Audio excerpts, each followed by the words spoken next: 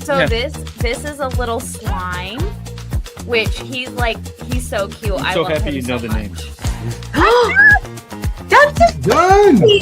I actually done it. This is insane. Okay, I'm so hyped and focused on this thing. It's here. hard. It's hard to concentrate.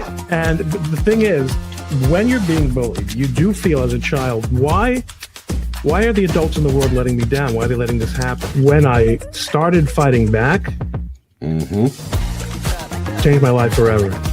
I'm actually enjoying a little bit of wine while we do this because it felt inappropriate to not have libations. Look at this. It is kind of, I don't know what this was from. I had a great freaking time. I chose a Lego set and like, don't do the flowers, guys. Don't do the flowers. Obviously, I'm the problem because I keep making the same bad decisions. I did berate them for a long time about coming on Lego, so when David asked, I had to say yes. Yeah. Okay. No big deal.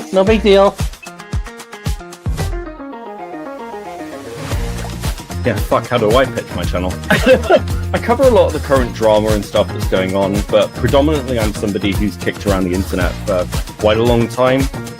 I guess technically it's round 2, though, right? Oh, no, we got it. Okay, never mind. We're round one. I don't know what I'm doing. Oh my goodness. Oh, the top of my table is black here, and I just unloaded all these black Legos onto it, so it's outstanding. So I do bonsai. I collect bonsai trees, and these trees aren't it. they're wrong. These trees they have bad form. I actually dyed my hair jet black at one point, and I have white eyebrows and white eyelashes and arm hair. So She just continues to make poor decisions. Wendy does. Wow. So you're stuck with Timu Wendy. It's Timu Wendy. I got the part of the base done, and I'm working on what I think is the owl now. See, that's how you get invited back. You just do it really slow. That looks really cool. That's awesome. It's so random. But it's not the size of the tower, it's how well you use it. What are they gonna say? We're gonna be here till 2 in the morning. Outstanding. it's so past my bedtime right now. Having the problem with this one here. Just tell me what I need to do. You're telling me that Zero numbers. There's no numbers. I'm not sure how you guys. No numbers. Right? My kids are going to build this before I'm done with mine tonight. So Most definitely. they're starting now. I'm at this point, and I gave up because look at that. It's half the stud short. How does that happen? That car was a pain in the ass. So I started posting those and watching YouTubers and doing stuff like that, and I got approached by some people who wanted to interview me about my dad, and I thought, why am I going to give it to you? Why don't I do it? You got Chloe? Chloe came with the car. Awesome. Wait, hang on. Let's pull it up. We need to We found Chloe, chat! Chat, we found Chloe! She's been located. I mean, this is the last piece of the puzzle, and then we put Chloe in there, and we are pretty much good to go, folks. Beckett always has to make it harder on himself. He does. Mm-hmm. I do. I feel yeah, I do. I don't know. I'm pretty glad that I picked this Lego set because it's kind of fun and interesting. But I'm this is a lot of small pieces. I'm gonna leave it with this thing. Oh wow, Baker, that's beautiful. As somebody liked to comment, somebody used to comment that I talk about sandwiches all the time. You can actually use Clyde to help build sandwiches. That's awesome. Yeah, I love sandwiches. Oh, it's not children friendly, even though we're playing with Lego. Yeah, I'm not worried about the children. I'm worried about your YouTube channel. It's not good. Nice, you got it done. He refused, by the way. Look at that. Yay, Did you release the coins? Yeah. So, just so you know it works, here's a card. You're getting faster. You pop it in, and then you press the button, and it comes out. Steph is the true winner. Again. Again. Again, yeah. And still reigning champion. Get it, girl. Well, hey, if Yes. Flash can have a half-hour intro, so can we, by God.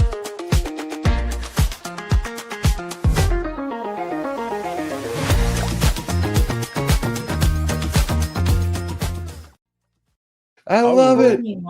Right. Welcome all to finally Lego Law Life and Libations with the Rekietas, Nick and Kayla. Kyla? Kayla. Yes. Hey, what's up? Kayla. Kayla. Not Kyla. What is- I don't.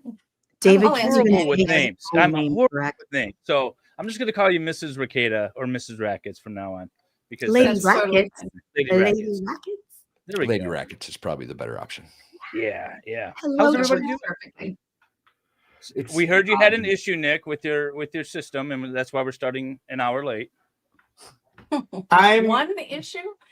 I'm late for 9 o'clock. Like that's what it is. I'm not late for 8 o'clock. I'm late for 9. It's That's 9:05. right. He's only 5 minutes late. That's not bad. It's, it really 27 minutes of that was your intro.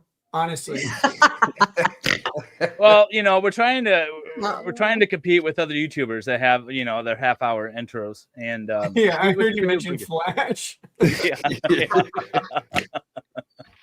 It's like, cool, Flash. Let's start the stream on Friday so we can do Flashcast by Sunday evening.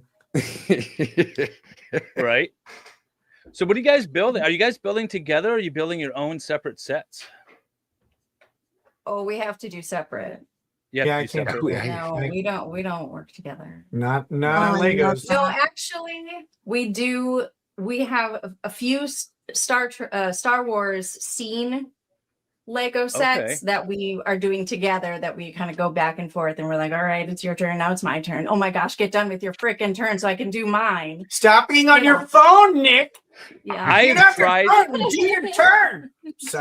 I've tried to build sets with my wife before, and it's kind of a pain in the ass. It's really That sounds annoying. like an absolute nightmare. Like Yeah, the it last is. thing Try in it the with world kids. I would want to do. Oh my God, no, it'd be terrible. No, Try I it tried with an it. 8-year-old with ADHD. Oh my God, Yeah. I've got enough ADD to go around. I don't need a second ADD input.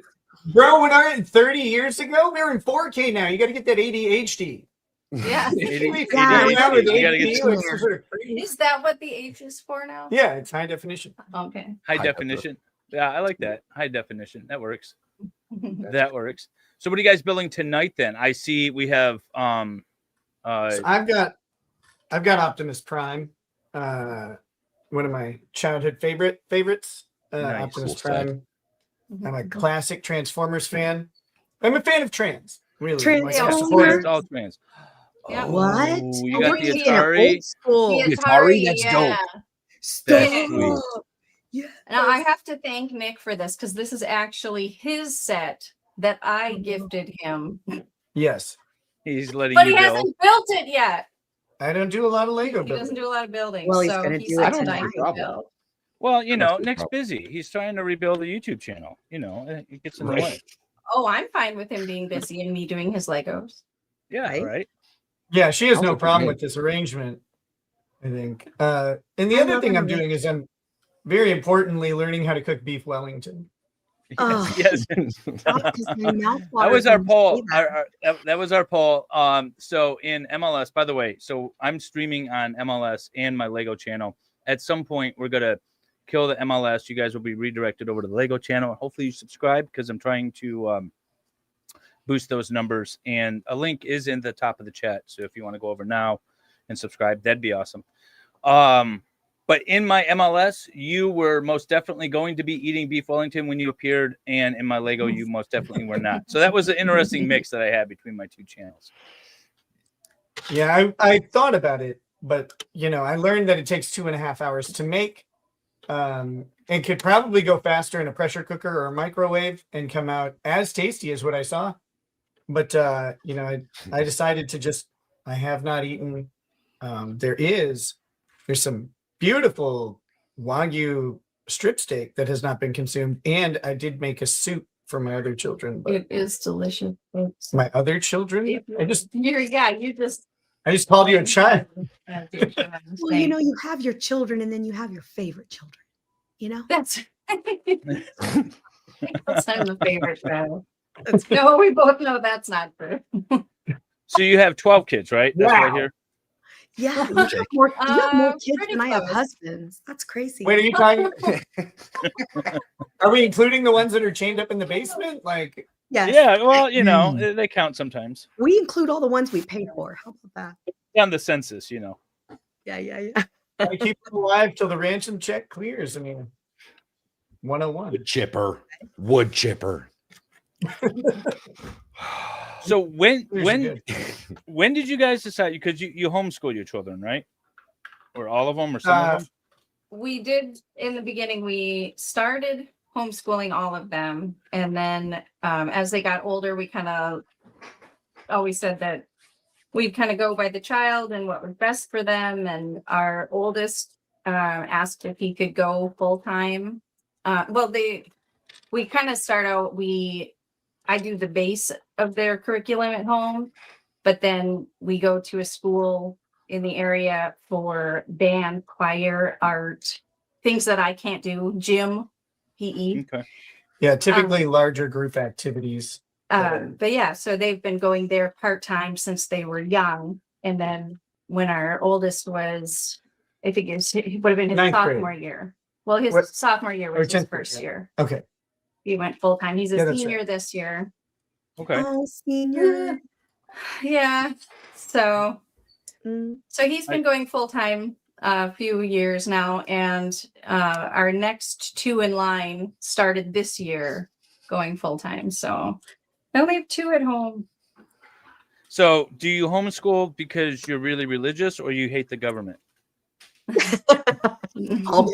Yes, and neither.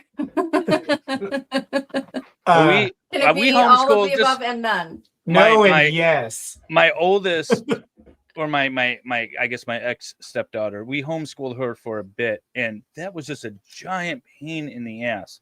You have to be really committed to do that. I'm not 'cause it's smart just a lot enough. of extra I can't work. do it. So props to You guys for are doing it. smart enough. You are smart You enough. are smart enough. I'm not It's smarter than a fifth grader, apparently. Nobody is. nobody. Nobody Right. is. No, I don't know it's all of it. the time commitment and the resource commitment. I mean, because when you go to public school, your taxes do provide, if you pay them or whatever, a significant amount of investment in your children. Whether you like how the investment turns out is a whole different question than whether they put it in. I mean, they definitely do spend a lot per child. They build these buildings, they hire administrators, and occasionally they have a charity case with a teacher or two. But they do those things, and so once you don't have that, and you're providing all of the resources, you're providing the curriculum, you're providing the time, you're providing the instruction, you're providing the janitorial services and the lunch services, and all of the school supplies that you buy a lot of school supplies every year for your kids, but you also are contributed by what the school has: desks, chairs, space, like all that stuff kind of overlook, but it's all figured in to what you have to provide. But what about all the taxes you're Well, already the time is what I was like the most frustrating part. Yeah. Was in addition to me working full time, then I also had to set aside time to instruct my my stepdaughter and all of that. It was Right. it was a big time commitment too. Yep, and fortunately, we've been able to be a single income house for our right? whole You didn't have a marriage, missing brackets at home. and not everyone can do that. Like everybody's situation is different, but we were very fortunate to be able to do that kind of from the start. And we had planned to homeschool. Well, we didn't really plan it, No, did we? It started with our oldest, who he started reading on his own when he was 2, and I got nervous that he would be in trouble a lot in school. Because he was So- reading ahead of time. Well, Because he got bored really easily. Right. Like he would just Okay. start doing his things, and then when he was done, he was like, Yeah, he was reading at 2 years old. He was typing out words not long after. He might have still been Yeah. 2. And so the hard thing is, like, what do you do in 4 years when he's going to go into kindergarten and learn letters? It's like he's already typing words. Like this was and they weren't unintelligible. I mean, they were he would sit on my computer and he would message my dad. So you had like eyes on like the scholastic spelling bee. You're like, we're gonna homeschool and we're gonna go the distance with this kid, right? No, you can't do a spelling bee because India exists, and you'll never. Yeah, you'll never beat. You'll never that. beat out the exports. Yeah, but no, it's just like Stupid I H1 visas or whatever the hell they are. Smartest people. I think Lady Raggets and I think I can confidently say both of us were above grade level for much of our schooling. And I mean, speaking from my experience, that didn't meet out. Don't worry, I was not a high achiever in school by the end. I was. She was, but you do when you're ahead of grade level and you already have the information, you start to your brain wanders and you become distracting and you get in trouble. And well, I did. Maybe you that didn't. was my problem. I was too smart for school. Is that what your mom told you? Mrs. Helm, don't lie to him.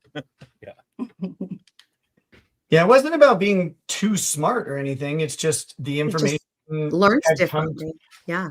Well, and I had a lot of opportunities as a kid, and my parents were great communicators, and so like and they weren't always around, but even when they weren't around, someone was. Both of my parents worked throughout my entire time until I was an adult, and Wow. but when they were working, my grandmother would take care of me because she lived just a couple miles away in Houston, so she would pick me up from school. So I was always around, an adult, no matter what was going on, and an adult who is giving you attention, that really changes a lot. And I think that's one of the biggest advantages of homeschooling in general, is that you have an adult who's paying attention and communicating at a level that is above what the child is aware of. And so they're constantly learning and just absorbing during those earlier years when they're kind of a sponge. What do you think of the idea that you guys do the extracurricular stuff in group settings, so the kids get some socialization skills that way, right? Yeah. That's our kids are highly socialized. Aren't social skills highly overrated? No, here's the thing. No. I'm going to argue with you, lawyer, on this in a minute, but I'll let you say your piece or whatever. Okay. Your opening statement. So, here's my opening statement. So, as an attorney, I have to deal with people from all walks of life, and I have to convince them from all walks His of life. criminal that I'm right. defendants are always easier to deal with if they went to public schools. Now, Especially if you went to a low when I was performing school. when I was in school, I socialized with a bunch of different people. I didn't just like stick with one little group of people, which gave me the ability to move in and out of different social groups and talk to different people on their levels and all of that stuff. That socialization that I learned in middle school and high school, I use every single day. I don't use the math class that I took in high school. So obviously I'm a lawyer, right? So that's why I say the socialization is important. because it developed a skill that I was able to carry into my profession. I would argue you might have been born with that skill. That's a personality trait, not something you learn. That's just my opinion. Yeah, you're born good at talking to criminals. I don't know why. Correct. I don't know what happened. Correct. You're both That's wrong. actually, that's funny. One of I don't know about for Nick, but for me, within our homeschooling, it was more important to me that the kids learn how to find information or be, what kind of person that they are, character traits, character development. I would rather focus on that than spelling tests and math quizzes and the things that, yes, they're going to do them and I'm going to make them do them, but that was really my focus. Was I want to create good people, and then they can learn how to fill up their body. And actually they're so good at going out and finding information now like I can't find information. I'm like, blah, blah, blah. So I'll just go to the kids and I'm like, hey, I need to find out blah blah blah. Find it for me. And they Google it for me. They're better at it than I am. They're better at technology than I am. You know, I was having a conversation with this other attorney in my office just the other day about how we all have, you know, Google machines in our pockets these days, and how I kind of miss the not knowing sometimes. We were debating something. I can't remember what we were talking about. We were debating. We were like, no, it was this. No, it was that. And after like 15 minutes, we both realized like we could just Google it and find out, you know, who's right. But we kind of miss the back and forth because you could just look in your pocket and Google. Do you think kids these days? You just lie. You just lie about it. That's the best part. That's true. But do you think kids these days are missing out on that sort of conversational skill and I mean, you know, I guess just talking about things? It really depends on the of talking. It depends on the environment that they're in and who they're around and all that stuff. You know, our kids, they have iPads, but they don't have phones.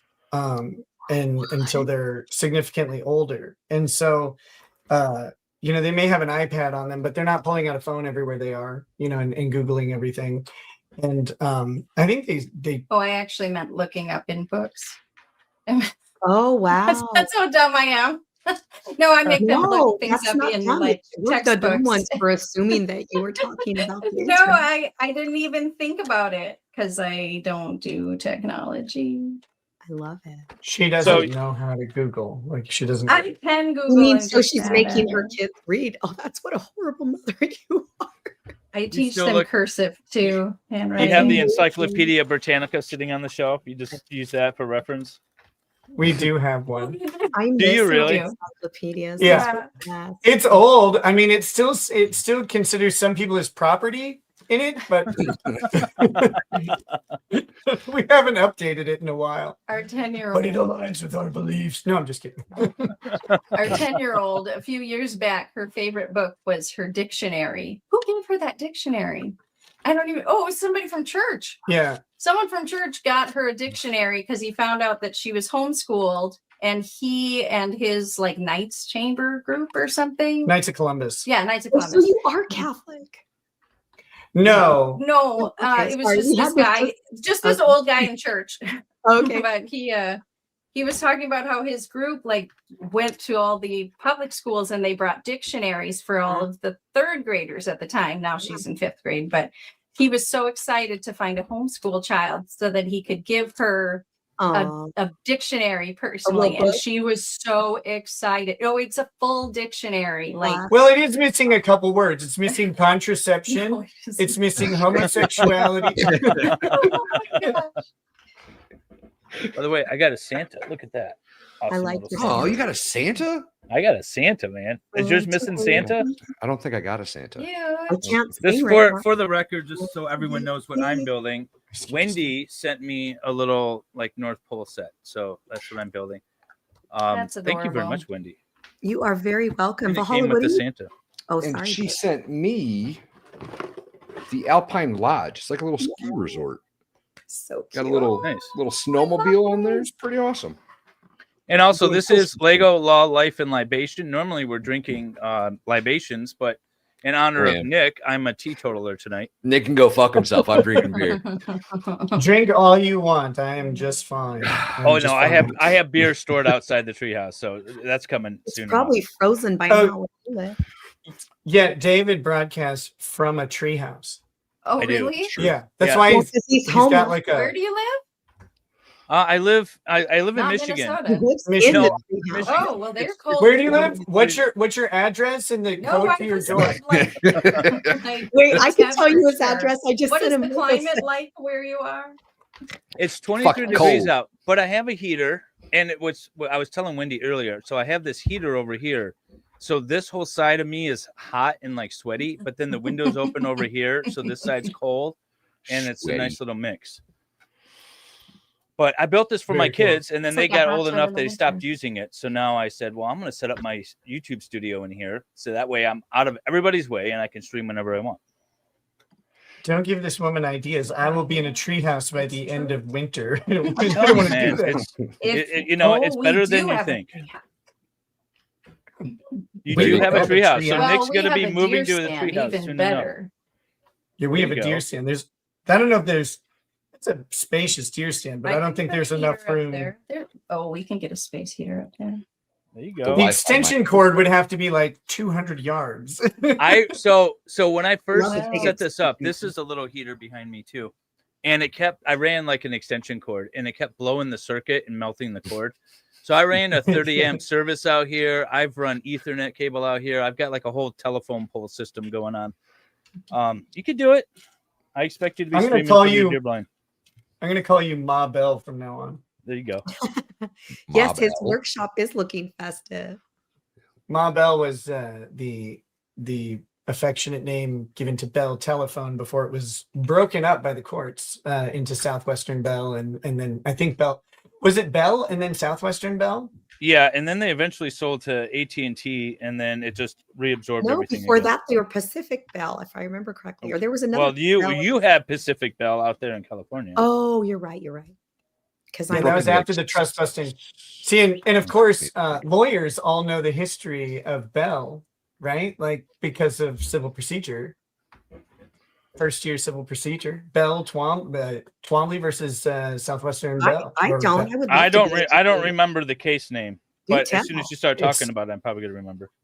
It's Twombly. It's in the. I mean, it culminated in Iqbal versus Ashcroft. I think it's Twombly. Oh yeah. The Iqbal versus Ashcroft, which is basic 12b6, right? You have to have a complaint or your complaint cannot contain conclusions of law, and it has to plead all of the elements that you're attacking, at least in federal court, right? Right. Well, in most state courts, except maybe Minnesota. I don't know. Yeah, I don't even know what our pleading standards are anymore. Like, I think we just have to plead that Tim Walz is an arsler. So Michigan's a notice state. So all we have to do is basically give enough notice to be like, all right, this is when the dispute took place, and this is generally what we're arguing about. So we have very loose standards in Michigan. I'll be right back, you guys. I'm okay with that. Very slutty standards. Yes, very loose, slutty standards. I want to mildly push back on your socialization thing. Although, Valhalla, were you about to say something? No, go ahead. So I want to mildly push back before I lose the topic on homeschooling and socialization. There's a bunch of different ways to do homeschooling. Our kids are always very connected to their community through our church. It was one thing, and then through the activities that they do, violin, piano, dance. These things always had them around a whole bunch of different groups of kids with a whole bunch of different unique social cliques within all of them. So that's one way we overcame that, and I think that's possible. Now, I think a lot of people think of homeschooling as very much always at home with the same influences around them, and that's not how we did it. That doesn't mean that's not how other people, choose to do it or whatever. But one of the things I'll say, and separate from all that, I came to this conclusion years and years ago, and I think before we even had children, but one of my high school classmates was talking about homeschooling. This is on Facebook. Talking about homeschool kids and their social awkwardness, etc. And he was talking particularly about how they're not socialized through high school. So this is really focused on high school socialization. And I came to the conclusion that high schoolers are among the worst people on earth, deserving of all of the tortures that Abu Ghraib has to offer. And I don't think you're wrong. Frankly, no, I'm not. I know I'm not. I will defend this to the death. They're awful people. And one of the main things you do as you graduate from high school and then move on is note all the ways you're not like you were in high school, and that life isn't like that. And when you find people who are quote unquote stuck in high school, they're worthy of derision and mockery. And so I think we really overvalue late stage socialization, homeschooling, in the public school system, because the public school hierarchy of high school is garbage, and it's mocked in every single element of our culture over and over again. And no one wants to return to high school except like the two people who are on top of the social ladder, and everyone else is just chaff, right? Yeah. So I really I think we have an automatic response to homeschooling, and it's based on biases and prejudices that were developed 30 and 40 years ago. But modern homeschooling is so much different. The other thing we had that was really cool was a homeschool co-op, which is a group of families, and ours was huge. It was what, 100? No. When we started, there was maybe 20 families, maybe. Right, but it ballooned By the up. time we left, there was it was over 100. Yeah, I was gonna say, if not 100, close to 100 families, and like multiple children. I don't know if you guys understand what 100 homeschool families is, but that's 22,000 kids. Elijah, Because they each and have they're all named after Old Testament prophets too. No, that was Jeremiah, Josiah, Jedediah. But Jeremiah, so they, Isaiah, Elijah. I think so they were socialized in that way too. It was ours were socialized heavily. But go ahead. What were you saying, Valhalla? I interrupted you like a rude heathen.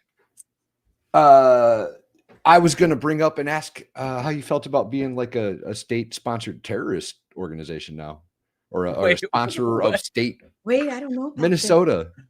Oh yeah. What did Minnesota do? With the Somalis.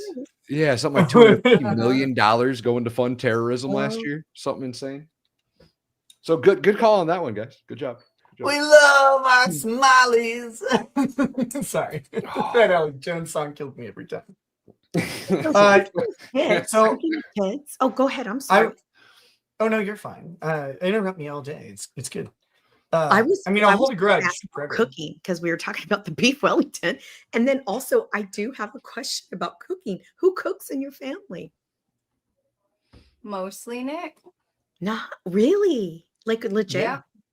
Is it young? That's why Nick is certified to do all those cooking review streams. Well, he's such a good chef. It's ridiculous. That's amazing. Actually, Nick, I have a cooking short that I wanted to play for you and get your reaction to. You got a second? It's let me pull it up. I'm paying attention. Okay, it's good. It's good. All right. So this is Jung, who's pulled up on the chat right now. She sent this to me earlier. Make sure you guys can hear it. Take our pasta. Good. I love this. Yep. I love this immediately. I know exactly what this clip is, and it's one of my favorites. Let's watch it, please. Okay. Yeah. And put it in the pot. And of course, a lot of it's sticking up. We're not going to break it. What we're going to do is if you just wait 5 seconds, it's going to soften. Sometimes you got to help it along a little bit.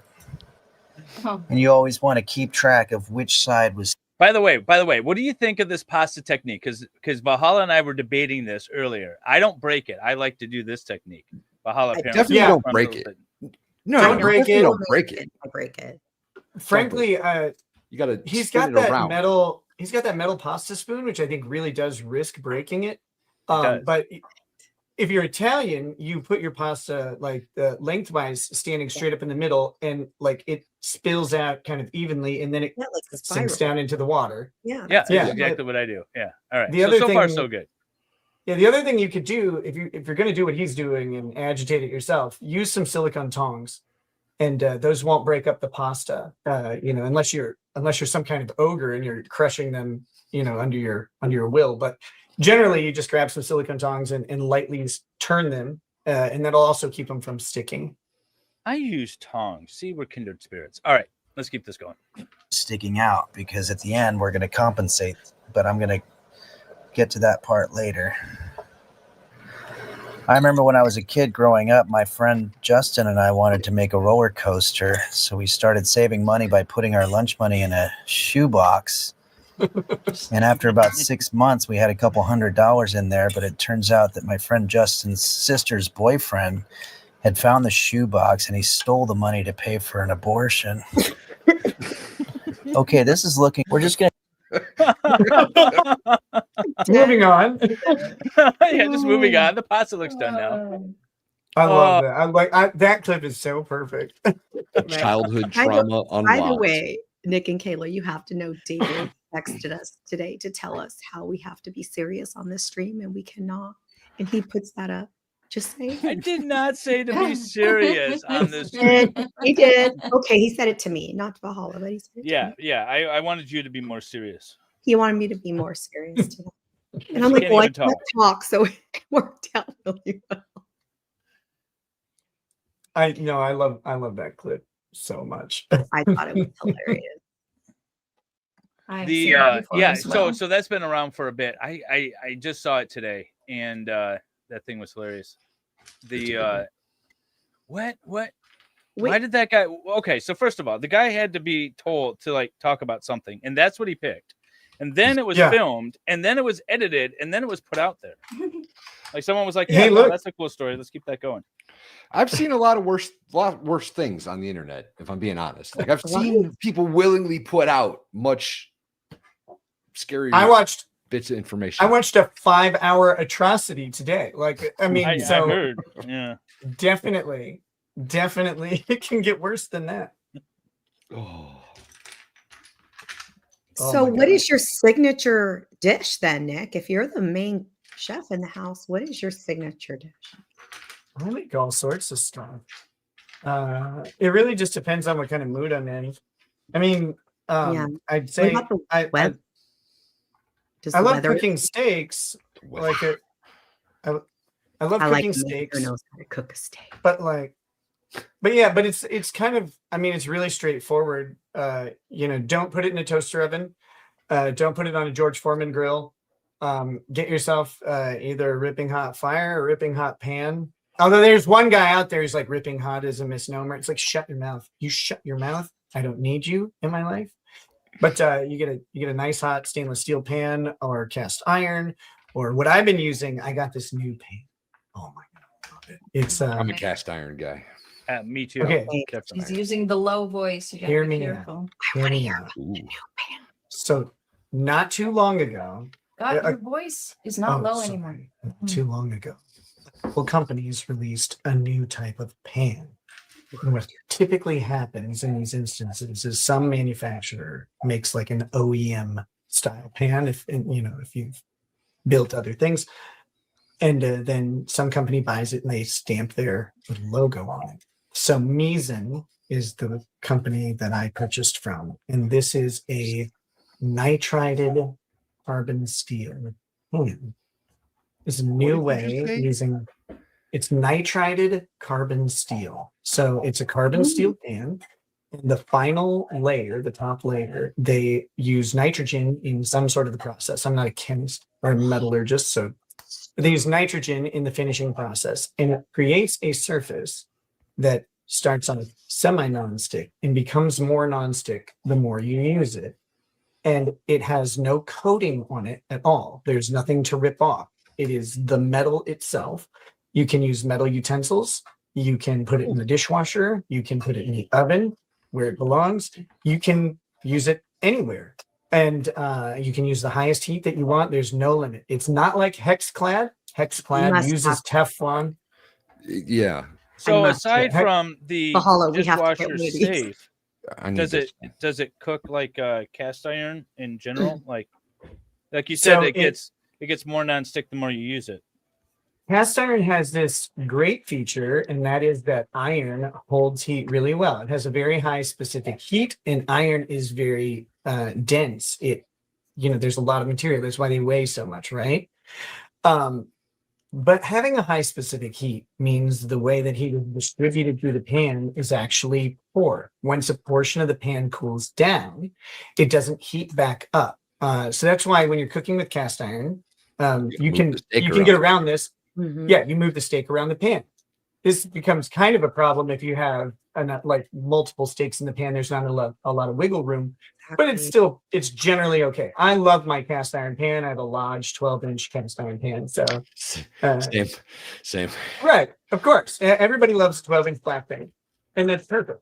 So I have that, but this pan, so it's got an aluminum core, and there's a trick with having an aluminum core is that so long as the aluminum is not the outer surface, aluminum is really good at distributing heat and redistributing heat. And so you get a very consistent heat throughout the pan. And it's got the sort of characteristics of stainless steel.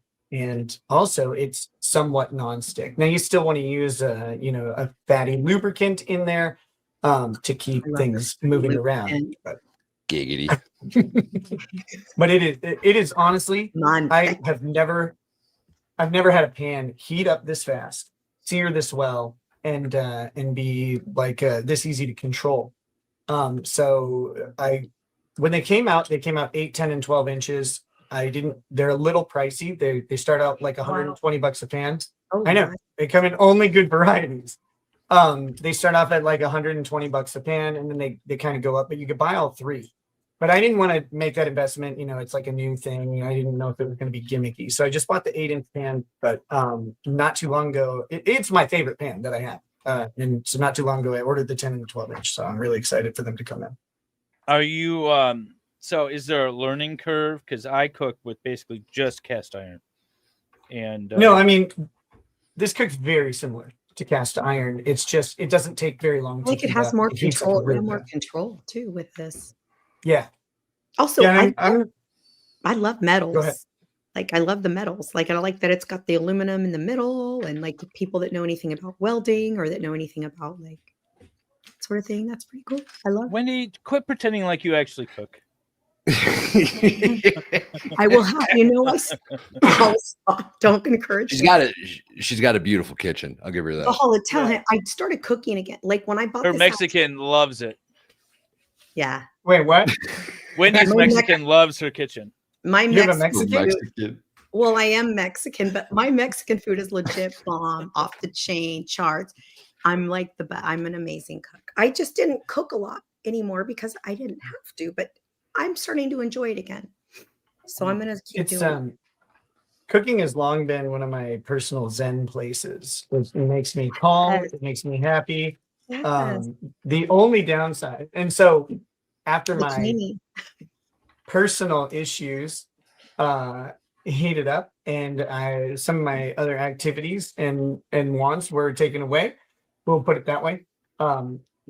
You have to find something to do, and so I've kind of taken cooking back up. The only problem is I want to cook all the time, but then I want to eat all the time, Right. and I don't like being fat. Yeah. Yeah, being fat is so uncomfortable. I've been there. I didn't like it. It didn't look good on me either. I looked crazy. There's no one that it looks good on. Yeah, that's true. That's fair. No, I'm not gonna lie. When I was in Hawaii, I saw some big girls, and I'm like, damn, I wish I looked that good big. But I'm little. Like I'm a little. But okay, you qualified that. You wished you looked that good big. Yeah. You didn't say but you I wished you didn't looked look that good good big. because it doesn't look good. Well, I look good, but I didn't look that good big. I was like, oh, it did not look good on me at all. See, I'm from the Patrick Bateman school, right? You can always be thinner, look better. Yeah, I'm from the 80s, so I'm all about skin and bones. I used to keep You a guys picture ever of Marie, what's her name? The twins, those anorexic twins from the 90s. Oh, the Olsen Mary twins. Kate and Ashley. Yeah, I Olsen used to twins. keep. No, see, at my- that's too thin. No, but I can't used do to keep a photo of them up at my desk when I had a real job, and I would that was my. I know. it's Oh not yeah, nice. Wendy was a glowy, by the way, or she is a glowy. Yeah, used she to work was. for the feds. She Working A as spook, Pentagon. but not in the racist way. Oh my God! Thank you for saying that. When I say spook, no one knows what I'm talking about. Thank you. I'm like, dude, I worked with those were my homies, man. If it's potentially offensive, I'm probably aware. You guys ever see those like videos from like the 50s or 60s of like the high school fitness tests when they first came out? No. And like 90% of the kids in high school were just jacked. Absolutely Oh, yeah. jacked. Well, We've they come- could do a pull up is different from being jacked. I mean, No. We're talking like six packs, like Yeah, when you defined look at muscles. those, I don't know why Dean is looking at videos of high schoolers Hey, or whatever. shit happens. Shit happens. My dad had a six pack and already like in 8th grade. And he's from that era. That's just what was expected of people. I was in much better shape when I was in high school Valhalla than just I am kill me now. someday. Yeah. Someday, just come up and kill me and say, you know why this is. You know why. You know why. You deserved every bit of this. So Actually, I Nick think and that was Kayla, how- the fans have asked, by the way, they want to know about Sunny. People want to know about Sunny. Oh yeah, yeah. What do you They want to want- know about her? Well, MIA is the dog still alive? You know, things like that. We were raided by the sheriff, not the ATF. If the ATF was here, you'd have been much more concerned. No, Sunny's very good. She's doing great. I actually have a confession to make. Oh, Sunny the rooster has been missing for at least days, if not weeks. Holla. I realized the other day that I have not seen that chicken in a very long time. So you didn't Sunny the realize rooster until it had made no longer. been missing for a while that it's been missing. Yeah, I don't That's know. weird. I mean, you live on a farm. I mean, you got a lot of I animals. told you what happened to my roosters, right? You Don't, ate them. don't say it on the No, internet. I didn't Out of know. chicken soup No, and I couldn't take the. They were broken. Like they crowed or whatever it's called, like at all hours of the day. You know, not just in the morning. So I couldn't have the broken roosters around. And I posted on Facebook, you know, to a good home or pot. A Chinese man picked them up. He owns a restaurant. I haven't seen him since. But he said he wasn't going to eat them, but he owns a restaurant, and I only got one picture of them after he picked them up. My kids were concerned. Oh no, he's doing just fine. Yeah, doing just fine. How do you breed chickens? He served his breed chicken. purpose. You just you stick them in a pen together, and they take it from there, Wendy. Yeah, they kind of do it themselves. It's pretty hands off. Yeah. Unless you're into that kind of thing, I guess. Dave comes to snuff the rooster. Snuff the roosters. So speaking of Dave, Nick, Jung sent us a question. Jung is one of David's mods. She wanted to know if you're jealous of David's treehouse, of MLS's treehouse. Oh, is that one of her questions? Yeah. I don't Sounds know like why he she- is. Yeah. Am I jealous? I mean, it looks really nice. Right. And he has chickens underneath there. Yeah, that's the worst part. In the summer. Actually, Yeah, Nick, I was. they get peed on. Not a big deal. It happens. Yeah, you know, yeah, they do. They get peed on every once in a while. You know, for our longer streams. Like Usually, if there's some chicks are into prosecco that. involved, that's fair. That's fair. So Nick, I wanted to ask you though, why you became a lawyer in the first place. Every lawyer's got sort of a story as to why they became a lawyer, and I don't know if I've ever heard yours. Ever since I was 2, I hated the United States government. Well, that is true. No, that's not why. Really, it's like the worst reason to become a lawyer. I worked in brokerage services. I worked in brokerage services prior to becoming a lawyer, but we moved out to the middle of the country, or right? And I worked in downtown Minneapolis prior to that, and so I helped champion the telecommuting program for brokerage services, and they kind of did a test run with a couple of employees, and I was on that, and I was telecommuting for about 8 months, 10 months, something like that after we moved. And then they said, we have a FINRA and an SEC audit, and they weren't really comfortable with the accessibility to client data being off site at the time. So this would have been 2010-ish. They didn't know about data farms. They didn't like that. It's just they didn't. It's a security problem. The brokerage services program at the time, they developed this work from home thing, but it was kind of haphazard. I mean, I basically just had a laptop, and it had a rotating security lock where every 6 weeks I had to go into the office and have and update my password physically there. But other than that, there wasn't really any security to it. Or VPN or anything like that. Yeah, and I don't know if they had encryption and or anything. And then one of my direct managers had this kind of really paranoid idea that my home office, which they never came to inspect, might fail some sort of OSHA standard. Like he literally is telling me, he's like, look, I don't know if you have like power cables and stuff going across your floor. I'm like, are you serious? Like, what do you think I'm doing? Like, just running extension cords under my rolling chair because it's fun?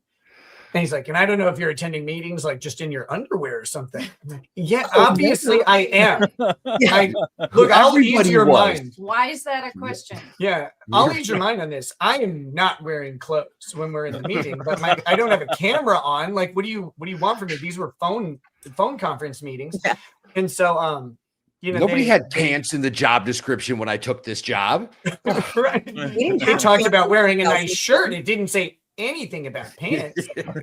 But no, so they had those concerns, and they said, look, until this audit is over and we round out the program, you either need to come into the office every day, which they were more than they loved having me as an employee, but it was come into the office every day or do something else. And so I said, that's a 2-hour commute each way. I'm not going to do without traffic. I'm not going to do that at all. So thank you. They wish me well. I got, I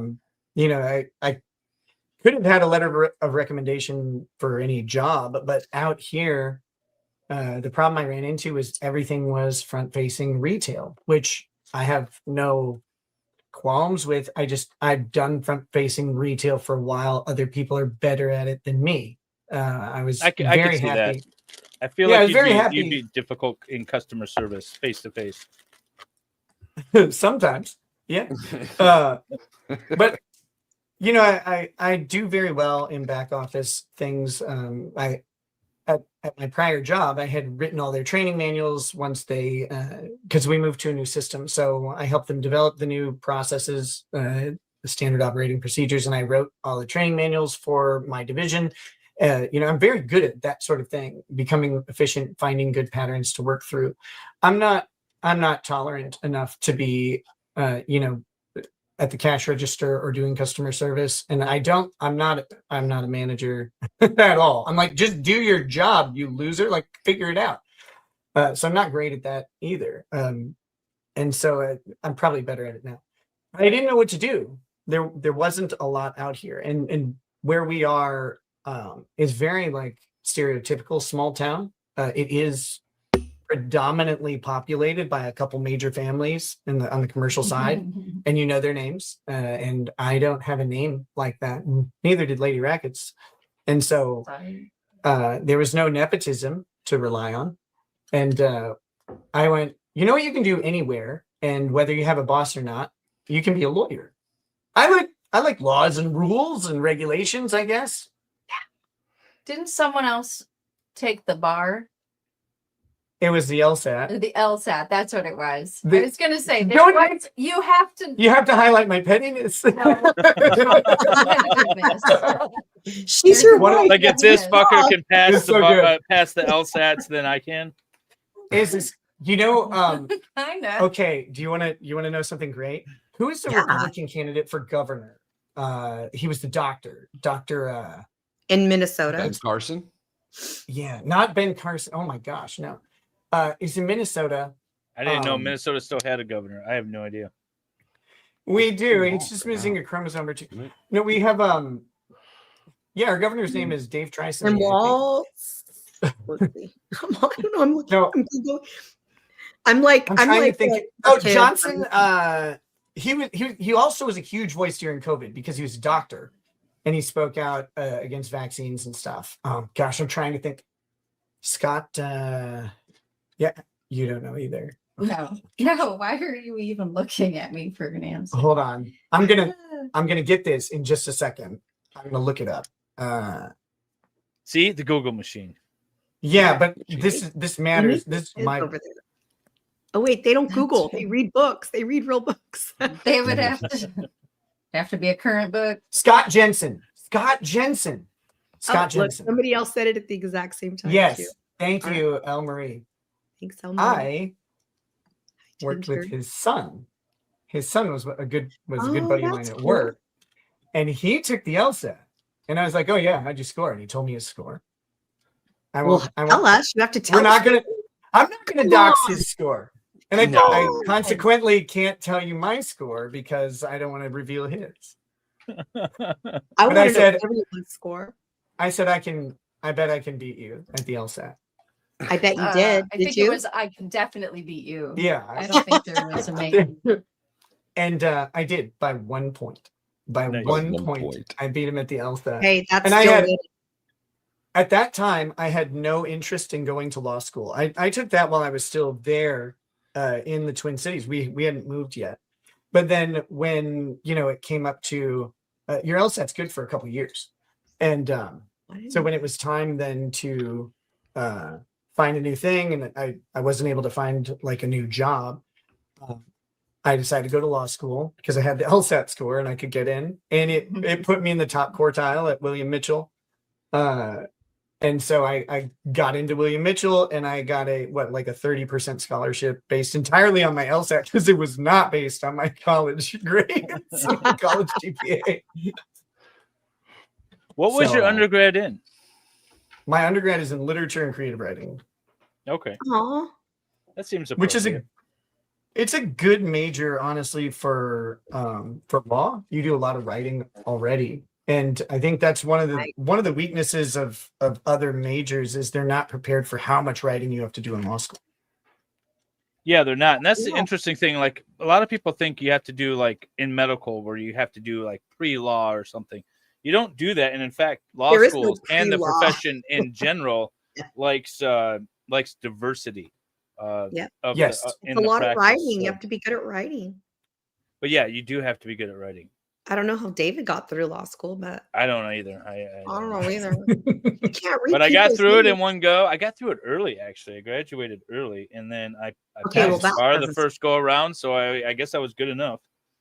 How early was it? Like what you did 2.5 years? 2.5, yeah, 2.5 years. Cool. Wait, I, that's insane. I was working well, so I kind of conned my way in. I was working full time while I was like doing that. it, and then they had a rule that you can only do so many credits. And then I was looking, and I said, well, if Yeah, you I had do, to be part-time. what do we got? Sorry, go ahead. Outpost nerd was asking Outpost is asking what people are building. Sorry, guys. what Oh, everybody was okay. building. And I messed up. I missed my cue. Oh, no worries.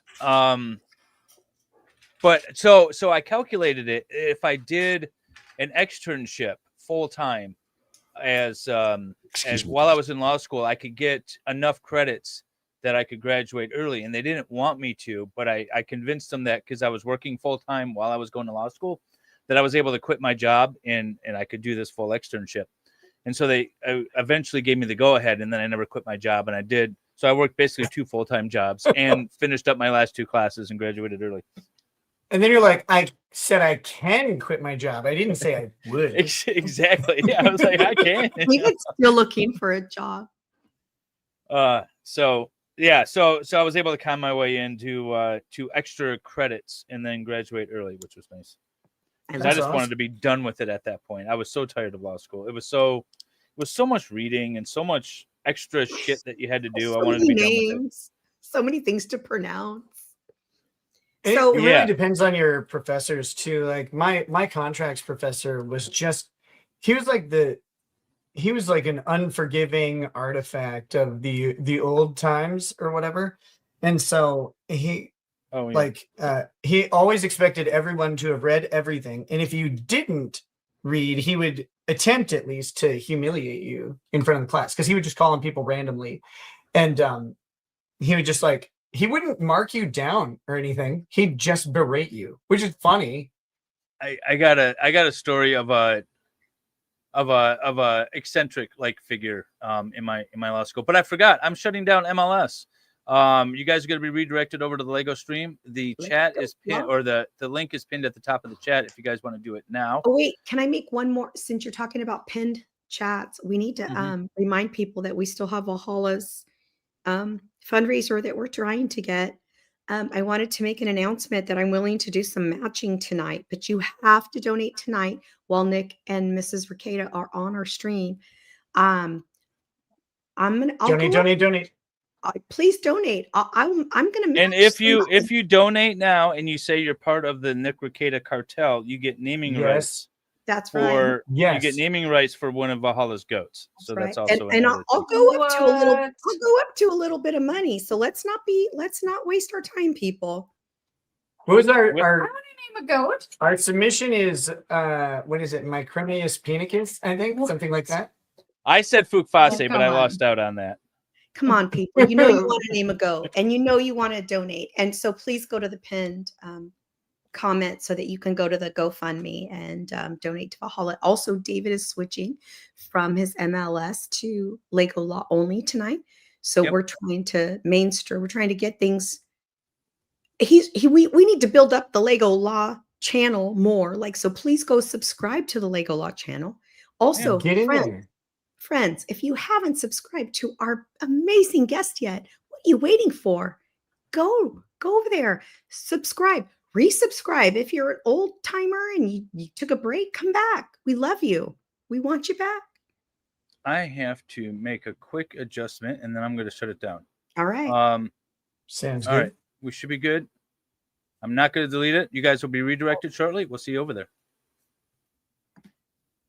And we should be off. Okay, cool. Save changes. I vote for Thank God. Okay. I'm so glad we're off. Now we can tell how the audience is terrible. I'm just kidding. Yeah, all right. There we go. All right. I needed to save the chat. I needed to change the chat settings in Lego Law. So now that anyone can chat, you just have to be subscribed and then you can chat. I had it originally at like 20 minutes. We would like to remind chat. People are asking, what are y'all making? Valhalla was kind enough to show us. Well, David, what you got going on over there? Wendy sent me the North Pole Santa's Village sort of thing.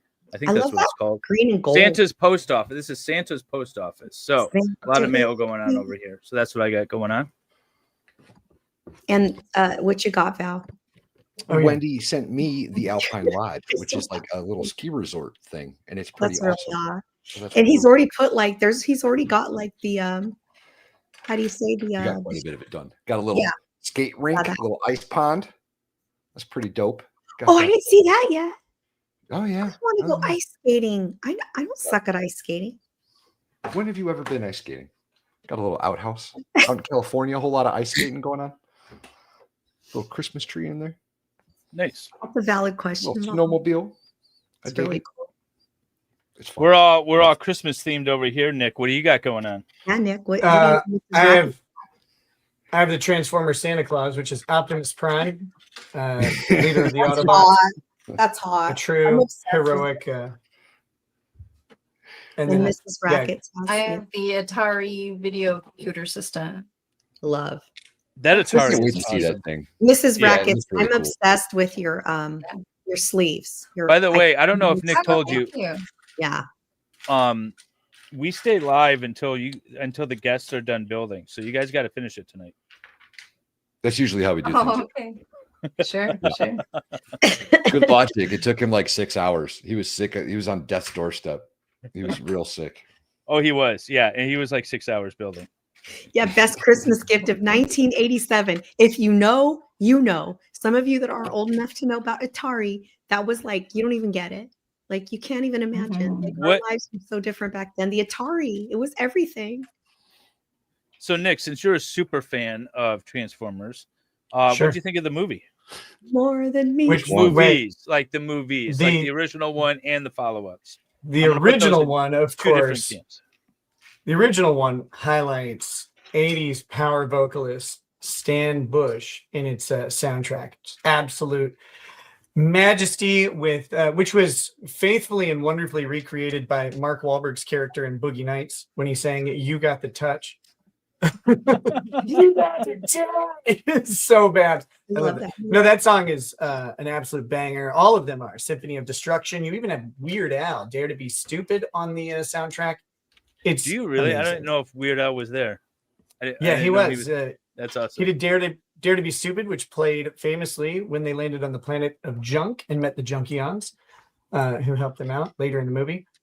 I love the original animated movie, and consequently, when what's his face did the remake, the only good, or like the new movies, right? Yeah. The only good parts about it was the animation on the Transformers themselves was something magical at the time, and also so was Megan Fox. Like, really, Megan Fox it's was pretty good in that movie. She was pretty good in that. Yeah, movie. I mean it's With her toe literally thumbs? memeable. Her thumbs are not even in the picture. You leave them out of this. But no, I mean, No, it was not my style of movie. Michael Bay did it, and he had not watched any of the Transformers cartoon, and I thought that was a really poor choice for direction. I mean, I know if you want to have like a whole new take on it, you know, that makes some level of sense, but I did not like his take on it at all. Wendy bought it. Wendy bought it. You liked it, Wendy? I was answering a question in chat. I apologize. It was on the screen. Oh. No, you're good. But so some of the movies were kind of okay. I haven't watched all of them. They don't grab my attention at all. Stop.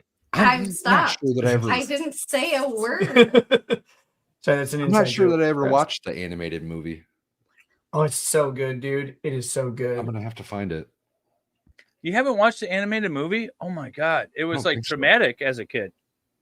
Orson Welles as the voice of Unicron, Leonard Nimoy as the voice of who? He's in there. Who do you have? You have, of course, the voice of Optimus Prime was great. You have the Micro Machines guy who did the voice of Blur.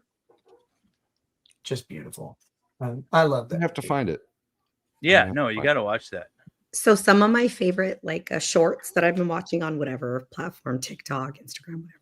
I don't want to advertise for people that don't deserve it. Anyway, I love Optimus Prime. Like, I love when people go to Universal Studios and like Megatron or Optimus or someone's out there going, "Hey, you suck," or something. I just love it. I can do the voice now. Hey, you suck. Because your voice is all jacked. It's so messed up right now. I said, why, when the Rekietas are coming on, did I get a virus that made my throat act weird? And David said, I think they'll like it. I think it'll work out fine. Yeah, it's all good. Yeah, Ted Nelson. Thank you, Mrs. Rekieta. You're the best. It's the best I've ever heard you. Thank you. Also, chat's like, at least that B word isn't talking the whole time, so we're happy. So our chat would never say that. Right. Our chat would not. They're the kindest humans ever. Oh, I was going to look all that up when I got What back. were you going to look up? Yeah. What do you the current cartel fund. Yes. Oh, we need to know what the yeah. cartel fund is. Oh yeah, I got to put that in the chat now. That was Yeah, the you other do, thing I was because- going to do. Damn it. Okay. Yeah. Also, by the way, if you just tuned in, because I see there's like 25 more people since the last time I made this announcement. I am doing if you go to the pinned comments, I am doing a matching tonight. I'm not going to do let's be realistic here. I'm going to do some matching. I'm going to go up pretty high if people are willing to do it. For Valhalla's GoFundMe site, we're trying to raise some money for his probate case. And if y'all want to know more about it, I'm sure he's happy to talk about it. But we also don't want to take too much of our beautiful Rekieta special guest stars, but we do want to please encourage everybody. Please be kind, and please, this is the time to give. Valhalla does so much for every single creator. He does so much for us, and he's a good freaking human, and he deserves to have this case handled. So please, the more you give, the less I have to give. So I really want you. Wait. Well, the more you give, the more you also have. The more they give, the more you Well, also kind of not, because All I right, was going to so do it anyway. Do you get what I'm saying? All right, so we got Valhalla knows what I'm saying. 30, 40. Let's go. Let's keep going. 55, Let's go. 55 since the stream has started. Yes, you all are amazing. Thank you. Let's keep going. Let's How so many- the cards. I need a ruling too on one of these. Yeah. Give me 2 seconds. 60. Towards So Rekieta's there's name or there's whatever. one that says, heard about your case from Nick Rekieta stream. My hubs also had a problem with probate 2 years ago. We get the pain. We don't have much, but little we can donate helps. Hugs from Florida. I don't know if that's part of the naming cartel or not. I think the rule was, I think the rule was if you mention either the mention- cartel right. or Nick Rekieta. So then- yes. Yeah.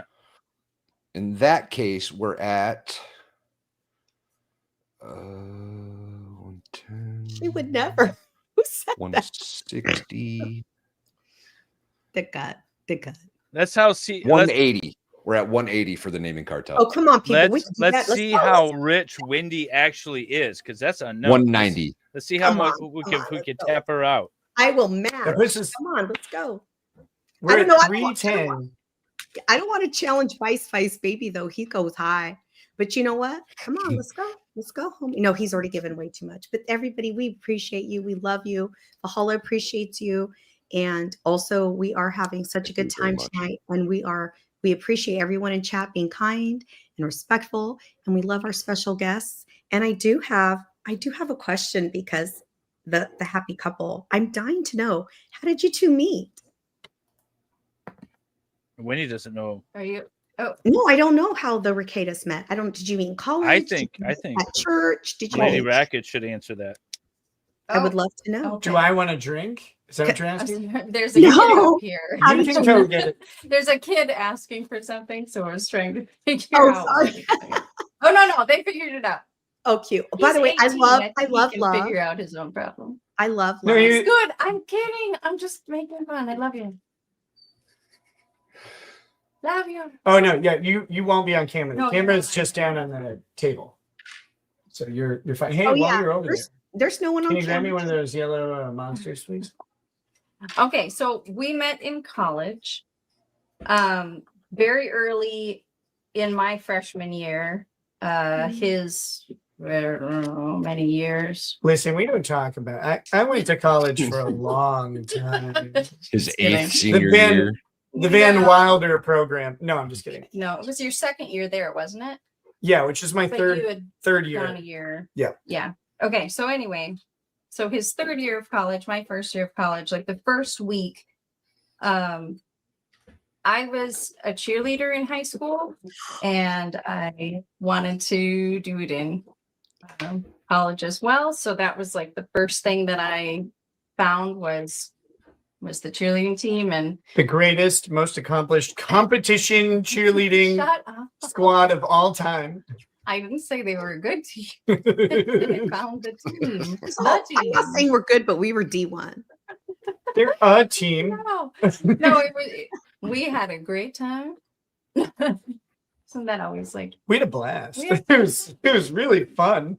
Oh, that's cute. No, anyway, yeah, you're jumping ahead though. Sorry, yeah. You had a good time. I had a good time. No, anyway. I'm getting into the actual Atari now. Sorry, getting excited. Ooh, that's cool. I'm a little crazy about Legos, but no. So Little. shush, let us know what's happening. This was about Legos, what I was saying. I wasn't infringing on your story. So cheerleading tryouts were held in the dance studio because the dance studio is just where you do all cool things in college. Just I was going to say because they had gymnastics mats there as well. That's true. That That could is be the rolled reason out. that we did there. But Wrestling and mat. mirrors. Well, line of mirrors was helpful. But anyway, so I was at cheerleading tryouts. I had already made the team, but I was like helping with the new people coming in. And I saw Nick out in the hallway and How did you already make the team if tryouts were that day? Like you'd already tried out? yeah. I This tried, is a really high. I tried out ahead of time. It's I like thought you knew that. How'd you try out ahead of time? I contacted the then coach. No, not coach, the captain. Who Shyla? yes. I'm not gonna say her name. We're not going to say her last name. Okay. That wasn't her how you pronounce her name either. No, see, But no one will okay, figure it out. anyway. I contacted her. She had me try out early and I was on team. Okay, Another story. now Anyway. that you mentioned that, I do vaguely remember that. So I went out in the hallway to get more people for tryouts, and I saw Nick. And so I said, "Are you here for cheerleading tryouts? Because why else would anybody be in the hallway during cheerleading tryouts?" I'm just Because here you to wanted to watch. look at the ladies. Exactly, it's the creepies. So anyway, so he's That's- like, "Hell no, I'm here to hit people." And he was there to go to taekwondo, which was next. They had the dance studio the next hour after we were done, and so they had come early so they could spar and hit each other and practice skills and whatnot. So he was there for that, and so I told him, and they were looking for more members for some reason.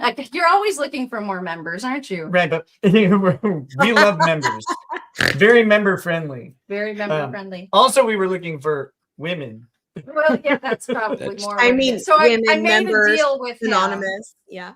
Yes, I told him for as many guys as he got to join cheerleading, I would get that many cheerleaders, girls, to join Taekwondo, so they would have their women and their members. Hey, it works out. Women and members we would go well have together. Men, so we could throw better stunts. So Nick nice. and 3 other men joined cheerleading, and myself. Yeah, myself and 3 other girls joined I have a whole Taekwondo. new respect So for we you. had this overlap. Love the Yeah. male, You had like the most lethal cheerleading team in the country, probably. right? That's legit. All the taekwondo going on over Yeah, there. that's mine. Yeah, pretty much. It was very brutal, but only with our feet. Like if you could just disable our legs, completely useless. And this is That's like a our type- freshman year of taekwondo too. college. Is that correct? Yes, in college. For her, it was her freshman year. It was for mine. yeah. It was. It was. I went to a year of community college first, and that was completely useless. So it was like my sophomore and a half year by that time. Awesome. Oh, this is so. Oh, Heidi says nerd couples finish each other's sentences usually, right? I love it. Definitely. That's See, so Wendy, that's what cool. you got to do. Wendy's concerned about her dating ability these days, and I tell her you just need to find a hobby, go do something, and you meet a guy, a nice guy. Yeah, but I don't have any hobbies. That's my problem. What, Have you gone to an AutoZone? If you go to an AutoZone, No, but I love AutoZone. David, do we need to explain to them? I don't need to go to AutoZone. That's the problem. How about That's a reference Depot. to another streamer. And Oh, it is. Oh, sorry. I yeah, thought he yeah. meant like because like I have an old car and I could like go get So- it. so brief lore, and we won't use names. It was on one of my birthday streams a couple years ago, and we had a big panel of people. And one of my friends is a NASCAR driver, and he loves cars and all that stuff. And one of my he has these great Tinder stories that are they're absurd and they're funny and wonderful. And one of my other guests, Wholesome. very wholesome. Actually, I'm They're kidding. definitely not wholesome. No, Wholesome no, is not the kidding. word to describe what we're talking about. I was right saying there. I know. he got Instagram angled by this one girl. Because Wait, you she guys, picture. I'm sorry. Wait, I'm sorry to interrupt. I'm very naive about some things. I don't know what that means. Instagram angled. Please explain. I'll Catfish. explain. You got I'll catfish. explain. Oh, thank you. Okay, okay. Sorry. So so this girl takes her profile picture for Tinder, right? And she includes like basically shoulders up, and so her collarbones were out, which I think is an effusive lie. But she had her collarbones out, and so my friend's like, you know me, I see a couple clavicles, I'm ready to go. And he's from Alabama, don't ask. But so he has these, but he gets there, and she is not little. Like her collarbones had no business being present at all. There was much more tissue in the way in person. And so he They're the gets only there, and bones. she's And not the good tissue, not the upper body. no, Okay. no. got it. Okay. She is already crushed down She was 2 full blessed. appetizers. Yeah. She ate a Was lot. it an old picture or was it just a cleverly posed picture? I think it was just cleverly framed, and she'd put down 2 appetizers, and he's like in really good shape, and so he's like, "Look, I'm still ready to go. It's fine. I'm gonna give her the keys to the Lamborghini." But she eats 2 appetizers that he didn't know about, and then when the check comes, she's like, "Yeah, you're gonna pay, right?" And so he paid, but he left her there. He just went home. Yeah. Goodbye. I So anyway, so he's on the stream telling me degenerate Tinder stories, and one of my other friends, who is a wholesome aged woman, is like, She was also a guest on Lego, by the way. yes, she's one of the alumnus, and she says very helpfully to him, like, why are you going on Tinder? Why are you doing this? You should go to like an AutoZone and meet a woman who has similar interests to you, right? Like, that's the idea. Now, one of the other guests on the stream, who is not in this conversation at all, takes personal umbrage to the idea of this woman daring to give dating advice to men and screams at her until he is redder than your shirt. And it was magical. It's one of the funniest things.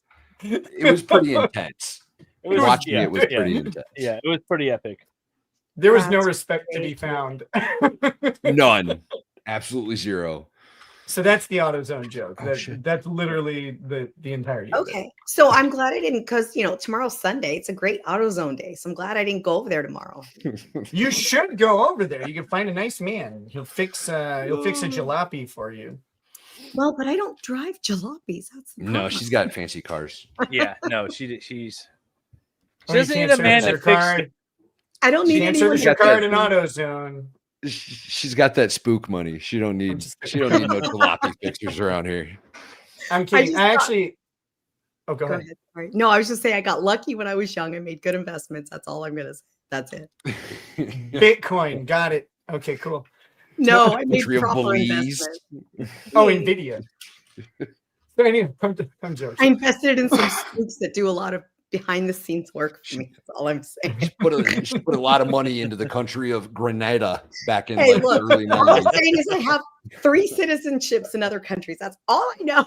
Just don't come for me, government. Don't come for me. You already take all my money. Don't leave. Just leave me alone. She invested in her own Mike Ehrmantraut or whatever. Ehrmantraut. Yeah, there you go. Yeah. No, No, I found Idaho in the 90s. That's what happened.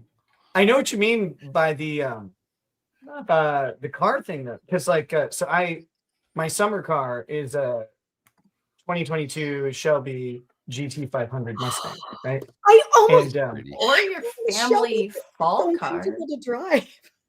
Yeah, and it's I love it or whatever, but when you need an oil change, even the dealership has trouble sourcing the oil, and so I was going around town to the places, and because it takes 5W50, which is kind of it's a weird oil spec for it, and they don't even sell it in the 5-quart buckets. You have to buy it quart by quart, and it takes 11 and a half of them. And so I was there, and I'm like going to all the different places in town. I'm like, do you have 5W50 oil? And they had to special order it. It was ridiculous. Like, okay, all right, but yeah. Fancy cars, man. They're a pain to get serviced. They really are. And by the way, I did check out a Shelby because my stepdad, after he died, my mom said, who wants dad's Shelby? And I'm like, this bitch does. So I rented one when I was in Boise checking on my properties. And I'm like, this is the most not fun drive I've ever had. It was, I need a little more like luxury. You know what I mean? Like it was just so cheesy and loud. That it was loud inside the car. I didn't like that at all. Yeah. I think wait, what year? Well, what year was it? That's a good question. Oh, yeah. He bought it. Well, this is okay. I can remember. It was because my kid was born in 2010, so it was a 2010, I think, or 11 something. Oh, okay. So they've changed a lot. Oh, so yours is new. Ooh. Yeah, mine's a 2022, and oh gosh, this is old. This one was old. Yeah. So that's the last model year of Shelby's that they've done. I believe they're doing one next year, but it has a selectable exhaust actually, so you can turn it down if you want. The engine still screams. Why would you do that? Because not everyone wants to be a douchebag, Valhalla. That's why. Yes, they do. That's why you buy a Shelby, Dave. That's why I don't buy a Shelby. David drives a Does Lady Rackets get to drive your car, Nick? She does on occasion, and she's good. She behaves. I just broke my leg. Like it. Do you like it? You like driving the car? I love his car. Yeah. Yes and no, because once it gets like kind of wet or slick, then it's like it is not super scary. You want it on a dry, clear day, and then you can just because that's what I want to do. I want to spend tens of thousands of dollars on a car that I can sometimes maybe drive. You can drive it out here. You can drive it for much of the year, probably about 7.5 to 8 months. Yeah. Of the year. pretty reliably. But when it starts to get below 40 degrees, you got to be really careful. And you can drive it in the rain, and you can drive it when it's wet. You just shouldn't drive it hard when it's wet, because Sure. if you put all season tires on it, that's a different story. But it's got racing tires because it's a race car. You drive it fast and awesome. Yeah, I love And it. the car is actually like made to be driven hard too. It's not like oh, you can run it hard. Like it performs better when you're speeding up hard and braking heavy. Like it's just fun. It's just a lot of fun. I love that. Yeah. Crazy Cat Queen says, I wish I'd kept my dad's old Dodge Dart I got in high school.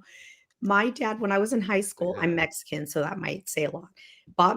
He bought original owner 1966 Dodge Coronet, and he put a 383 in it with high performance cams and heads, and I kicked everyone's butt drag racing. Dad, I'm just kidding. JK, Dad, I didn't do it. JK.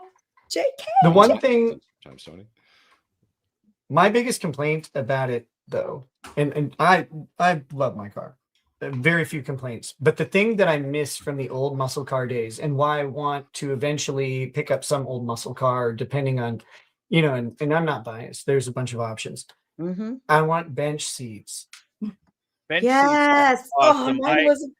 I'm in the that. market for a pickup truck, and I am going for a 1986 F-250. Yeah. Mainly because it's got the 351 in it, but it's also the freaking bench seats. I'm so looking forward to a bench seat again. Yeah, that's my so you got to have the man has to, sorry folks, I'm a feminist, but let's just be real. The man has to drive, and he has to have his arm out like this, and then I snuggle in, and so cool. Love it. Yes. You're a true feminist. You're one who actually likes women. I'm a true feminist. I love women. I love men even more. And I think that being a feminist is all about being the kind of woman I want to be. And you don't get to tell me what kind of woman I want to be. And if I want to be a trad wife, I'm going to be a trad wife. And if I'm going to be a hyper, like success, whatever I am, leave me alone. A boss bitch. I think that's the official term. Yes. Thank you. I think that works. So my sister has a corporate job now. She's all grown up, and we call her corporate princess. So I don't like that. I'm not a corporate girl. I'm definitely self-employed, but I think that's really cool. I love it. I think that's hot. Yeah, bench seats were great for paper map books. Yes. I remember once I had a F-250 86, and I was driving my girlfriend home, and she just laid down on the bench, fell asleep. Nothing was happening, but her dad, she laid down on the bench. She was sleeping. Her dad. She was legitimate. Her dad was behind us driving like most of the way, and was like, yeah. And when we got in there, he was like, "What were you doing?" Oh God! Like, no, she was just sleeping. It's that Nickelback song, right? Animals. Are you familiar? No. As I tried to tell her dad, it was her mouth that I was kissing. Yeah, there you go. That's like when Eric Ostabo took me to the drive-in in 10th grade, and my dad pulled up behind us. And I was like, oh, my baby Jesus, help me. Somebody help me. My dad's going to kill you.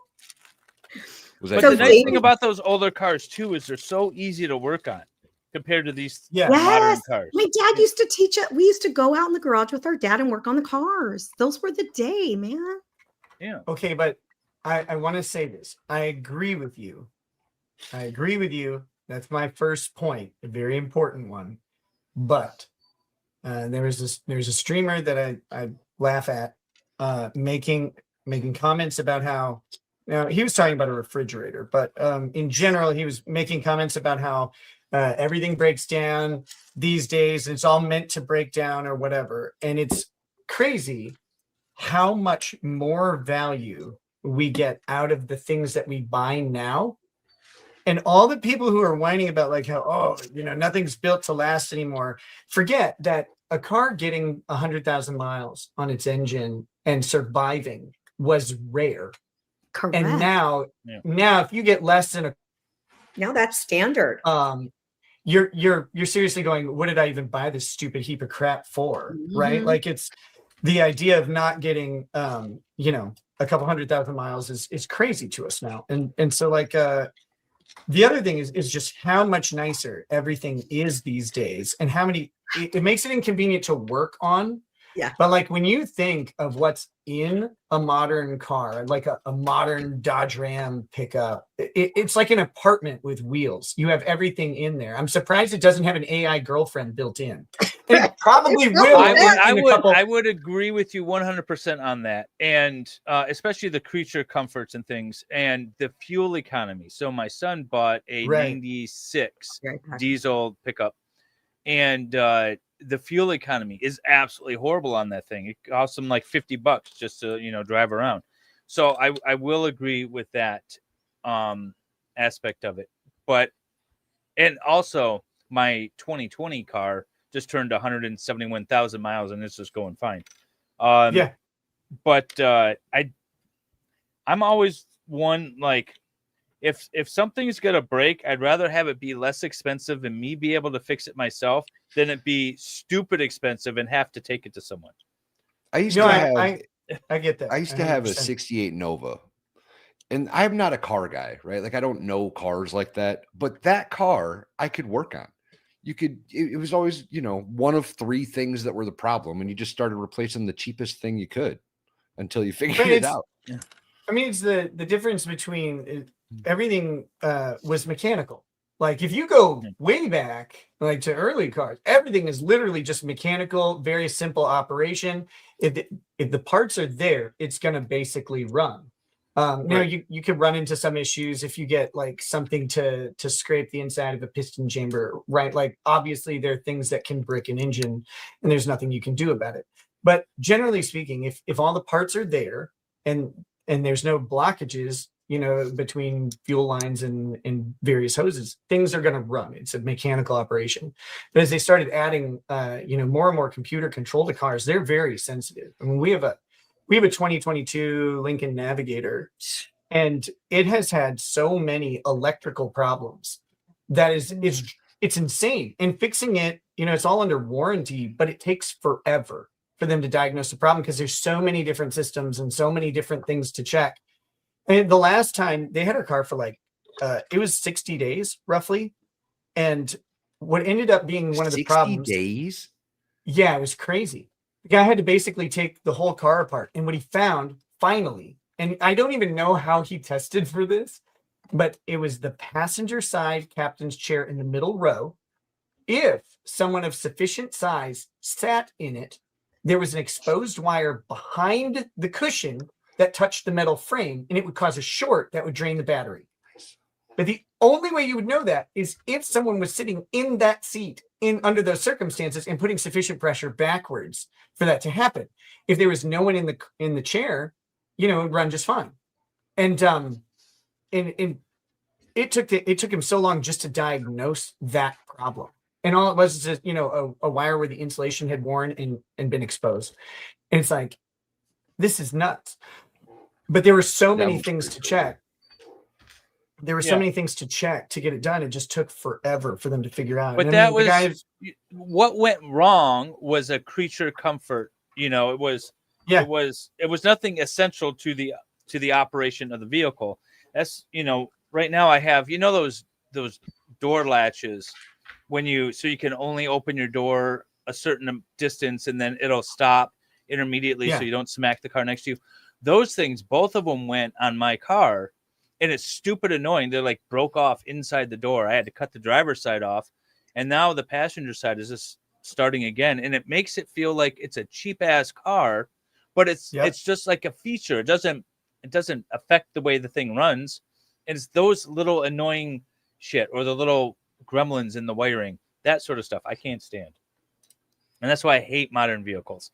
Yes, they're more comfortable to get in. I've got a heated seat and it warms up quicker and air conditioning and all that. But at the end of the day, I just want four wheels and a windshield. Oh my gosh. I would drive a Pinto if it had a heated steering wheel. I mean, I miss that Pinto. No, but It was especially negative 10 the other day. Oh, and no. I was in the car without the heated steering wheel. I was not happy. Oh. The heated seat is nice, I will say. The heated seat when it's it was like 16 the other day. And before the engine gets warm enough that the heat actually engages, your ass is nice and warm, your back is nice and warm. That is nice. I feel like my steering wheel and my seats heat up faster than the engine, but I know that doesn't make sense. So, Rekieta, I have a Minnesota question. So I have a Minnesota connection. My stepdad is born and raised in a small town called Morgan, Minnesota. And every time I meet someone from Minnesota, I ask them if they've ever heard of that town, and nobody has said yes yet. Do you guys know what that is? Have you heard of it? Haven't we been to Morgan? I would assume so. I don't know where it is off the top of my head, though. I'd have to look at a map to know, but because I've never been there. You should have just lied to her. Been, But like, yeah, I totally. think we've been. I know where that is. I go there all the time. Well, yeah, I know, Len. He's my best friend. Speaking of Minnesota, how is it that people ended up there? Because I couldn't get to Minnesota if I wanted to. It's self-hating Scandinavians and Germans. I mean, right? Like the people who are like, we shouldn't exist. And so they went to a place where they should have all died. And then, but they're so stoic and hardworking that they carved out an existence. It's like them. And also I know there's, as far as I understand, so my stepdad was Catholic and he's a Bohemian from Austria and so they escaped like the persecution of not being a Is this from the Austrian artist? A pure blood. Yeah, right. Yeah. So, yeah. No, I was like, I don't know what the right words to say, but they escaped the Nazis and they came here because they're Catholic. And they went to Minnesota? They did, because it's a lot of Germans and Austrians and a lot of Vikings are there. Like it's like a thing. They won't find us here. No one looks. Yeah. Holland, that's really cute. It's like I've been to Minnesota once and I had to like intentionally drive out of my way to get there just to say like, hey, I went through Minnesota. How'd that go for you? Is it okay?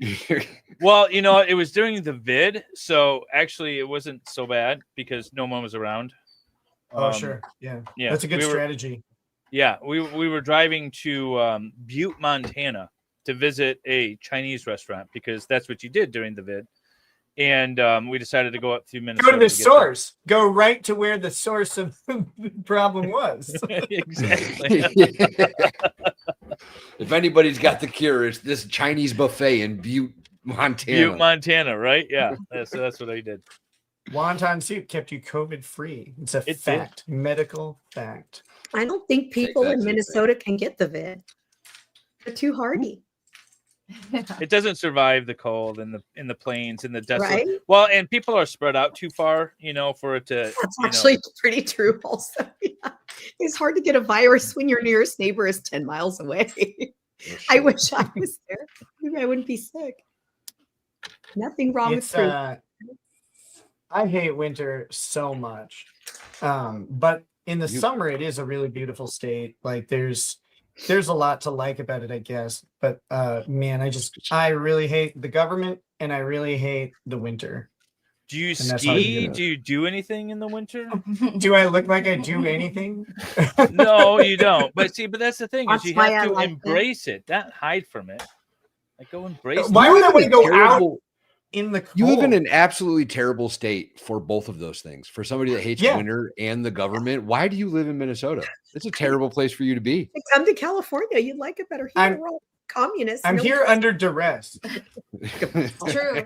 He did plan on leaving before he met me in college. It was his plan to leave the next year. I was going to finish my writing major down in San Marcos, Texas, and then I was going to do a master's program at UT. That was my original plan. Then That's a much then this better tiny state. little blonde thing comes in and ruined all of it. Dang, It's a ruined trap. It's everything. always a trap. I am the Princess 223. Just finished my Lego build. We'd love to know what you're building. And chat, if you're also building Lego, we'd love to hear about it. We love when you share your Lego with us. And if you're a part of Discord, you can also post the photos under the Lego channel so we can see what you're building. We love this so much.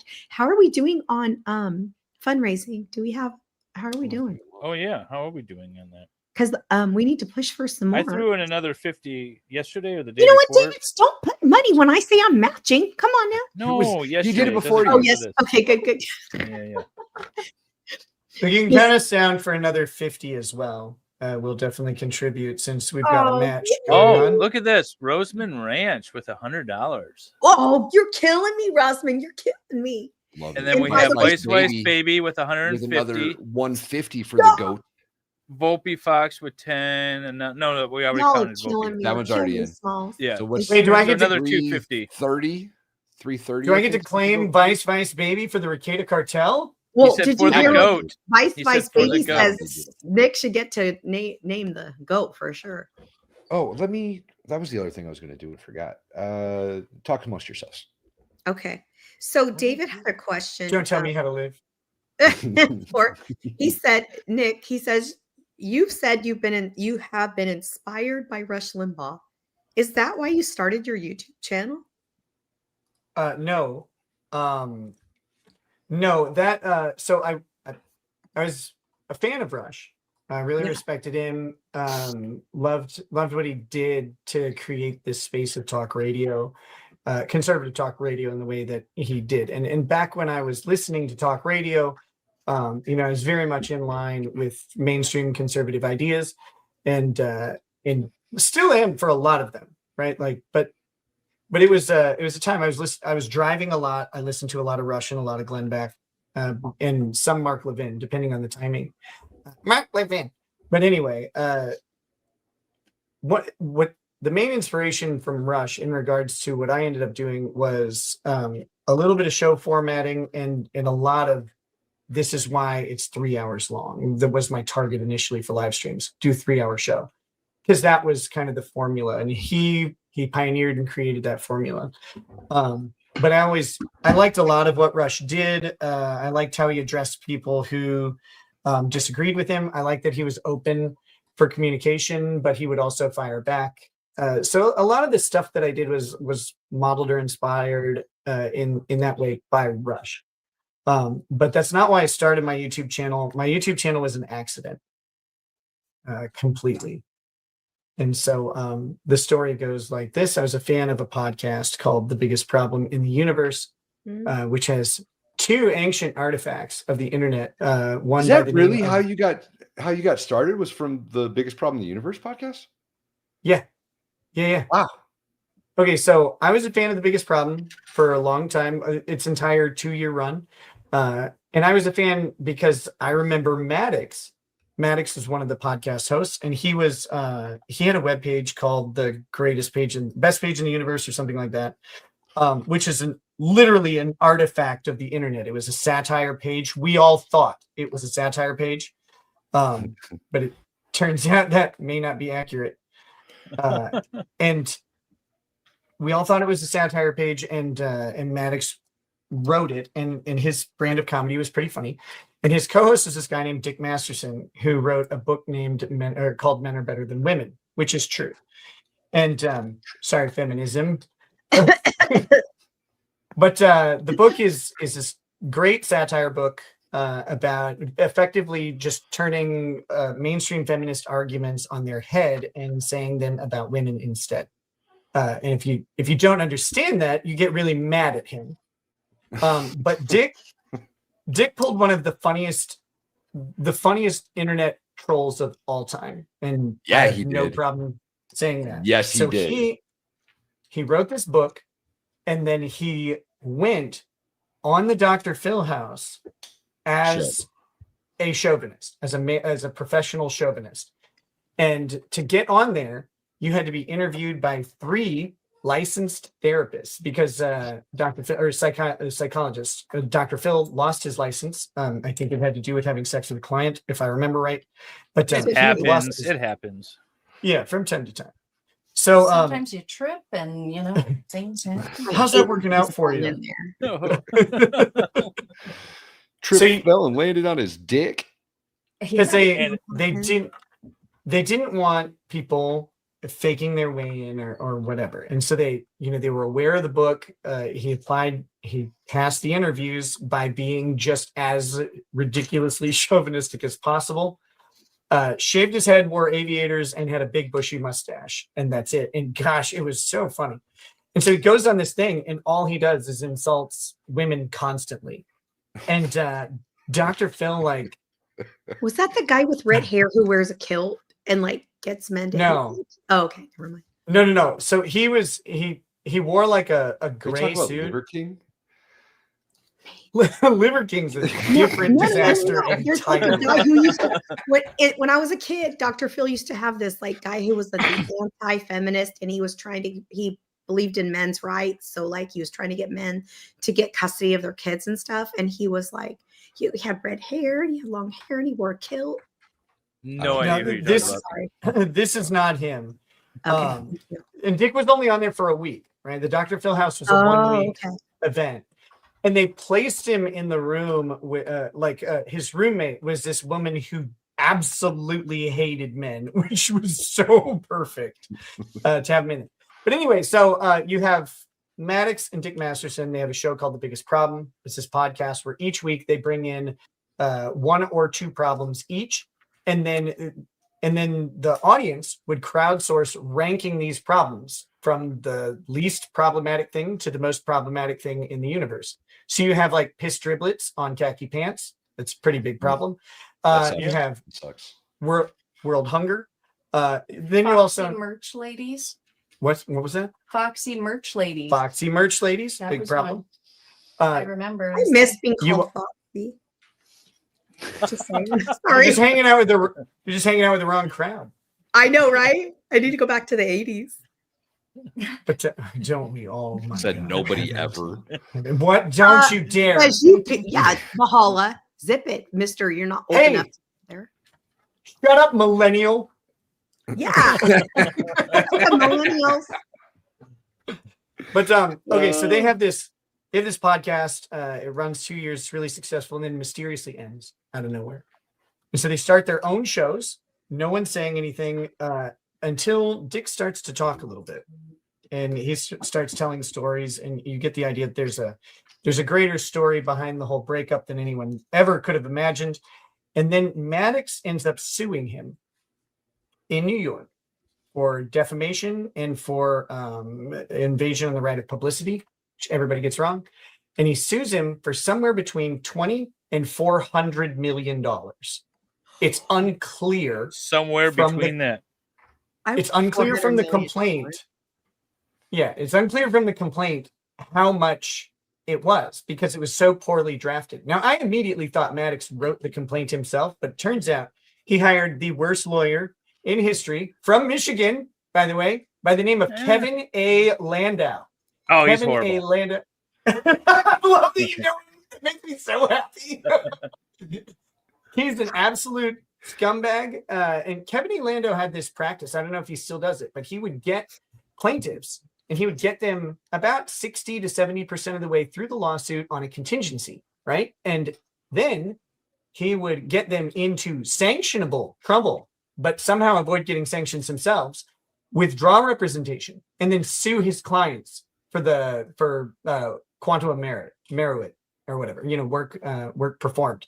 So he would end up suing his clients for $60,000 to $80,000. And he has this one case in New York. It's Almaciga versus Univision, and he his client was the plaintiff who was a wife of a cartel hitman, and she was interviewed by Univision with full lights, no obscuring of her face and no obscuring of her voice, and that was in the contract that she signed. And, she did the interview. And then later she realized how dumb that was. And so she ends up suing Univision for putting her in danger and all of this stuff. And Univision's like, we told you exactly how this was going to go. You signed this contract. And he hires, this is amazing. He hires a signature analyst to prove that she didn't sign the document. And the first signature analyst, like, that's definitely her. Like, that is so obviously and clearly her signature.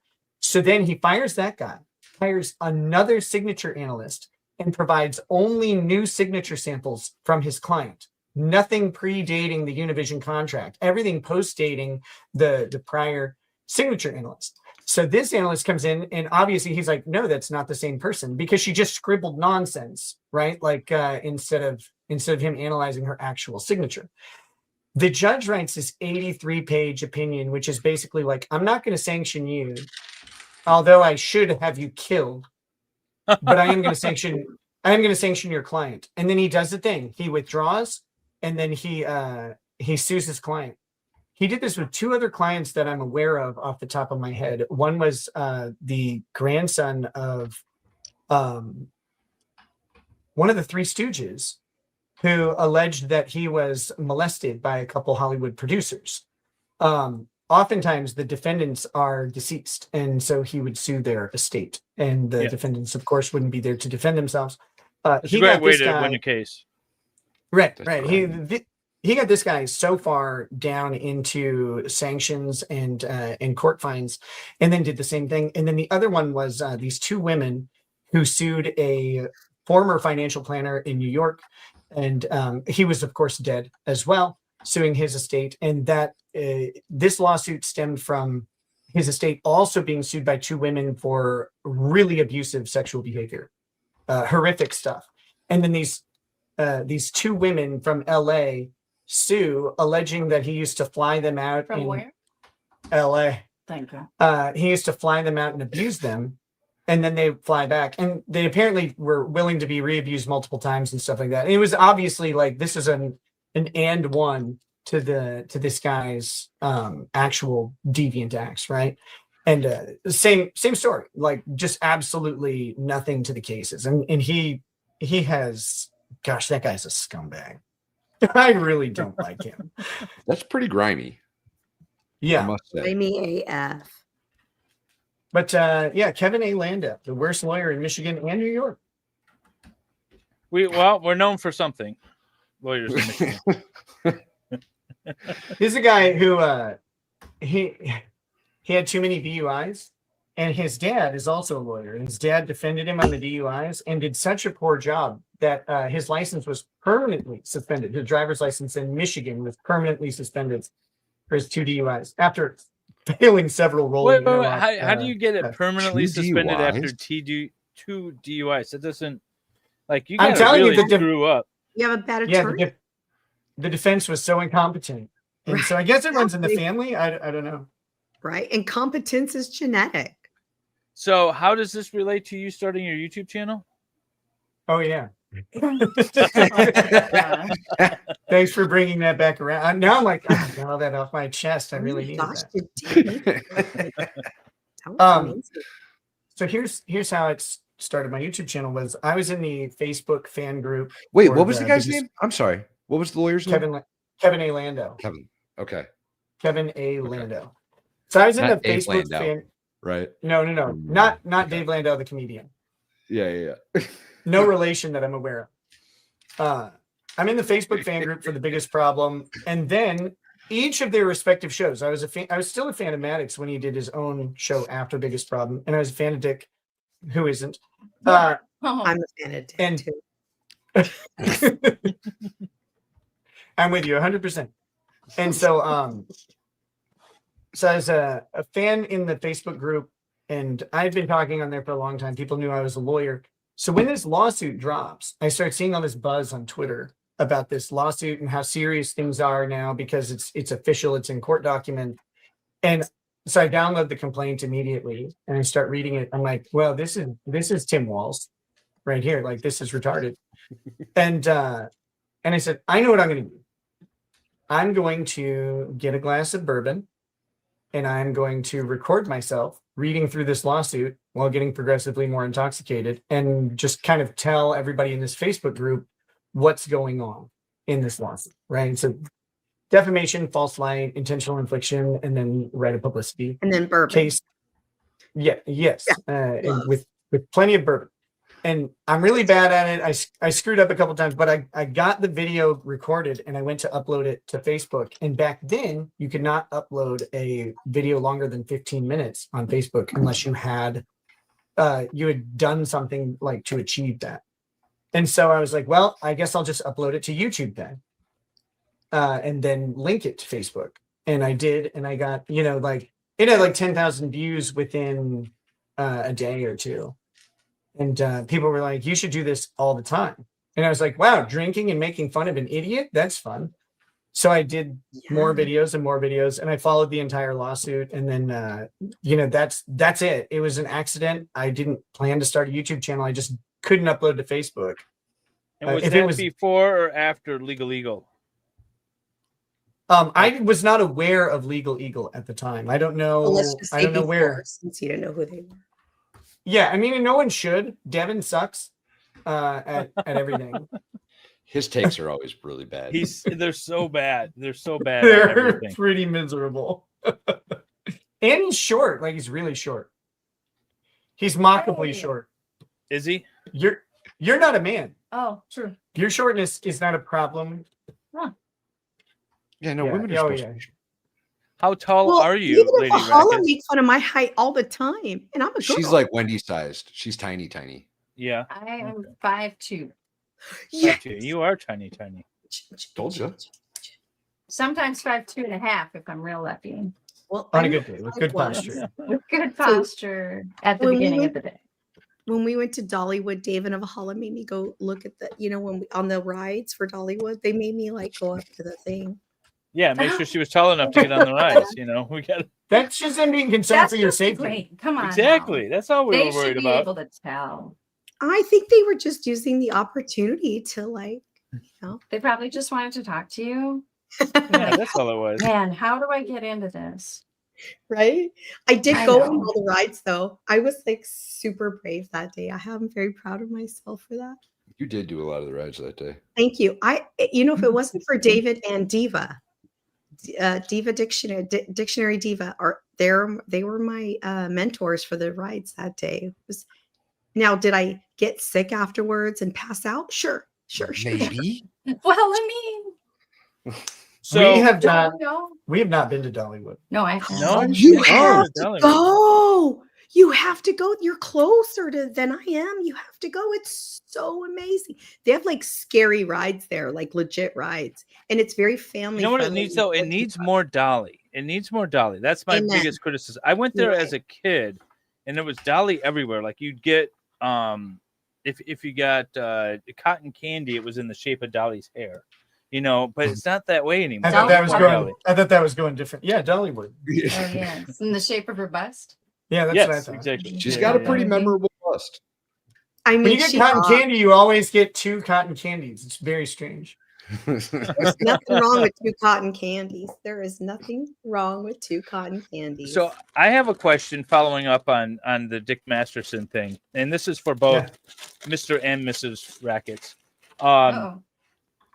So there was a study that came out. Well, there's always been these studies, but one that just came out again recently. Talk about how much smarter women are than men. More women go to college these days, I think was the study that came out. Because we're smart. So if women are so smart and way smarter than men, how come women keep losing to us? How come they're not in charge? That's my question. We are in charge. What are you not paying attention? Not for you, Wendy. Not for you. In all fairness, I think that's a great question. The 2 women that have been poised up for the presidency, for example, not great options. If in all things considered, really terrible fucking options and terrible examples of women, in my humble opinion. Maybe I should run. I think but Lady the Rackets and I question, should like, go. okay, but Lady Rackets and I could be on a, what do you call it? In the broader scheme, there's not as many women CEOs, all of that. So why do women keep losing to us dumb men? I've never said men were dumb. I'm just referencing the study. Smartest woman I've ever met. Any dumb? I have like a really I don't have a funny answer. I have a long-winded answer about bell curves and extremes, and that is relatively statistically based and probably rooted somewhere in evolutionary biology. But that seems like too much of a realistic answer. Yeah, I mean the funniest thing is the smartest women ever who could do it are all dumb enough to marry men. Or 5 of them. Just saying. Okay, I've only got 3, but still. Yeah, Wendy's been married half a dozen times. A lot. Wendy is the woman at the well. You have 5 husbands. You need to stick with the one you're with. Like, come on. What are you doing? I just get bored really fast. It's really hard for me.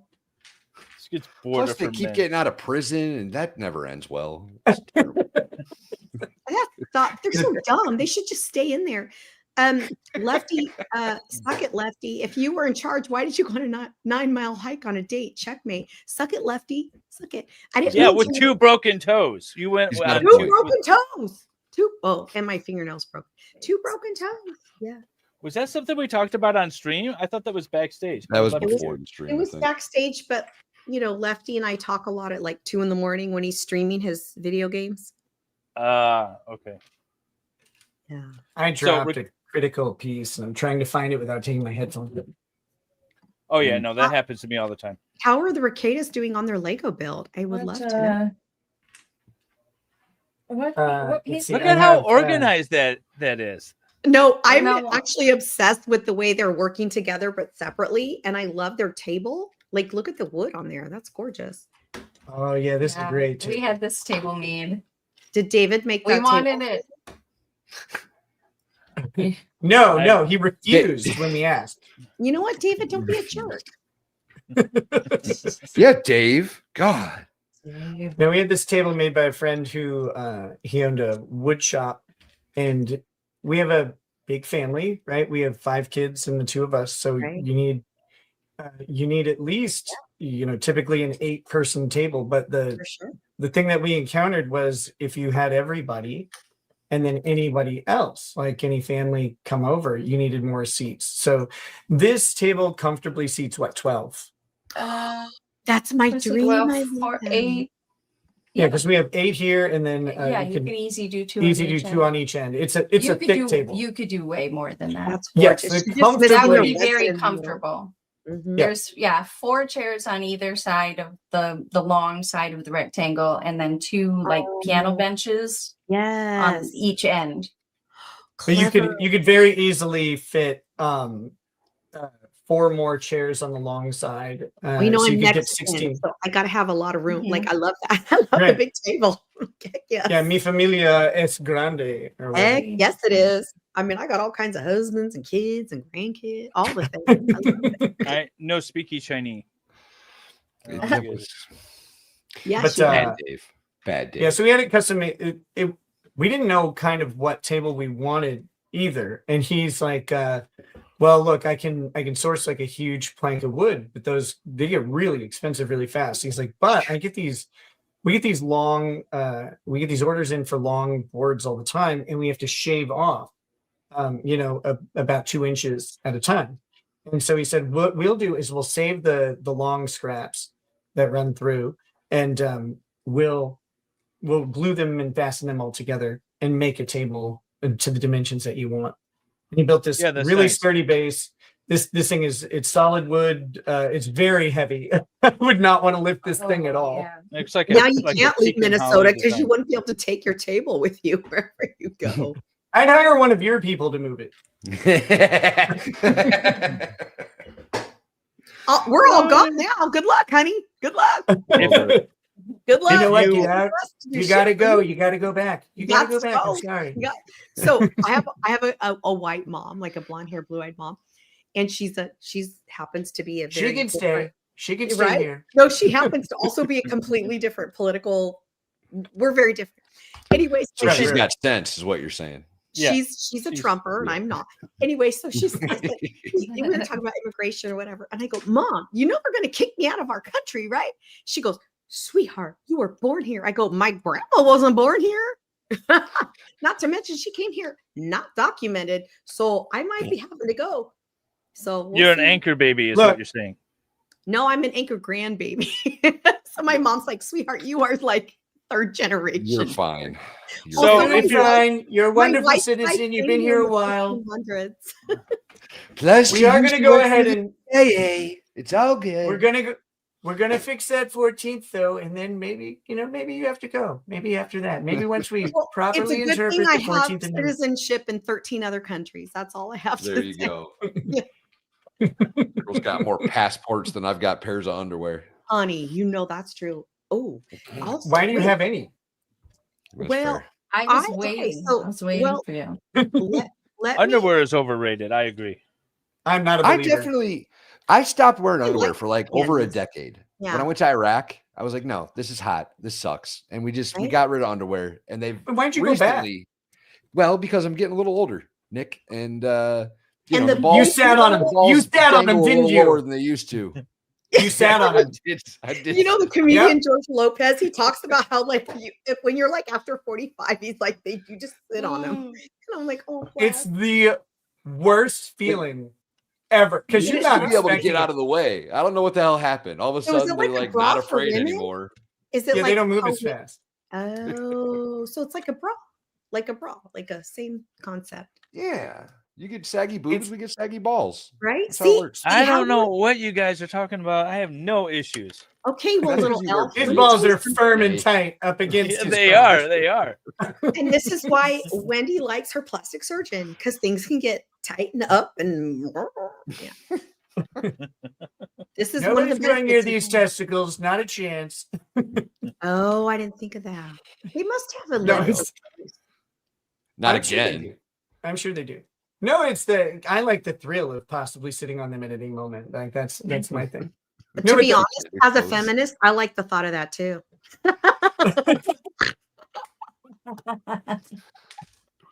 So This is okay, the- so I have a horse and we horseback ride, and the Lance, No wonder, no testicles to be found.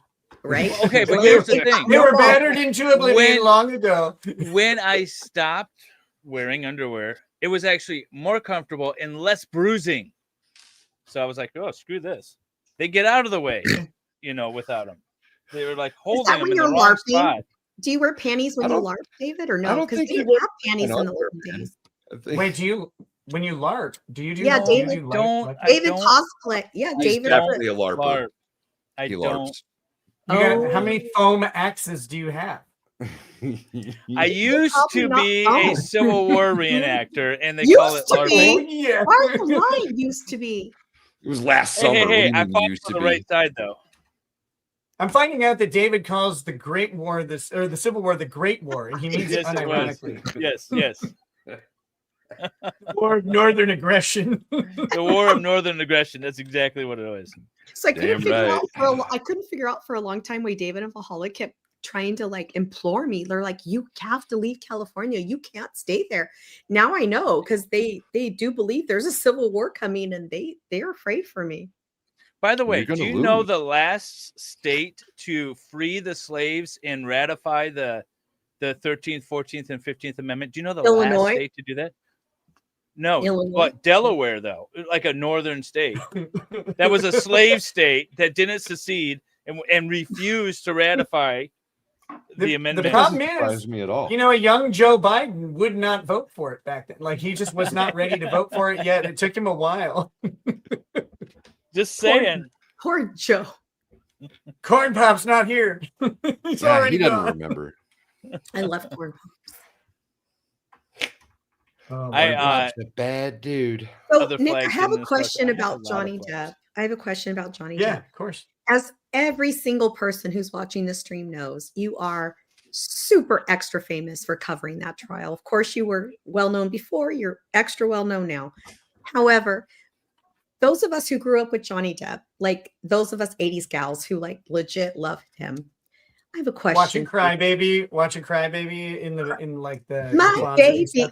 Now, Hi, have baby. I messed up forgot voice about that for you. movie. Oh, What? blasphemy. Ow. Blasphemy. Thank you. Thank you, forgot Lady about that movie, Rockets. too. Oh, my baby. We such. Anyway. Because I I'm- don't watch TV on a Saturday David afternoon. doesn't That's why I like forgot that movie musicals. existed. David even likes musicals. How dare you, David? How dare you? Anyway, I'm a 21 Jump Street fan, and I actually have a daughter that I named Johnny. I'm not going to lie to you. That's Her dad awesome. thi- That's amazing. Her dad That's thinks, awesome. isn't it awesome? Thank you. Her dad thinks I named him after her after him. I did not. It was You named- 1990. I named her after Hold Johnny on. Depp. You named your Love daughter it. after Johnny Depp and then Yes. told the dad that you named her after him. Tell him shit. That's just what he assumed. It's not my fault. He's a moron. It's not my fault. Look, I don't claim stupidity. I don't do stupid. Anyway, my question is for you. What, as if you were Johnny Depp's attorney during that trial, would you have advised him any differently than how his attorneys advised him? And what would you have told him as a friend during that moment, during those times? Yeah, I would have advised him completely differently from the start.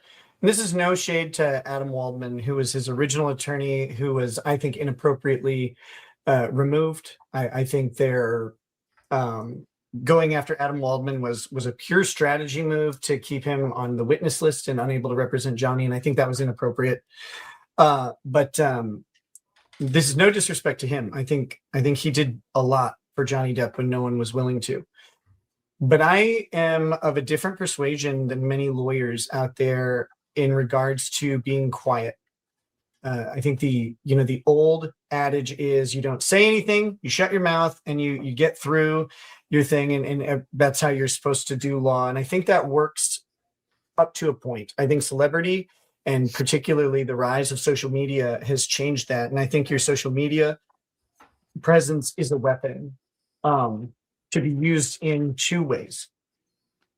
One, in assisting your defense legally by putting out, certain types of messaging until the judge tells you no. But two, to preserve the career that you are trying to preserve as much as possible when you're done, win or lose.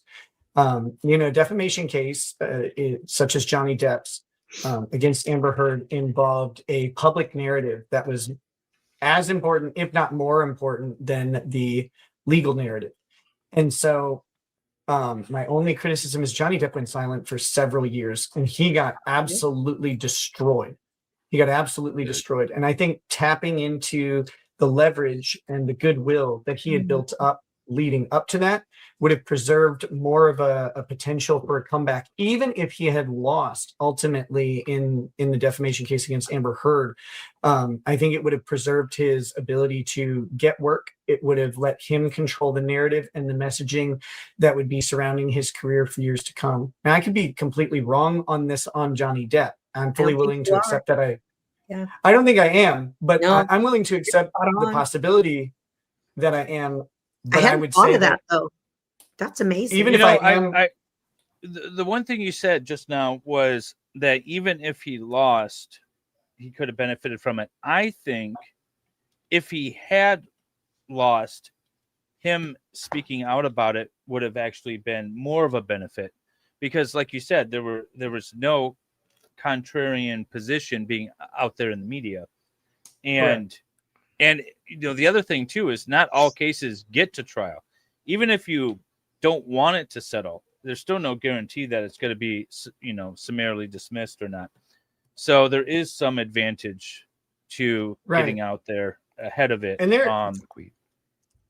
there are still people who point to the English defeat, the British defeats of Johnny Depp as evidence that he cheated his way through the American system with technicalities, which is, anyone who watched the trial cannot possibly say that. Elaine Bredehoft was an awful lawyer, and so was ridiculous. So was Rottenborn. Like, these guys were atrocious. Although I give Rottenborn terrible. Yeah, and Amber was also terrible on the stand. She was. I have so many. I have so many opinions on how you take an extremely beautiful and allegedly charming person and make them into Amber Heard in front of the entire nation, and they should be disbarred for that alone. Like, her style choices, her presence, her face, her makeup decisions, all of that. Somebody did her dirty. Someone did her. She looked like she was like ever Hillary right, Clinton when but she was on the stand. She was the most. She was so unsympathetic. So, and the most frigid, dried up woman you've ever seen. Like, good Lord, no one wanted to be around that. It'd be She's like an ash tree. Even so, which Aquaman film is your favorite, Nick? I've not watched any of them. I watched the first. And I frankly, I think perspective about. I'm glad I asked you that, because I've always wondered that since. Oh gosh, how long ago has that been? 3 years now. And yeah, it was 2022. I've always wondered, because I feel like from all the law tubers out there, you're probably the most famous for covering that trial. And I've always wondered, how would you have handled that? How would you have strategized differently? Because I think you could have done something good for him. I think, but I do like, I hadn't thought of that. That's very interesting. He could have, if he had better counsel. I mean, you're talking about a man with a Q score that rivals Donald Trump's. Yeah, he could have leveraged that like way long ago. Yeah. Yeah, with easily 50 million identifiable unique 100%. fans and probably more. And they let all of that capital go to waste, and a lot of it eroded over the time. Because people, one of the hardest parts of this is they can speak. Why aren't they defending themselves? And I think if he would have come out and been like, that this woman has abused me and beaten me and treated me poorly, and she's now coming out and saying that I did these things to her, and I'm going to show you that I didn't. And I'm not a perfect man by any stretch. Right. I'm an idiot. I played into some of her abuse. I did it too, whatever. But like, here's my side of the story. I will tell you this, obviously I'm a huge Johnny Depp fan. I legitimately, literally, you've probably never met another woman in your life who named her child Johnny, a daughter. My daughter is named Johnny. Okay. For Johnny Depp. I was so in love with him my whole life that's what I did. I even was like, before the trial came to America, I was even like, ew, is he that guy? Because he didn't say anything. So I just assumed he was guilty. Honest to God, it took me a long time it took me like 3 or 4 years after the American trial started that I'm like, oh. Because even when your lawyer brain, turns off for a second, you go, the logical thing is to defend yourself. Why isn't he doing it? And he has the resources to do it. He should be full-throated defending himself. And then you go you think that for a second, you go, wait, I guess, maybe he should be quiet during the pendency of the case and all this stuff. Sure. It's like, but the pendency of the case hadn't started. And I know it hadn't. He could have been speaking up all along. And I know the legal strategy is the long game and all of that. But I really think that in the next 2 decades, we're going to see a dramatic shift in the legal profession in how they handle the advent of social media, because it isn't just about winning in court. And our jobs as attorneys is not to represent someone in court. It is to zealously represent our client, period, inside and outside of court. And I think that was a missed opportunity. Especially since it wasn't a criminal case. Right? Like it was a civil case. It should have been been fought civilly. It should have been fought in the public. She started it with the public, perception with her whole life. Going up at with her when she called TMZ to give them the scoop that she's filing. Her faith and showing up at trying to get a restraining order, all that stuff. I was like, oh my God. And by the way, I have been in relationships where I'm like, oh, I didn't want to say anything either, but that happened to me. So I thought I empathized with her until I saw her on the stand, and I'm like, bitch, you're lying. This isn't even no, as someone who's been through that, that's not real. You're not real. This isn't real. And it was apparent for anybody to see. They did not do a good job coaching her and teaching her how to testify. And somebody did her. I legitimately, I believe that they did. I think they had a really volatile relationship, and I think the appropriate thing to do,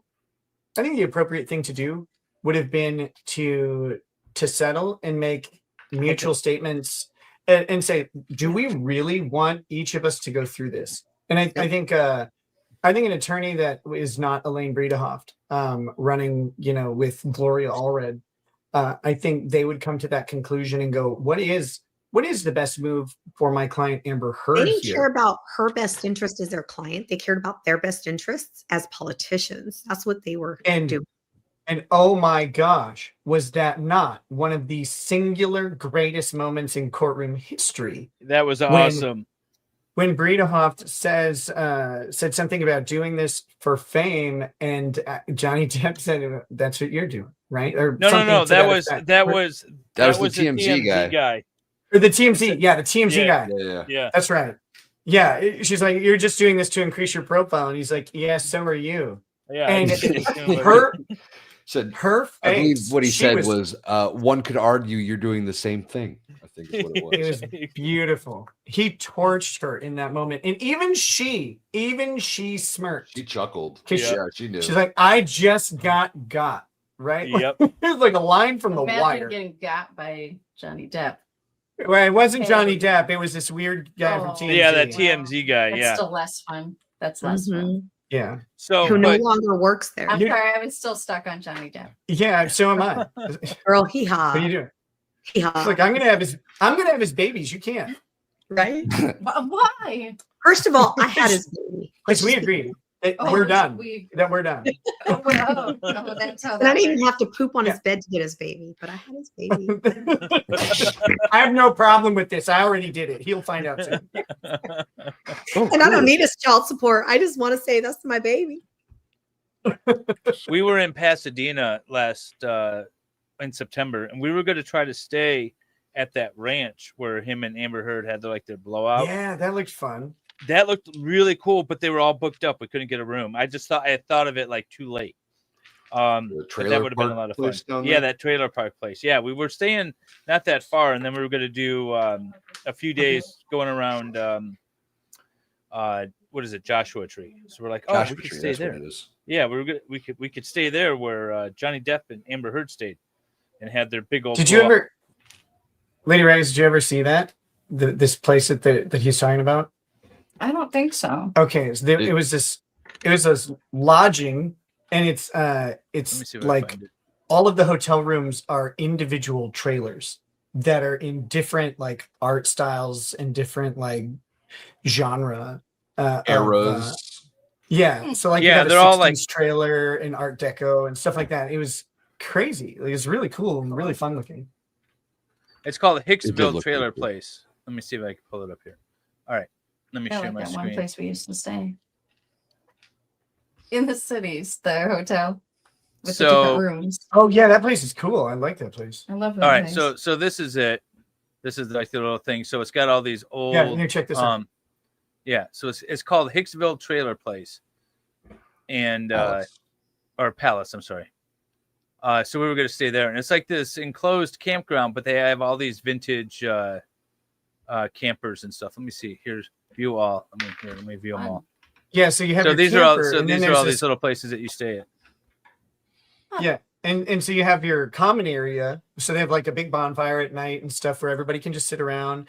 And as you saw, they had like a bunch of yard games and activities and a pool and stuff. But then you have your individual space is very stylized. It looks like a fun place to be. Yeah, I was like a week shy of staying here because they were booked out the week that I was there. They were booked out the week we left and came home.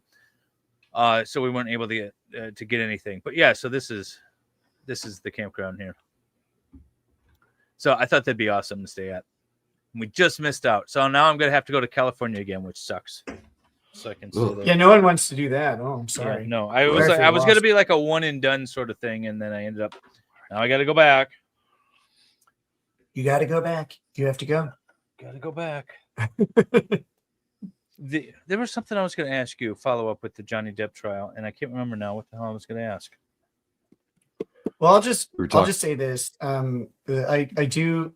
The thought I was finishing is just that I think in the next couple decades we're going to see a dramatic shift in the weaponization and utilization of audience and name recognition is going to become something that lawyers finally realize is really, really valuable.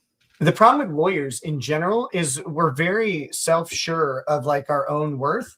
And I think that leads people to be maybe afraid to engage the possibility of something else being built by someone else who's not a lawyer that is exceedingly valuable and maybe even valuable beyond our services. And so I think that traps people into bad representation and bad advice in the long haul. If Johnny Depp would have lost that case, we would have never heard his name again. And we still haven't heard much from him, despite he's gotten a couple roles, but it's in indie and art house productions from his friends. and he's still not back in the mainstream. And we got to ask why. Why isn't he? Well, because he had a tumultuous relationship with a fellow crazy. Yeah, it's Hollywood, baby. They're all insane. This shouldn't be a surprise to anybody. So, as whatever Amber accuses Johnny Depp of, she's equally culpable of similar, if not the same, if not the same type of thing. And we should all go, yeah, these people live the weirdest, most chaotic lives on the planet. We shouldn't be surprised by any of this, and put them back in movies. What did Runkle say talking about the popcorn planet thing? He was talking about what's her name, Blake Lively, and that whole thing. He was like, well, the only thing that this case really proves is that Hollywood is full of snakes and rats. Both sides are bad. That case. But that's exactly true. That's not new. I remember what I was going to ask you now. So Steve Gosney, who we've had on this, and by the way, he's missing. Love you, Steve Gosney. We got to get him. We got to get him in. Love Steve from the intro. Steve's my boy. I love that guy. Oh, he's not in our intro.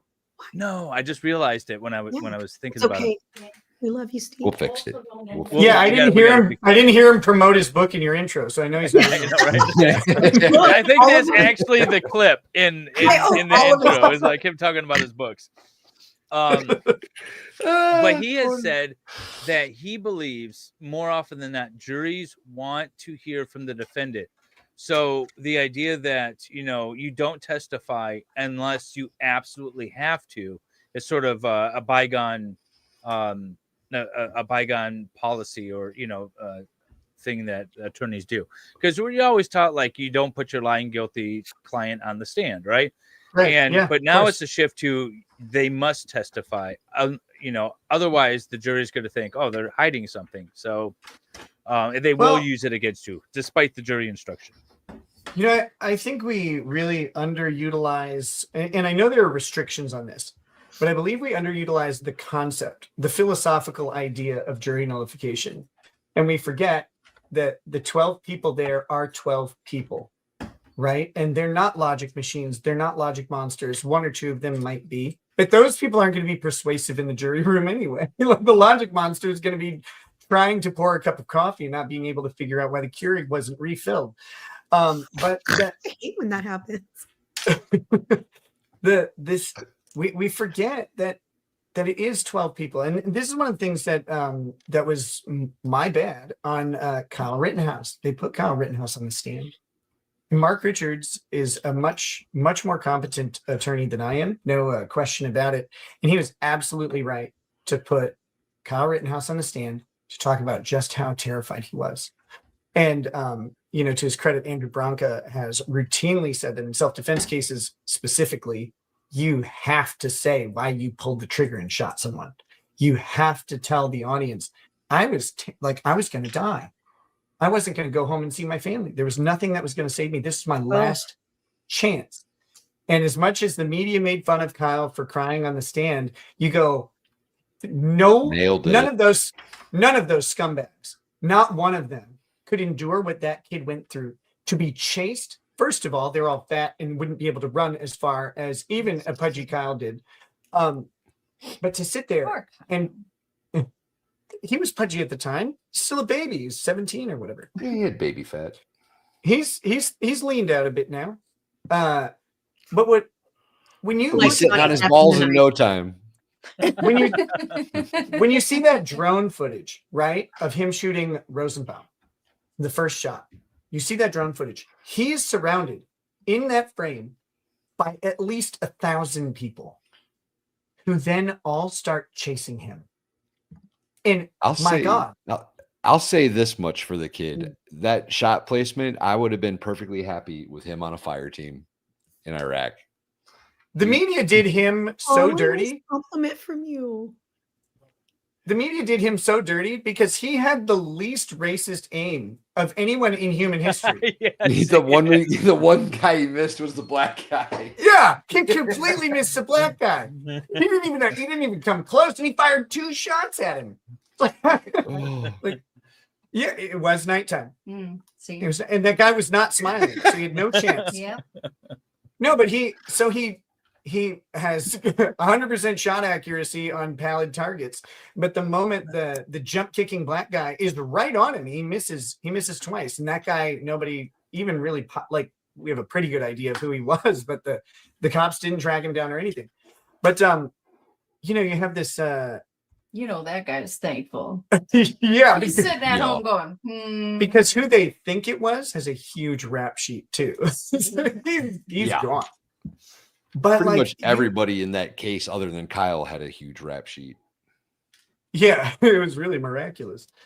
But you think about these people like criticizing, and this is the worst thing that came from Kyle Rittenhouse taking the stand, and that's where all this conversation started, of course. Is the worst thing that happened is there's a gif of him like with his arms up going, and it's like, that's kind of funny. And then a bunch of spineless losers on the mainstream media are talking about like how these are fake tears and he wasn't actually scared. It's like, if you have been chased by anybody, you've been afraid. If you've been chased by 1,000 people, you've known mortal terror to an extent that none of these insulated talking heads could have ever imagined. And only a combat veteran could relate to that, in my opinion. Yeah. Outside of some extraordinary circumstance, the closest that you get is someone who's been in a firefight, and Kyle had a gun pulled on him. He had threats of criminal sexual contact with a minor from Joseph Rosenbaum, and he was bludgeoned in the head with a skateboard. And I don't know if anybody's checked lately, but there's a bunch of videos showing skateboards ramming into people's face, back of their head, and testicles that tell me that those things are not pleasant to be hit with. No, and, not according to the DA. It was Right. fine. It's just a toy. You just hit in the head with a toy. I do like when they brought in the weapons expert, and it's like, could you kill someone with a skateboard? And he's like, I could find a way. It reminded me of that was it not Black Hawk, Broken Arrow, right? The Broken Arrow movie with John Travolta and Nick Cage. Nick Cage. No, it was wasn't it Kevin Bacon or not Kevin Bacon? No, it was Nick Cage. No, it was. What are we talking about? No, it was Broken Arrow was John Travolta's. Only we had a Google machine. We're gonna find out. Where are your dang kids? Oh wait, they read books. Dang it! Why do you make your kids read books? You know what? She's Taylor, you're a aggressive like that. horrible What it mom. reminds me of is Parks and I know. Recreation. Broken Arrow is John Travolta and Christian Slater. Oh, we were way God. Oh yeah. Wendy, tell me you've watched Gleaming the Cube recently. Christian Slater on a skateboard that's made out of diamond plate? Like, how can you What? not? Oh my god. What? Oh, fighting crime with a skateboard? Gleaming the That's like- Cube is a classic. For me. Hell yeah. Arcade. I mean, did I say that out Christian loud? Slater isn't in He's arcade. not. Yeah, no, but No, like, you know, but Skateboard? Christian Slater in So- my day. I think the last movie I watched with him was Sneakers. Great movie. Oh my gosh. Oh, but then Samantha Mathis, I guess, was the hot girl of the day who was in Broken Arrow with them. I love Samantha Mathis. You know who that is? She was Amy in Little Women, the adult Amy. Yeah, I didn't watch. She was also Princess Daisy in Super Why is Mario Lady Brothers. Racket- Okay, yeah. There we Lady go. Racket's Yeah. coming in hot with all of the literary like references and her kids reading books. What the heck? What kind Who's of mom even are looking you? at the girls on screen? I was talking about the boys. She's raising little girls to be awesome women, reading Little Women. That's badass. I love it. So yeah, Samantha Mathis is the lead female in Broken Arrow, and she breaks in on the villain henchman who's doing the computer programming or whatever. And she's like a park ranger at Grand Canyon, so she's obviously a badass. And this guy just starts piecing her up, just like backhands her and completely disrespects her. And he's like, "You probably thought that I was a computer nerd, but I was in the CIA, or I was a Navy SEAL. You should see what I could do with my thumb." And that's exactly. That's a terrible line. Yeah, I know. I mean, both how do you not disgusting. have fun? It's disgusting, menacing, and alluring at the same time. But By the way, he says that park Oh, go ahead. rangers are feds. Just saying. I know. I know. I have a. I actually went on a rant What did about you that. say? the Park other day. rangers are feds. Are feds. Oh yeah. Yeah. But so he says that, and it's like that is what that guy reminded me of on the stand. It's like, I can find him and kill someone with a skateboard. Yes, you can. You ever watch Parks and Recreation, Nick? We have not really watched it. We watched a couple episodes. Well, Nick Ron Swanson, Nick Offerman is the actor. Oh. He's my hero. There's Yeah. a scene where he He's has very- he has like a crossbow in his office at like the Parks and Yeah. Recreation department, and his supervisor comes in. He's like, "Should you have that at work?" And he says, "That file in your hand is more deadly in mine than this crossbow in yours." That's what made me remember. That's what I thought of with that. That's great. I like how he has like 7 bailout bags around the office. Yeah. In case one of his ex-wives shows up. Exactly. He's Oh my my hero. gosh, He's my his hero. ex-wife. Oh, you know what? So we went through this exercise just because I thought it was funny Can't find my with my stickers. family. So I'm going to ask you guys, what TV, book, or movie character is most like you? And it doesn't mean like everyone has to agree, but from your point of view, who's most like you? Because I say Ron Swanson. That was my answer. So Nick and Miss Rackets, what TV, book, or movie character is most like you? Oh man, That's a tough one. Better question. I've never had this thought. Me either. Let me think. I stumped Nick. Question. Oh yeah. Stumped Yeah. Lady Rackets too. Well, my least favorite subject is myself, so like I'm very humble. So I'm just not ready to talk about me. You know what? I hate when people ask about me. It's like, come on. We can come back to that if you Ethan need a minute. Hawke. Ethan Hawke too. Yes, half Irish. Yes, Queen. Mm-hmm. I have a Ethan couple. Hawke, I have a what's he couple ideas that I'm going through here. I don't. Oh gosh, no, there's. Okay, You I have an idea for me? Well, first of all, Uh, Lady Rackets references are not going to be common to any of us who don't read actual books. Because hers are Well, probably That's Hers not are- oversell her. Hers would be from, like, Library here. hers would Well, be I from mean- like literary, like legit, like actual real characters. So we won't know the references because we're so Yeah, go ahead. Let's bring one of those up. No, baby. What? She's glaring at me. I am not glaring. She's at getting you. a gun, guys. Help! Oh, I don't have a gun. I'm That's on your true. side. Nick. I'm on your side. She just reminded me that the government took our gun. I hate that's- when the government takes my guns. Oh wait, I've never had one. Oh wait, so I have a. I have Wendy, an you're a interest- flaming liberal. You don't have a gun, and you're happy if the No. government takes yours. Yeah. Well, okay. I'm not Can you happy. just I don't stamp want that the envelope? I'm one of those oh, yeah. liberals who doesn't want the government in my business. Period. Mostly because Those don't good exist liberal. anymore. Yeah, that's not a liberal. Yeah, that's actually, just called being I would normal. argue the opposite of many conservatives. I'm just saying. Let me speak my piece here. I don't want the government in my business. I don't want them in my pocketbook, and I need the IRS to get the freak out of my finances. Welcome to the Republican Party. That a girl. No, Exactly. wait a minute. You're all You just you're all- join forces. No, We you're all knew you'd grow up eventually. Wait, can I tell you something? As someone who's actually at a different peak than other people, you can't. The Trump has not lowered my taxes; they've gone up. No, because you're 30%. in California. No, it's the IRS, not the state. My state taxes have gone down 20%. My IRS, I'm paying 40% of my taxes go to the IRS. So I don't want to hear that. I'm sorry, I'm not going to argue about that because I'm the actual recipient of somebody who pays too much IRS taxes. So I will say that. And if I lived in Illinois, would I pay less state taxes? No, because none of my income comes from California. All my income comes from Idaho. So that's not even relevant. The IRS. We're gonna have to do an audit here and take a look at this. I get audited 4 times a year, honey. Thank you. 4 times a year, Jesus. Lord help, you don't even know. You don't.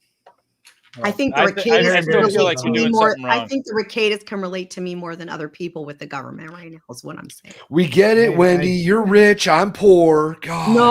No. By the way, speaking of, Oh, how much let's do some- matching funds speaking do of we it, have coming up Yeah, here? let's do Speaking this. of wealth, Let's see here. Where are we? All right, Peace Pony with $25. So I gotta get a total here. Hang on. Yeah, get a total, Talk David. amongst yourself. But anyway, it Keep has nothing to do with skipping being steps. rich or poor. It has to do with How do you skip steps? the Republicans lied because my taxes went up, not down. That's all I'm They're saying. in order, Nick. yeah, I mean, the one of the, And why is anyone When talking you're about riled up. that? one of the complaints about Donald Trump that I think is a valid one is a lot of his conservative, especially in the second term, a lot of his conservative talking points sound a little hollow right now. He has time to rectify it, of course, but they sound a little hollow. And a lot of his authoritarianism is showing through, especially right now. And people wanted and do still want populism. Populism is authoritarianism. It is specifically enforcing the will of the populace rather than allowing the populace to have a will of their own. And so, like, there's nothing inherently wrong with that system of thinking, but I do think that maybe some Republicans were a little disillusioned into what was actually going to occur. But he's for me. But the ultra conservatives who are Trumpers are not going to talk about that because they're so invested in him as the president instead of being invested in their own personal finance. So for me, my anti-government stance is, first of all, I'm the daughter of a combat veteran, Vietnam veteran, who's highly sensitive, highly PTSD driven, highly anti-government. So, and I'm also a super, liberal, feminist, all that stuff. So my problem is this: it's that we're so invested in a human being who's flawed and who doesn't care about us, instead of being invested in our personal finance. And that's why I want to encourage people to. Can you please name me a politician that's not flawed and not into No, himself?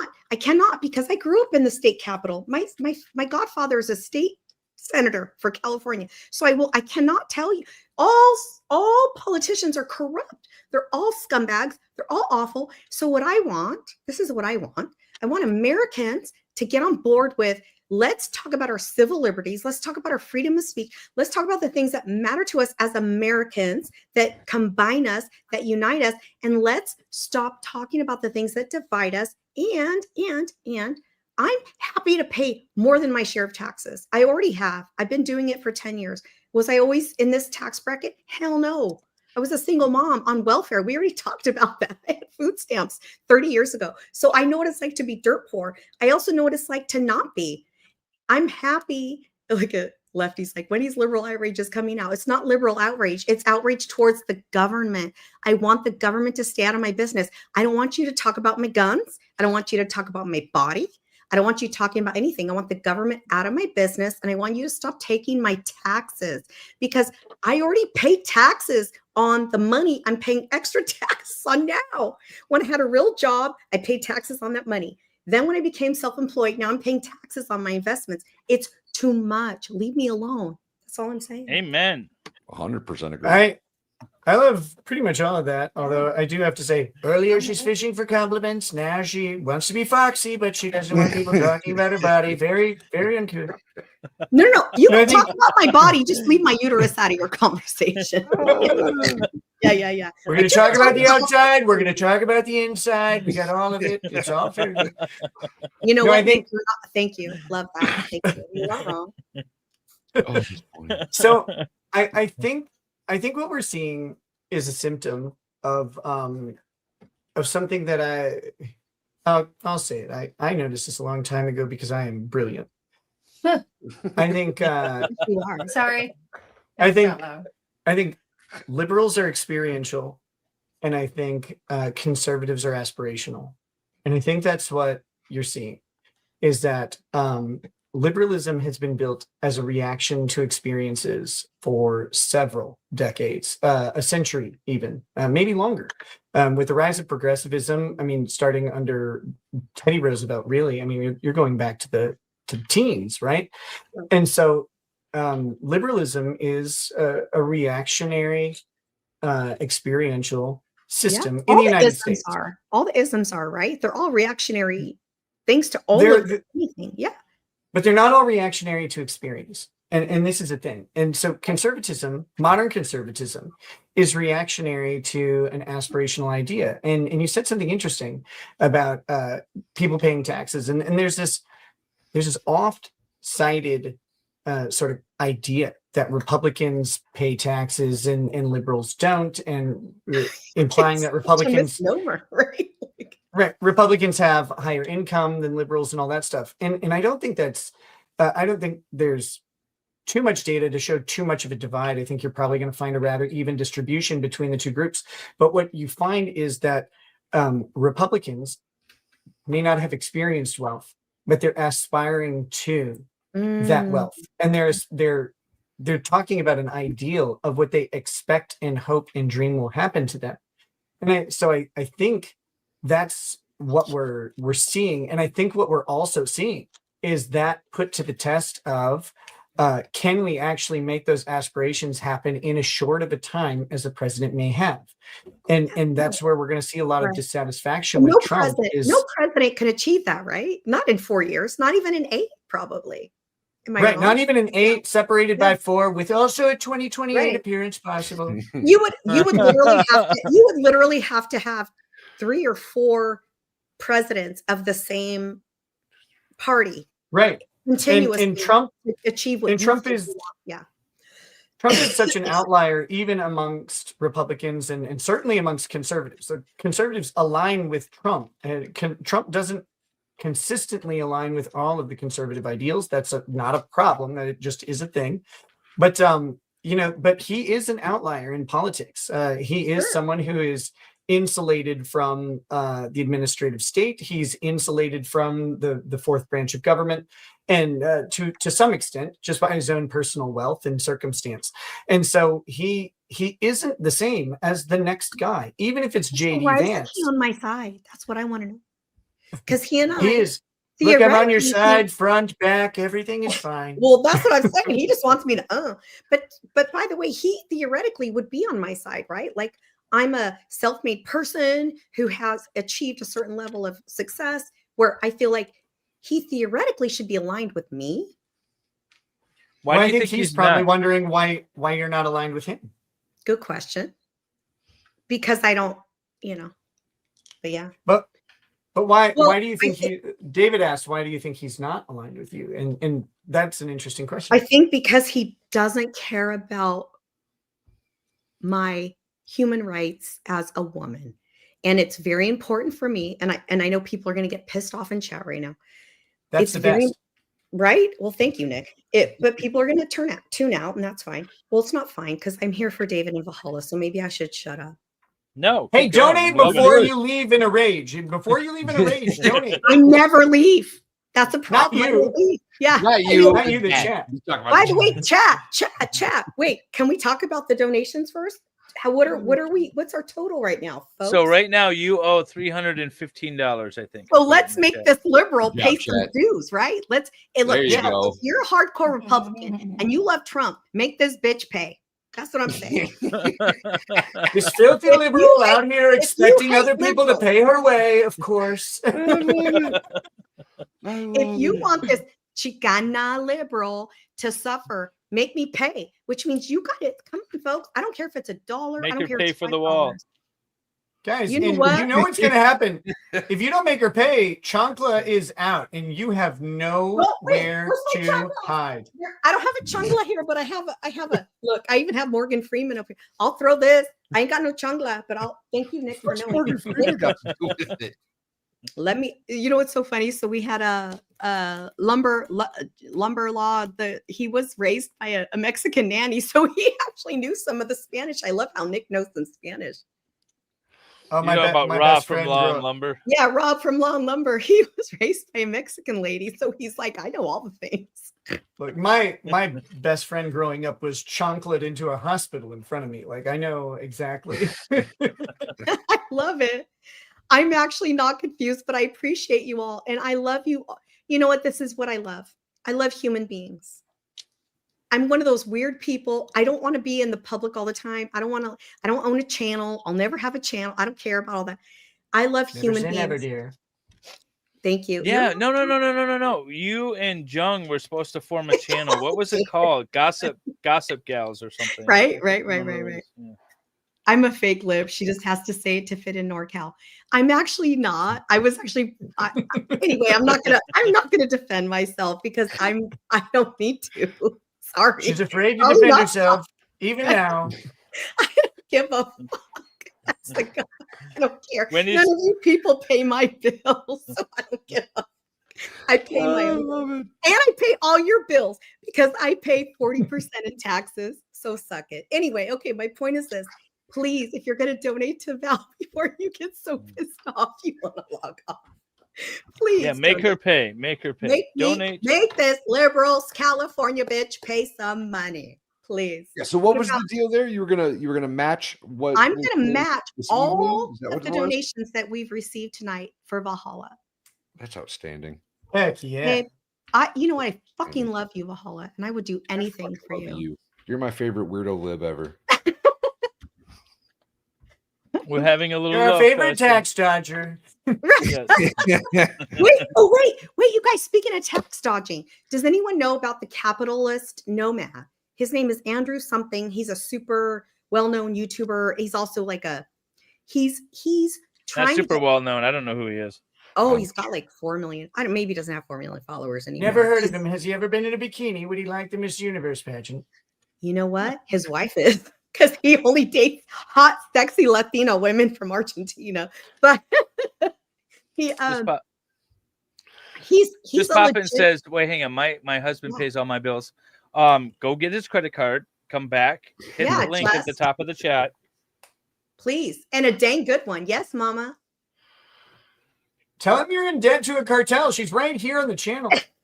Tell him this Chicana bitch is on the internet trying to extort you for money before she gets sent back to Mexico, which, by the way, I like third generation.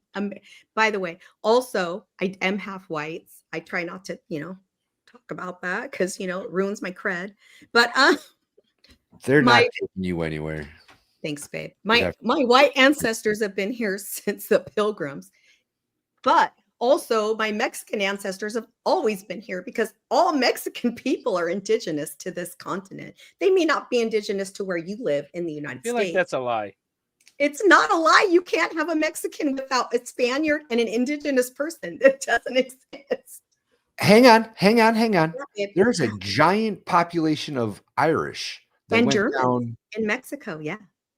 that went down and fought the Spanish-American War and They sure stayed. did. They sure So did. that's why you get the Louis C.K.'s with the red hair in the Mexican culture. Yes. Wait, Yeah, I want to you're not know. wrong. In I wanna Jalisco, know they live in Jalisco. why the Mexicans are protesting against the Americans moving down there and taking their jobs and making all the housing. I ain't never heard of no prices go up. Mexican protesting any American living in You need to check that out, Wendy. Yeah, no, that's actually a thing. They were getting pretty pissed Is off. it? Yeah, All right. yeah. Well, I do know They were going on down the there. And Our borders are sacred. I do know on the coastal land they don't like it because we're taking up all their coastal land. Look, I play They don't both speak sides. our language. They're making everything more expensive. Everything's getting There was like a expensive. whole. It's hard to rent houses. Yeah, They're yeah. taking there's a our whole thing. jobs, They're taking our jobs away. The problem is white people don't want to work hard, so I need somebody to do the right. Anyway, how much are we going? Let's do some money. What do we got, Valhalla? Do we have a total? I don't know where we started. I was Okay, so right now I see that we have a total of 4708 raised. So I think we started at like 43 something. So I'm 47.8. going back to. We've been streaming now for 3 hours. So I go back to the first donation after we started, which was "I'm a Princess" for $10. All right. So Princess. total, it's been $315. that's been donated, unless I refresh. Okay, And- so how Mind many you, of you? I haven't. Oh, we got another 10, so We it's got 325 now. Nick and Mrs. Racket said they were going to do 50. Did we do that yet? Yep, we'll too? do 50. I did not include that, so Let's include that so I can match it. I'm so it's thinking that. 375 now. Okay, who else? Let's do 500. Let's who wants to go? Who wants to go, folks? Somebody you, did Justin. ask earlier in chat what that GoFundMe was about, and I guess we never really did explain it. Hey, please this time tell around. them. So my old man, Pops, we call him Pops. He died like 8 years ago, and I moved out of state like 2 months before it happened. And long story short, somebody else was in charge of the estate, and it never got handled. Just last month or recently, I don't know, it was the last couple months, the court actually terminated the probate case due to want of prosecution, because the people that were supposed to be doing the probate case weren't doing the probate case. And the court eventually got tired of it and terminated the whole thing, which is good, because now that person no longer has any authority or role in the situation. It's good because now I get to start the process again as the executor or whatever. It's bad because we have to start all the way over from ground zero. And as we've already figured out, I'm a poor. So that's where the Give Send Go comes in. And you guys have been absolutely amazing with it. A poor veteran goat farmer. Yes. By the way, for those of you who don't know, Valhalla's not just a veteran, he's a combat veteran. Combat veterans are very near and dear to my heart. Obviously, I just mentioned my father is a combat veteran, but also my dad, we're Mexican. So he's Wendy, quit crying. Wait, he's one of 14 kids, my dad. Every single one of my uncles, 8 of my uncles have fought in every single war since World War II for the United States of America. And I'm a very proud daughter, niece, granddaughter of all of the service members who have fought to serve our country. And so Valhalla isn't just important to me because he's my personal friend and I care about him, but also his service that he and his sacrifice he made to our country is very important to me. And I hope you all join me in appreciating him. Yeah. Love you, Wendy. I love you, babe. Okay, can you stop crying now, Wendy? I'm not crying. My voice is fine. Sound like she's getting all shaky voiced. She's crying like crazy. Typical woman. Great American. You know, Lady Rackets is falling too. Like, no, I'm just kidding. Always trying. Always. Right? Bless your heart. Okay, folks. So I'm thinking we should do let's just make it this even and let's let Wendy do a $500. Let's do that. How Yeah. about So we're at 375. So we need another 125 to force the crazy liberal woman to pay 500. Look, if you're all as conservative as you claim to be in the chat, because a lot of you are coming after me, and that's fine. I'm happy to hear it. I'm happy to be come after. Put your money where your mouth is, homies. Giggity. Or put your money where my mouth is. I'm okay with that too. I wouldn't hate that either. I love it. I'm missing a piece. I have really. Did you steal one of my pieces? Yeah, you definitely did. You know what? I saw him. Notorious thief. No, seriously. What piece? Why did you guys tell me Nick was going to be mean to me? He's amazing.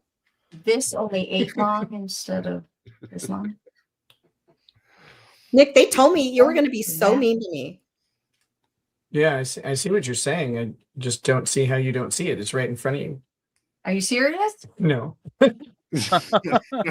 I was like, I'm gaslighting. How does this go together? Oh my god, I don't. How are you not done yet? You're like a professional at this, and you're not finished. This is a big set, Wendy. this is a serious set.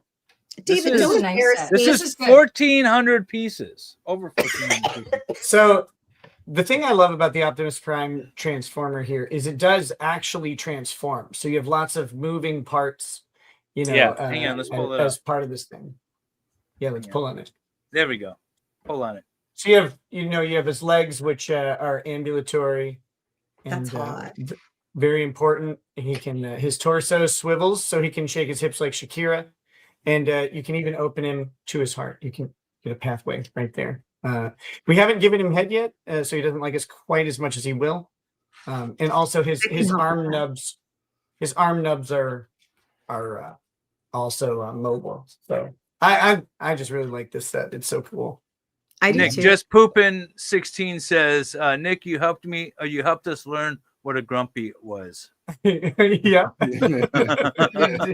That's true. It's true.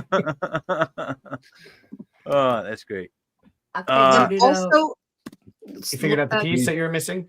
It was in your hand? No, I put it on somewhere else. Oh, I wasn't paying attention. That happens a lot. Not so to I'm a me. girl's girl and I want to hang out with Kayla some more. Torin actually. Yeah, Torin sent a super chat. Relatively. I mean, I'm here. Thanks. For Lady Rackets, I how don't did do the 3D anything. printed hairpiece work out for you? Torin wants to know. Lady Rackets. Remember, Torin's the one who made the braids. Yes. Yeah, they worked out great.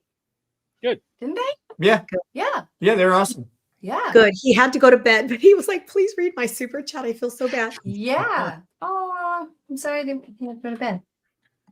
That's okay. I blame Wendy for not pulling up super chats. She went on her liberal rant and forgot, about capitalism. With Wendy, all you get is me all the time. Fucking Wendy. Very common. I hate that kid. I fucking love it. Also, you said, are you guys gonna finish tonight? By the way, Nick and Mrs. Rackets. Look, I will go until I finish every time. Are you serious? Of course they are. I can. Damn I right. don't know if I want to, but I can. So one of the things that was mentioned earlier that I wanted to circle back to, like who said the circle back thing? Oh, it was Jen Psaki, right? Jen Psaki. Yeah. And we're gonna circle back to it. You said park rangers are feds, which is true. Yeah, they're just employees. I was rampaging earlier a couple days ago because it's like we were talking about the FBI. I don't specifically remember what the topic of the stream was, but I was talking about the FBI, and I was like, but the FBI is a huge law enforcement agency, but it's not the only one. And I was talking about taxes and the IRS. And there's that famous video from a couple years back where they had IRS agents training with firearms. It's like, what is happening here? What are these? What is the IRS and Treasury doing, running around? It's funny because they're all like fat accountants and their vests are not sitting well on their bodies, but they're running around doing firing drills. It's like, what is this? And that's when you remember that every single government agent or official you talk to is a weapon of the United States government. They are weaponized, they are capable, and they are dangerous. And every single law, statute, rule, executive order, everything ends with a bullet. That is the logical conclusion because it leads to a situation in which you might run afoul of a government agent and somehow they might be threatened and you might end up a corpse. And that is a terrifying prospect. It's the most important thing I can ever convey to people as an attorney and as a logical person. Do not ever forget who you are dealing with because they will ruin you. Yeah, the FCC has boats too. Don't send them from Venezuela, though. We might mistake it. That's a mistake. What do you guys think about that? What do you guys think about the boat nuking? So I was talking about this on Eric Hunley's channel a couple weeks ago. And another stalwart gentleman. Yes. He's yet to be on a Lego show. Yeah, that's true. But I feel the under the, like we were talking a lot about. Let me back up. With World War I and World War II, you had like German ships attacking civilian ships, U.S. and otherwise, and they were doing it under the color of the government, and they were doing it because they alleged, and then later was found to be true, that we were sending over like weapons and stuff like that to Europe before we got involved with those wars. But they were killing a bunch of civilians in the process, and they were labeled as civilian vessels, and yet they were being attacked anyway. So you take that and you say, okay, while we didn't like it, Germany was right that they could do it, right? So then you take that same concept and you say, all right, now with the way the international laws have interpreted foreign combatants separate from government entities, right? With the whole terrorism things and things like that. Unofficial enemy combatants. Yeah, unofficial enemy combatants, right? So that's recognized internationally. And then you combine that with, well, if we're at war with unofficial enemy combatants, then we have the right to take them out under international law. And while you don't like it, it is technically legal. So that's my position on that. Of course, it's an interesting concept, right? Because there are organizations that are bigger than official governments. I mean, we have, like, you run Apple or Google or Tesla up against many countries, and they out GDP them, they outpopulate them. I mean, it's not even a question. Now, I mean, they're not organized in the same way, obviously, but so you have these organizations that have higher amounts of resources, higher amounts of munitions, and even higher loyalty than many countries do, and they are willing to conduct a campaign of somewhat terror. Now, I'm not a big fan of the war on drugs for various reasons, none of them personal, of course. And but the war on drugs hasn't really been effective. But it is still U.S. policy to be opposed to this. And so while I think that their assertion that chemical warfare is going on because they're importing opium or, well, fentanyl, concentrated opium and stuff, I'm not a fan of opiates in any way. However, they're bringing these things in. I don't know that that's the same as mustard gas or like VX neurotoxins or whatever. But the U.S. has through its own legal process declared them to be enemies of the state. And if we just simply say, well, it's a civilian group, then you run the risk of allowing proxy wars funded by governments and funneled through civilian non-government operations that can be just as organized and more deadly because they're without the constraints of international law. And if we can't defend ourselves from that, then I don't know what it even means to be a country. I disagree with most of the policy, by the way, but that is the policy, and we certainly have the ability to do it, in my opinion. Yeah, that's exactly what my position is. Whether it's good policy or not, the question is really, is it fundamentally legal internationally? Because that's what everyone keeps barking at. It's illegal attacks by Trump, and it's like, no, they're not illegal under international law. You might not like them, just like, again, I think the hypothetical was thrown out. Well, what if China started attacking U.S. civilian ships off of their coast in international waters? And I was like, well, we probably wouldn't like it. But are the U.S. civilian ships bringing in kilogram after kilogram of fentanyl into China? Yeah, and they may be, and if they are, they're operating outside the bounds of the U.S. law. And while we may want to prosecute them for that, you're running into jurisdictional issues. We may want to prosecute that, but doesn't China have a right to defend itself from that importation of something that it doesn't like? Yeah, and it's a tough question. Yeah, no, but that was exactly my point. It was like we probably wouldn't like it as a nation, and it probably would start, probably some, potentially a war with China. But that doesn't mean that it's not authorized under international law, and that's the question. And I think what Trump is doing, while you might not like it, while you might think it's bad policy or anything else, it's not illegal. I heard Bronca talking about this a little bit, and I bet that was spicy. I'm probably gonna not do it justice, obviously, but his take was essentially that it's not as if they're not trafficking drugs, right? It's not as if they're not bringing fentanyl in, and the current way to deal with it is to chase the boat down. By the time they catch the boat, there's no longer drugs on it because they're just throwing it overboard, right? Right. Yep. So the common police tactics, the common way that we've been doing this isn't working. It's just not in the slightest bit effective. So it almost requires a different strategy in that regard. Yeah. Now, thank you to the panel, but I would love to hear from the communists now.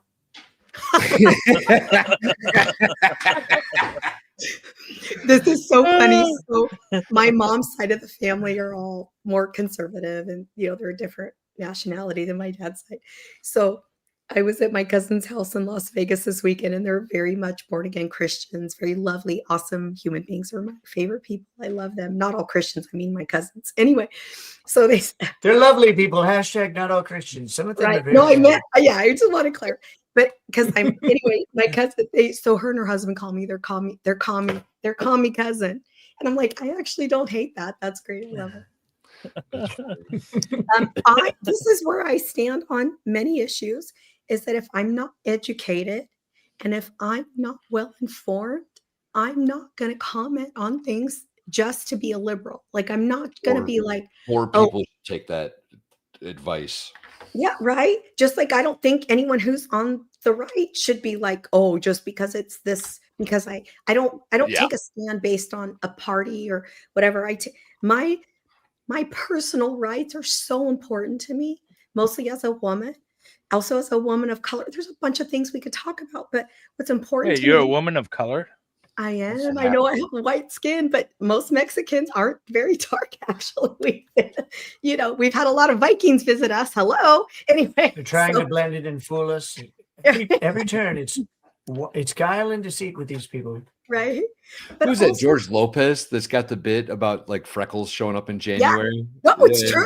I have cousins that look like they have red hair. Like, wait a minute. No, but I feel we know a befreckled Hispanic. Actually, we know one. Of course, I bet you do. Yeah, and they're probably from. I'm guessing the great state of Jalisco is a very common state. Oops, you showed a little boob. But I feel like I'll have to ask you. Didn't show a little boob? Is that what you said? It was a bra. David, I pulls it down. I'm like, hey, let's change the subject. I really, really, really don't. I'm not educated in a lot of things that I used to be when I was younger. I have spent the last 10 years of my life working on building my own personal goals. I don't know how else to say it because I don't want to say the W word because Hollow already called me out. But and so for me, my goal in life right now is to be the best mom and the best grandma and the best friend. Okay, politician. Do you think Trump should be bombing these boats coming in from Venezuela carrying drugs? Hell yeah. Okay, let me tell you how I feel ignore about the legal issues. This is how I feel.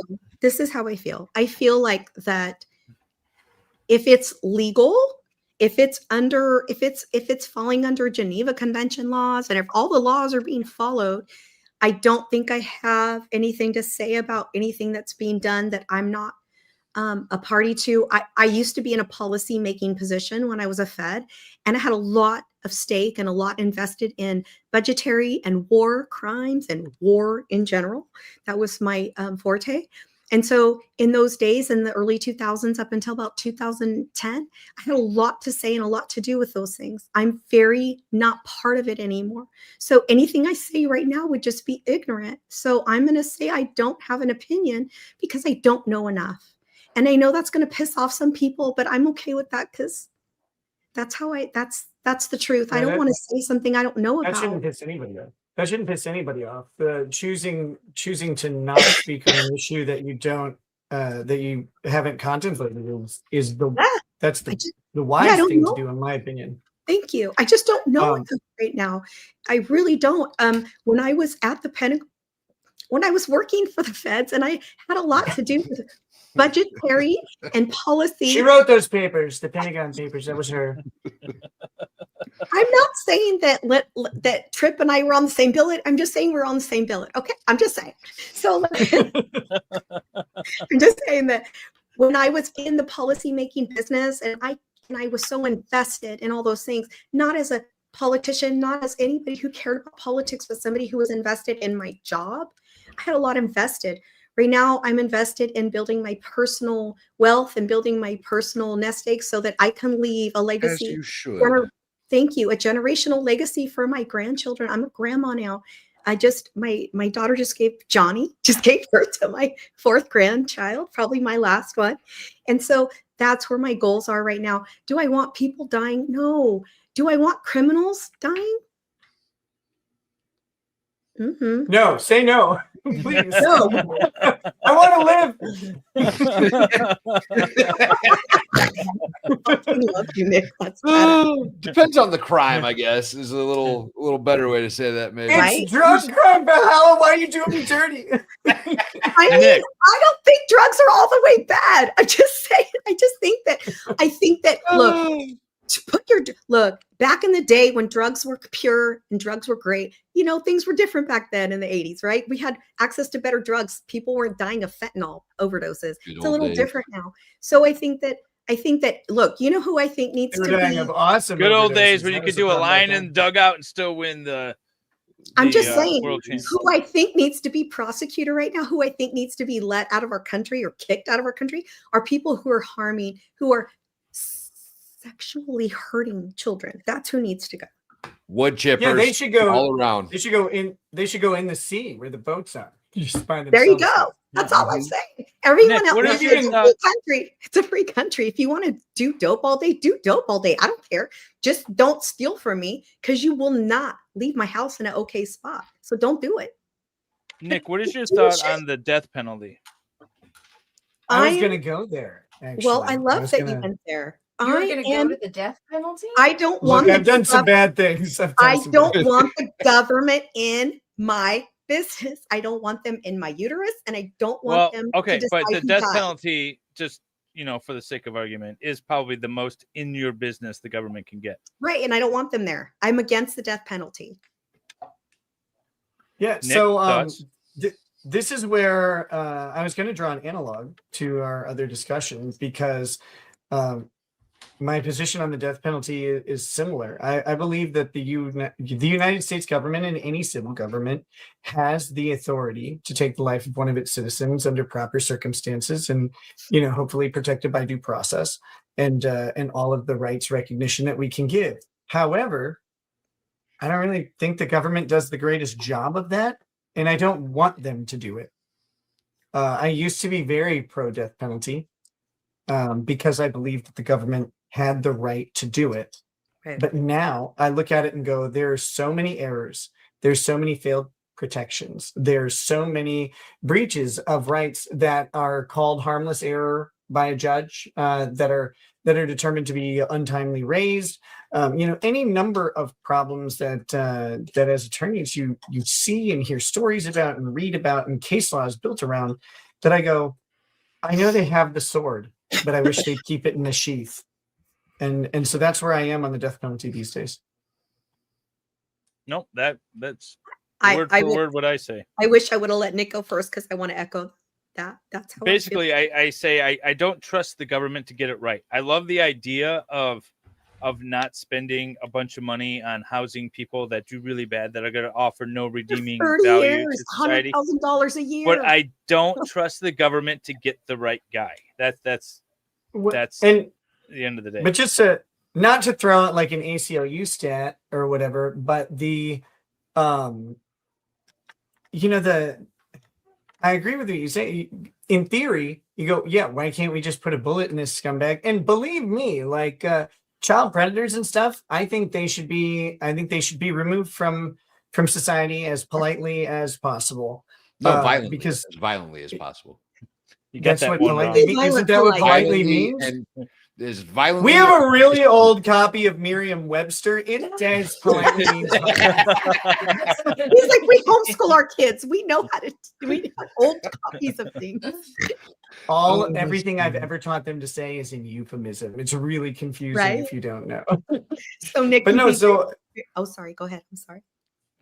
But it's just like I viscerally want those people to be and the reason I say politely is because I do believe in this is my liberalism coming out. But I do believe at some level there are people who may have urges that are not controllable, that may have, and for any number of reasons, it could be genetic, it could be trauma, it could be anything, right? But at the same time, the fact that they have this issue doesn't make them safe for society. Right. And so it's like, look, the children are unable to protect themselves, and in our policy around protecting children should be to do that. And so the fact that we have people who are unable to control themselves around children makes him a danger that requires removal. And so I do have some compassion for the idea.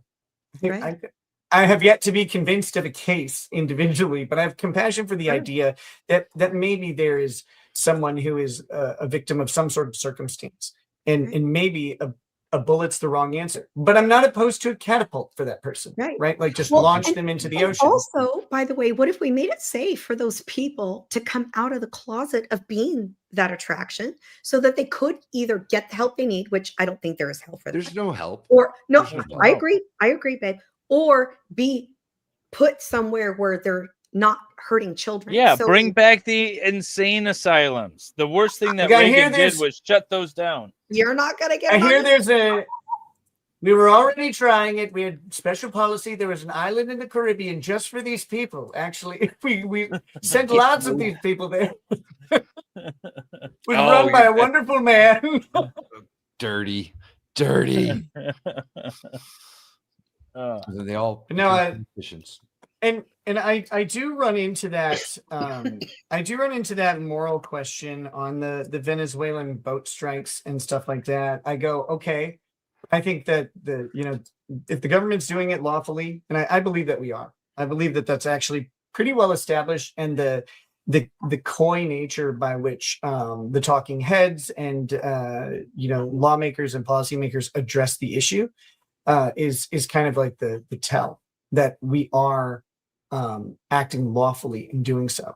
But I wonder if I wonder if we're morally culpable because the policy that we have towards the war on drugs and is creating the environment in which this is happening. And so my thought is this: hey, let's work towards legalization.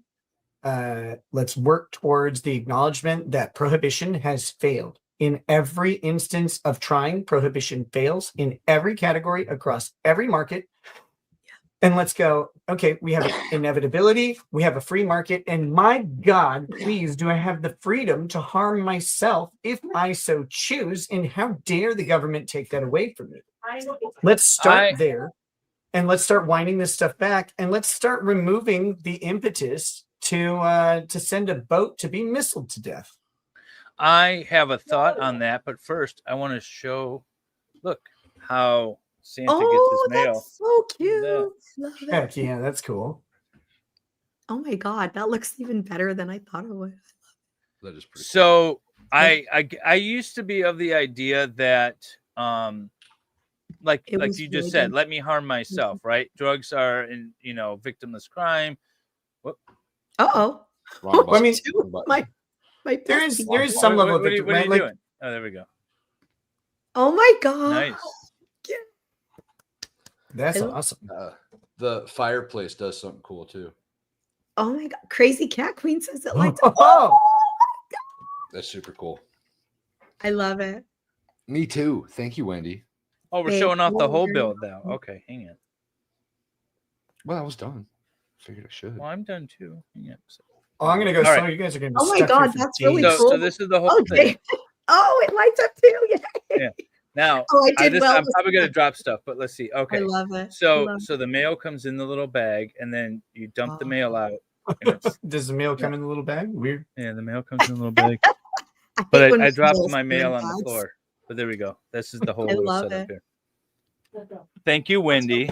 You are very, very welcome. For those of you who don't know, I am a huge, forget about being friends and all that cute stuff. I am a huge fan of David and Vahola, like separately from being like enjoying them as friends now. But I started out as a fan, and David in particular. If you notice on the thumbnail, it says I love MLS. It's because I'm like his stalker.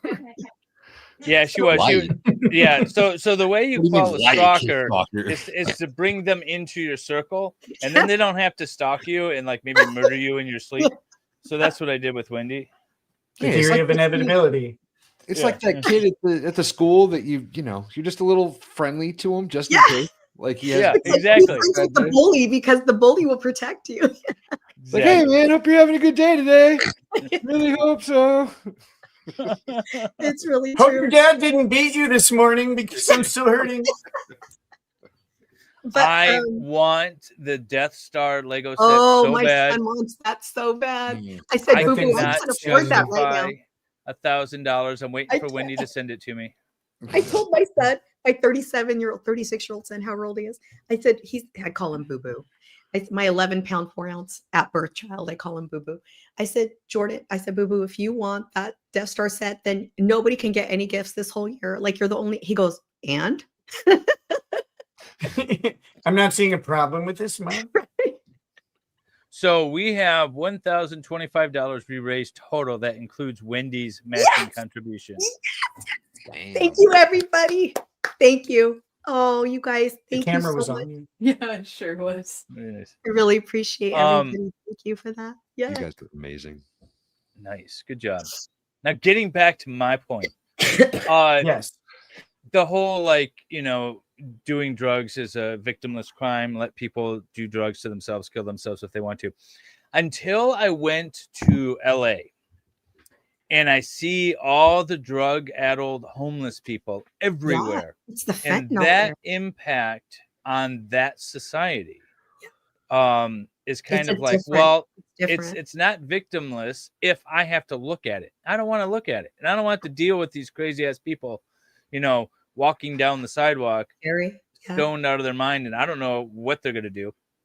So it's not completely victimless. That was kind of my point. I don't think it's victimless, and I would argue that we have similar issues crop up with alcohol, and and other things, gambling, for example, a non-substance, but definitely can create the same types of cyclical poverty in someone's life. And when I say cyclical, I mean chronically cyclical poverty, and the consequences are very similar. So I hear you on that, and I would never say it's a victimless thing. I mean, if nothing else, you're your own victim, right? Like speaking from experience. Sure. But that all being said, one of my fans who used to come to all my live events, and even live events of other people that I happen to be at, and You used to have live events? Yeah, I did. They were actually a lot of fun, right, Valhalla? It was a blast. I had such a good time. Nashville was a great It was a good great time. weekend.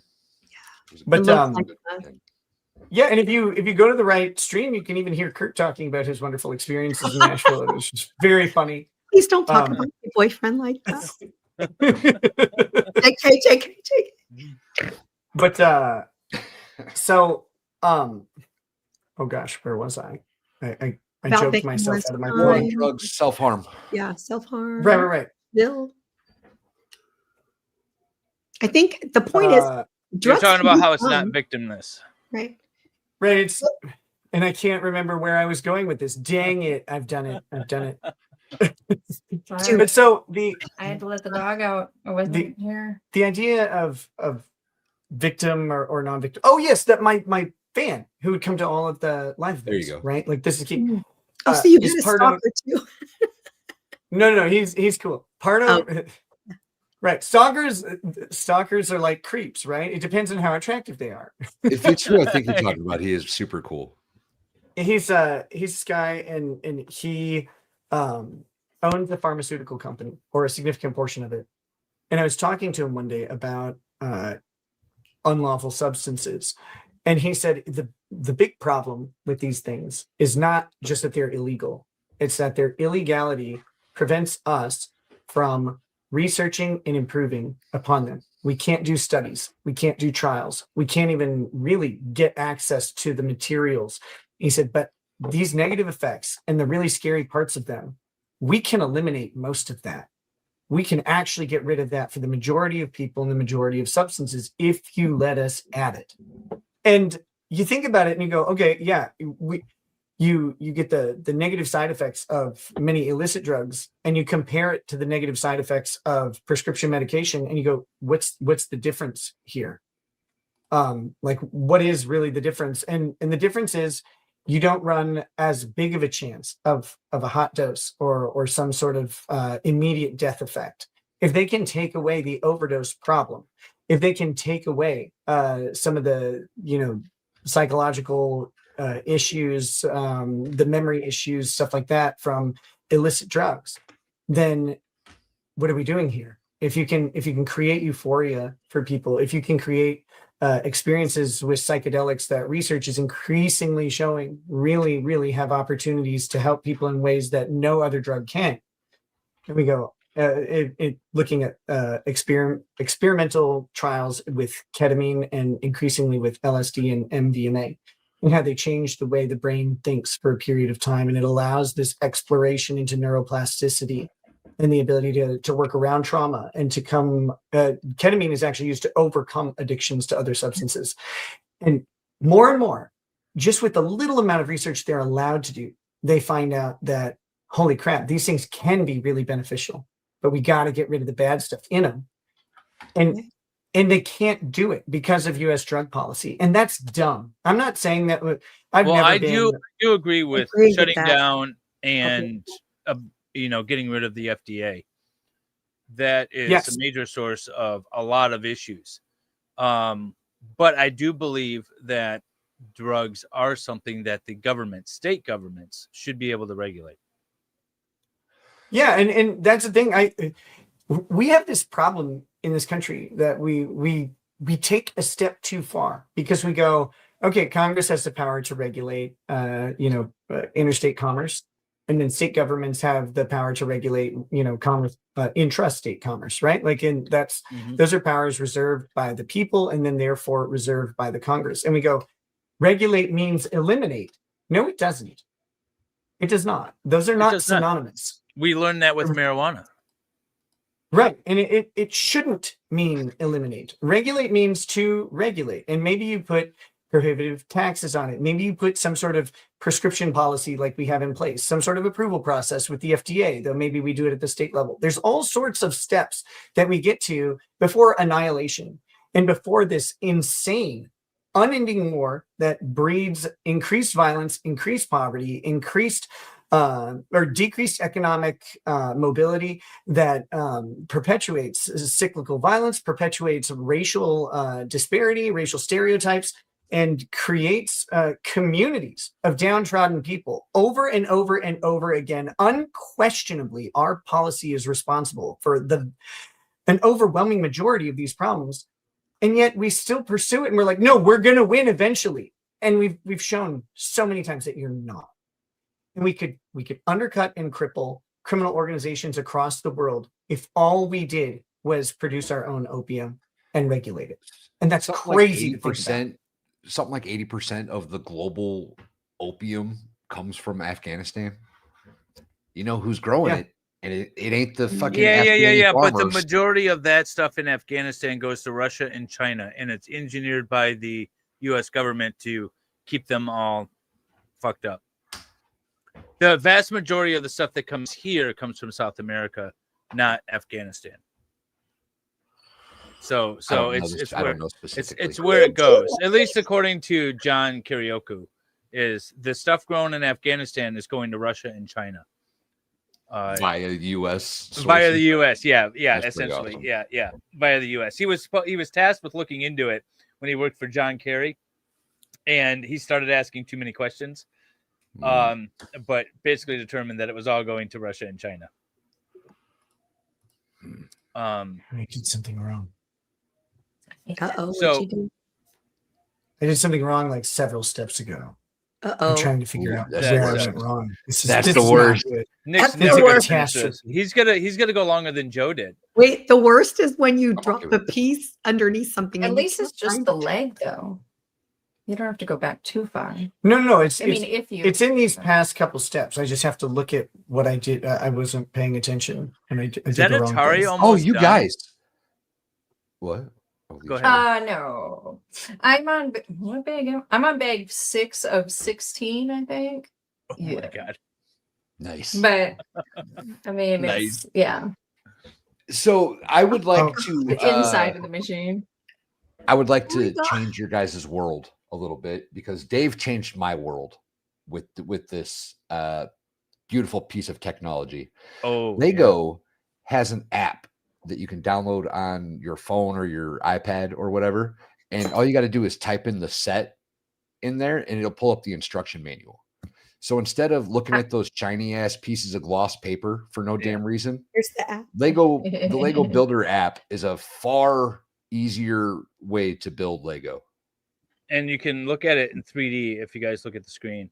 So it shows you how to set the pieces, and then you can look at it all to make sure you're doing it right. And it's so much easier to look at than that glossy sheet of paper. I've actually used it. What if the Lego Super Mario Legos like that that form a game? Have you seen those? You can play like Super Mario. Yeah. Yeah, those are cool. All of their instructions are digital. Like they don't send a book at all. Oh, really? They're taking away the real books. They're taking away real books from our children and putting them all in so the they can screens. track you and they know what Lego you're building and when. I'm okay with it. If I It's wanna so be much tracked easier to by look at the anybody, screen, though. Lego What is liberties on the won't okay you list. trade for convenience, Valhalla? What liberty won't you trade? Oh, Well, most for actually. Lego. Lego is something different we're talking about here. Yeah, So this Nick, app you is were called Lego Builder, I think is what the app is called. It is. Nick And was just recently on Auntie Deb's stream, and Jimmy is great. He was talking about. He's coming. He's like, I'm embarrassed to say, but I can't wait to go on the Lego stream. He's It's coming out too. addictive. He's No, coming on he's February. definitely- Yeah. Season 3, folks. By the way, for those of you who don't know, this is our season 2 finale. And of Yes. course, we had to have the Rekietas on because how do you better end a season than with the 2 most iconic people on YouTube right now? And also just well, That's no. what our county sheriff Well, at least said. one They're of like, them. we're at the end of the season and we really got to get. Well, it's not just that. I'm really grateful. So, I'm just an MC here. I mean, David and Valhalla are kind to me, and they like if I have a cool guest, I think I want to come on, they'll humor me or whatever. But they're the ones in charge of everything. I just MC and hang out and do all the chats and whatever. But it's so rare that I actually get to meet a guest that I'm like, wow, like they changed my mind about something, And I'm really grateful to have met you both. Like I met Nick, I don't know if he remembers, but I met him maybe a year and a half ago we did a Lego stream. I mean, a Valhalla birthday stream. I was in Florida at the time. Remember? Oh, David? yeah. Yeah. I was in my daughter's car because she would Well, let me Nick was stream in the supposed to house. make an appearance on Lego last year. Something happened though. I can't I don't remember know what it was. happened. Government interference with good show, like they program. Right. But what I love about one of the things I want to say, because it's the end of the season, one of the things I want to say is that first of all, meeting David and Valhalla has changed my life anyway, because we're obviously completely opposite in many ways, and we love and respect each other and treat each other with kindness and dignity. And I think it's really important for all of us to learn from that. And it doesn't matter what your preconceived notions are of human beings, no matter what their trials and tribulations have been throughout their lives. And many of them, like the Rekietas, have had some of those portrayed on the internet and in other media. And I think it's important for us to learn who people really are as human beings. And it's been one of my greatest gifts is to be part of the Lego stream. Also, I love Lego and it's nerdy and I love it. But also David and Valhalla are important to me. But Rekietas, I've really enjoyed getting to know you tonight. And I hope that you come back again next season, because we've really enjoyed having you. What I want to know is when Lady Rakus is getting her own channel with Wendy now, and a little team up channel. Right? Lady Rackets and I need to do something fun. Cool. We could do fun. Oh, we could have fun. Girl, do you like 90 Day sure. Fiance and those kind of girl? Or you probably don't like all that junk food TV. I like junk food TV. Shut up. Shut up. I said anything. Yeah. I have I mean, I like pretty much anything, but I have a special gift, a place in my heart for Star Trek. Really? Girl. Yeah. Old Like school or it's Wait. Yeah, I was gonna say, are we All talking of Next it. Generation or the Like, original? no, You like like Deep it's Space? You like bad. Deep Space? Wait, what? Okay, listen to me. Listen to me.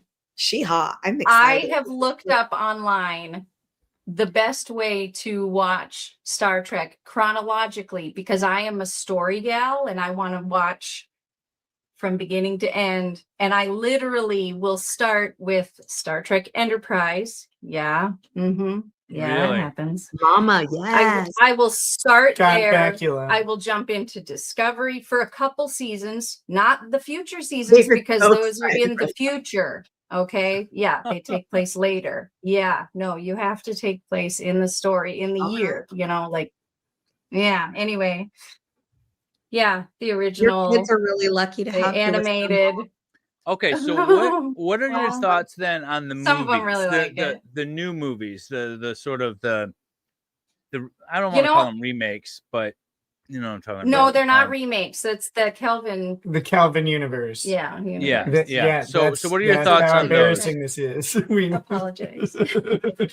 So I do- like them actually. do a I have a Star- hard time. I have a hard time not finding something that I like in all of them. I thought you were going to say finding Chris Pine attractive because that's Well, my I problem. I cannot. obviously- I have a problem not finding Chris Pine attractive. Yeah, Chris Pine is fun to look at. I could look at Chris Captain Pine. Kirk, But... yeah. Actually, I'm a Leonard Nimoy. Hey, have you seen Strange New Worlds though? Pike, No. Captain Pike, Anton, No. what's his name? No, but I'm Anson Mount. Anson Mount. Oh, look him up, Oh, you babe. put Anson in front of their That name. is I'm a- there. So back He's when I so was pretty. And his name is 10. Mount. Very sexy. He's so Back- pretty. I'm about I had to make a choice. You wanna if look I him was going to up. be Star Wars look or him up. Star I'm Trek, looking him and up right I chose Star Wars, which was the better choice, and I never looked back. You're not wrong. You either. can't be a fan of both. You don't. Forgive you. You don't want Oh, me. give me You don't some want me to go in Anson on Mount. Star Wars. Oh, he's my age too. He's my guy. He's in my age group, so it's not inappropriate. I love it. His hair gets taller every season, It which really is why I does. respect him. Every episode. Yeah, it really does. It's so funny. It gets taller and taller. I'm like, what are they doing with his hair? Okay, wait, who is this? But I know, isn't he gorgeous? Yeah, zoom in on Really? that. I can't whistle. Wendy, we found you a date. And that You look gray close to hair. him, Hook his sister up. Baby. I know. Yeah, Lady he Rocket, plays a you're real married, so nice you should hook him captain. up with- He's a nice I love captain. it. Ooh, So do he's you watch good. Star Trek for the characters or for the story? She likes the stories. That actually it depends on the Star Trek because actually, like Deep Space Nine, you mentioned Deep Space Nine earlier. My favorite character or relational characters are Jake and Ben Sisko, the dad Ben Sisko, Okay. who runs Deep Space Yeah. Nine, and his Commander. teenage Commander Cisco. He's not even a He captain. becomes a captain later. I know. Very embarrassing. DEI hires all over the place. Anyway, him and his son, he's a widower. Ben, I love is, me a so- widower. Yeah, so it's What's like the just lady? him and his son though, and it's so sweet how they depict their relationship, their father-son like bond, and like you can just see, that he grew up with just the dad. You can tell that they have been together, bonded through some pain, and it's so like my favorite episode. I think my favorite episode is The Visitor. Gosh, that's a brutal episode. Oh, so good. If you're My only going to God. watch one Deep Space Nine episode, watch The Visitor. I don't remember what season it's in, but Whatever one is the saddest season ever made. pretty much. So It's so beautiful though. It's the most beautiful episode. there's a chat So here well done. from Stray that asks if they ever did a Star Wars Star Trek crossover, and I believe once in the comics. and I'm going to look it up right now. Ooh, so I think that Oh, the yeah, one you're yeah. talking about is the 75th episode. Is Of it? the Visitor. I think it's called The Visitor. I believe it's a 75th episode. I'm trying to look it up. Okay. October 9th. It's definitely The Visitor, but it's so Yeah. good. It says 1995, October 9th. October 9th. Now, okay. technically, Earth day. exists in the Star Wars universe. There's an episode in one of the comics where Earth is mentioned, and since Star Trek is Earth-based, in theory, there could be, you know, a crossover there. But actually, no, there hasn't. Earth-based and red pill. Yeah, no. So there hasn't been a comic crossover. But So in are you a theory, huge there fan could of- be. Are you a huge fan of that Star Wars girl then? It's a Star Wars. I don't guy. really. You I know- haven't you know really how watched her. they- I've watched her a you few know how times. they get polarized. She doesn't talk These about people. Star Wars much. You know, if she talked No, about Star not- Wars. So here's the thing: if you've never been around Anna in person, there is Star Wars girl. Fine, whatever. Who cares? Star Wars is trash. You all know this. Oh. Just saying that. And that's been Nick Rekieta, everybody. So, but Anna is actually probably more knowledgeable about Star Trek than Star Wars. Yeah. And we're talking about listening. I had to we're let talking you about call that. I was Anna. listening.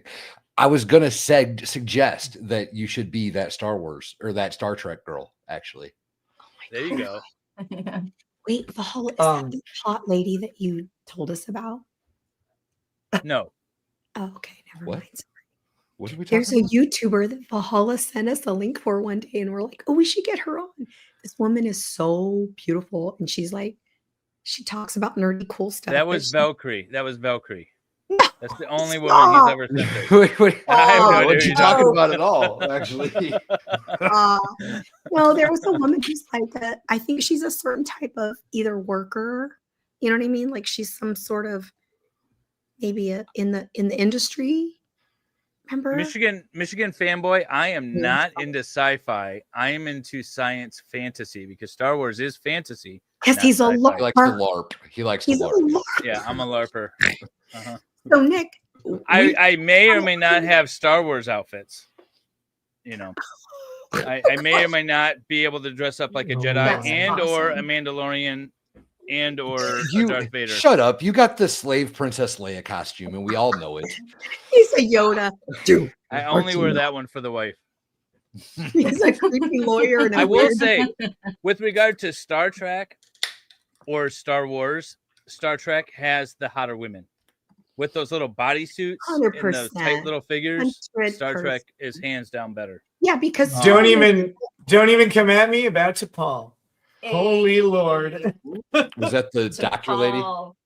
That's Yes. Enterprise. In Yeah, Enterprise. yeah, She's she the was science hot. officer. Her name Yeah. is Jolene Balalak.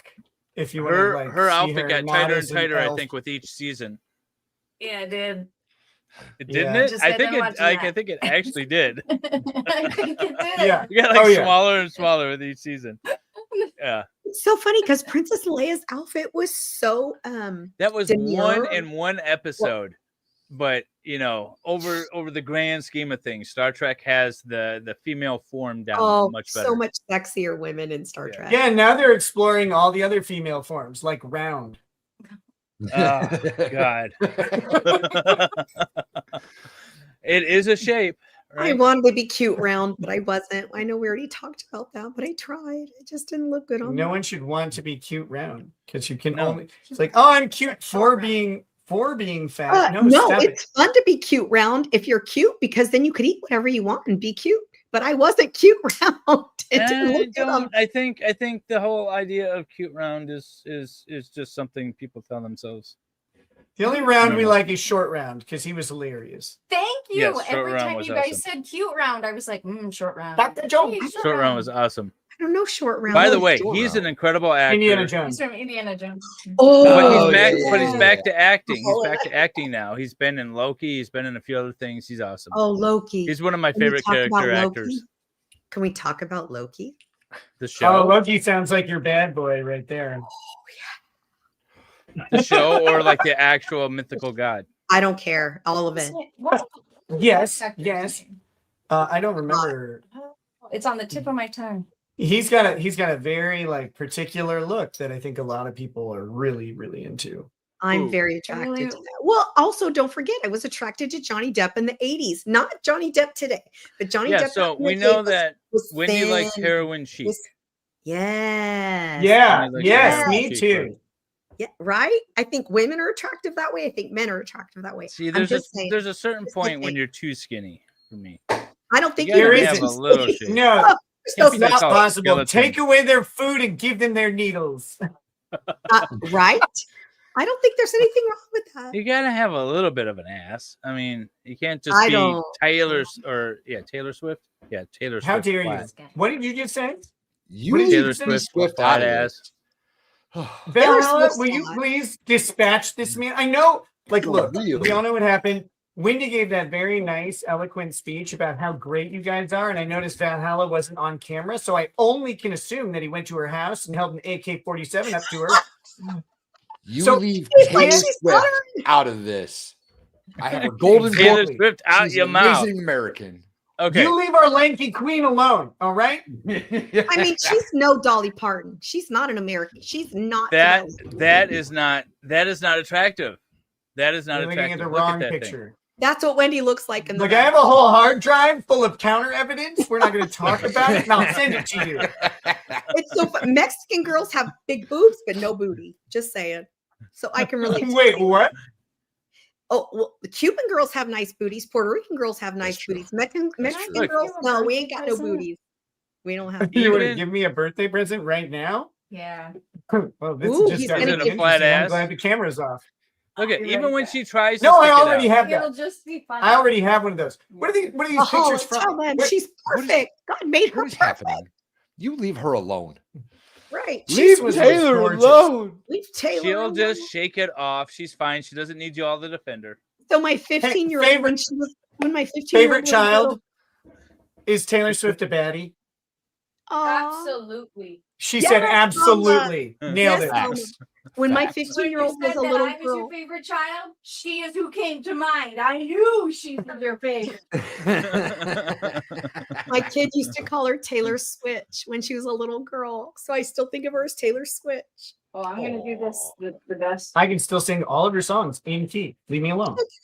Shake it up. Like, Somebody improved Taylor a little bit here. Look at that. See, they filled her out a little. no, That is no, you better We know stop. who stole that. Nicholas. I hope Travis Kelsey beats you up himself. And he's not that cute. I don't like. No, she deserves better. Thank you. I agree. She needs to be with I don't know. He used to be much What is better at this? football It's your before birthday. they got It's part of together. your birthday present. Okay, so I'm this is a birthday present Part of Lady your Rack, birthday present. to me. Let's My see. birthday my birthday is in 9 days now because we have progressed into the Happy next early day. birthday. Thank you. So this is a very You could really have told me professional about wrapping job. Well, I didn't have time. It's a dictionary. I was running. You know, in a way, it is a dictionary. This is. Here we go. Oh, God. Outstanding. Oh heck! Outstanding. Gorgeous. Look at The her. life And I of just a want to say, I showgirl. just want to say, Ooh, yeah, get it, uh, Mama. Get it. your And opinion is invalid. that's going to MLS? live on Nick's bedside table. Better than the bathroom. That's right. That's It right. just means I didn't want to stand up. Okay. Standing up is highly overrated. His diary sits by the bedside table. Nick, what would you Is think? Nick actually a Swiftie? Is the question in chat that must be answered. Good question, Twisted. Yeah. Chat. Yeah, I'll let Lady Raggets No answer this. question. There's no Fair. question about it. He's always loved Taylor Swift. An That's- embarrassing amount. Nick, I don't what would- understand the hate. I don't hate her. I just don't think her physical form is all that everyone is. You know what? I don't think you have the right to even talk right now. I don't think you even. Your freedom of speech needs to be abridged. I was Some gonna people say, need to learn I'm the gonna- hard way. I'm going to become a real communist right now and shut this Let shit you all down, settle David. down for a minute. I'll be right back. There's right. something to be said you tell me with a so, 4 don't you calling tell a me so. 9 undesirable. You know what I'm saying? Right? Nick, Calm down, Dave. Nick, I have a question. If you were not Yeah. a YouTube star today, or an attorney, let's take that off the table. What would you be? Oh, cool. What would you have done? Homeless. One of those guys doing Dead. fentanyl in LA that Dave was complaining Yeah, about the guy. earlier. You would have I given would my be on. straight on the streets. I would be another person that David hates. Like that's you know, he hates Taylor Swift, hates the homeless, probably hates puppies. know what? That's what I've heard David's anyway. so That's what I've calm. heard. Some people are saying it. They tell me this. Sorry, what was that? What did you say? Wendy, I missed what Oh, you I said. I'm said sorry. I said David's the communist, not me. He hates Yeah, I know. I everything, agree with that. right? I take back all of the negative Reddit posts that I've been making about you during this stream, and Thank you. now I'm on your You're side. so kind. He smells like a I am communist. generous. Thank you. I appreciate you so much. By the way, I want to do a little PSA for those who are able to drink this Samuel Adams Winter White Ale. If you want That's a cold, beer that's that cold. tastes like the holidays, this tastes What like does it taste like? Christmas. Pine cones? No, it tastes like Christmas. I don't know what's in it, but like I've never had it Christmas before. I tastes like tried it pine. last week for the first time, and it tastes like Christmas. It's Okay.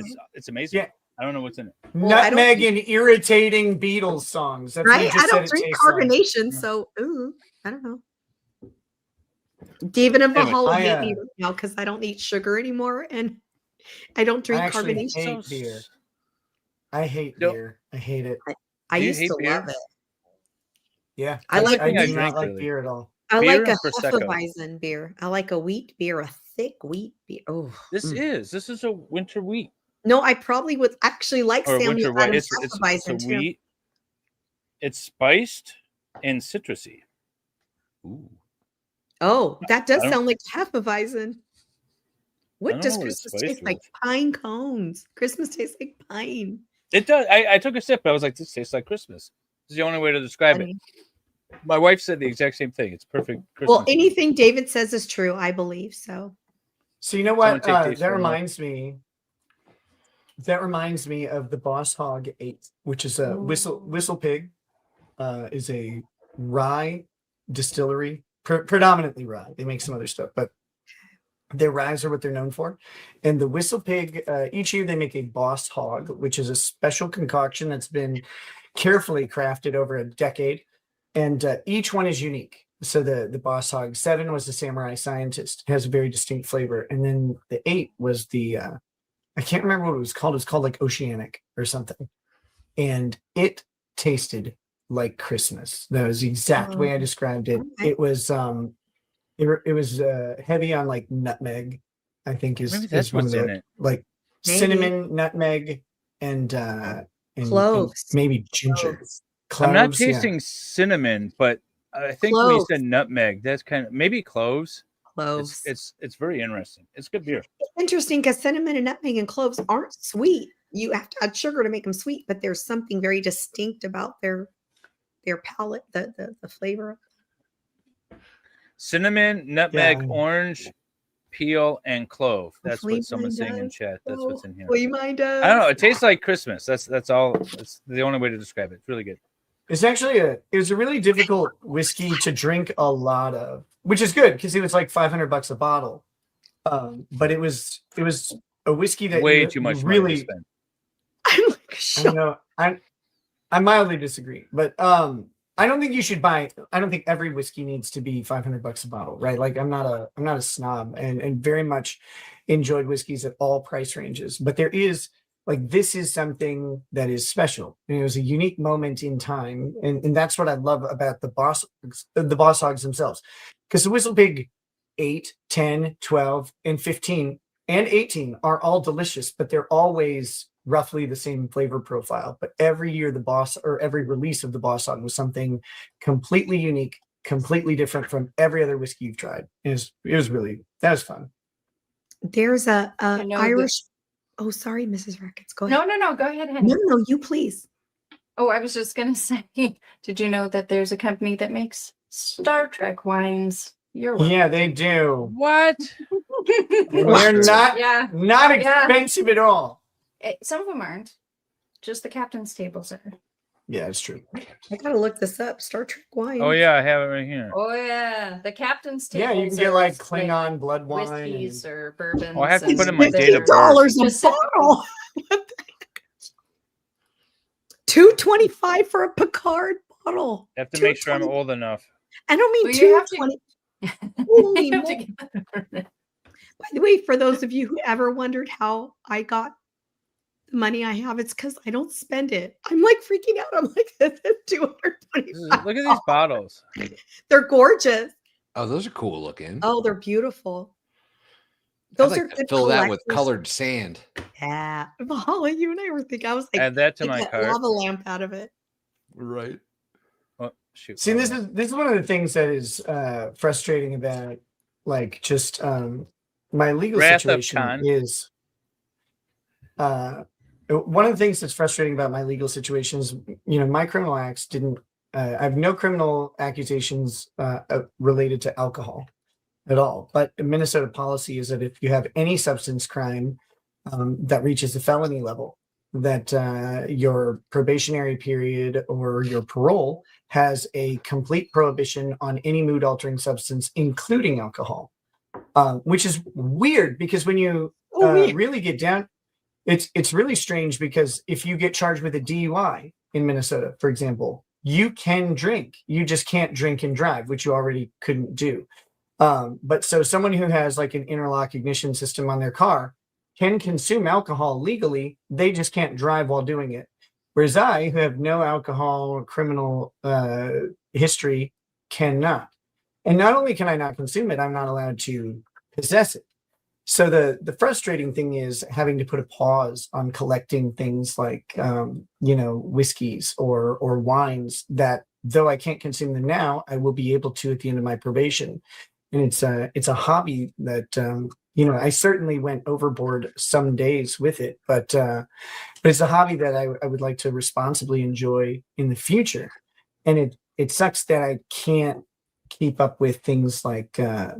That really, like, it's like, well, this doesn't, I'm okay, I guess, with not being able to drink, like I'm over it, but it's really irritating that I can't pursue collecting because you can't have it, even though I'm tested.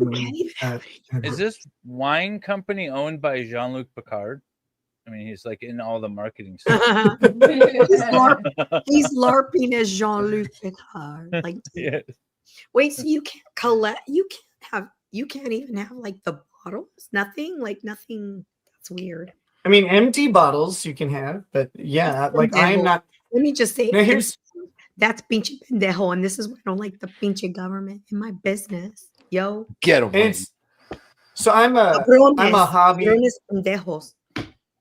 As mentioned, I'm the cook for our family. I'm a hobbyist cook, You're a and chef? and one of the things that you know is typically associated with lots of cooking is utilization of wines or other alcohols, at least in the creation of a dish. And I can't even have something to do that. Like I can't have a bottle of white wine around to make risotto, for example. And that's really, really unfortunate. That's pendejo. So you guys It's need just- to take a trip to the Itty Bitty Inn, and you could stay in the Star Wars or the Star Trek room. Look at that. You can even, you know, LARP. The Itty Bitty Inn apparently has a Star Trek room. There's That's the cool. inn. There you go. Mm-hmm. Future vacation for you too. There you go. Or vanilla. Wait, what Very about vanilla vanilla? What about like extracts that have alcohol in them, like vanilla, almond, like? Don't drink the vanilla. You know, there was Well, a the cool- kid I represented years ago that was busted for drinking vanilla extract when he was on probation, and could consume alcohol, because that's what the kids were doing, drinking vanilla extract to get a little buzz going. Why would that give you a buzz? Because it has alcohol in it. Yeah. Does it Which really? is Yeah. All the extracts have alcohol. Mhm. Oh, that's how. And this is just- makes sense, actually. all around. It's just nonsensical policy. And I hate things that have no basis in logic or effectiveness. Maz wants to volunteer to store your whiskey collection while you're on probation. Of course he does. I do not have a whiskey collection at present. So we have a whiskey. There's an Irish pub in my town, and the man who owns it has a very extensive collection of whiskey. And you can go for like whiskey tastings, and like people come from all over to do. I don't think I've ever liked whiskey. I don't know. I actually don't know anything about alcohol, so I'm super unsophisticated. But I really wanted to go and like act like I knew, I want to act bougie. I don't know. Yeah, of course. Right. But I don't, okay, kind of like my comment on how I don't comment on policies I don't know about. I don't want to act bougie about liquor or wine or anything that I don't know about either. And also it's expensive. And I'm like, when we were in Nashville, Nick gave me a glass of some expensive whiskey. I don't know what it was called. I don't remember. I am not a whiskey guy. Hard liquor has never been my thing. It doesn't end well for me typically. I've seen you on beer. I can't imagine what the liquor does. Oh, it's intense. It's intense. But I actually ended up pouring the glass back in the bottle because I felt so bad. Like I wasn't going to drink it. It was it's expensive, right?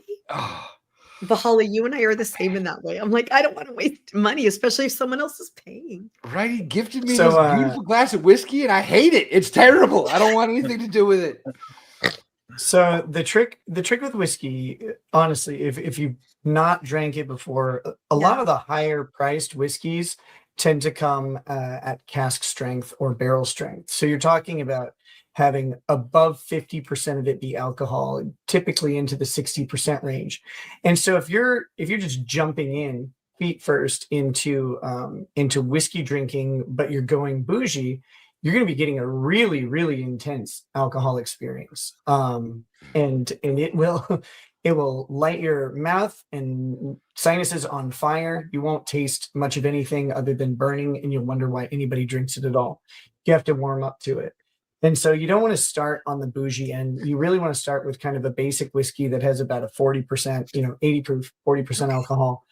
And then the other part of it that you need to do, and this is really important, there's a video about this from a whiskey guy and it's great. It's how to drink scotch, I think is what it is. And kind of a famous meme video, but the real trick is going through this very slow and labored process of it's 4 major steps. And it is first you pour the whiskey into a proper glass, and then you shove your nose into the glass and take a smell of the whiskey. And the thing I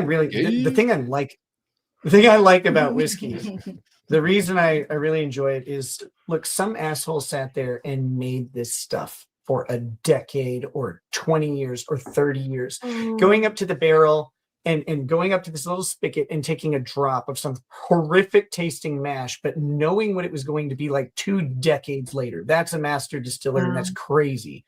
So someone cared for this thing. So you take your time with it.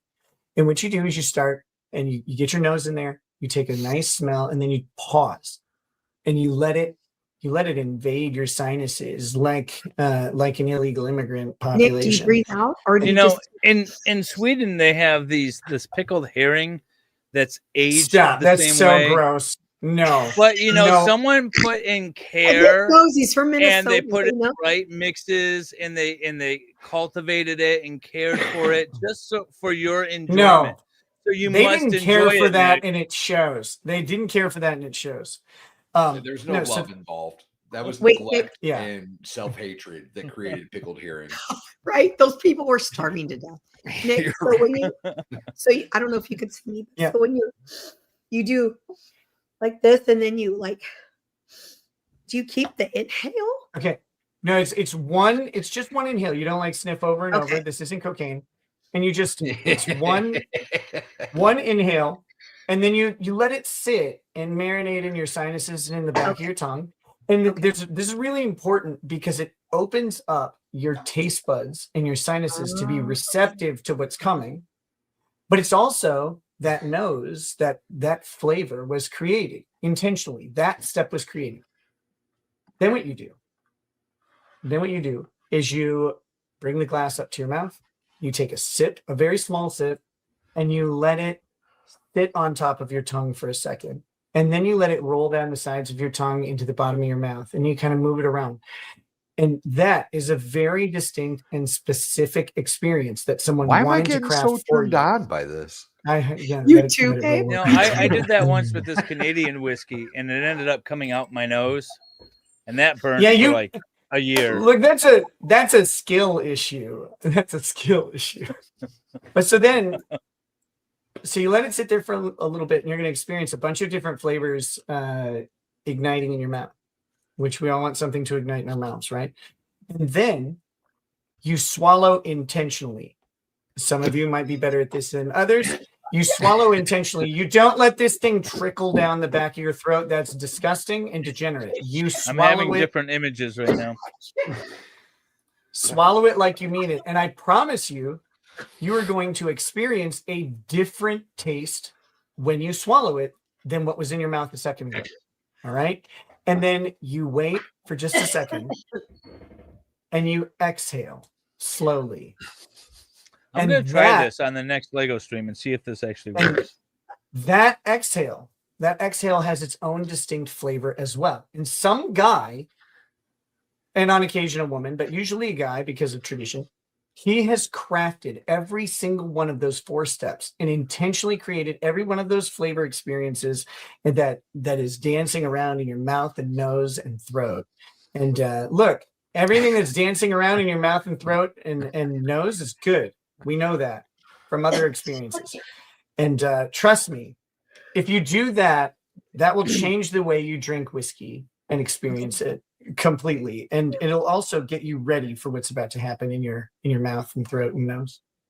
Thank you for sharing. Valhalla is not Valhalla. Nick is counting down the days until he can start buying whiskey again. That's what's going on right now. Literally never This was like I'm good. fan fiction porn for Nick, just describing the last 5 minutes. Look, I borrowed all of that from the Scotsman who did the YouTube video. That is not my own thing, but it's 100% true. Because when I first tried whiskey, it was awful. It was an Oakentoshan, American oak, was not great. I didn't like it, but then I tried again with the method, and it gets you right into it. I will say it's a Scotch. I think it's Black Label. I think that's a Scotch. That was good. But anything else, I'll stick with Prosecco and beer. I'm good with those. Well, like the first time I had like expensive whiskey, it was one of the Johnny Walkers. It was one of the fairly pricey ones, a couple $100. The blue, Johnny Blue, then. Wait, $200 for what though? $200 for a big bottle, like this? Yeah, like a 750 milliliter bottle. Yeah, it's just like a wine bottle, and Johnny Blue is a little overpriced. Go ahead, sorry. So I was home on leave. I was still in the military, right? I was still in the Army. Came home on leave. I was at the bar all night, drunk out of my mind, and I was at like my dad's neighbor's house, who were a bunch of National Guard guys. So we were at the bar, came back to their house after the bar, and I had to leave for the airport at like 4:30 in the morning or some craziness. He's like, "I'm gonna send you home with a good shot of whiskey." And he pulls out this Johnny Walker Blue. It was not a good shot of whiskey. We both took the shot, right? It was celebratory. We're both wasted. Yeah, boys, woo. Seconds, he runs out the door and is puking over the railing. Just within seconds, I'm laughing my ass off, right? Because I think it's hilarious. And not 3 seconds after him, I'm like, oh no, my turn. So I run out the door, and we're literally like over this wall, this ledge, just puking our guts out together, laughing our asses off. And ever since then, I think whiskey has not been my friend. It's not something I seek out. It's the same brand. This is what I like. If I'm going to do anything, this is what it's Johnny Walker. See, it looks really pretty, but is okay? Johnny Nick, is that Johnny legit Black. though? Johnny Black is Johnny Walker's a very a normal ubiquitous whiskey, or well, Scotch. You can find it all over the place. I like Johnny Black because you can get it anywhere and it's always going to be a fresh bottle. It's popular enough. It's got a little bit of smoke to it. Johnny Walker is a Scotch, and so it will have a distinct flavor because Scottish whiskey is made from Scottish salt water. And so, you get a very particular flavor out of it. American bourbon is not made from salt water near Scotland. So you get different flavors. And I think Johnny Black is a solid, living in a small town, Johnny Black is a solid choice because it's never going to have gone bad, like sitting on the shelf. So yeah, that's a great mainstay. That's the only Scotch whiskey or any sort of whiskey that I've ever really thought, you know what, I could buy a bottle of this and kick it back. It's a good, reliable whiskey. Very good. I was in Ireland and had Jameson, right? Is that the Irish whiskey? Yeah, Jameson's Irish. And I was in Ireland. I like Jameson's. I like Jameson. They made me, because they knew I didn't know anything about liquor, they made me like a drink with it. So it had like something sweet inside, like a soda or something. I don't know what it was. I'm sure they made it for women. Yeah, exactly. Yeah, exactly. No, it was a girl drink. It was a girl drink. And all I remember is I met some dude who said he knew Van Halen. And that's all I remember. And I didn't feel well the next day. And then she woke up without a kidney in a bathroom in a hotel. He said he knew Van Halen. Is that what you said? No, I'm sorry. I said he knew Van Halen, but it wasn't Van Halen. It was Led Zeppelin. He said he was a British dude who grew up in Ireland, but his dad knew somebody from Van Halen. I don't know, like Jimmy Page or something, grew up in his town. And that was your first husband. No. How sad. Jimmy Page was in Led Zeppelin. So he really was. Yeah. But yeah, so I have an interesting relationship with whiskey. So my dream is, I want to be like that sophisticated lady who could sit at a bar and like order a proper cocktail and like act like I know what I'm doing, but I don't. So I just don't do it. So you watch too much Sex in the City. Sex in the City, yeah. Yeah, you can't do that. No. You can't do that, Wendy. We're still going. Yes, Nick and Lady Rackets have still yet to finish their builds. Decades left. Decades left. What step are you on, Nick? Was he serious about finishing? We don't have to. You would just be like the only one who has ever not finished. Yeah, you would be like one of the few people that didn't finish. There would be no pressure. only people who did. No pressure. Well, you guys refused to start the stream. You held me backstage for an hour, and you're like, we're gonna blame you for being late. And it's like, no, that wasn't me. That was you guys. In the Rekieta's defense, I made them start an hour and 10 minutes late. In their defense, it's all my fault. Yeah. Thank you for the membership. This is important, Lady Ragged stuff. Am I right about the whiskey drinking process to like bring you into drinking whiskey?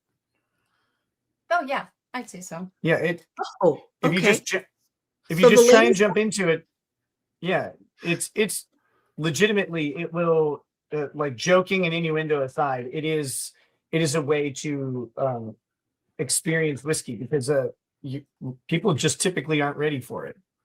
It's like spicy food. You got to start with a method. Like chicken wings. I'm going to try it. I'm going to buy some non-black label and try it the next Lego stream. Send me, Dave, sometime send me your budget and kind of like you like Prosecco. I'll tell you. You know what I'm buying? You know what I'm buying? I'm buying that military stuff that you mentioned on. How dare you? David's gonna go to. I'm gonna try it with that. I'm supposed to take that stuff to Sweden with me at the end of the month, so I have to buy it anyway. I'll try it. Wait, can I buy with an open bottle? My cigarettes while you're at it, David. Are you going to Denmark when you go? Yeah. Okay. Yeah, I'm gonna go to. So we're flying in. Well, we fly into Denmark, and then head over to Sweden for a week. Then I'm going to Spain, and then I'm going back, and then at some point I'm meeting up with Baker in Denmark. Baker and Matt's. We'll meet up with them at some point, I think. I don't know. Matt's might not even know about it. He's in chat. He'll find out. I actually know the scotch you should buy right off the top of my head. Yeah. It's so make sure you go to the Scotch section, not the whiskey or bourbon, and it's Oban 14. Oban 14 Scotch. Your writing your this down? hero is your hero's Ron Swanson, who famously drinks Lagavulin, right? Yes. Yes. So Lagavulin is one of the staple scotches of the different regions in Scotland. Oban is similar. It's just a different region. Now, This stuff. Yeah. Yes. Oh, I feel like I've Yes. seen that at the liquor store. If you like Prosecco and sweet wines, Oban 14 is like a scotch infused with a sweet wine flavor. Like you will like it. I'm pretty positive you'll like that.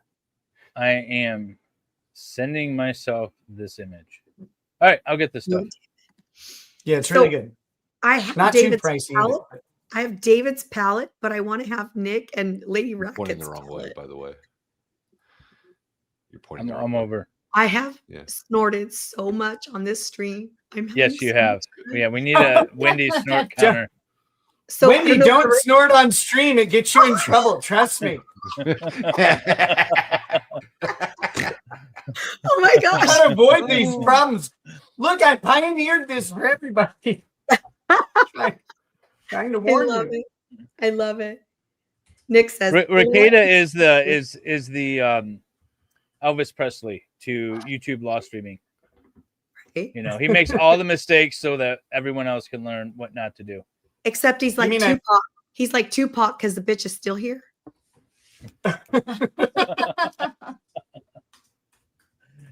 Oh, nice. Yeah, We don't. Speaking We of that, don't have you guys- we don't have to wait for you guys to finish the whole thing.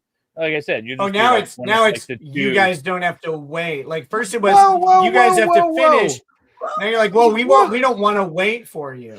Everybody pump the damn brakes. First of all, if we need to, we can bust out another Lego set. We've got so much. Oh yeah. We've got tons all of Lego. kinds of Lego First of all. sets. Second of all, how dare you give him an out, Dave? I heard that moment of like preservation for the 'Cause he's Reketas in your voice. tired. I will not stand for it, sir. I will Tell not him, stand for Baha'u'llah. it. Tell him.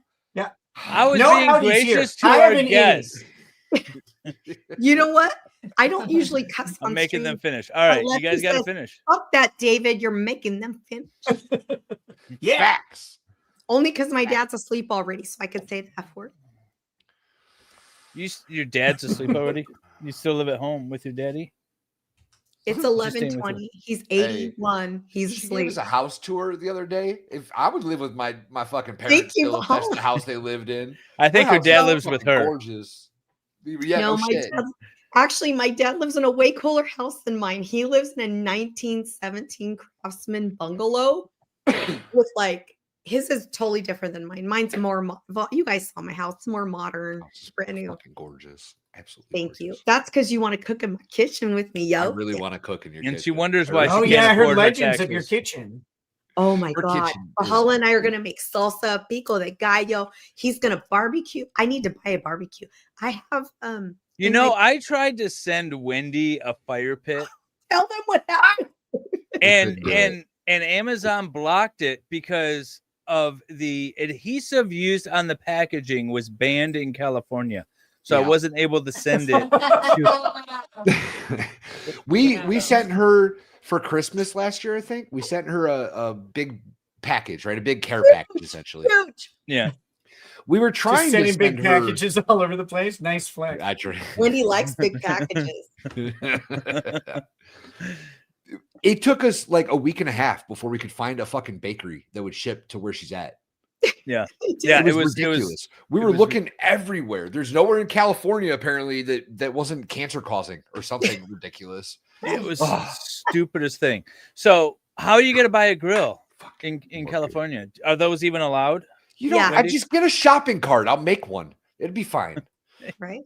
That's why they use the shopping carts. Now it all makes sense. Yeah. No, it's true. It's true. And how That's many why we have shopping so carts do you guys own? It just in my like neighborhood. No, how many shopping carts do you personally own? That's the real question. Yeah. I don't have Don't have You any. don't have a shopping cart? no. Wow, Let's I'm go steal embarrassed one for from you the guys. homeless man out front. We don't have homeless people in my neighborhood. We're not talking about how we get them. Mrs. Valhalla actually has a shopping cart. Does she? Of course, We have a she shopping does. cart too. Yeah. Do you guys really have a shopping It's cart? spray painted pink. Of course, we have a shopping cart. Why don't you have a shopping cart? I don't know. Now I'm rethinking this. Do I need a actually shopping don't like cart? shopping. I'm a weird chick. I don't like I shopping. feel like I need a shopping cart now. It's spray What, painted you're gonna pink. shop and it has at your a house? Tennessee No. license plate with her name on it, but I'm not going to tell Rekieta that because he just likes to say that shit all out loud and stuff. No, I really don't like spending money. I don't. I'm the worst. The only money If I spend is got a shopping cart, I feel It's like only the ever Target happened twice. ones are really it was nice. both you son of a bitch. You can't see me putting my finger gun to my head. we cannot. We do it. So I bought. So this is what I did. Okay, everyone's gonna be like, I knew this bitch wasn't liberal. So I went and bought all the. I bought a gas car. I bought a gas blower. I bought everything I could before I thought that Governor Newsom was gonna like make it so we couldn't have anything gas.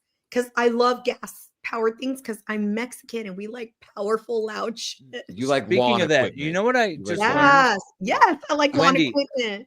LA banned gas powered leaf blowers in You like should the see late mine. 90s or something. And there was like a horde of like 1,000 Mexicans that marched on City Hall with their leaf blowers. And City Hall said, okay, we're just not going to enforce it. And so Oh, that's technically amazing. gas leaf blowers are still banned in LA, but they don't enforce it because of the Mexican workforce. Well, yeah, because who else is going to do your lawns? No offense to y'all. I watched but y'all are that doing it. documentary.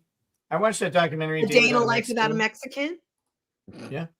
Yeah. A Day in a Life Without a Mexican? Is that a Yeah. Have you documentary? seen that It's just, documentary? it's just a day without a Mexican. the tacos Yeah, are thank you. stuff. A day. Yeah, thanks, Nick.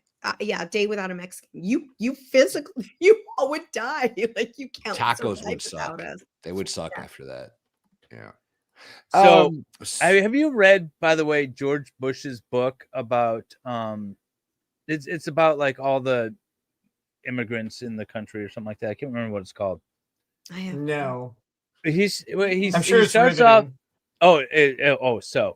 But he starts off like the first paragraph. He's talking about Mexican culture, and he's I know Mexican culture really well because I had a Mexican nanny, and goes into this whole thing about his Mexican nanny, and so how he's so familiar about Mexican culture in America.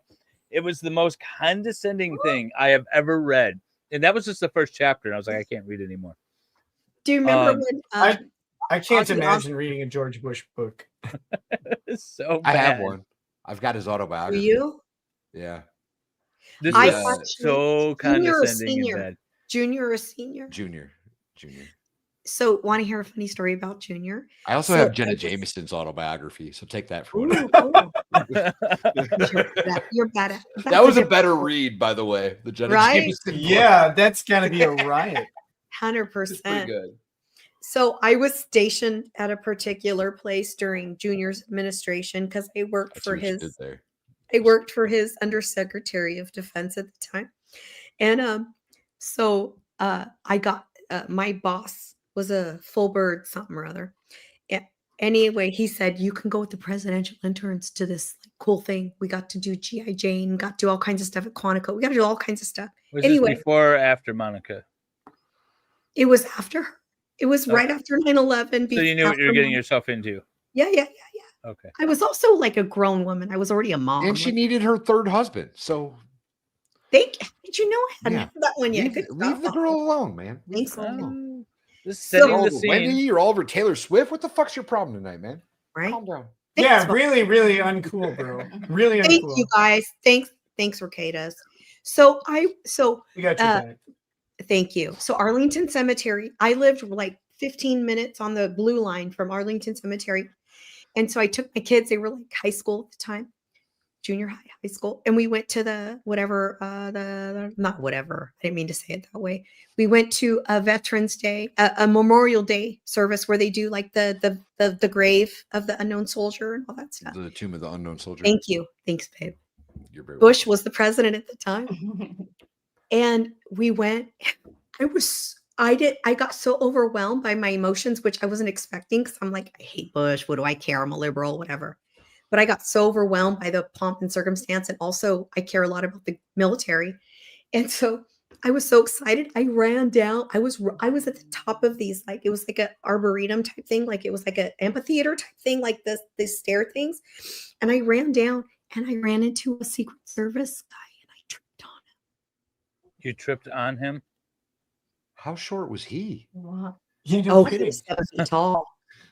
No, I bumped into him like this, but the homie didn't move. Yeah, He no, didn't move. that happens. Yeah. They tend not to. That's kind of their. And my kids job go, description. Well, Mama, it depends you're-" on who the president is, I guess. Well, but my kids were scared. They're like, Mama, you're gonna get arrested. Don't call me Mama. Run. Should have just told him, like, nah, I outrank him. That'll be fine. Have Don't either call of me the mom. I don't Reketas know been these to- guys. I don't know who these are. Yeah, right. I was like, I don't know those people that look just like me. But yeah, so Bush, I have to admit, he was a great speaker, and I really enjoyed his speech he gave that day, and it was very moving. I was very moved by it. So I appreciate. So he was the president when I joined the army. Actually, he was the president the whole time I was in the army. Yeah. And I had in my barracks room, I had a poster on the back of my door that had all of like the George Bush isms. So it had all like his public speaking word salads. Oh, it was amazing. That poster was so good. That's awesome. It's funny because we get wrapped up in politics and stuff, but you said he was a really good speaker, and people make fun of George Bush for how he spoke and stuff, and all of his little gaffes. They or didn't whatever. see him in person then. Right, that's the whole thing. It's like they all forget that he spoke his way into being the president of the United States, and it's like, oh, he's a terrible speaker. It's like he's better than you are. 100%. Guaranteed. He's the president, bitch. You ain't shit. So shut up. Like, you didn't become anything.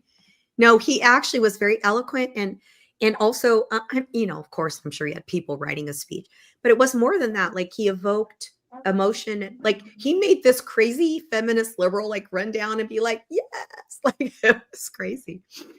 Yeah, presidents. He said the right things at the right times and said the wrong things at the right times. Don't we all? I know Yeah. that man can block that guy can dodge a shoe better than anybody else on the planet. That's really what I look for in a president. He just did that casual anime dodge. Like it only would have been better if his arms were crossed. Just like No. Oh, sorry. Didn't mean to do that. No, take it down. Oh my God. Oh my God, Wendy. Stop touching That's shit. not me.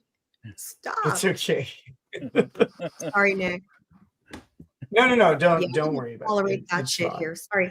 You know what? We don't tolerate that shit here. I thought I tried to Thank delete you, it. love you. Apparently, I didn't. Well, it's deleted No, everywhere I except deleted from the StreamYards chat. Yeah, I just deleted it from there. It doesn't go anywhere. You know what? As long as the stream doesn't get stricken, then all the super chats still go to the creator. So F it.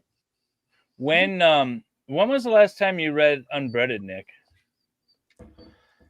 I did it a little bit during the Karen Reed trial, I believe. did you? Not during the trial, obviously, but like around that time.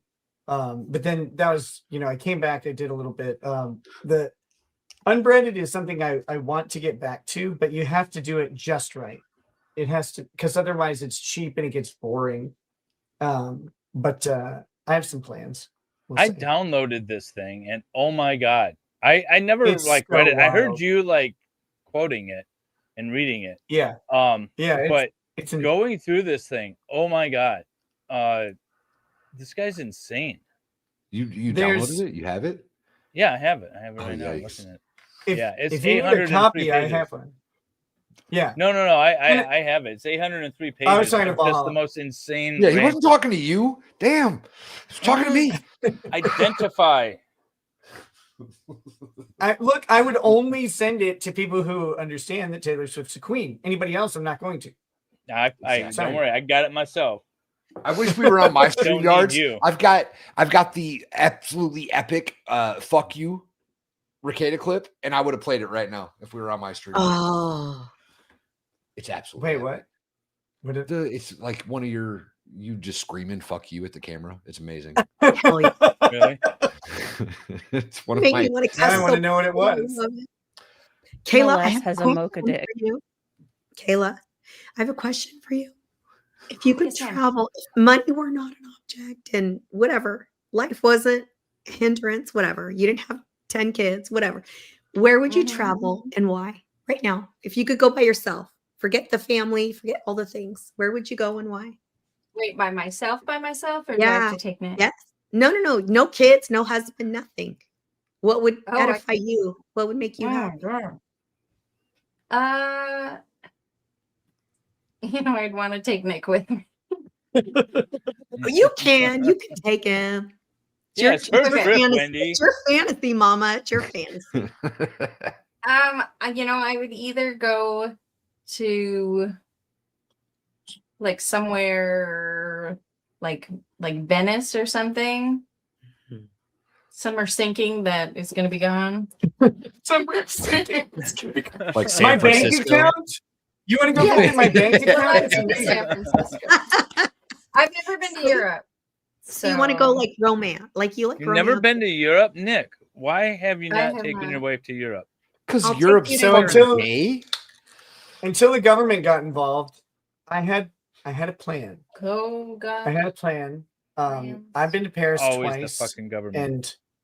and there's Notre Dame famously. You've been to Paris burned twice down. and she hasn't gone once? I was young. Okay, I was young. But Both before he met me. yeah. Oh wow. The last time I was there, I was 15. So it's been a minute. But like I really enjoyed seeing Paris, and I think it's a really amazing city in a lot of ways. And My bad. here's the crazy thing that I found. Though. A really high-end hotel group bought a building at Versailles. Oh. And they restored the building as it was in the 1700s, and every single piece of furniture in that building is from the 1700s or earlier. All But right. Nick, if you go there, do you have to wear the skirts and the wigs? So here's the thing. You Kinda. do. You do, don't you? Kinda. So this is only this is not something you would want to do like for the whole trip. This is like a one or two, a couple days thing. But you go there and you stay at this hotel effectively, and you live as a French noble person in the 18th century. And so you wake up, you tour the gardens, you have breakfast around, this giant dining table in a massive hall, and you live as a French noble person for the duration of your stay. And I really want to do that a lot. And Wendy is I would about love to have an orgasm right now. Yeah, Wendy's going back to France. She just got back from France. She's going there again. That would- thing we were talking about earlier, trying to find a bakery for her. We ended up sending her a bunch of French crap, and that They made her did. happy. So- Yeah. They didn't send me Heck yeah. macaroons. They sent me macaron. Yeah, a lot of legit. them. Ooh. Oh yeah. Yeah. My But so, 15-year-old, she was 13 then, 14 then. She was like, Mama, look what the guy sent you. I was like, girl, don't touch. Don't touch. I'm a Francophile, 100%. Yeah. But I would like to see. So I had a plan to take. Are you allowed to take leave at the least- country? Yes, with permission. Ah. And I can go. They're pretty good about giving me permission to go wherever. Yeah. As long as I'm good on my probation. I've been just fine. I've got a couple trips coming up, but so that was kind of a plan, a thing I wanted to do that got rudely interrupted by the government or whatever, and so that's where I would take her in Europe first. Would be to go to Paris and then go down through the Loire Valley, and then kind of following the high school trip I did. We went Paris, down through the Loire Valley over to Chartres, and then up to not Chartres like Ethan Ralph, no, but Chartres, and then go up to Mont Saint Michel and Normandy, and then back to Paris. But there's Chartres has this hue of stained glass that is only there. It's the only place in the world that has it. They built this giant cathedral, and they have this. It's this deep indigo blue stained glass, and they've never been able to replicate it. And during World War II and World War I believe, they took it apart piece by piece and distributed it to the people in town. and they all protected their piece of the glass and then brought it back to the cathedral when it was I've heard of when that. the war was over. Yeah, it's crazy. Yeah. That's beautiful. It's something else. I refuse to go to France until they give all the soldiers' bodies back. I'm just going to go to other countries in Europe. You mean the soldiers that are all buried underneath in the catacombs? No, the ones that fought for France. Oh, American soldiers. American soldiers. Oh, okay. All right. See, I don't know actually- anything about that. No, well, don't no, know it was about when France ordered the U.S. bases closed in their country. There was a famous speech about from I think it was the U.S. ambassador to France said, "Should we take all of our bodies back with us? When we leave?" It was a big thing. So France hasn't been the best of friends, but apparently the French like Secret Service sort of thing, like their version of the CIA is killing a bunch of people all over the place. So There's they're kind of winning me thousands- back a little bit thousands more. still there. Huh? Thousands are still there. Oh yeah. There's thousands of U.S. I had no soldiers. idea about that. I That's didn't know either. In Yeah, Normandy, they're all buried there. they think part of a- 9,400. Yeah. Wait, is this like a specific place that they're all buried, like in a memorial of some kind? Yeah. There's a big memorial there. Okay. Permanent. We're at Normandy, right? Up at Yes, Normandy? correct. Yeah, in Normandy. Yeah, Checks out. I've been there. It was the only place in the country with a free bathroom because it was American soil. Yeah. They make So you when pay to be there. the French ordered, I can't remember exactly when it was, but when the French ordered that all U.S. military bases be shut down and U.S. military leave France, and it was like in the 90s or early 2000s. It wasn't like it was 40 years ago. I guess that is almost 40 years ago now. But there was a comment about, should we take all of our soldiers' bodies back with us? The ones that fought to save you from the Nazis. So they've been a little bit on our rough side ever since then. But apparently they're doing a lot of the Lord's work, taking out a lot of terrorists on their own, which I didn't know. It's very interesting. They're sort of Based on apparently croissant pills. shoot first and ask questions later sort of approach, which I thought was interesting. They don't have all the hangups that we have here in the United States. And the same with England too. The UK, if they want to, if they're whatever it is, their version of CIA, if they want to take somebody out, they just take them out. There's no tiered levels of Like bureaucracy used to be go with through. like Che Rivera and shit. Yeah.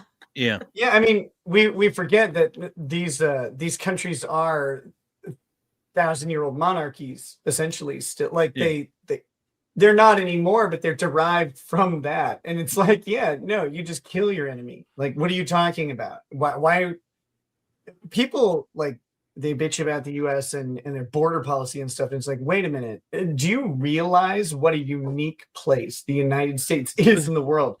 To grant the freedoms guaranteed by our Constitution to our enemies to a fault is crazy.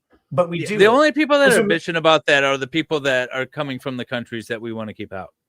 It's not French in the of UK course. saying, no, you can't protect your border. It's it's Venezuela, it's Mexico, it's those places that are saying, no, you can't protect your border. And what do you have to say about Canada. it? He just called you out. He's like, Mexico does this, and you are, of course, the representative of Mexico, the only one who can. Regardless of the fact that you've never lived there or been a citizen Correct. there, or So anything. We don't let facts get in the way of these. Well, Okay. let me start from my place of privilege and acknowledge.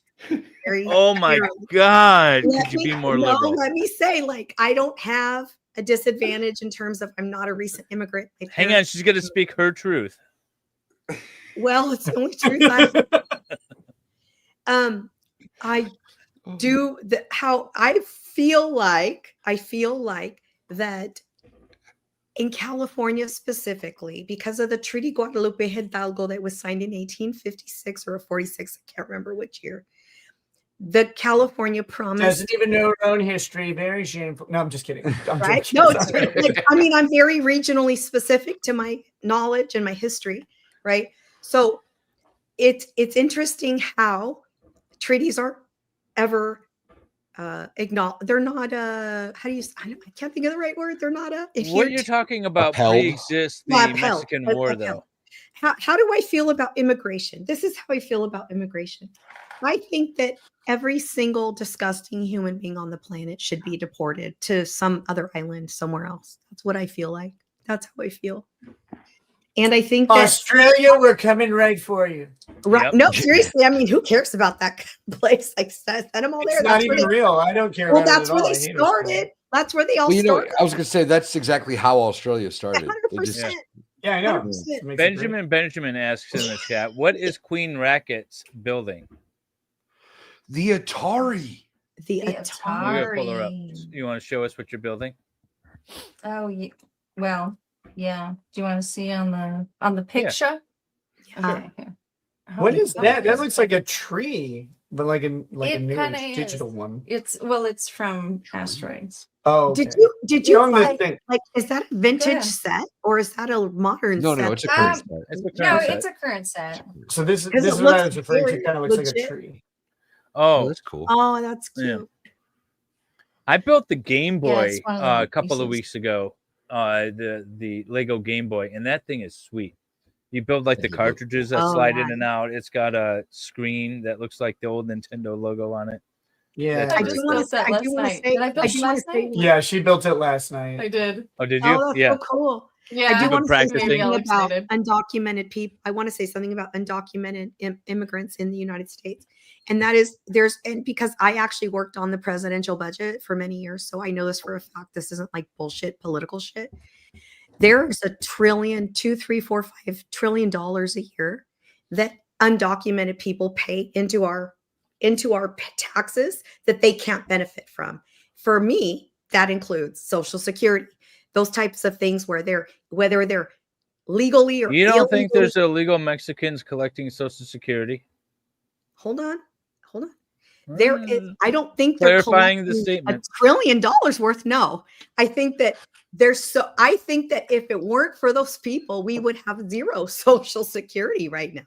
So I think that we need to now. Do I think that people who are criminals should be here? No, but I don't think American criminals should be here either. So what I'm hearing is Wendy's Nick. okay with allowing someone to intentionally and knowingly pay into a system and then screw them at the end by not giving them the benefit of it. Wendy's okay with that, as long as we're on the same page. Just so we're clear on it, I think I'm not hurting me. I'm in agreement. It's not hurting me. And 68% of all undocumented people return to their homelands by the time they're ready for retirement. So they're not here trying to collect things that they're not entitled to. They're going to go home eventually. Can we speak on the Somalis for a moment? No, because I don't know about them, but you can speak about them, but I don't have any. I'm So super the ignorant. Minnesotan 620 Somalis of them, they're in Minnesota. I don't know anything about those people, so I'm going to. that are They getting are government- apparently very good at absorbing welfare and Yeah, all I of don't know its benefits. anything about them, but I think there's Well, only like very good. 620 of them. So but I the- could. The thing with Minnesota Somalis are not typically undocumented, and Right. No, they just lie on all their paperwork to get over here. One of the things that Ilhan Omar.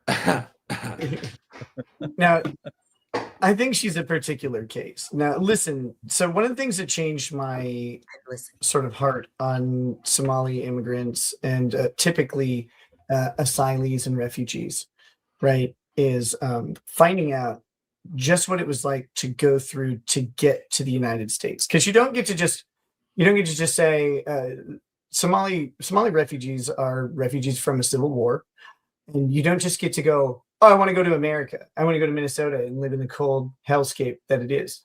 What you have to do is you have to be a refugee living in a camp in Kenya, which is approximately 2 million people in tents. It is this massive tent city, and you have to live there for 2 years to go to any other country legal under refugee status. You have to live there 3 years to go to America under refugee status. And the only way you get to America now is by having relatives who are pre-existing in the country. If you have relatives in other countries and not the United States, you don't get to come here. that extra year that we have is for a thorough State Department review of each individual applicant. And the State Department then determines that that refugee is a legitimate refugee who has spent a legitimate amount of time in the United States or in the camp in Kenya, and then they get permission to come here. And their placement in the United States depends on the closeness of family members and where they are. People in Minnesota who have a problem with Somali refugees need to look no further than the Minnesota government, who agreed to take them in exchange for a buyout or a bribe. But I started really changing my opinion on the Somali population themselves as a general group of people when I learned what it took to get here. It wasn't just like you go to you flee your country and you go hold here. on. Hold on though. Because in order for that to be a true statement, right? In order for that process to play out. I just made that policy up, Well, that's not what I'm I'm saying. just kidding. What Go I'm saying- ahead. I'm just going. What I'm saying is, in order for that to actually work out, that would mean that you would have to depend on the Somali government, Which is there isn't not one. existent. Not at all. Exactly. Huh? No, you don't have to depend on the Somali government for that. Do you think how are you vetting a Somali citizen? I'm just curious if you how is think this- that the United States Department of State has to rely on corrupt or defunct foreign governments for their vetting process. They absolutely have to. Don't you want else to do know you the know anything history about of these the people? individual that's coming Yeah, over? go Isn't through that part of the vetting process? The State Department, right? That's the thing, right? Like you can't prove that somebody is who they say they are without their government saying, "Yep, that's fucking Ahmed," right? And Ahmed's Actually, been there's a a lot good of dude for. Go ahead. There's a lot of ways to identify people without using the government of that country. Such as? And You don't think Well, we have you have- intelligence in every other country? Like reminder like, that you're not they're going to spending find some dude in a mud hut that's been out in the middle of fucking nowhere for 40 years. Like you have no idea what these But people are. people in Somalia aren't living in mud huts, right? They're living in busted up cities and having, like They're out of the cities, Somalia Somalia for a period of time did have a functioning government, and then it was destroyed, right? And there are It has lots been of functioning ways. in over 40 years, though, right? Like It's like been a while. Black Hawk Down Yeah. was in the But early that's 90s. not very That's long in 35 years ago. international No, I know. And actually the guy who is president of Somalia during the time of Black Hawk Down was living in Minnesota. He had to flee the country because he was in danger. Why? What's with Like, Minnesota? Why is that such a spot for Somali hotspot? Because Somali?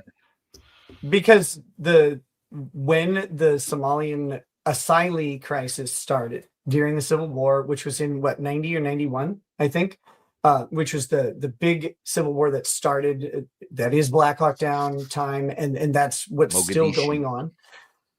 During that time, the United States agreed to accept Somali asylees at first, and including the president of the country, and they offered an incentive to the states that would take them. Minnesota quickly jumped on that wagon, right? Like government money. Illinois was taking a bunch too when I still lived there. I remember. Yeah, we weren't the only place, but we were a place that got a lot of them. And like I said, when they go through that State Department vetting from a Kenyan camp, that process that takes 3 years, and if they don't get vetted, if they can't vet them, they don't get to come here under refugee status. That doesn't mean that there aren't people who slip through the cracks. Of course there are, but you're talking about predominantly a significant amount of women and children. But people forget, like what you said, this process has been going on for 35 years. So yeah, you have a lot of, military age Somali males here right now who were born either in that camp or in the United States. They're not citizens because asylees and refugees are not under the jurisdiction of the United States for the purposes of the 14th Amendment necessarily. But you have a lot of people here under those statuses. And those are not immigration statuses. If you're an asylee or refugee, you don't have a path to citizenship. Literally, once the conflict is declared over, you have to go back. You have to go back. But we don't want to end that conflict, right? Like there's a whole bunch of policy problems that are in place there, but the community itself isn't responsible for those problems. Our own government is. And there are people. Wendy who, wrote 80% of that policy, by the way, just so everybody's aware. What's the actual nature of the scam? Like if you know all of it, what exactly are they? They're literally just writing anything they can. That's why the numbers are so ridiculous. They're literally writing anything they can to get the benefits. It's just it's a magical government. So they're taking benefits that they're not necessarily entitled to. Like now there's you're talking about to the tune of like $250 million a year or some shit right now. A huge amount of fraud happened in Minnesota for the SNAP program, right? In the Somali community specifically. And it's you do have to remember that this is a group of people with a corrupt government and a history of corrupt government. And those same corrupt people do end up matriculating into this country. Like that happens. And those same corrupt people establish the same means of corruption that they had. It's like a Haitian accountant, man. You just can't trust him. Like I do believe that fully. And I think that our government is culpable in not policing itself in how it distributes money. We're literally putting some of these people in Congress, like Ilhan Omar, for example. She married. She's a dirtbag. Her brother was married her brother. Yeah, he was in who hasn't married UK, brother I believe, before he got here. She married him so that he could get here, and she's lied on so many fucking documents. So like Queen Elizabeth. Talking what about Queen Elizabeth? What? She's a member of Congress, Wendy. And I think Ilhan Omar is a dirtbag who should be thrown into the ocean She is with the rest of them. 1,000%. Like, She Where's she from? What state? Somalia. No, what state? Minnesota. Is it? Okay, of course it is. Yeah. No, she married her brother legally to get him to the country, and then lived with him and her religious husband at one point for the same amount of time. And then later there was another filing that she filed, a couple years later saying that she hasn't seen him in like a decade, but it's her brother and he lived in the same fucking town that she was currently living in. She's awful. When's she gonna get indicted? She needs to get deported. Fucking indictment. Get her out of here. They won't do. I mean, they're not going to do. I'm getting all spicy. I keep saying the F word. I apologize. This is a child-friendly stream. It doesn't matter. Here's goats. They're sleeping. Oh, they're waking up. Don't try to distract us with fuzzy things. Right? Can I think that's a spider. Can I please praise Allah's mods who are keeping the goat streams, who are holding it down, man, like Heidi and all the other ladies who are kicking ass over there. I'm so impressed with y'all. So facts. So I want a little bit of housekeeping here. So we got Melissa Jane that just doing another 25 for the cartel. I love you, Melissa. We have reached the goal of the cartel, but now I'm going to allow Nick to facilitate the naming process because he is, of course, the godfather of it, and we need to figure out how to do that. So we'll let Nick figure that out. Yeah. So Valhalla, do you remember the 2 submissions that we have so far? Because we kind of like established them on that stream, that initial stream. But if you don't, I can go back and check the tape. I believe one of them was Curticus micropenicus. Yeah, I think that was the primary candidate. But you said someone had to have veto power because you don't believe in free speech. Hey, expert, how you doing, buddy? That was not my idea. That was not my idea at all. No, that came from chat. That 100% came from chat. But I do adopt and endorse and embrace lovingly the idea. I do think it would be great. But if it's not available, there was a backup. I don't remember exactly what it was, but we can figure it out. As somebody who cares a lot about this, could you please repeat that name, Nick? Yeah, Curticus micropenicus. Micropenicus. Yeah.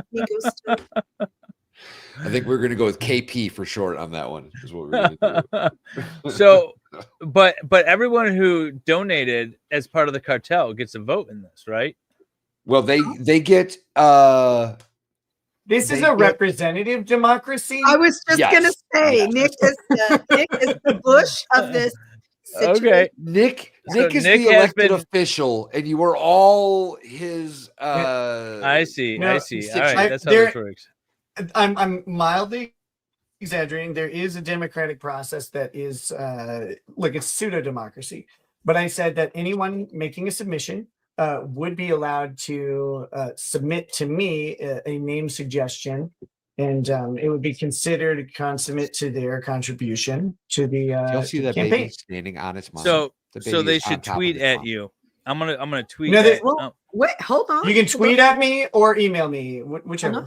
Hold on. Did you Okay. hear Nick say consummate with their contribution? So I would like to go on record to say that since perhaps I could be wrong, my contributions may have been an adequate contribution, I should get a vote. So I'm voting whatever Nick says. I don't think you said Rekieta or Oh. Cartel in any of your donations. You're ma'am. Wait, does that mean I got to do another one? Wait, no, wait. I think we established that her matching contribution was a part of the Rekieta cartel. That's why he's my lawyer. You know what? I don't remember that. I don't remember that. We did. It's in the record. It's in the I record. believe We you. can go back. I believe it was several Yep. years ago. It was several years. I'm not making that up for my own benefit. I do distinctly So- remember that. So if Nick's the prez, I'm the vice prez. So we both get an equal amount. Depends on the goat. Depends on the goat. Mm-hmm. Find the smallest one. Well, if I do get a vote, I vote for I whatever. gotta Nick- break out my Swedish Oh, keyboard Lady to Rocket. text this thing. Lady Rockets, is it true that you're an introvert? I saw that in chat earlier. Who's an introvert? Yes, mostly. Really? I heard Lady Rockets was, David. You're an introvert. I didn't always You don't used like to people? be. No, I don't not like Doesn't people. mean I you just don't like I don't get charged up by being in a large group of people. You know, I- actually, now that you bring I- that up, in Nashville that weekend, I got a strong sense that she disliked me greatly. You're not wrong. I'm kidding. I'm kidding. Oh man. No, it's she, she's able to be around groups of people. It's just she might need a little bit of breather afterwards. Yeah. I Yeah. feel like That's that's a how good- yeah. Paula I is. just like to kind of wind down by myself then. Whereas I'm like That's how I a social Venezuelan speedboat, right? Like if the more people are around, I get energized. I can stay up for days at a time and just I kind of bask in that atmosphere. It makes me like I like it. I love that. I can do that for a little while, and then I have to seclude myself. Like I have to retreat to like the nothingness of the goat farm. And Yeah. Right. Yeah, Can we you didn't just see tell me one thing, Valhalla. Valhalla? I would like to know what it's like to have so much estrogen in your system. We He There's only a knows. joke there. we didn't There's see a joke there that I'm gonna leave alone. I was going to say something about that. But all mine would be so inappropriate because You are what you eat. You know what I'm saying? happily there. married. I submitted my proposal to the Valhalla Oh. goat naming cartel. Wait. Fukfasi. Let's see. Fukfasi is a good one. Yeah. Fukfasi. I like it. Like I'll have to review all submissions as they come in. Yeah. I have to love talk it. to my Oh, people. shit. The people have made this happen. This So is the definitely going to expert be a says name women that are makes introverts. Valhalla uncomfortable. Men are extroverts. That's what the Sarge says. So this is so funny. So my stepmom said when she was a little kid, she thought dogs were always boys and cats were always girls. So the Have you ever seen a cat penis? No, I've only seen the testiculars. Oh, interesting. Okay. No, I have not. I'm I've gonna got circle 5 back. girl cats and 1 boy cat that doesn't have nuts. I've never seen any of them. Yeah, see? Her That's what I'm saying. testicles are so All cute. cats are girls. Yeah, his French nuts are long cats, gone. amazing. Nick and Lady Rackets. I'm gonna circle back to the television, movie, or book character that is most. Oh You shit! guys, you should have been working on this. It's been like an hour and a half. So I have a super nerdy one, and then I have a backup if it's unacceptable. Ooh, No, I I've don't got know one if there's actually. any unacceptable I've got one for I've you. got one. Yep, for me. Okay, I want to hear this. I don't want to take yours, so I want you to say it. Gulliver from Gulliver's Travels. That is me in a nutshell. Wait, Gulliver? wait. Just You can only exploring say the that if world. you know it. What did he always say? Oh, I don't know that. I We'll didn't never watch make or read that it. book. He always said, "We'll never make it." There you go. But the man traveled the world. Sometimes he was a huge superstar. Sometimes he was a lowly peon. I think that's me in a nutshell. So you want to be Fat Jack Black? Got it. Yeah, I'm okay with that. Chubby yet agile. Mm-hmm. Very nimble. Very nimble. All right, Nick, yours. So mine is super nerdy and very homosexual. It's from an anime. Gay. It's from an anime. Yeah, it's already really gay. I know. Nobody's. Look, I can't help it. From an anime called Macross Plus. Macross Wait, Plus. does It is, does this anime character have balls or no balls? balls? Okay. Actually, he's all balls. Like he's fantastic.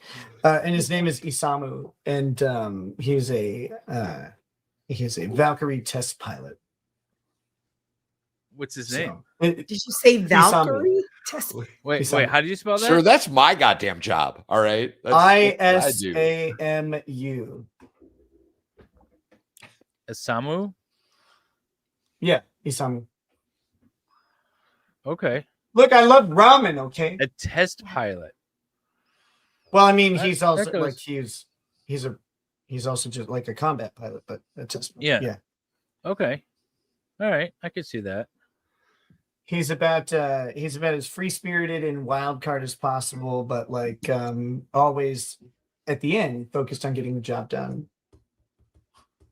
And he's exceedingly loyal to his friends and willing to take on a whole bunch of shit for other people, even when they do and don't deserve it. And he has a massive capacity for grace hidden behind a veneer of arrogance. It sounds more and more like you. Yeah, it's getting Lady more and Rackets, do you more agree? dialed in. Yeah. I agree. She's forced Weeb. to say that under contract. Like, Under she has I was gonna to. say, we can't see the firearm held to her right now. No, there are none of those there. None of Yeah, the those. state took those. No, we have Oh, yeah, that's right. crossbows now. Yeah, there you go. You have nothing there. You have nothing. Acceptable. Did you come up with one, Lady Rackets, for yourself?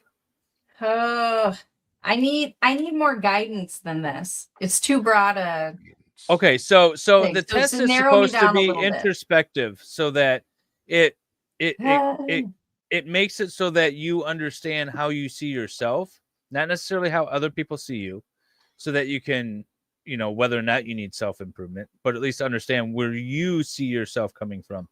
So the idea is not to get it right.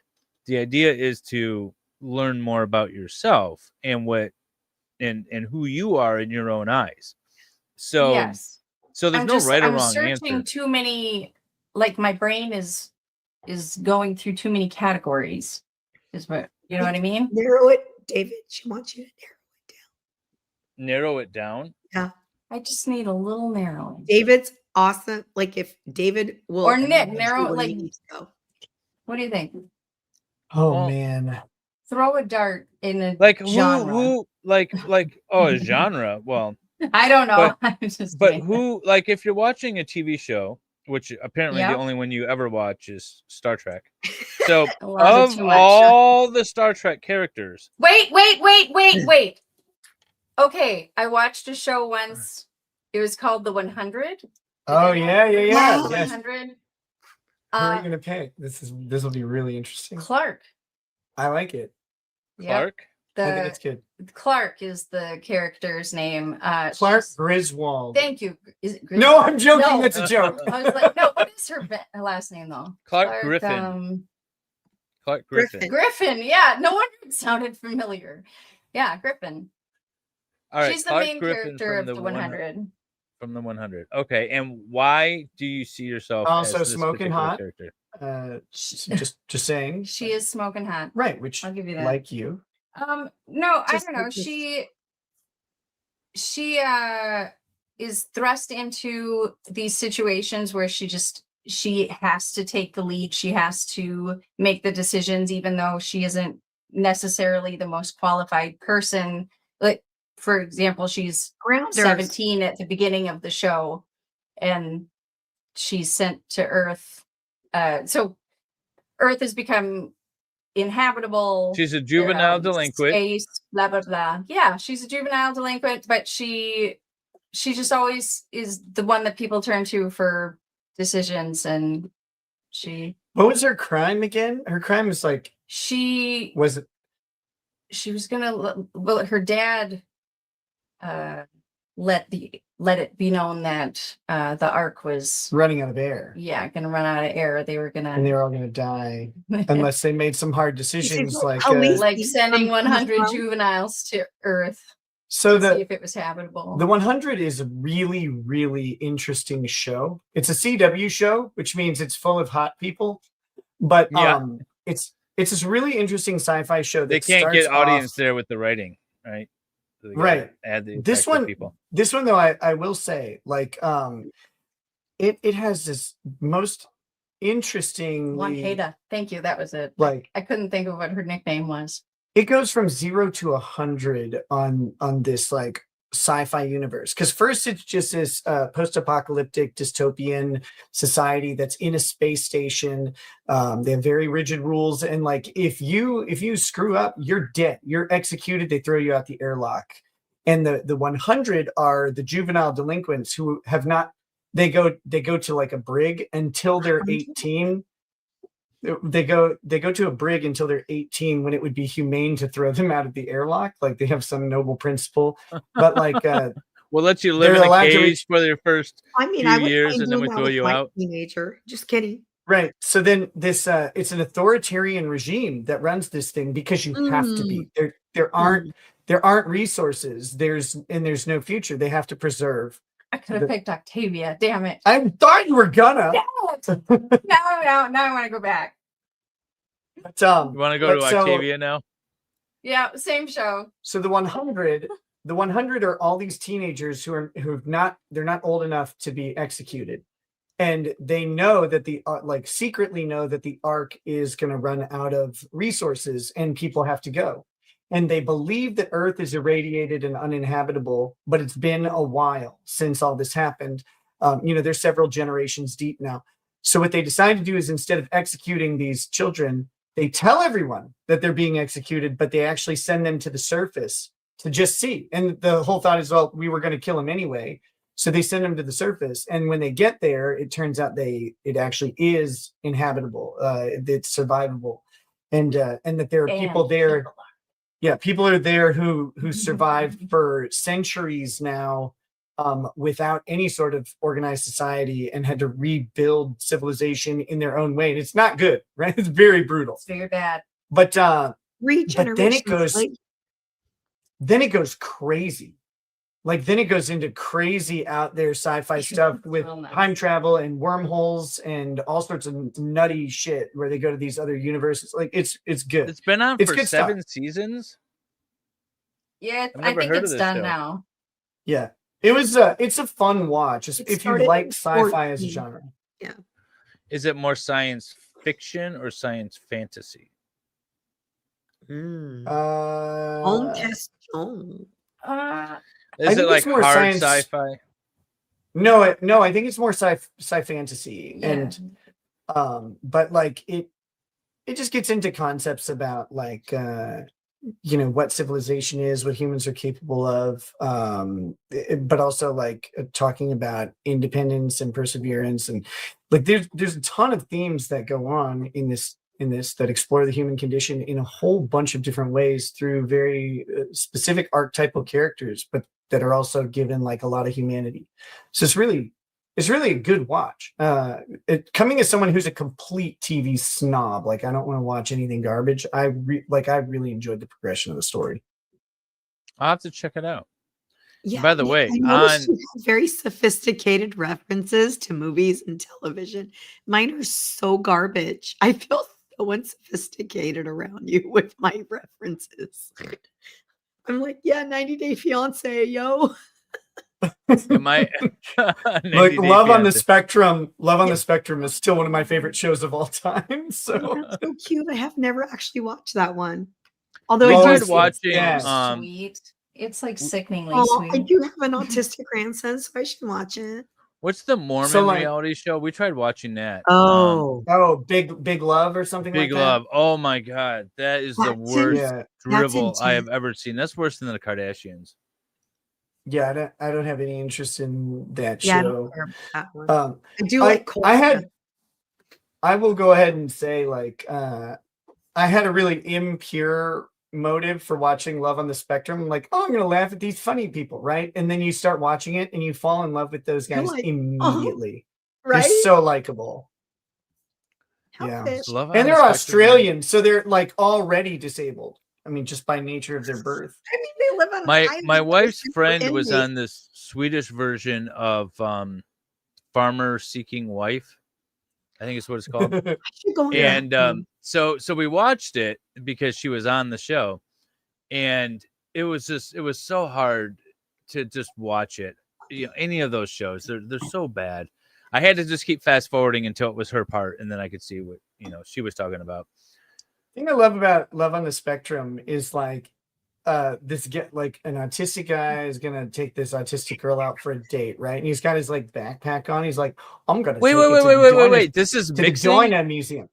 This is like a normal person dating No. Okay. No. They have all some mental incapacity, or I shouldn't say incapacity, but aberration. Okay. Either they have primarily autistic people, and then a couple people who have Down syndrome and stuff like that. But he's like, he's gonna go on a date with this girl, and he's like, I'm taking it to the Dinosaur Museum. And it's like, oh, it's so freaking cute. And he's like, knows all the dinosaurs. He's teaching her about all the different dinosaurs. Like, this is great. Oh my gosh. I love it. I love that show. Wendy just donated another 200 to Valhalla. Just wanted to point that out there. Love on the Spectrum. Goodness. Wow, Wendy. Yeah, Love on the Spectrum. So I have to make a confession. David and I have already been for a while. David reached out to me a while ago, letting me know what was going on with Valhalla. So I already emotionally, financially committed in my brain to what I was going to do. And I will say, and I also wanted everyone else to help too, because I know how much everybody loves Valhalla. And I also know for not everybody, $5 is a lot of money for some people. And for the fact that people donated their hard-earned money, it just warms my heart. But I know that people wanted to do more, but not everyone can. And so I just wanted to give other people the opportunity to do that too. That's it. It's very nice of you, Wendy, showing us all very cool what we lack. What the hell, David? You gotta make everything sound so ugly. What the hell? It's not it's not. That's 290 Wendy snorts now because one just happened. So I'm just cataloging those. Wait, so to the Rekietas, you should know that's probably a record for me. So it's really about you. It's about our special guest. I'm pulling up some of these shorts, by the way, of Love on the Spectrum, and you're right. Like you can't like make fun of it. No. I thought, yeah. I kind of thought it would be like this, like guilty pleasure I want to thing make where fun, but you can't because they're so cool. Yeah. It's like one of the purest reality TV shows. Maybe that's why I can't find love, Valhalla, because I'm not on the well, I'm pretty sure I'm on the spectrum actually. So never mind. Is way better than that show where the moms of the contestants were there to date their Did you guys see that one? No, wait, yeah, what is this one? What? Okay, so they told these people that they were on a reality show, right? Oh, I just saw a clip of this in the car. No, I don't know about this. They're Tell like me. they're like in their a limo. 20s, early. The daughters are yeah. So They're like in their early 20s. Yeah. Oh, go ahead. Sorry, go ahead. I might not be talking about the same thing. It's all these guys in their early 20s, and they're told they're going to be on a dating show, right? But they also have to bring their mom to the show, and then the moms are the contestants that the guys are trying to date. So all these guys are hooking up with the other guys' moms. But I think we're talking about the same thing. So I think you said that weird, but I think we're talking about the same show. So the moms the name of the show? trying to, I don't know. The moms are trying to win a date for their daughters with a young man.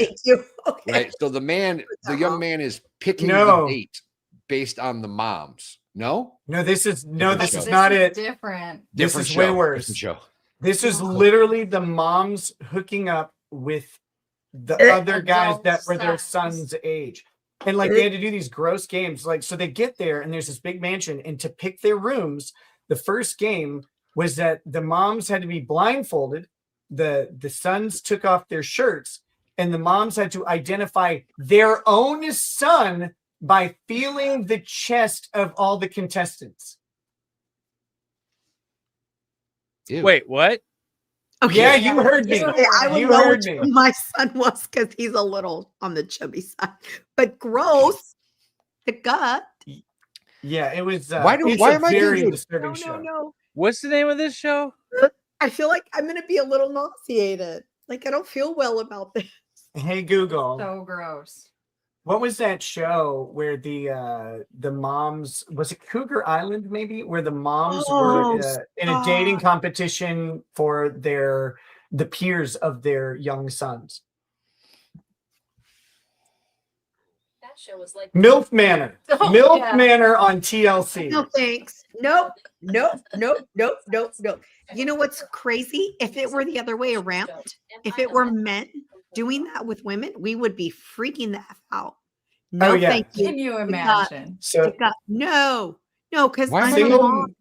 No, Single mother in a group of younger men. Rex vibes, and I don't like Baker and I. By the way, Broken Baker, hi babe. We're the exact same age. We're both like vomiting right now because we both have kids. You're 27. Outstanding. Thank you, babe. Yeah. So okay, so I was trying to figure out who Baker was talking about in the chat. Baker, he's talking about Danny is on Love on the Spectrum. Yeah. He's talking about Love on the Spectrum. Oh, the gut.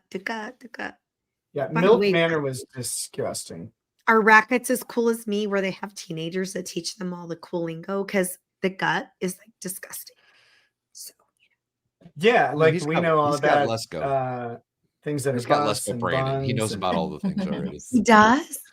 Yeah. How funny. I always mix them up though. How do you I'm like 6'7".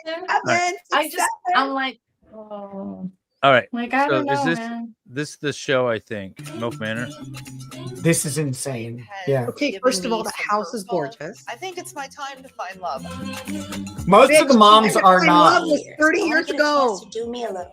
Young men have much more energy. They think out of the box. I want that, especially in the bedroom. I'm so uncomfortable. I am in this amazing, beautiful mansion here in Mexico. This is a perfect place to find love. Is it the perfect place? You're about to embark on a dating experience like none other. Why do all reality shows sound the same? Like there's like monotone. What is it? Like the Kardashians. Yeah, like Wendy type voice. you know, where I just want to know who greenlit this, and like, was it a bet that they came up with at a bar? Like, we got to come up with a crazy show. It was and the get homeless somebody to do people it. in LA that greenlit this shit. Seven. I have an extremely high libido. Is that too much saying I have an Bitch, extremely you don't have a high libido. You're It's- 58. your voice is too much, woman. She's Look at that face. Oh my god. She might be 58, but she's got the libido of a recently married 40-year-old.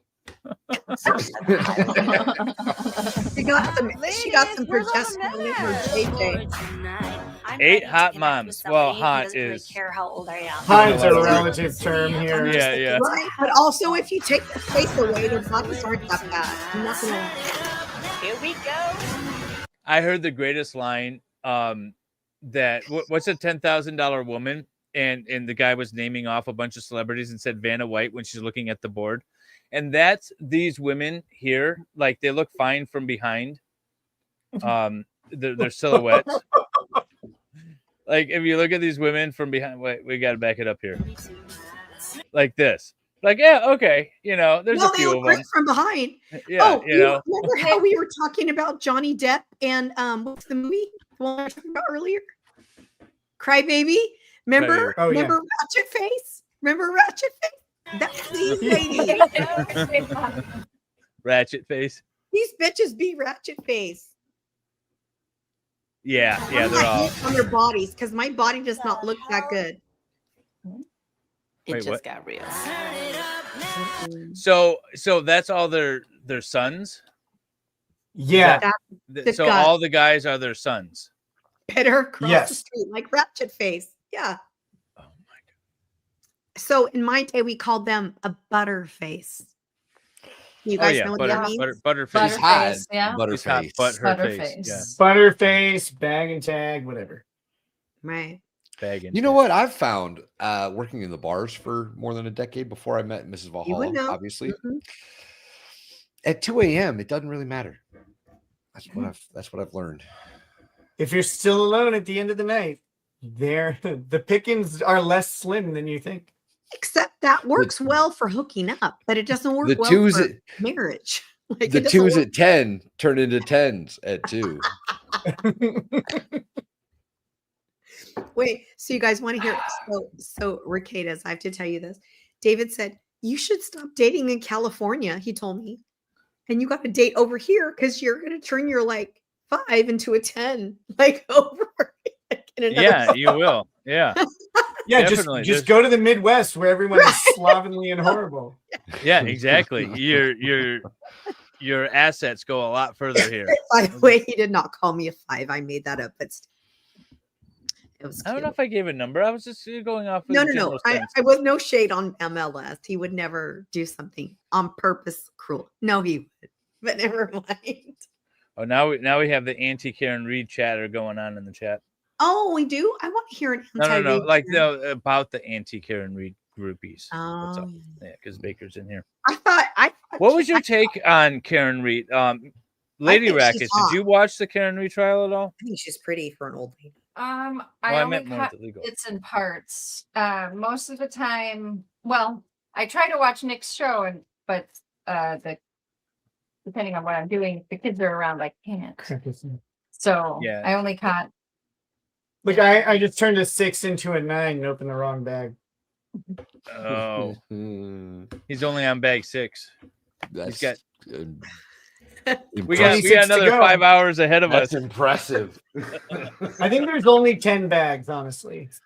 We're doing pretty well. Look at Optimus's torso is here and his legs are mostly complete, so we're doing okay. That's good. Here, let's check this out. Here, pull it up. Oh, sorry. We were doing the same thing. That's Yeah, cool. So his legs are here.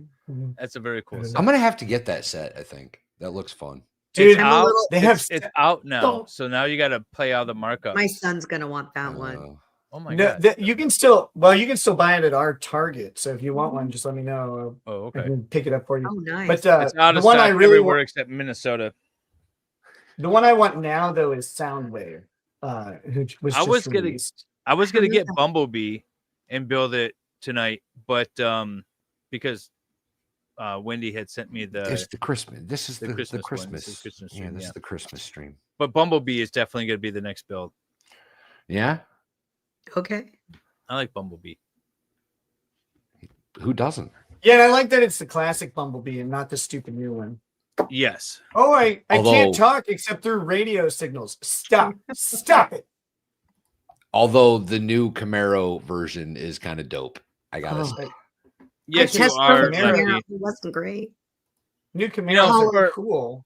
The I Hollywood want to was call very Lefty for a minute. For someone who hates Lego, he certainly is in a lot of our Lego chats. That's all I'm saying. Well, Tuck Weed Called out. doesn't. Wait, Farrell, what's a lie? I missed your chat earlier. What's she talking about? What was that? Was like 3 minutes ago. That's a lie. Oh, yeah, we don't know. Farrell just randomly chimes on, in on Farrell. things. What's the lie, missed Farrell? one. Please let Right? us know. Detail it so we can argue with you because we're lawyers. Right? Come on, Farrell. I miss when Farrell worked in the middle of the night because we could argue with her more. But she has a day job now. Lefty, why do you lie? You know you Very love Lego.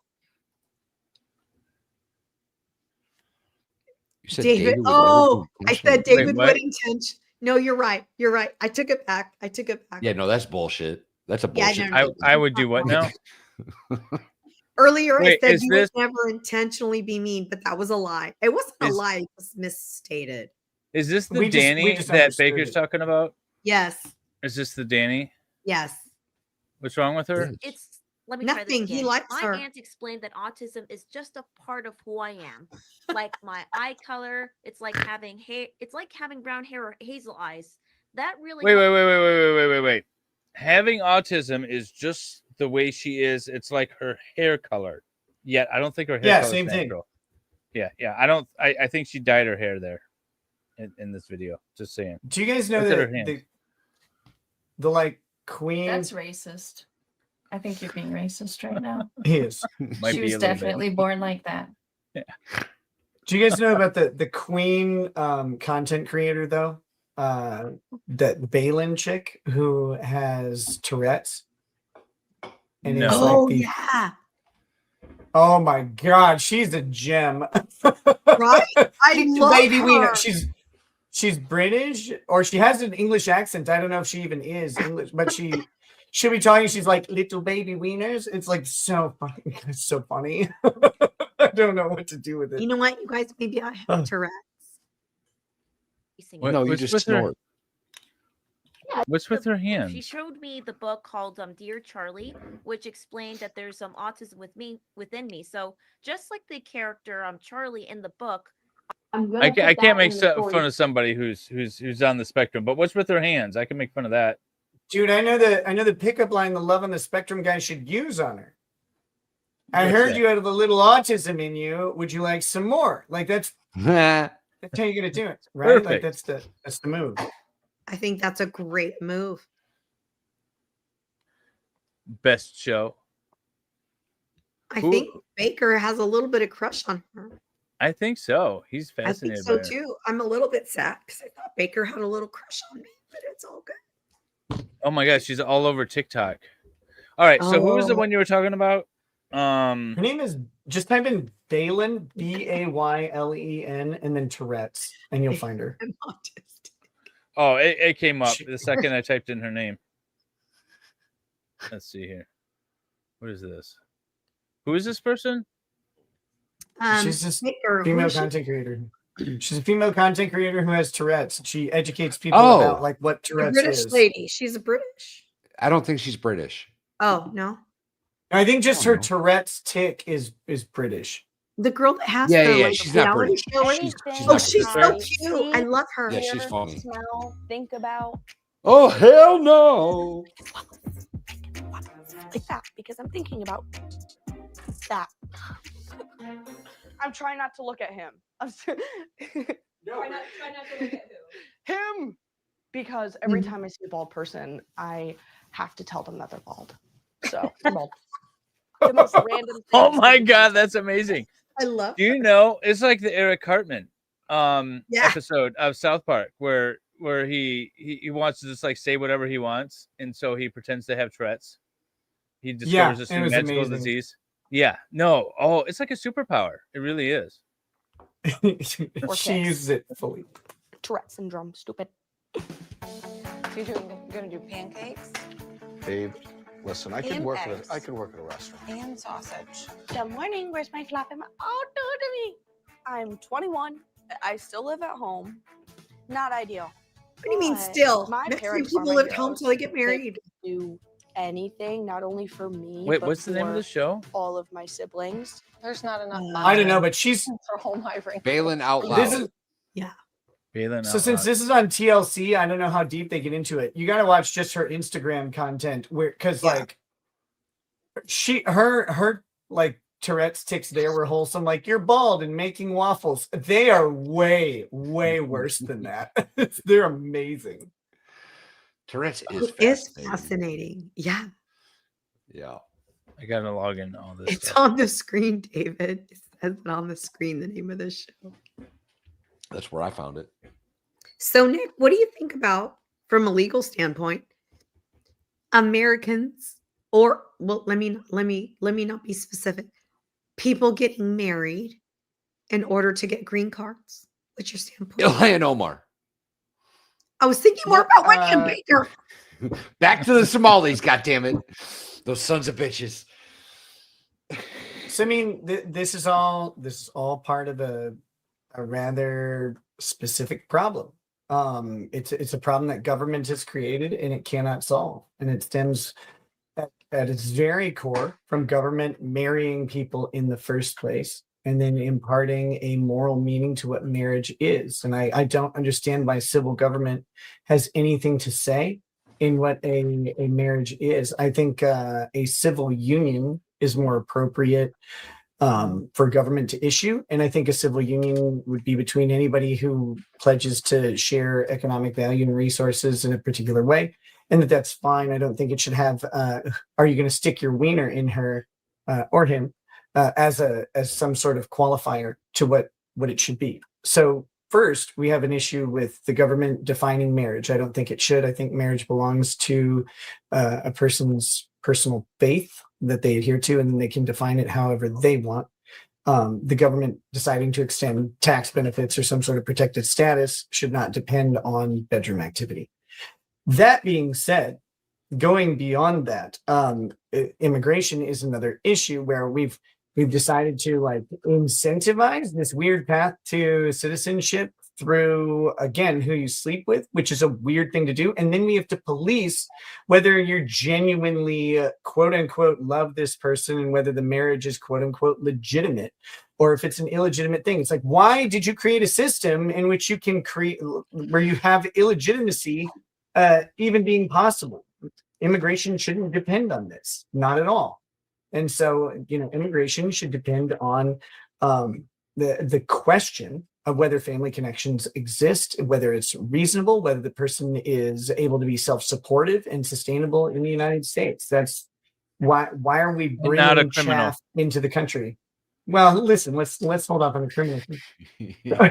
but we don't need to bring chaff into our country as a policy just because someone wants to impregnate them or they want to be impregnated by someone. That's a crazy standard for why we bring people here.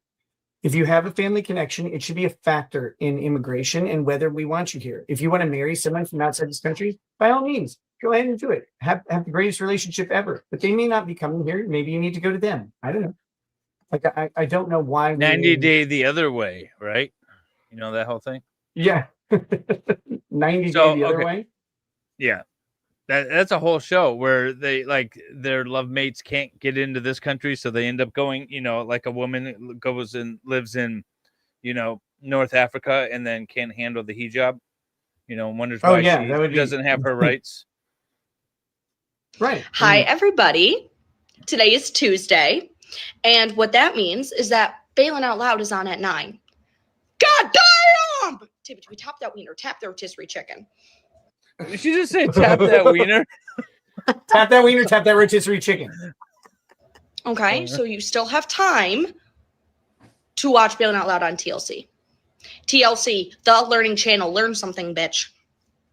Or You can watch it tomorrow uncensored on HBO Max. I love an uncensored queen. Okay. I just do. Because that's my life. Okay. So pick and choose which ones you prefer to do. God damn, she got some big old titties.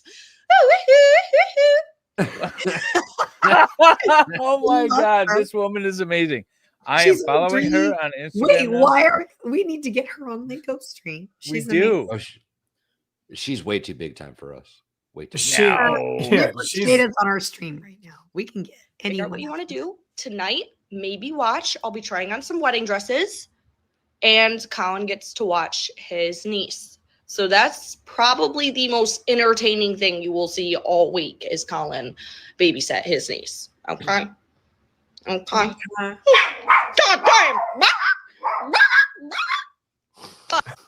This is the most amazing thing. I think I have Tourette. She's so funny. She's awesome. This is awesome. She's my idol. I love her. See Dave get Mr. Beast on here. It's happening. Yeah. That gets a like and a follow. Right? Follow her for all of us, please. Yeah, she's definitely getting followed by me now. That's awesome. I'm gonna be on checking Instagram. That What's Instagram? Wait, No, Valhalla does not know Instagram. I'm just kidding. No, I have no idea. I know what it is. I just don't have one. Well, you just don't care. What's that? Valhalla just doesn't care about that crap. Like Instagram and all that stuff. Valhalla can't even handle an X account. That's what people who can't get popular on Instagram say. It's like, oh, I don't care about that anyway. That's what Valhalla did with Twitter. He faked the whole I got banned from Twitter thing because he just couldn't handle it. Yeah, is that what it was? That's what I heard. Yeah, his followers were really low. He was getting embarrassed, and he was like, "Oh, I almost had I got 1,000 banned." followers on Twitter. I was pretty proud of what I was doing over there. So one of our Couldn't mods take the heat. Get out of the kitchen. One of our mods texted us earlier and said, well, is Valhalla streaming on his channel? I don't know how he's going to stream with his channel banned. And I go, his channel's banned. My YouTube's and then I realized, oh, she's thinking about the X. Like, yeah, no. Valhalla, the only person that I've ever known to get banned on X after Elon took over and made it like the free speech sort of platform. I was going to say, another one who's been banned. What's on my head? It's a Christmas. That was pre-Elon. right? I think it says badge of honor. Hello, Timu Wendy. I'm Marissa. Yes, Timu Wendy. That's in the intro. Yeah, Does she know she's in the intro? I don't know if she knows she's in the intro. I don't know if she knows because she wasn't here earlier. I think she's been in the intro before. I haven't seen Yeah, her. What did Ron Coleman build? Oh, What did build? he? He I didn't. should He remember. didn't He even didn't finish feign it. building it. He didn't. He's finish like one of it. the few. He was like he went through like the first 4 steps and he was like, "This is dumb. I'm just going to talk the rest of the time," and then never ever picked up a Lego brick again. He Ron loved. Coleman big time the Lego. That's amazing. Yeah. That was was one as that I much- wasn't really gonna give. He him was too as much much shit into about Lego either. as he You know is what I into mean? Christianity. The Let's interesting just thing be about having Ron on is like within the first 30 minutes, it was no longer our show; it was his show, and it was just all whatever Ron wanted to do. And he was like, "All right, we're done with this. We're moving on to this." It's like, okay, that's cool, Ron. It's your show, man. I don't know. Do you guys know So- the I don't lore know of if me he's- meeting meeting Ron Coleman on stream? Like I've never met him in person, but do you know the lore of it? No. No. Okay. Tell us. So I see this enterprising Jew on YouTube or on Twitter, and he says, my wife says I can't possibly get 1,000 likes on this rant that he did about Trump. And this is not Ron Coleman, by the way. This is our good friend, Good Logic, Joe Newman. Gotta love that man. And so I watched the rant and I'm like, I love this guy. He's funny. It's great. And so I, retweet his thing and I'm like, hey guys, you should like this so that his wife is, is wrong. And we want women to be wrong all the time. So he gets to 1,000 likes or whatever. And I reach out to him and I was, invited him on my show and we became fast friends. And then the true ultimate purpose came out. I found out that he went to Temple with Ron Coleman, and he's like, oh yeah, I know that guy. He sits in front of me in at Temple. And I was like, oh really? Can you put in a good word for me, and so I can get him on my show? I want to talk to him. He's like this really cool, accomplished lawyer. And so he's like, yeah, of course. And Ron Coleman agrees to come on my show and everything. And I'm like, this is great. I love having this titan of litigation on. And I'm talking to Ron. We're having this good conversation. And then he just says, my phone on autocorrect could write a better complaint. And I said, what are you talking about? And he goes, when you reviewed the lawsuit of Gavin Newsom versus the Southern Poverty Law Center, that's what you said. You said your phone on autocorrect could write a better complaint than whoever wrote this. And I said, yeah, that sounds right. That complaint was garbage. What a terrible lawsuit. Oh shit. And he's like, that was me. I wrote that. Shit.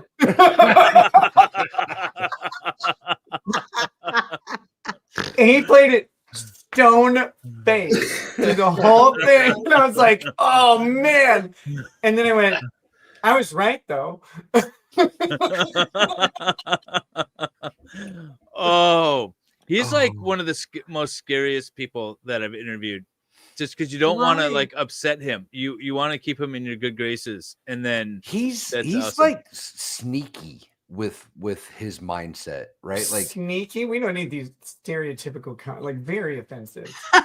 Sneaky. Race. Don't be anti-Semitic. Miserly, like what? He only goes to 90%. He keeps 10% back for himself. Like what is it? At least 10% for the big guy. I found him super warm and comforting and kind. No, and he is all of that, but still at the same time, 100%. That doesn't necessarily mean that's what his head is thinking at the time. I think. Well, yeah, I don't have the same mindset you do, so I don't look at people in the same way. Yeah.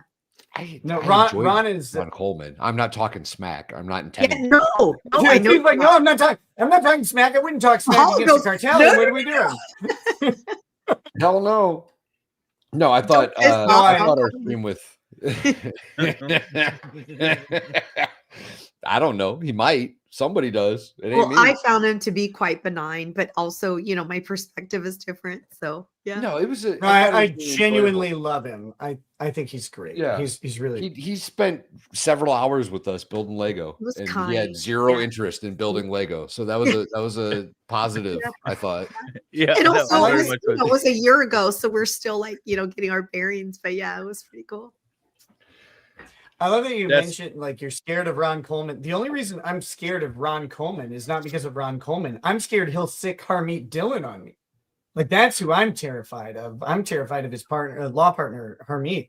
She is the heavy hitter. Ron's like embarrassingly little league compared to her.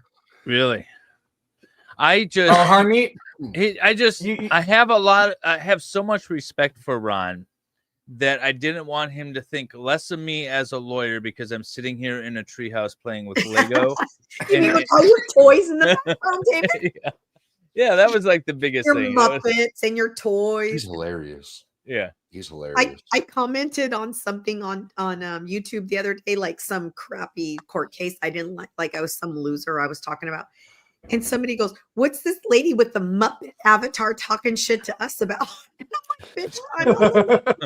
Fuck you. Oh, yeah. Yeah.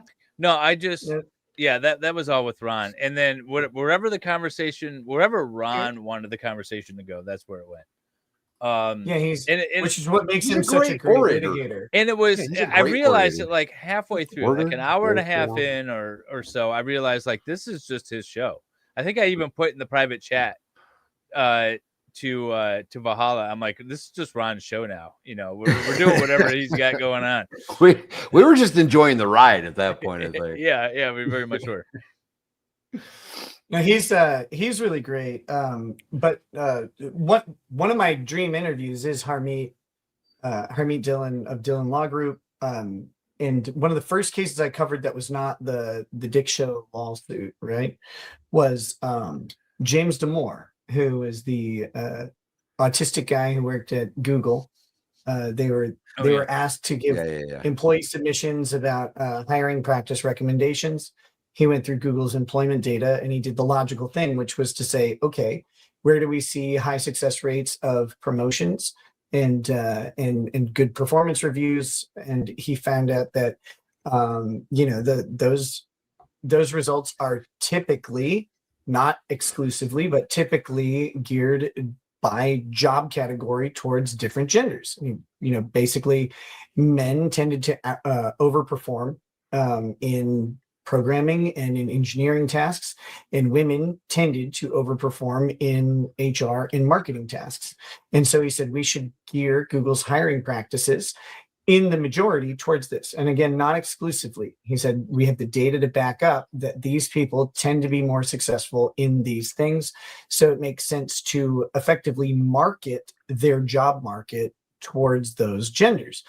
Google took no problem with this at first until some brilliant orators, one who gender identified as a wingless golden dragon and the other who gender identified as an ornate building, and no, I did not make either of those up, gave a speech about inclusivity and how exclusive Mr. Damore was, and then he was made into a pariah. He was fired. He was berated and derided for doing what they asked him to do. And point of order. Yeah, Isn't the go ahead. wingless dragon a worm? How dare you? I'm just Have you ever heard of China? Their dragons don't have wings. What are you, racist? But all dragons have wings. No, not in China. What is this? Do you not even listen to me? Do we have to get really nerdy up in this piece? That's my flavor of autism. I get sidetracked by like a wrong statement in my head, and I can't focus anymore. A wingless dragon. It's a worm. Yeah, it's a worm. It is. It is absolutely a worm. Worms don't breathe fire. How dare you? WYRM. How dare you take this dragon's gender identity and rub it in her face and rub it in its face and call it a worm? This is disgusting of you. I cannot even. I literally cannot even right now. It's like being a deerkin or a doekin, but having antlers. Like, no, bitch, that's not a doe. That's a buck. That's different. Nick, can you show your Lego, please? People want to see. Yeah. So I'm building this Optimus Prime. His torso is there right now. His head moves around like number Johnny 5. That thing hasn't changed in 2 hours. That's looked the exact same. What are you talking about? It has. This other thing this morning. I haven't seen that. I'm gonna go slower because of you. I haven't seen that page turn in like an hour and a half. It hasn't. Not even close. Do you want to play a game? Did Lady Rackets give up? She just disappeared. She's asleep. She's in bed already. No, she's not. She had to step away for a minute.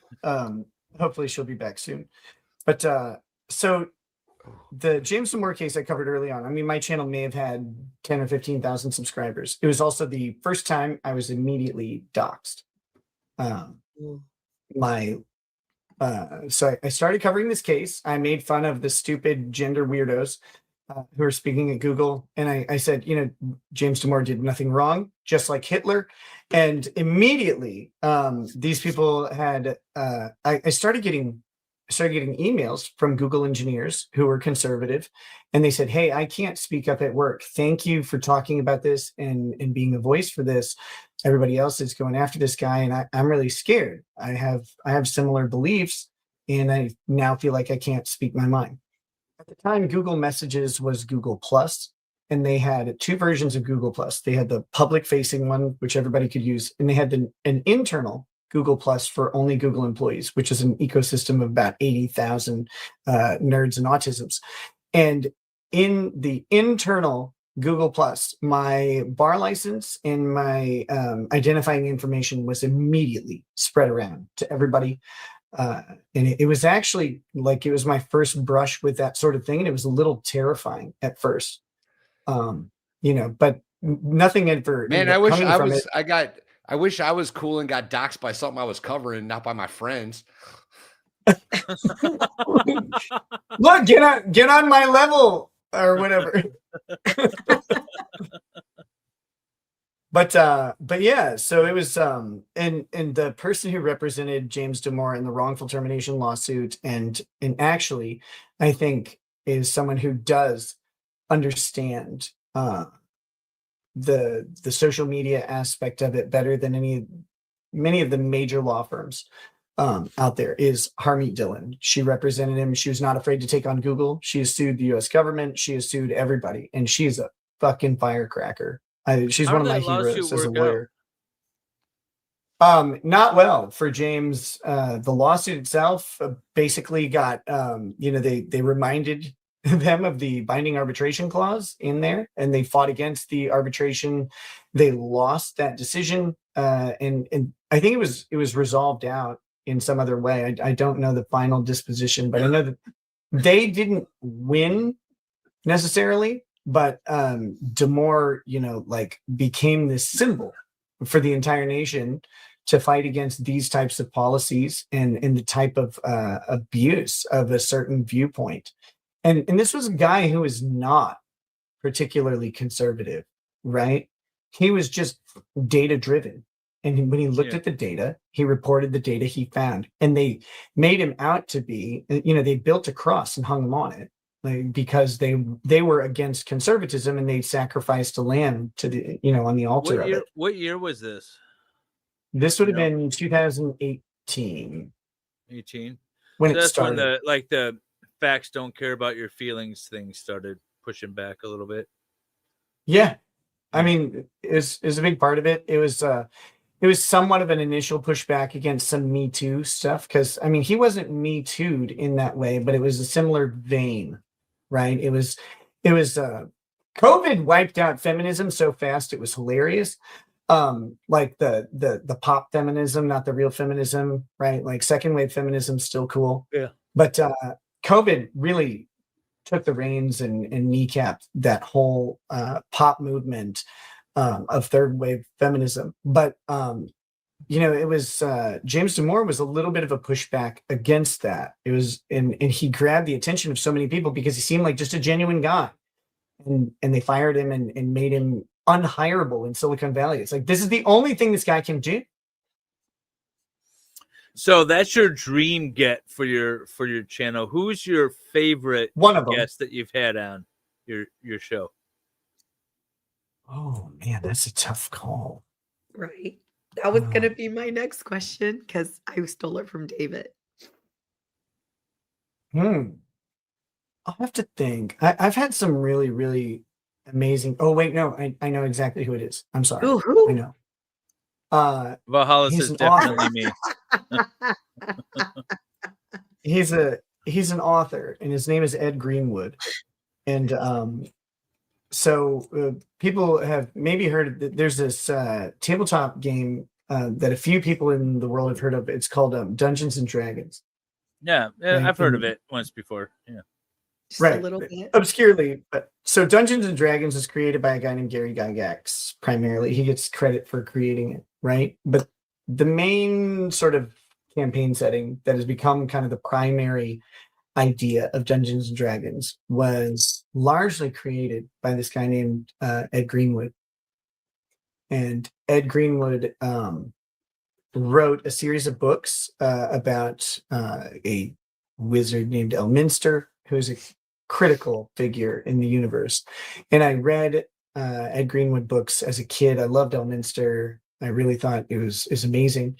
And I got the chance to interview him. And we didn't really talk much about Dungeons and Dragons at all. Like we ended up talking about exploring. He's now a librarian. His wife is got a really rough illness, and he works and keeps her company and stuff like that. But we talked about examining Christianity. We talked about literature. We talked about so much that wasn't Dungeons and Dragons and wasn't Elminster.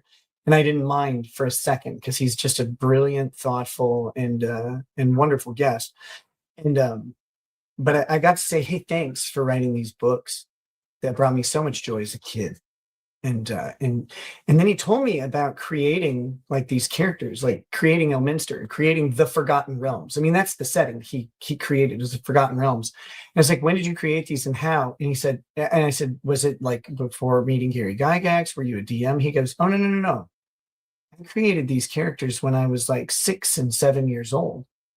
And his grandparents, who lived through the Depression, would go grocery shopping, and they couldn't afford, or they chose not to buy paper because they thought it was a waste. So they would cut up grocery bags and hand him the grocery bags, and he would write these stories on grocery bags about these characters. And Dungeons and Dragons was, decades away from even being invented or conceptualized at this point.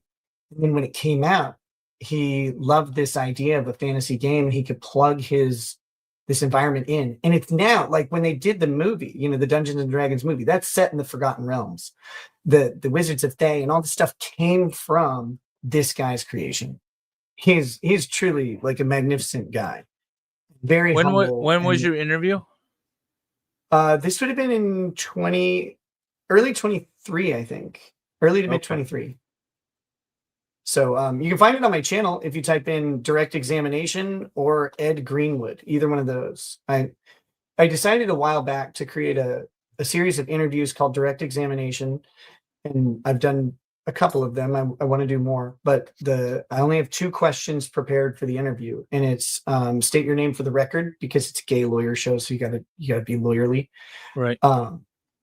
You state your name for the record. And then the second question that you follow up with is, why the hell does anybody care? And then based on those answers, we just go wherever that person wants to take the conversation. It was June 16, 2023. Yeah, there you go. Cute. God, I look a little haggard still. Oh, I remember that interview. I remember watching that. I have a vague recollection of the dude in the blue shirt. That would be epic. Like that would be like meeting, like, I don't know, like for me, like Johnny Depp, right? He's so cool. Well, this guy's significantly less attractive, but in his No, own but way, it's he's the thought of it. You know what I mean? He's an enigma. He's amazing. in his own way, he's holding his own, if you know what I'm saying. Right? That beard is Well, so speaking of holding his own, Nick Rekieta, as you know, you're an enigma. And so many people have based their entire YouTube careers on you and your success. And you've also been a mentor to a lot of people. And I have had the great pleasure in my life in the last few years to get to know some of our chatters and the mods and people who genuinely feel like you're the reason they're part of this YouTube community. I'm wondering how you feel. Sorry.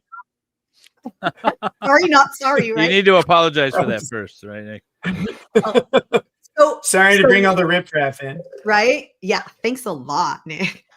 So, for instance, Lefty, who has his own cool like gaming channel, and he's also like a really cool dude.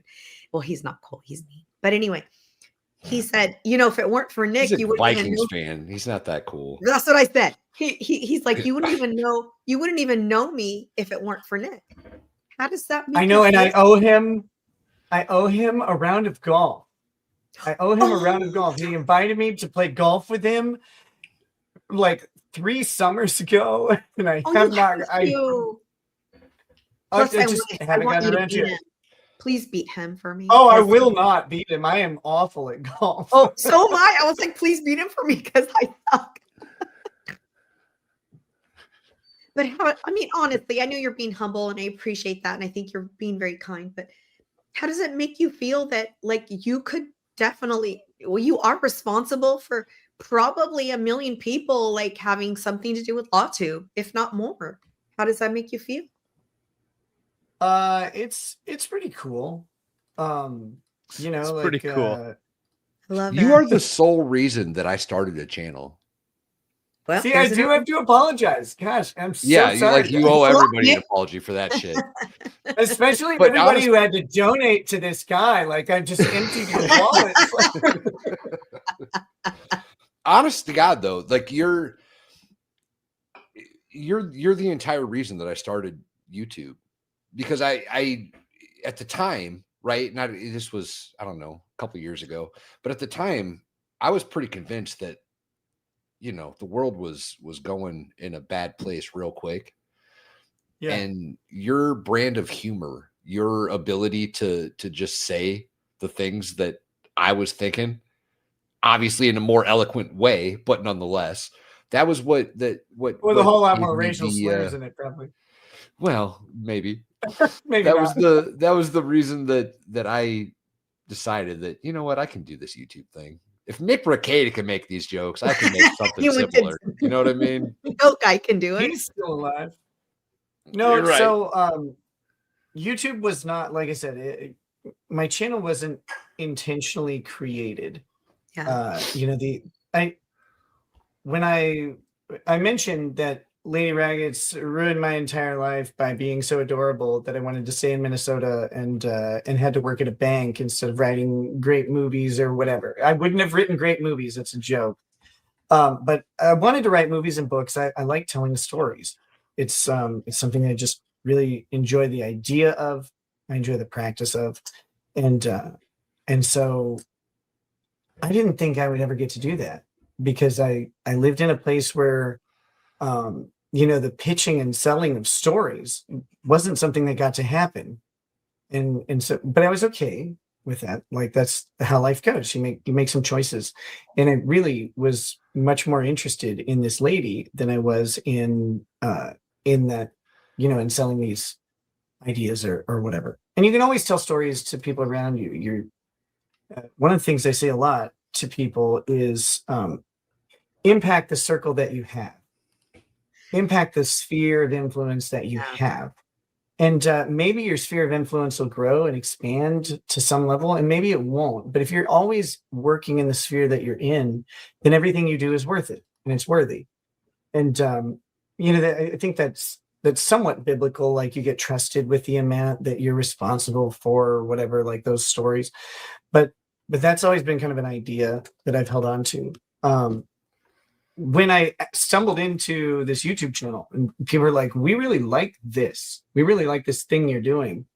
It then was like, okay, now I get to merge this thing that I have by circumstance, which is a law degree, with a desire to tell jokes and stories and, you know, make people laugh and smile, and also remind people that we get to create the world that we live in every way.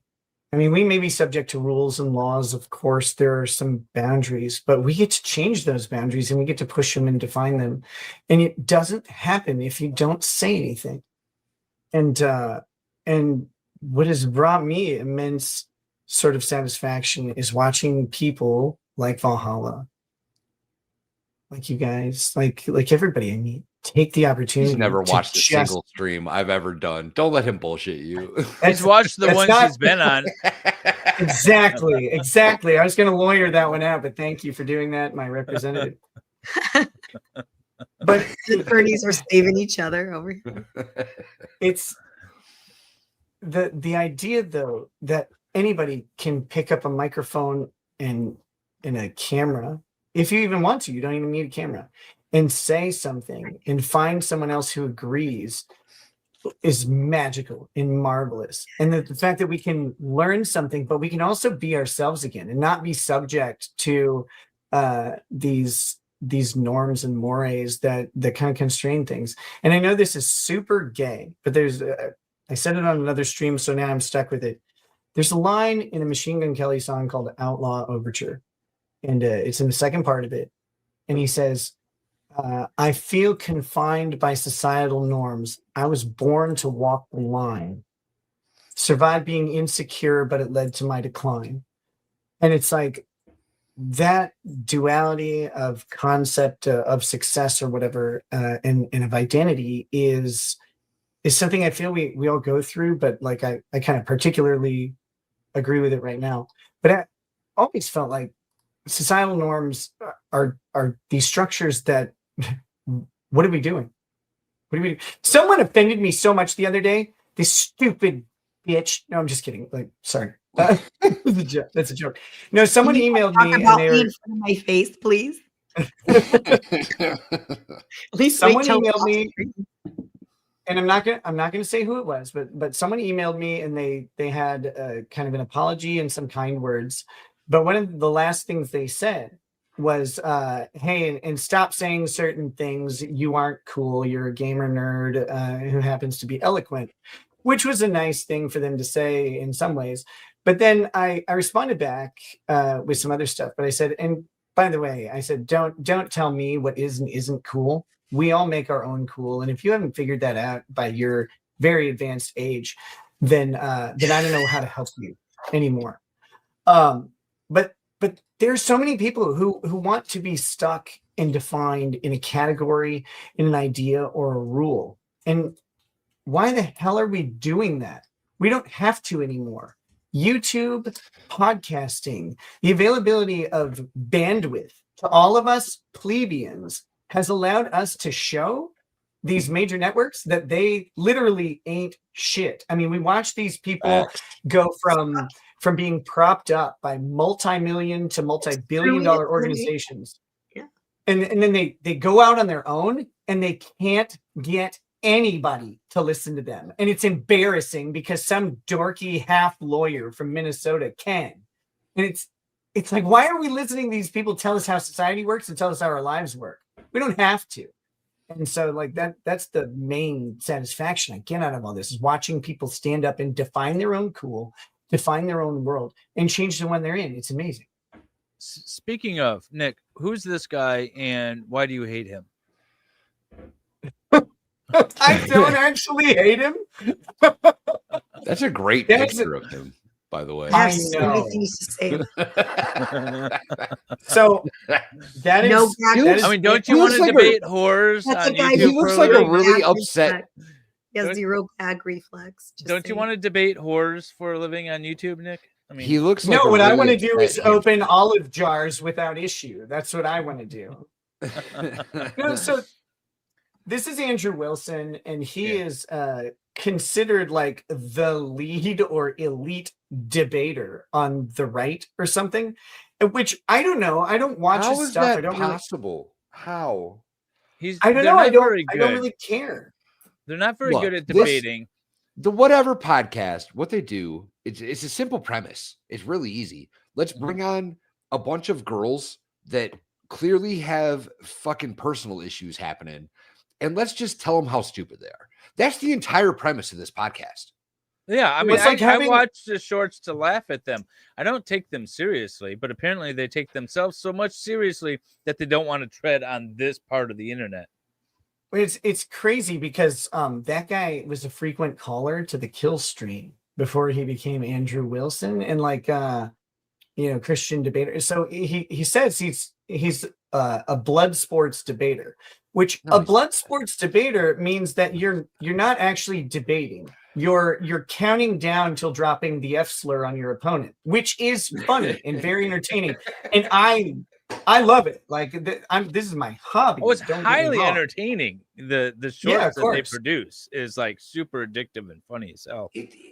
But it's like if you're telling me that that any person who's in their 40s and has moderately well established political or social or economic positions that they've been talking about for decades can't run circles around 25-year-old club chicks from South Beach, like these girls aren't Who have sitting never done anything relevant in their lives, mind you. Well, and they're not there talking politics, right? They're dressing up, they're hot, they're going out and finding like a hookup or whatever, and they're doing what they want to do at that part of their lives.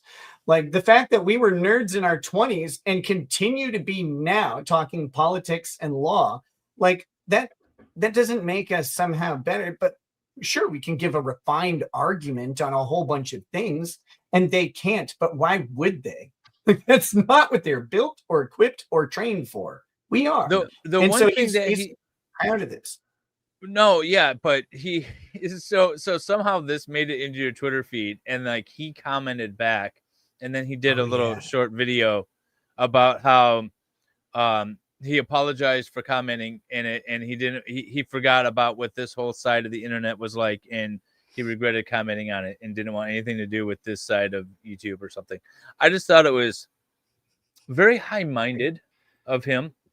So I just had to pull it out. I like that So word. you know what? I do have to take a second I have to take a second real quick and acknowledge the fact that he did bring us Gorlock the Destroyer, and that's a win for the internet, in my humble opinion. So He did bring us that. Yeah, that was We'll amazing. have- That was a win we'll for the have for internet. that. But the other thing I Yeah. wanted to give him credit for is because the reason why I thought of him is you had said something about morality, and he had made a Yes. comment about morality, and I'm going to keep this picture up for this, but he had made a comment about morality is nothing more than a collective belief on what is the right thing to do. Because he was questioning a woman who said she wasn't Christian, and he said, but we get like morality and how to live through the Bible, and she said no, and he's like, well, then basically we just have morality is nothing more than a collective understanding of what we agree that is good and what we agree isn't. And I think he's spot on. I think he accidentally proved himself wrong with that comment, because in reality, morality is nothing more than just a collective understanding of, hey, we're going to do this and this is good, and we're not going to do these bad things. That's all morality is, right? Would you agree with that, Nick? Essentially, the way I describe morality, my refined personal definition of morality is correct behavior within an understood or given ethic or ethical set or structure. Right. All right. Oh, So I you don't have like that definition. I don't like that definition at all. Why not? Correct behavior. Morality is morality within morality. the ethical system. Morality is very much a regional thing, right? Yeah. That's what I'm saying. That's Yeah, why he it's said reasonable. within that framework, within that set of standards. Right. So within whatever ethical set you're in, moral behavior is correct behavior within that ethic. So if you're, it is regionally based, of course. I hear what it you're is- saying. Okay. It's And based that's on why tradition. state sovereignty is an important thing that we must emphasize over The the South federal shall government. rise again. Hallelujah. States' rights, all states' rights. David just What I wants will what I will say about morality is I am a Christian. I believe that there is an objective morality. I believe that that is something. I'm less convinced of our ability to properly discern it. I mean, we might properly discern it, but then someone else will disagree and determine that we're wrong, and they'll have a sound position within their ethical set. And so I'm a firm believer in grace because of this specifically. The idea that we are allowed to explore and try to understand and comprehend this structure that God has created objectively without really good guidance on how to do it. Because you can't turn to the Bible for objective morality. Everybody says you can, and yet they all disagree on what moral behavior is. You can get two people in the exact same denomination who profess the exact same things. Go through the Bible and they'll find something they disagree on. So we have this room for interpretation, I'll say, and we will get it wrong. We're told over and over that we will not ultimately comprehend right and wrong to the extent that we're supposed to, but that we have grace to make up for that. Or if you're a Jew, you have atonement. You have a process of atonement to make up for our failings and deficiencies, and that tells me that the flexibility of morality to be understood differently by different people at different times is a fine thing. It's baked into the system. And so I agree that with Andrew in that way, that morality is just a set of effectively agreed upon preferences. I just prefer to call it an ethical structure. So with it being modifiable, essentially, I don't think can we ethical justify structure is the right terminology there. I still want to know why. Because somebody's morals, a different section of the world's morality, can be in complete opposite of my morality.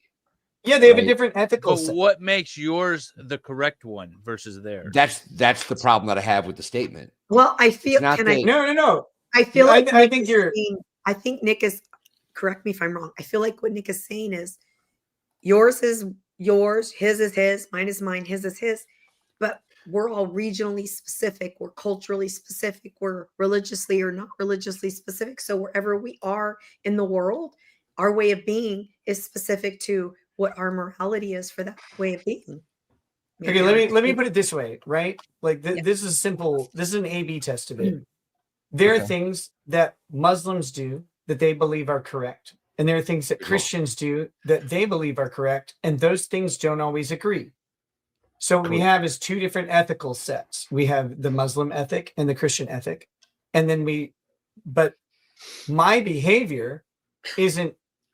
My morality can be measured under either ethic, right? If I'm in Iran, my behavior is going to be measured under Iran's ethics, which is some subset of Muslim plus Iran's political structure, right? But if an Iranian's an American in America, they're going to be basically under some level of Judeo-Christian ethic with the Constitution as like a background hum, and that's going to be the case. And so then we look at moral behavior where you are temporally, where you are physically, where you are spiritually, and all of those things factor into it. And there's not one system that anyone objectively agrees to being the correct one, but we can say where you are, you have an obligation to act moral within that construct. Like you have to, because typically laws are derived from that moral structure. I feel like it's a lot more is important, like the derivative, the root word. Yeah, more. That's more. So with all of that understanding, where did Candace Owens go wrong? Because she seems to be Candace Owens. I mean, her moral structure seems to be all over the place these days. I think Candace Owens' moral structure has a lot to do with things that are outside of any ethical set, honestly. And I remember when she first hit the scene, she was like a black woman champion conservative politics. That was great, and she had a lot of great things to say.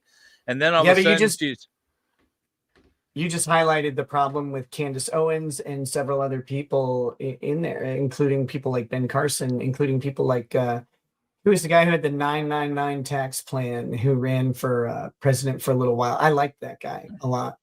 But the Asian guy? The idea, you think she was just grifting the conservative? Or no. I think the conservative movement was grifting Candace's blackness. Yeah. But she was saying things that I tend to agree with from a political standpoint. And then all of a sudden... you remember how Candace started, right? I don't know the whole origin story. Oh, man. Candace's origin story is not one of conservatism and principled right-wing policy. No, all I know is when she started popping up on the shorts, Wait, what's her origin? Yeah. I think she's a former liberal feminist. How was she bitten by the spider? No, I think she started. She's a former liberal feminist in college. She, in fact, wanted a group of people who would dox hate speakers online. Like that was their purpose. Candace Owens? Yeah. Yes. That is wild. That is wild. Yeah, you got to go look back into the history of Candace. I believe you. That's just wild. But now she's attacking spouses of presidents for being the other gender, and she's going after Turning Point. Basically, saying, what is she saying about Turning Point? Something like they're behind that they are responsible for Charlie Kirk's assassination. Look, I fully endorse Candace Owens going after the Macrons because I think it's hilarious. Well, yeah, it's funny as hell, but there's like a point when you start pulling out like your Lady Rack is pulling out the dictionary saying, this is what a woman is and a man is, and clearly this is a man. I mean, you're having she was pulling out documents. Oh, don't get me wrong. Like, to the world, Candace Owens, she's highly at risk in this defamation case, and but also, like, I have legal, procedural, and policy questions about the ability of a foreign head of state to sue an American commenter in the United States. I do think that there's a role maybe for our government to step in and say, hey, listen, Franco, sit down. Nobody cares about your stupid Eiffel waffles or whatever you have. Go away. We have something over here called the First Amendment. How about you take your frog ass back across the pond? Yeah. Now, believe me, Candace Owens, some of her statements may toe that line of not really enjoying First Amendment protection. Yeah, no, not all of them. No, do. she might be fucked. She might be. There's a big problem with it. But I do wonder, wait a minute, why are we letting foreign heads of state sue Americans? What economic interest is being protected by American courts of the Macrons in the jurisdiction of the United States? We're not talking about her being sued in France. They didn't sue her in Paris. They sued her here. They want our courts to protect their non-economic interests in the United States. Like, what are we doing? We're protecting their reputation. Why? You're a foreign leader. Like you said earlier, Dave, the French have the ability to just murder someone, and they do it all the time. And so we're sitting here. I mean, going, if India can do it in Canada, France can do it in the U.S., right? Yeah. Why are we tolerating this as a nation? I don't particularly care for Candace Owens' brand of stuff. I've never found her to be particularly insightful. People are like, oh, don't you support and love Candace? I'm like, I mean, I don't give a shit about Candace Owens. And frankly, some of the stuff she says is downright retarded. Like, there's just no way around it. She's not the brightest bulb on the Christmas tree. That's okay. She still gets to talk. She still gets to have her opinions, and I will fight like hell to protect them. But yeah, I do think that Candace Owens I think she has a morality problem, because I don't think her morality is defined by an ethical structure that's accepted by anyone but her and her desire to accumulate wealth. Do you think the whole attack against Turning Point is more based on ego and maybe a jealousy sort of thing than anything else right now? Every opinion of mine about Candace Owens stems from one thing, and it was the funniest thing that I realized in real time. And it was when she was talking about Steven Crowder's offer of $100 million from the Daily Wire, and him turning it down and talking about all the reasons why it wasn't a great deal, right?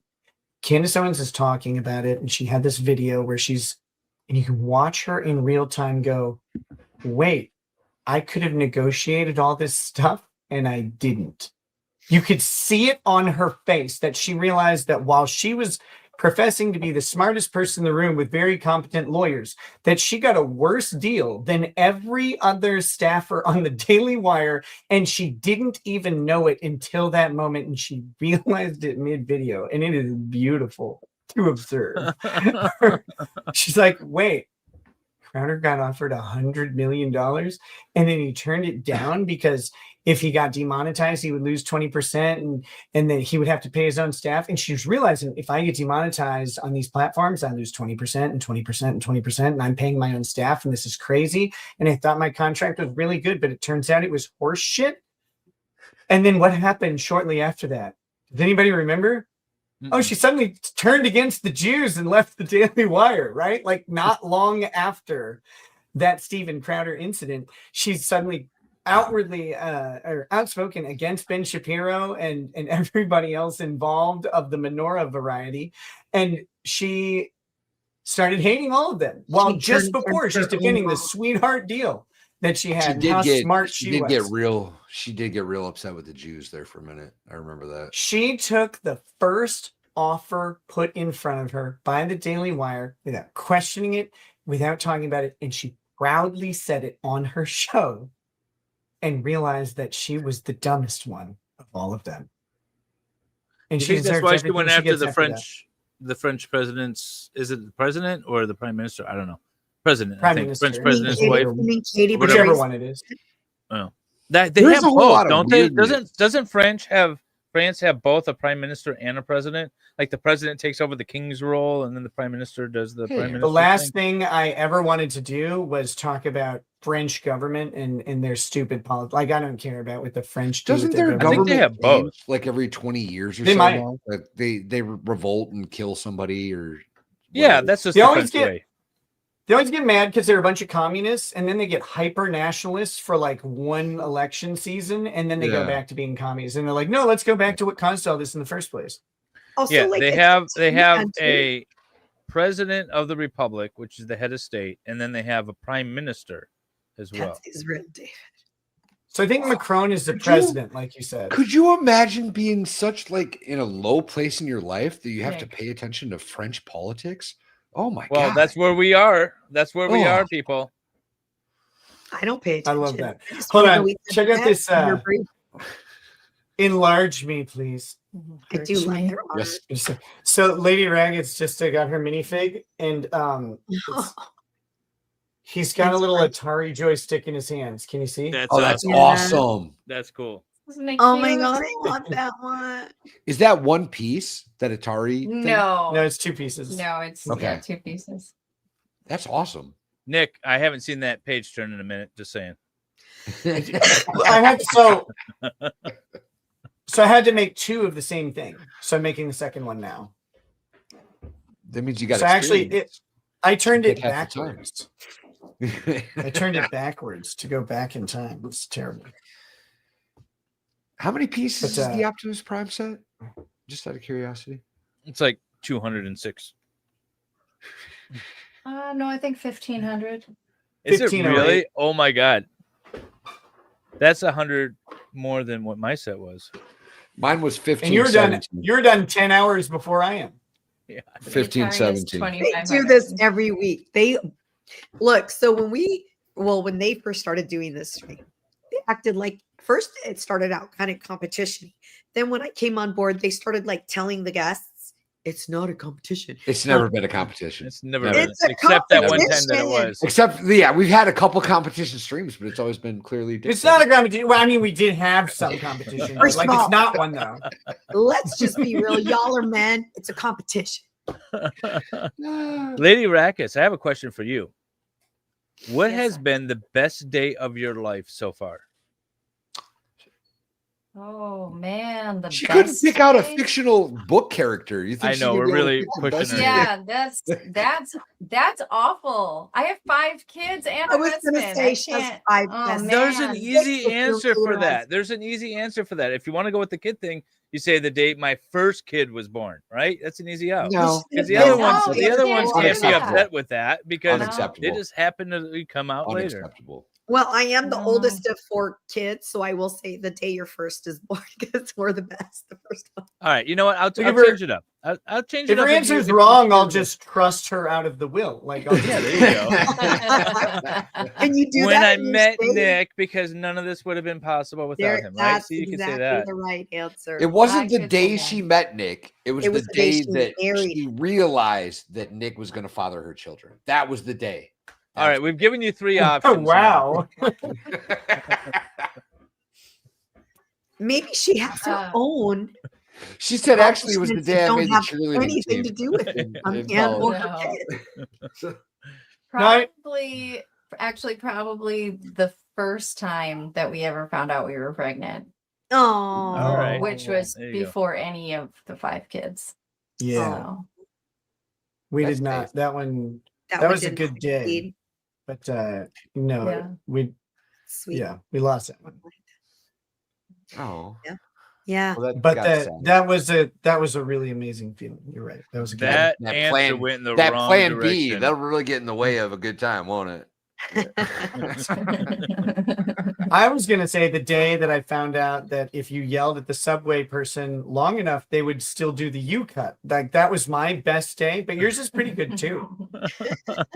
They would still do the what? The U How many of cut? you guys remember the U cut at Subway?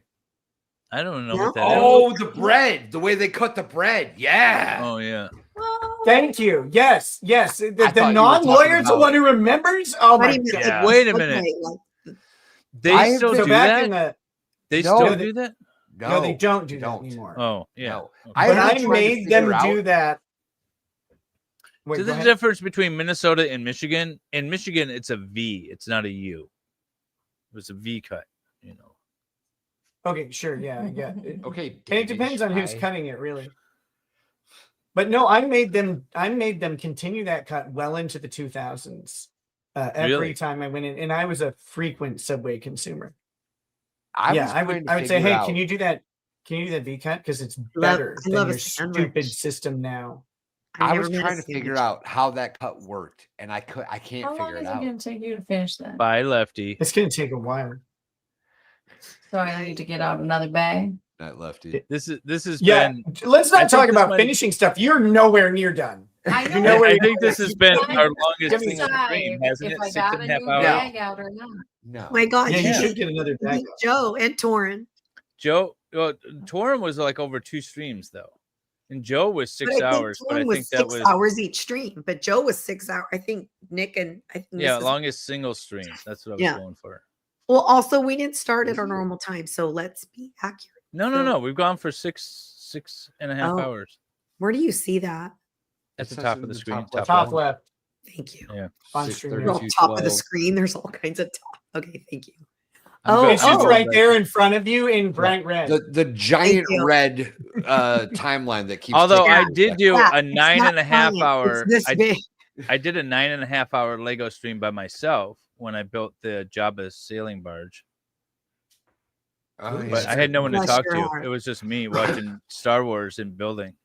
So David and his son did a Lego stream last week or the week before. I can't remember which. I think it was And last week. They were like trying to build Lego and do chat. There was like 10 of us in chat, and they both were like, and then David goes, sorry, Logan, that's his son's name. Wendy's not here to read the chat. And Logan goes, where's Wendy?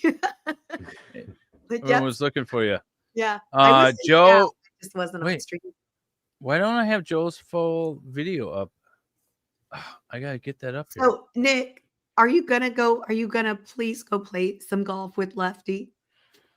Yeah, and I really want to in the spring. Okay, good. You can't do it now because Minnesota is again a frozen hellscape Because beyond you guys live comprehension. in California. We golf all year round here.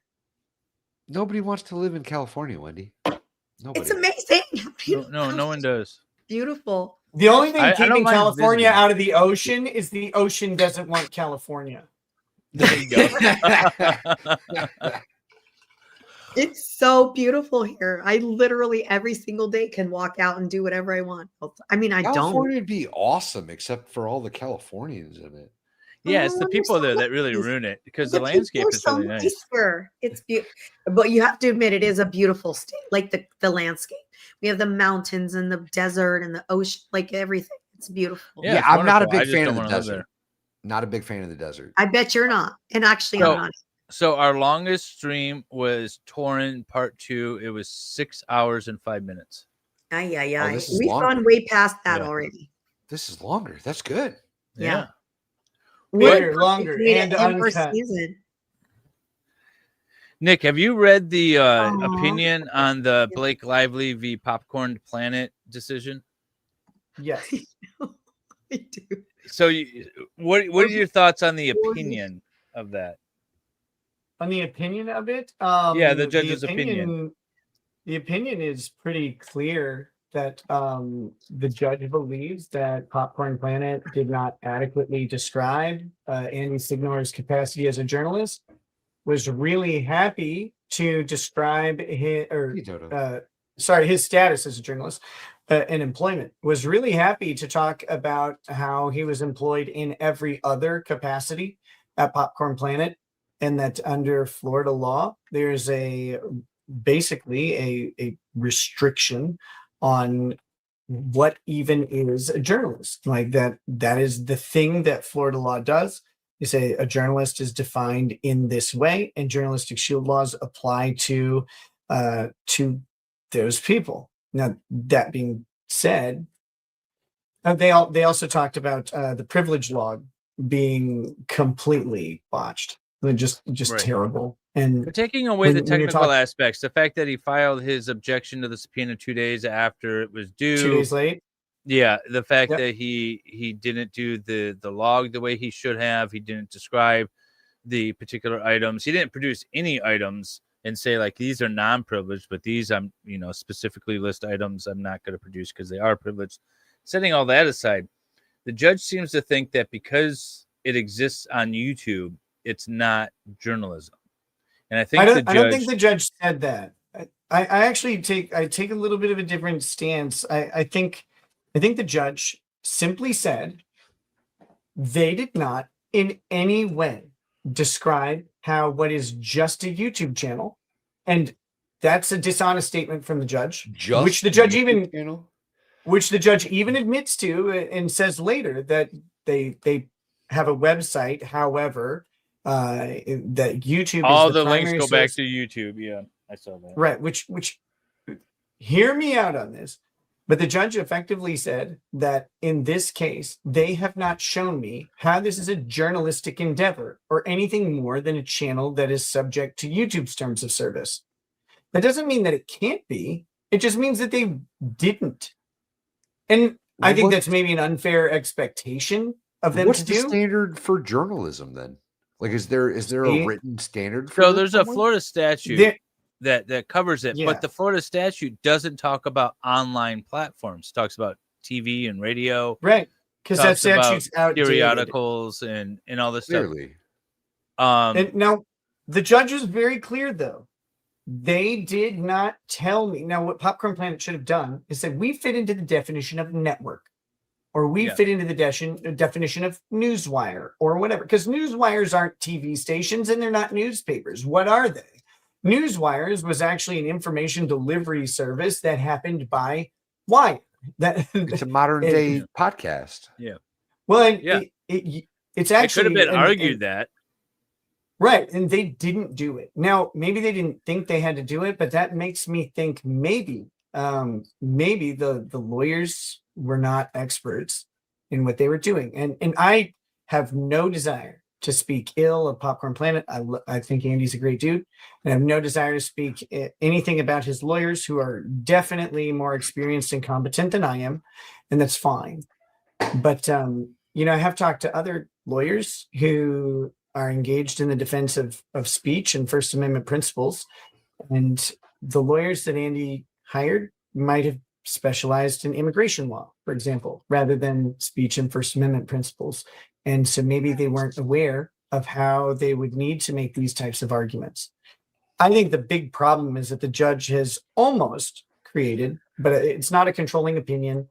It's just a judge's interpretation of Florida law, and could be can be appealed, and all sorts of stuff can be argued. But I think the judge has stated effectively that there's a license requirement for being a journalist. And I think that is contrary to the First Amendment. I think every one of us is a journalist. I think anybody who decides to report factual information is a journalist. And I don't think that those First Amendment protections are restricted by you being employed by a huge corporation. I think that's crazy. But at the end of the day, they didn't argue the things that the judge was looking for. And as we've all experienced, if you may not know what the judge wants, but it doesn't matter, because if you don't give the judge what they want, you're not getting your way. It's interesting. I filled out an application for a press pass for the courts in Florida for the Sarah Boone trial in particular. And so I've been issued MLS, Making Law Simple Network has been issued 2 press passes. One for Steve Gosney. Got one of those. Steve Gosney got one as my foreign correspondent. Yes. And myself. We have press passes recognized by the courts in Florida. But I had to fill out this whole thing about how do you produce your news? What do you do? I had to go through this whole thing. I had to give them links to my YouTube channel. And I say I cover trials, and I give legal commentary on all of this stuff, and and we read over the cases and this and that, and then they approved me. It was an interesting process to go through, but it wasn't terribly difficult. If you just look at the statute, and now that I've looked at the statute because of this court ruling, it was the exact questions that I was asked when I applied for my press pass. It's not generally if there's some sort of pass or licensure requirement, they're drawing from the language that Congress provides. Like that's very common throughout all of U.S. law. Where does your right to free speech end and mine begin? When you get the microphone. That's what I say. Your right to free speech never conflicts when you get with a another bloody person's. nose. No. Your right to free speech never conflicts with another person's right to free speech. Well, I always There's say that no because there's people conflict. in chat that are like, how come you don't, you need to talk about this or you need to do that? And I was like, well, I have the microphone, so I'm going to say what I want. Yeah, but I want to be clear. Anyone's right to speak is never in conflict with someone else's right to speak. Like, that's a nonsensical position because speech cannot infringe other speech, right? It's other rights that your speech is infringing on potentially. Someone has a right to not be defamed, right? Because defaming someone is to use a falsehood to assault their reputation, to cause harm to them in some way or another. And so we go, okay, well, your right to speech ends where someone's right to reputation begins. Exists insofar as they have a right to their reputation so long as it's not being attacked by a falsehood. Yeah. False light so that's and a it. bunch of other stuff. But there is no speech that can necessarily contradict the right of other speech. Just because Nick, I demand to be listened to. I demand that my speech be heard. And if you deny that, then I'm going to sue you. Yeah, you can demand that it's listened to all day. That's fine. You don't have a right to be listened to or heard. But people have a right to hear what they want. That's part of the free speech thing. That's kind of crazy. The inherent right to be an audience is there. Joe, I think Good Logic lost on that argument in the Trump case. Oh, he was trying that New York Trump case. I never saw how that ended because I think something happened to me. Yeah. You were a little distracted. He lost. We'll just leave it. I at was that. busy. He lost that argument. Yeah, you were busy. Yeah. You know what, Nick? You were on vacation. Yeah, no kidding. So, refresh me on what was his particular issue. Was that he had a right to hear Trump? Was the thing, right? He had a Or right. something like Yeah, that? because he was challenging the gag order by saying that we have a right to hear based on the First Amendment right to free speech, and that he was doing sort of a backwards argument that you can't impede Trump's right to free speech because I, as a citizen under the First Amendment, have the right to hear his speech. Yeah, and that's essentially what he was arguing. That's been a failing argument all the time. Like that yeah. From what I'm aware of, that argument has failed in every First Amendment case. Ultimately, like, you don't have a right to hear particular speech. You have a right to hear speech that you choose to hear, which is a little bit different. But that speech still has to be protectable. Right. In the instance of a gag order, the question isn't whether or not you have a particular right to hear something. The question is whether or not they have a right to say something. And if they're being restrained, it's a strict scrutiny test. I think he was trying to get straight at the game. standing as a member of the media to release the gag order. And that's, I mean, it was a you're novel trying idea. to argue, I read his brief a little bit, trying to flush out. you're trying to ultimately argue third-party rights. Like, you're trying to defend the right of someone else under the guise of it being your own. And courts are like, no. Now, I think federal standing, I'm of the Barnes school on federal standing. I think federal standing requirements are bullshit. They absolutely are. Yeah. But that might get Candace Owens out of some hot water, right? Maybe. I more think that free speech principles, like, we already are allowed to say a lot about a U.S. government official because they're a public figure. Right. I don't know that the Macrons have a standing issue. I mean, I do question, what interest are you protecting? Like, what value are you losing here in the United States this is the proper jurisdiction for it? I don't know that that's true. And I don't know that a foreign leader can be subject or even subject themselves to U.S. jurisdiction, right? Like, we don't do that for their ambassadors. Their ambassadors are not subject to U.S. jurisdiction. Has there ever been anything close to this before with the Macrons? Like, I cannot find anything. I did look, like, I didn't do the deepest dive ever. Even Big Mike hasn't sued anybody. You The know what I mean? closest Like, analog. I was thinking Harry. Prince Harry. Prince Harry. that would be similar, Henry. but like Yeah. the Big Mike thing is like an exact replica. Who's The Big closest Mike? analog I could think How of do you was the not know Lockerbie who bombing Big Mike case. is, Dave? I don't know who Big Mike is. Who's Big Mike? Oh my god. Michelle Obama. What'd she sue for? Nothing. He said Big Mike hasn't sued for anything, and people call Michelle Obama 'Cause Big he's Mike got a because they're dick, suggesting Dave. that he's Well, got a dick. giant honker. He does, but speaking of, actually, Wait, who keep has going. this? I got a picture I got to pull up.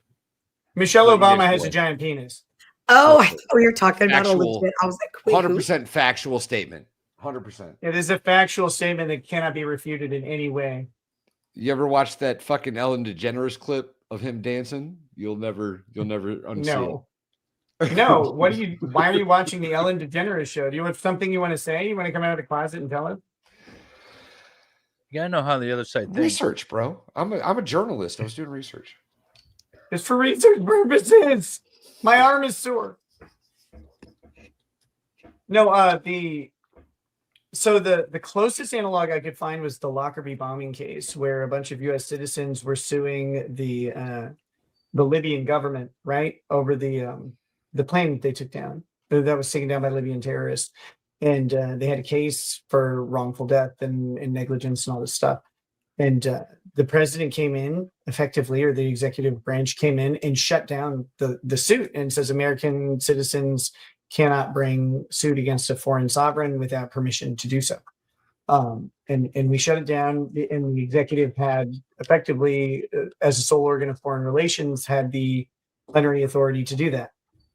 And that's the closest analog I could find towards the head of state being involved of a foreign nation, and especially an active head of state of a foreign nation being involved in a lawsuit against U.S. citizens. What I couldn't find was any instance where a foreign head of state had sued a U.S. citizen, though. They were always being sued.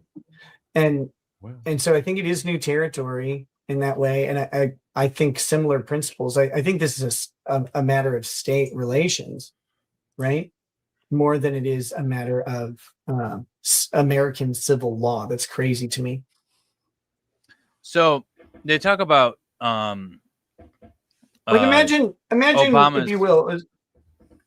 Go ahead. Real quick. Imagine if you will, during this court procedure, the Macrons failed to produce evidence and need to be sanctioned. So now a U.S. district court is going to take under its jurisdiction and provide civil sanctions and demand payment from a French foreign, like from a foreign leader. That's a crazy idea. It's crazy. And we're saying that a foreign leader can willfully subject themselves to a U.S. district court. Where are we in that lawsuit? Like, has there been an answer filed? Where are we in that? I think there might have been an amended complaint. I assume she's going to file an anti-slap. I think she's going to lose. So, but I don't know where it is. Like I'm not sure. I came across this picture the other day. Everyone was talking about, Michelle Obama's arms. Remember, she would wear the sleeveless gowns and all this stuff, and it's like, oh, this is the fittest first lady. Well, there's Nancy Reagan from the 80s. Look at those delts. Whoa. Look at those. Damn. That's my mom's favorite first lady. Look at that. Yeah. She also was like 30 pounds underweight. Like she was not a. She's got some arms there She and does, a but sleeveless she- gown. Who says Well, Obama was Yeah, if the you're first? rocking the arms. Yeah, If you're look at rocking the arms, you got to wear. Yeah, but I sleeveless bet you can't palm a basketball like Big Mike. I don't know of a single other man who can. Yeah, wasn't she threatening suit for a little while too, actually?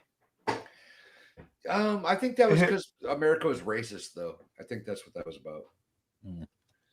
She went I to a don't grocery remember. store or something and had to ask somebody to get some off the top shelf, and it was racist. I don't remember the details. There's no way That's Big pretty Mike had asked insane. someone else to get something off the top shelf. I think they asked. That him. was my suspicion about the situation too.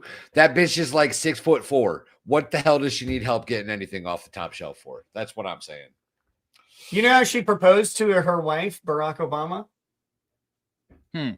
Barack was running a weak defense, and she just straight dunked on him, nuts in his face.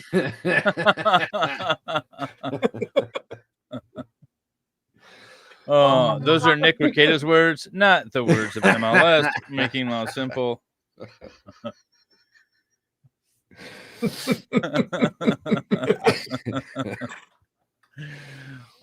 Lady Rackets, if you could Yes, only sir. have one app on your phone, one app only, what would it be? Oh man.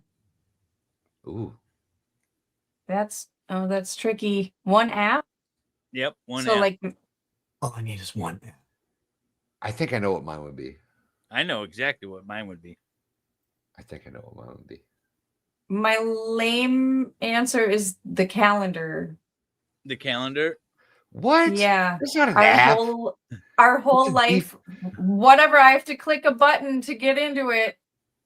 I don't know what it is. What is It's the an app, app. Nick? It's an The app. Google Calendar. It's the Google Calendar app. Yeah, the Google Calendar app. It's something mine on my would- phone I have to push Mine would several be times a day. mine would just be phone. You know, at the end of the day, I want my Call. phone to be a phone.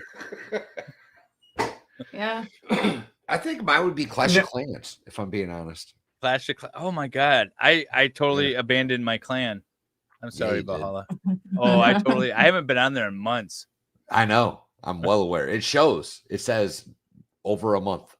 Yeah, yeah. I forgot that game existed until this very moment. It's a fun game. I'm in a clan with Valhalla and I'm letting him down, I feel. Yeah. Nick, Yeah. Nick, Baker is too. Baker joined Mine the would clan. be He hasn't Grindr. been there in forever. Yours should be I Grindr. knew it would. I knew it would.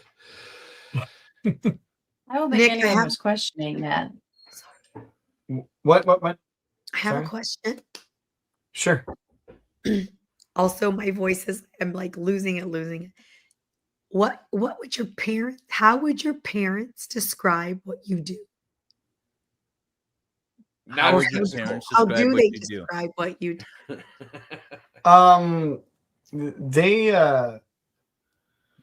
They pretend they don't have a son named Nick. No, not at all. No, they love him.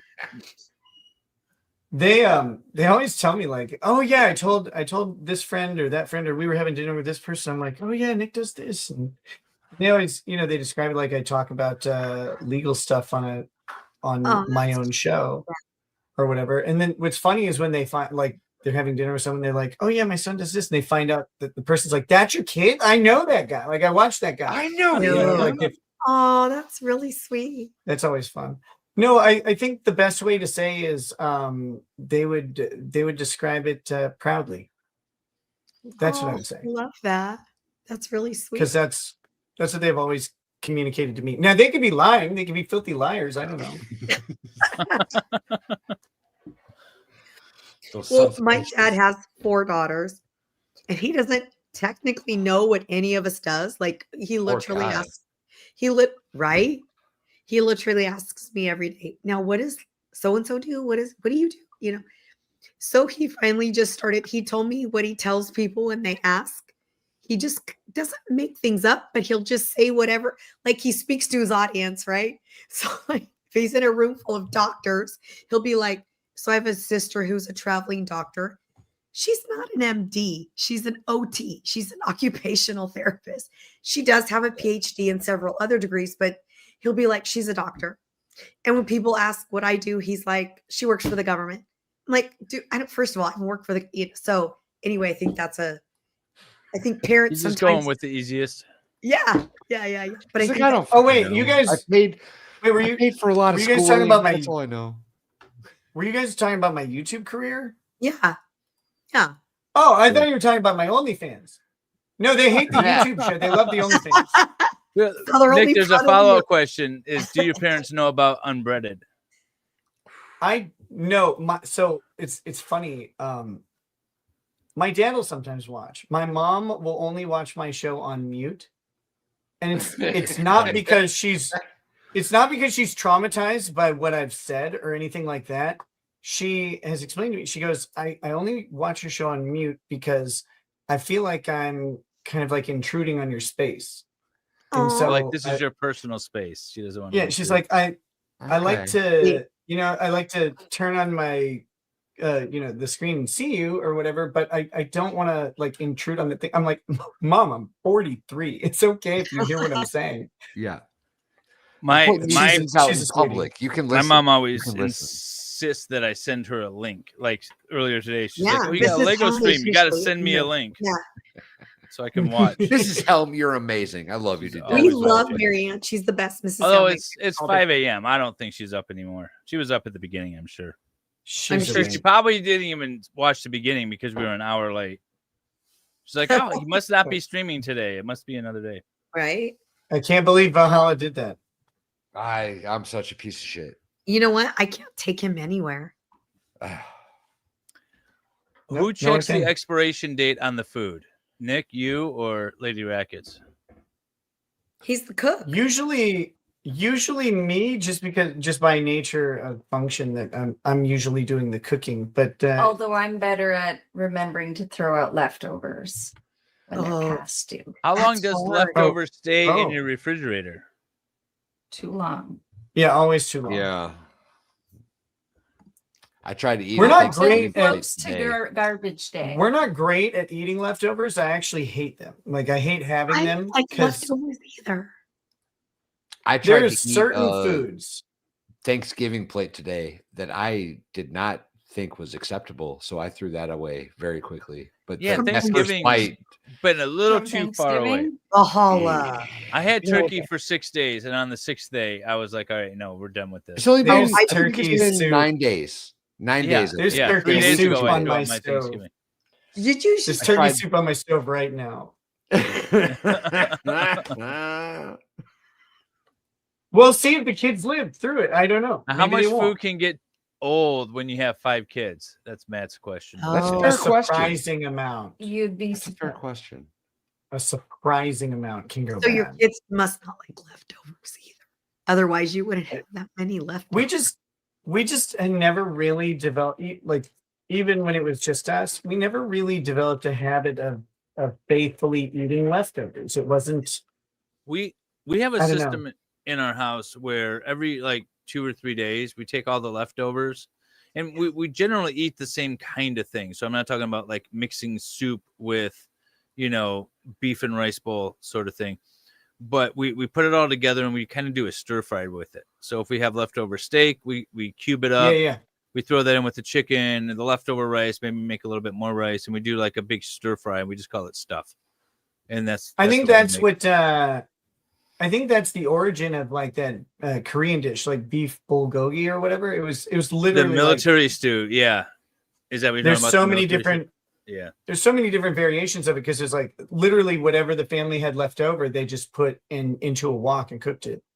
Yeah, it's really good. So My that's mom- our routine. I'm gonna have to ask Connor about this next time I talk to him. You're gonna have to. My mom Yeah, cooked every single day of our lives except Fridays. So dinner was on the table every night at 6. And on Fridays we had leftovers. So I'm gonna guess that was from like Monday to Thursday that's when we I You guess know the- how I know you and I grew up different? You had food every day in your house. Well, I also had a mom who was a functioning human at that time. So Valhalla was making tang Must have sandwiches. been nice. it was okay. Hey, She was a nice white Tang lady. What are is you gonna so do? good.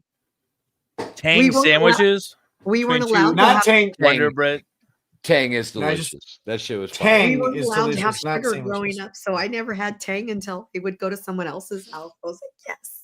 Yeah, we never had Tang. We had name brand. Like if we go to a friend's house and they had like RC Cola or something, some off I brand. loved going to Like, my where's the friend's Coke, houses. man? Where's the Well, we where's weren't the allowed. actual Doritos, not Kroger brand flavored Yeah. corn chips. My dad owned a gym, so we grew up super like beyond healthy. So like we didn't have any white food in the house. So there's no white bread, white sugar, nothing. Like so, I grew up Very so racist. Your dad was right. Yeah, that sounds he was very super racist. racist. He only liked white women. But like so we grew up, so I would go to my friend Brenda Black's house. Brenda Black was this white girl from Florida. She was acceptable apparently to the That- Brenda No, I Black was was not his over white there. girlfriend. Wow. That's amazing. No, they didn't know I went over there. I used to go to, I had a babysitter and she lived by the babysitter. So I'd go to Brenda Black's house, which interestingly enough was a white girl from Florida. And her parents had Pop-Tarts and like sugar cereal and chocolate milk. I would just pig out. They must have thought my parents starved me because I would go to eat them. I probably ate all their food. They were probably poor. I and was ate just it. happy when my friends' parents had electricity. I was in a good place. They had the Valhalla. lights on. My son used to go to his sister's apartment to eat dinner or lunch or whatever, and then I get a call from, she's my ex stepdaughter, and she's like, Logan saying that there's no food in the house. I'm like, there's plenty of food. He just has to cook it, like himself, and he refused to do it. I'm like, I'm not, going to be sitting here providing him, those little Lunchables and things No, we like didn't that. have snacks. He can cook his own damn food now. He's 17. Yeah, we didn't have snacks. You had to cook a meal and my mom wouldn't even have like cold cuts. So like we couldn't even make sandwiches. I had mastered the microwave by 4 years old. I was able to make my own like soup. And I learned, I also learned that if you put enough crackers in a can of soup, it will fill you up all day. True that. All goddamn day. The first thing I learned how to cook was scrambled eggs, and then that quickly moved into omelets. And I made omelets. Nick was 30 when he learned how to cook scrambled eggs. Oh, speaking of the devil, here he is. Where's Connor? I was just talking about you. I just said your summoned name. him. He just spoke your name, Connor. What's the Korean thing you said, Nick? It's like a bulgogi. Yeah. Bulgogi, I believe, is just bulgogi. It's a collection of like it started out as a collection of leftovers that just got cooked together at the end, that was what they had. So that's what you ate. But I don't know if that's true. Let's Nick, find if you out. wrote a book tomorrow, what would it be about? I can't actually tell you because it's seriously a project that I've got, and it's confidential. But I do want to. I am a Fed. I do want to write a second, like another book. And I, at some point, I want to write a book about our experience in the lovely Minnesota criminal justice system and the family system that accompanied that, because I think those systems have a lot of work to do. And I think we get politicians and law and order politicians are always popular. They always sell well. And it's the most insane thing to me to see people clamoring for their government to infringe upon the liberty of their fellow person. I never understood that. Yeah, it's like people are like, yeah, we want law and order. And I'm like, I don't want them I want them blinded and deafened. I don't want them around. I believe politicians should get to serve out the maximum amount of terms, because we'll implement term limits under the Rekieta regime, and they'll have term limits. And then at the end of their term limits, they should be forced to hang themselves. And that is a trade-off you get for all of the benefits you get as a civil ruler, because they're not civil servants. We've got to stop pretending that they serve us in any way. And I mean, I want to go back to when civil service was a sacrifice. And we had accomplished people running the country because those were the people who could afford to make the sacrifice to serve.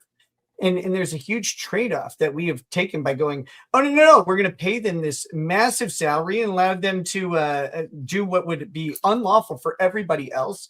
And somehow on a $200,000 a year or less salary, go from being worth almost nothing to being worth tens of millions of dollars. Or hundreds in the case of Nancy Pelosi. Right. Through the beauty of legalized insider trading, where they get to regulate an industry, but they get to short sell it first. That's insane. No, we need to go back to the time when a politician was someone who could afford to not make money for 4 years or 2 years or 8. And then like they'd have to go position. People did it it was like almost like a charity. You know what I mean? Like, and then you know, after a while they go, hey, actually I need to get back to my business because you know, I've been doing the civil service for a while. It was almost like a natural term limit, but also have term limits in there just in case. And when you expire, when you've done 6 years in the House, when you've done 12 years in the Senate, and when you've done 8 years as president, you then have to hang yourself. Go away. No Ted Kennedys on my watch. I'm with you on that one. Uh-oh. I'm with you 100% on that one. Wendy, you're muted. My chickens are waking up. Thank you. Nick, was it you who talked about doing a coloring book of the Constitution and amendments? Well, it was a coloring book of all sorts of legal things. The idea was to do like childish sketches of very adult things like DUI stops and stuff like that. I thought that'd be really funny to do. Coloring books are kind of, you know, like a semi-in vogue thing. And now with AI, maybe I could just make it, because I was going to come up with a bunch of stuff, and I had a couple artists who I had talked to about providing samples for it. But, you know, people get busy. And it's like, I need really basic sketches. And I wanted to do a kid's version and an adult version. The kid's version would like mirror the same content, but be very simplified. I'm stealing that idea. That's an awesome idea. Maybe you and Kayla could be authors of homeschooling materials. People have asked, and Please I leave it to the coloring book. Sorbos. The Sorbos can do the homeschooling curricula. Kevin Sorbo? Yeah, Kevin Sorbo's wife has written an entire she's created an entire homeschooling curriculum. For real? Yeah. If you guys don't know, Kevin Sorbo is Hercules, by the way. Oh, yeah. Yeah. You know, I saw a video about him, about how he got shunned for being a conservative in Hollywood. And isn't that I thought it some was guy? his acting. Well, I mean, how dare you, sir? He blames it on his politics. Yeah, but everybody it was does. interesting. Well, this was, in all fairness, this was I think back they're in right. like the time frame when I thought the world was going to shit. So it makes sense to me.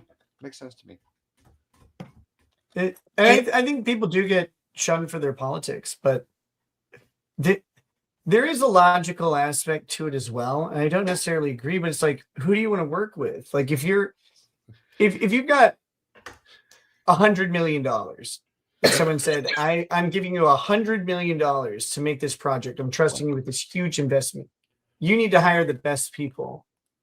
I'm not saying you're hiring the best people, but aren't you hiring the person that you trust to work with, the people that you know, the people that you're around? And if you're with someone who's absolutely insufferable, because they're constantly talking about the opposing political side and how you're stupid, I mean, maybe you don't want to work with them so much. Like there's also a logical reason for it, but you know, it's frustrating because I'm like that shouldn't matter to me, and to me it doesn't. Like I would hire liberals, conservatives, I don't care, but not everybody thinks the same way, and they're the ones with $100 million. So fuck me, I guess. I've hired liberals, I feel. I mean, Wendy's here. We didn't hire her, but we let her hang out. Don't tell people that. I told them you hired me. I said I get paid to be here. You just pay her in abuse. No, I we pay her in her French in cookies. love and kindness. Nick, thank you. They do. French They cookies. do greatly. I'm on your side. I appreciate you. I apprate that. Yeah, I'll expect a retainer check though. I feel like we're more offering a It's service, awful. Valhalla. Wendy pays us to be here. She kind of does, actually. If we're being honest, she sends us a lot of Lego, y'all. Like a lot. Yes, she does. No, I don't send that much. Just for holidays. Just for the holidays. Yeah, but all the holidays, you know, like we get a 4th of July one. I was trying. Do you guys think the internet is making, or not the internet is, yeah, sorry. Do you think the internet is making people more or less socialized? Less. Different. Different. Yeah, different. Yeah, I say more. It's a weird thing, right? Because I've seen people on the internet that can have a conversation. They can dive deep into topics that they want to cover. And then I've seen them in real life, and it's very different. They don't know Who how are you to talking about? interact. I'm not going to say that out loud. We're still live, but I can think of at least like 2 examples off the top of my head. Baker's not watching anymore. You can talk about him. Baker's not one of them. Baker's not one of them at all. Where did he go? Why did he get to go to sleep? He just woke up. Probably. Yeah, he went to the gym. It's almost noon there. Yeah, he's gone. He's Oh off shit! in the gym. Oh my god! It's 5 o'clock in the morning. What the fuck happened tonight? Well, we got on a stream with Nick that started late, and Nick likes First to like mistake, stream second all night mistake. long. Valkyrie's gonna be so mad. I know. I was just woke up thinking. I'm for like, the 22 chickens are hours. waking up, and my wife's gonna be waking up in like an hour. We have plans today. I'm gonna be crawling into bed. She's gonna be like, "Bitch, go let the dog out." I'm like, Right? No. Yeah. It's I love 11:11 this for in you. Denmark. Yeah. no. It's almost noon in Denmark. It's gonna be like I'm getting there. I'm on bag 7, I think, of 10. Oh my god, you went through one bag in the last hour. I think my second set of earbuds just died. I was going to say, how do you still have earbuds that are still charged? I've had to recharge my phone. Oh shit, they did. Fuck. Yeah. Valhalla amazing. can't hear a thing now. This is a new thing. We've never had Valhalla run out of headphones. Ruh-roh. Like, I will outlast all of you. Yes, you will. I just have to prove that I can do it without powder. Like, it's what I have Right? to do. I was going to say, I haven't been up this long since those days. So respect, Nick, respect. The sad thing is that you haven't been out drinking and dancing and partying all night, but you're going to be more tired than you were when you were in your 20s. Right? You're talking to Wendy? Or me? Wendy, yeah. Well, you too, Nick. You don't have. I was going to say, I didn't party in my 20s. I didn't party in my 20s either. It was more like my teens. Because I still haven't partied. I was already a mom in my 20s. So I didn't go to a bar till I was 23. Is Valhalla coming back? Yeah, I his thought I heard. headphones were messed. I I have- never went to bars. I went to. Did we even go to a bar in college? Maybe once. Maybe once. Really? Wasn't really our scene. We never we didn't go to parties. We didn't go to bars. We hosted a few parties. I mean, like, You but guys we like didn't 30 drink. kids? We didn't drink much at all. That's pretty cute. Well, I didn't either. I was not living the party life, and I didn't go to college till I was almost 30. So that doesn't count. Lady Rackets, what is your favorite genre of music? Oh, excuse me. Sneezing. Yes, excuse me. You're excused, of course. My favorite genre of music? Mm-hmm. See, I have a thought in my head that I think I know what the answer is, but I'm going to wait for you. Amy Grant. It's not a genre, I guess. Amy Grant is not a genre, but I like Amy Grant. Right. I haven't listened to Amy Grant in a few years. I know she's antiquated now. Is she still alive? Yeah. She's married to what's his name? That country singer. Vince Gill, right? Yeah, Vince She's Gill. married to Vince Gill. Yeah, she's married to Vince Gill. How do you guys know these names? Christian stuff. Christian country singer. Kind of interesting My mom because listened to country music while I was growing up, so Vince Gill was there. and like Amy Grant and Vince Gill each cheated on their spouses with Amy Grant and Vince Gill, and then they got married. Is Amy Grant Yeah. a Christian singer? Yeah. Yeah. Yeah. He was There's a what big was called a scandal. contemporary Christian. Is that your genre that you like? No, Damn it! I Trying was to wrong think. then. She's No, all I like Metallica, yeah. No, I was trying to think of what's the name of the genre, like It's called 90s hip hop. like mix. Oh, hey, 90s hip hop. What? Anyway, no, I love me some 90s. Now you got me thinking again. No, I was just gonna say Very like dangerous to let a woman MGK think. type. Oh, well, it like kind of. pop I mean, pop punk is like punk. his. Yeah, punk, more punk, like Oh, Punk? so I like the No like the Doubt? kind of gruff. What? like no doubt. Yeah, yeah. Yeah. Yeah, like no I doubt. guess that's sort of grungy, right? I guess that's more grunge Were than pop. Their genre was called ska. Ska. Ska. Yeah. Oh no doubt was not ska. Nope, we're not doing that. I will not let that She was stand. just grungy pop, and then she turned into all pop. Peak. Yeah. Well, then she became Gwen Stefani. She was punk pop and then became pop when she became Gwen Stefani.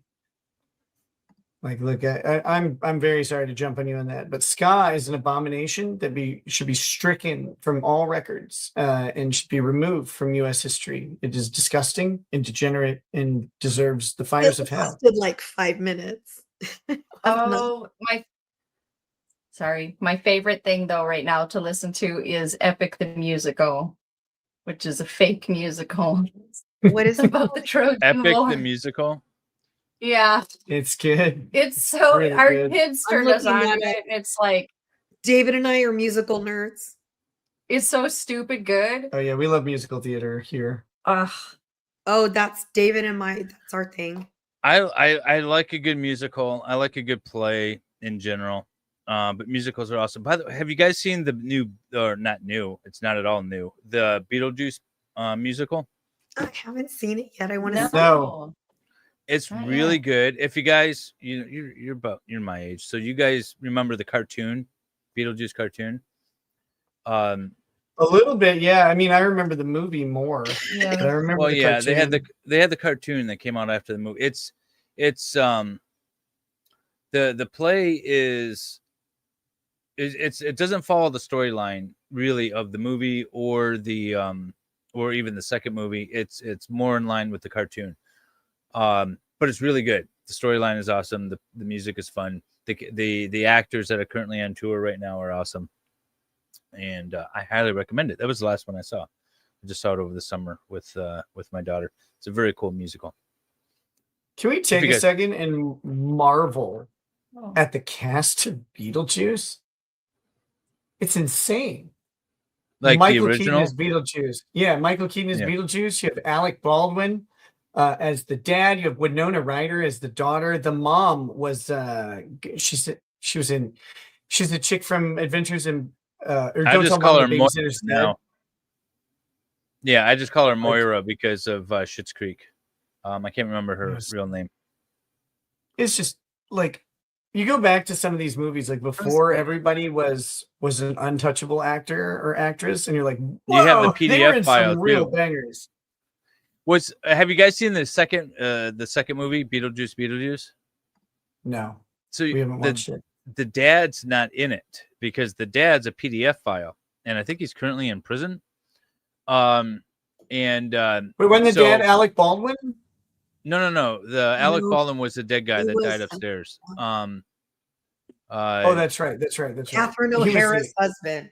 Yeah, Catherine Yeah, O'Hara's okay, husband. okay. Yeah. So he's not in the second movie, but his character is, and he's running around without a head the entire time because they don't want to show his face because he's a PDF file. Charles Lee. It's like the greatest workaround of like any like, hey, we need to recast this person. They're like, well, just let him run around with his head Jeffrey off. Jones. Is that his name, Jeffrey Hey, Jones? speaking of, well, that guy sounds like one.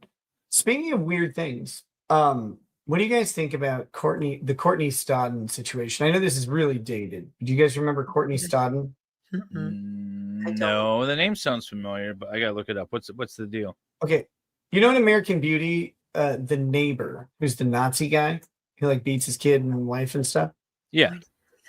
Okay, that actor married Courtney Stodden when I think she was 16 and he was something like 50. Was it legal? It was legal. The consent of her parents was given. Okay. That's it. But So traffickers. what do you guys think about that? What do you guys think about like parental consent for Oh, are you underage talking marriage? about that blonde girl? I with think the it's the gold teeth? same as the kids that sent, or the parents that sent their kids to go stay the night at Michael Jackson's house. Yep, I think they're traffickers. That's what. Yeah. I think they're doing it for the money, for the clout, for the fame, for whatever is going to come from that. Yep. And shame on those parents for Yep. signing off on that. Yep. That's my thought. I think you got But to turn in the parent card. if we're talking about from his perspective, that's just creepy. Yeah. That's I like was- creepy I- as hell. I think it's very weird. But I mean, it's clear that the parents are doing it for the clout. It's like that that one daughter on Modern Family, the youngest daughter in like the main Phil Dunphy's Yeah. brainy daughter. What's her name? I know like what her you're- parents. I can't remember. Yeah. They like took all of her money. Like, here, go do this. We'll get you acting gigs, and then like took all of her money and wouldn't let her have her own money or anything, and then they spent it on themselves. Those are selfish, fucked up parents. They're legit pimps. Well, You're pimping your yeah. kid. Yeah, it's worse. Her name's like Alice Winter, right? Or something. It's something Winter. I mean, we're talking about It child is. trafficking, is what we're talking about. It's We're talking about the same type of situation that let Usher go live with Diddy when he was 14 years old. So at age 16, the same type of people that let Bieber's mom. she that signed let up Justin for Bieber go live with Diddy for fucking when he was 13 years old. Usher's mom. Yeah, all of them. She signed up for acting workshop taught by actor Doug Hutchins on the recommendation of a friend and a friend of their maternal aunt. I don't know what that means. Yeah, Gina Davis was in Beetlejuice too. Who worked in Hollywood. Yeah. So you know that girl. He was not aware that she was a minor when they started Oh, dating. please. That's the most disgusting excuse on the planet. I And he didn't got the know parents to sign when I up. started dating her. He It's like, threw. bro, did you look at? How old was Okay, he? so let's assume he didn't know her 55. age at the time. His workaround was, I've got a bunch of money. Let me just throw it at the parents, and then they'll sign off on this, and then it won't be a arrested. crime. Yep. That's what he did. Then when They you get took advantage married- of the situation. Well, and then when you get married, you're emancipated, right? So it's no longer a crime. They cited the devout Christianity, allowing them. So Okay, they all cited those religious people do that. reasons. Yep. Well, that's what the whole child. So there's yeah.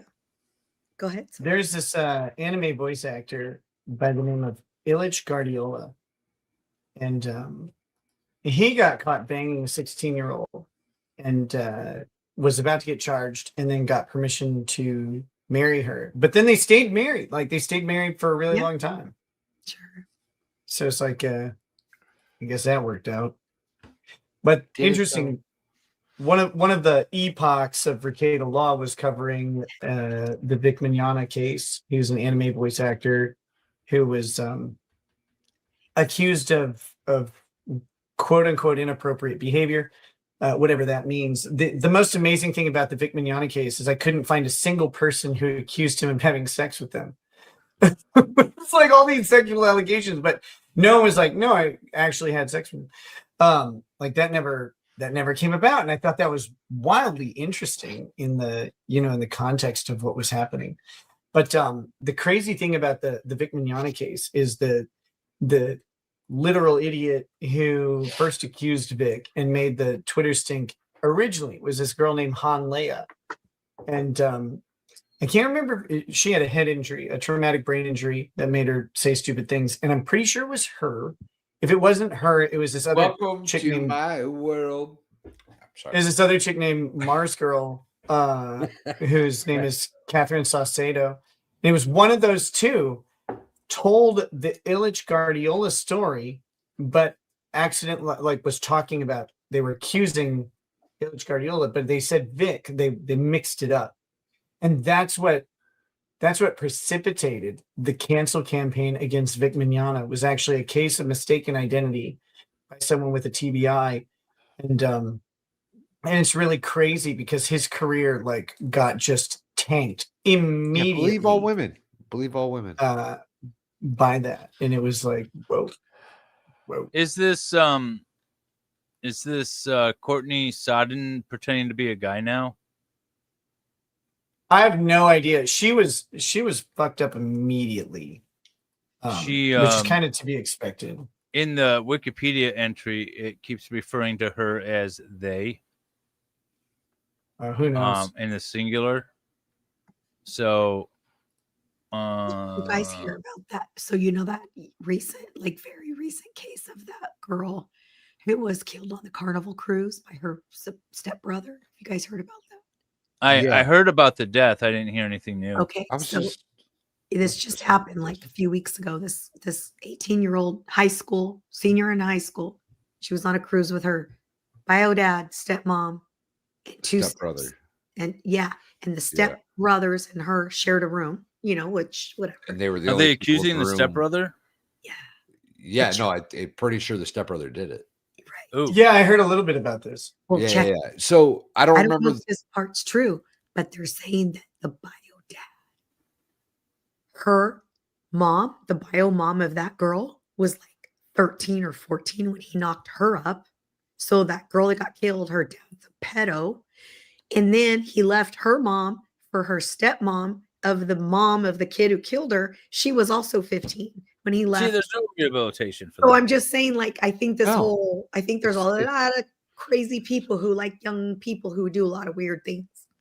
I don't know if any of that part's true. That's all. You guys, I would like to point something out real quick. Yes, we have been trained for decades now that you can't help who you love, right?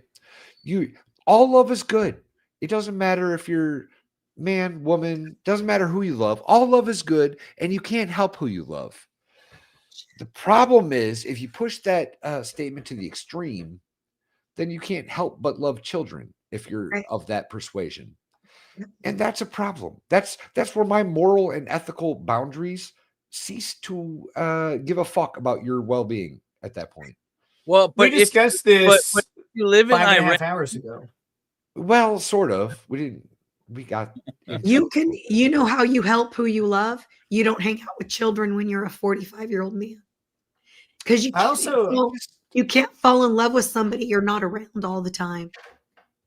I also don't quite believe that. I think we do. I think we agree. do I think have we the do ability control. to influence our own preferences. I believe the mind is very powerful. Also, they've done these studies about attractiveness, and fugly people tend to fall for other fugly people as a last resort sort of thing. But you can Cut my also life in 2 pieces. Sorry. This is my last resort. You mean it like this time of night at the bar? but yeah, you can train your brain. Definitely. This isn't a necessary thing. I don't know. You could train your I don't brain. know if that's a true statement. I don't think you can. Of I think course you can train your brain not to engage. Of course it is. That's When you're different. 15, when you're That's 15, you're attracted to 15-year-olds, and when you're 30, you're hopefully not attracted to 15-year-olds, right? Like, right. Hopefully, you definitely I mean, that's- train people that are. I know there are people that are, but like we obviously, But we you know it's obviously wrong. demonstrably to I an think that's- overwhelmingly majority degree, we change who we're attracted to over the course of our life. I think that's the normal development. Correct. I think that some individuals get stuck in for whatever reason, stay attracted to the same thing for far too long. And, I'm wondering if it's attractive. and there's no helping those people.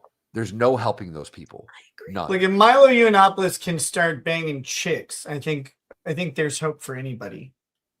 Yeah, but is he banging chicks or is his PR? He was telling him he's always banging that way. chicks? He was always interested in both. He likes the wine, not the label. I love I don't Milo. know. I think Milo's great. I think Milo's He's a coming out of necessary retirement now, entity. right? He's coming out with a vengeance. He's like calling out all these Republicans for being gay and sucking dick a whole lot and stuff. It's really funny. Thank you, Nick. And he's sitting there.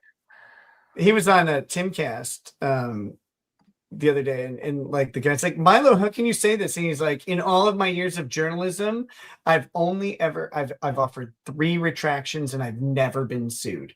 Why? Because I'm right and I get my facts right. He's just daring someone right now to try. And it's like, I wonder what that girl has in her journal. I just want to see it. But I've heard legends of like CPAC and some of these other Republican conventions and the amount of just the sheer lunatic amount of degeneracy going on of all kinds. And of course, like that's kind of, I mean, in my opinion, that's to be expected. Effectively, we've just ladybugs. Caligula just isn't one person anymore. Caligula is a whole branch of government, and like, did we expect them not to act like Caligula? That's crazy.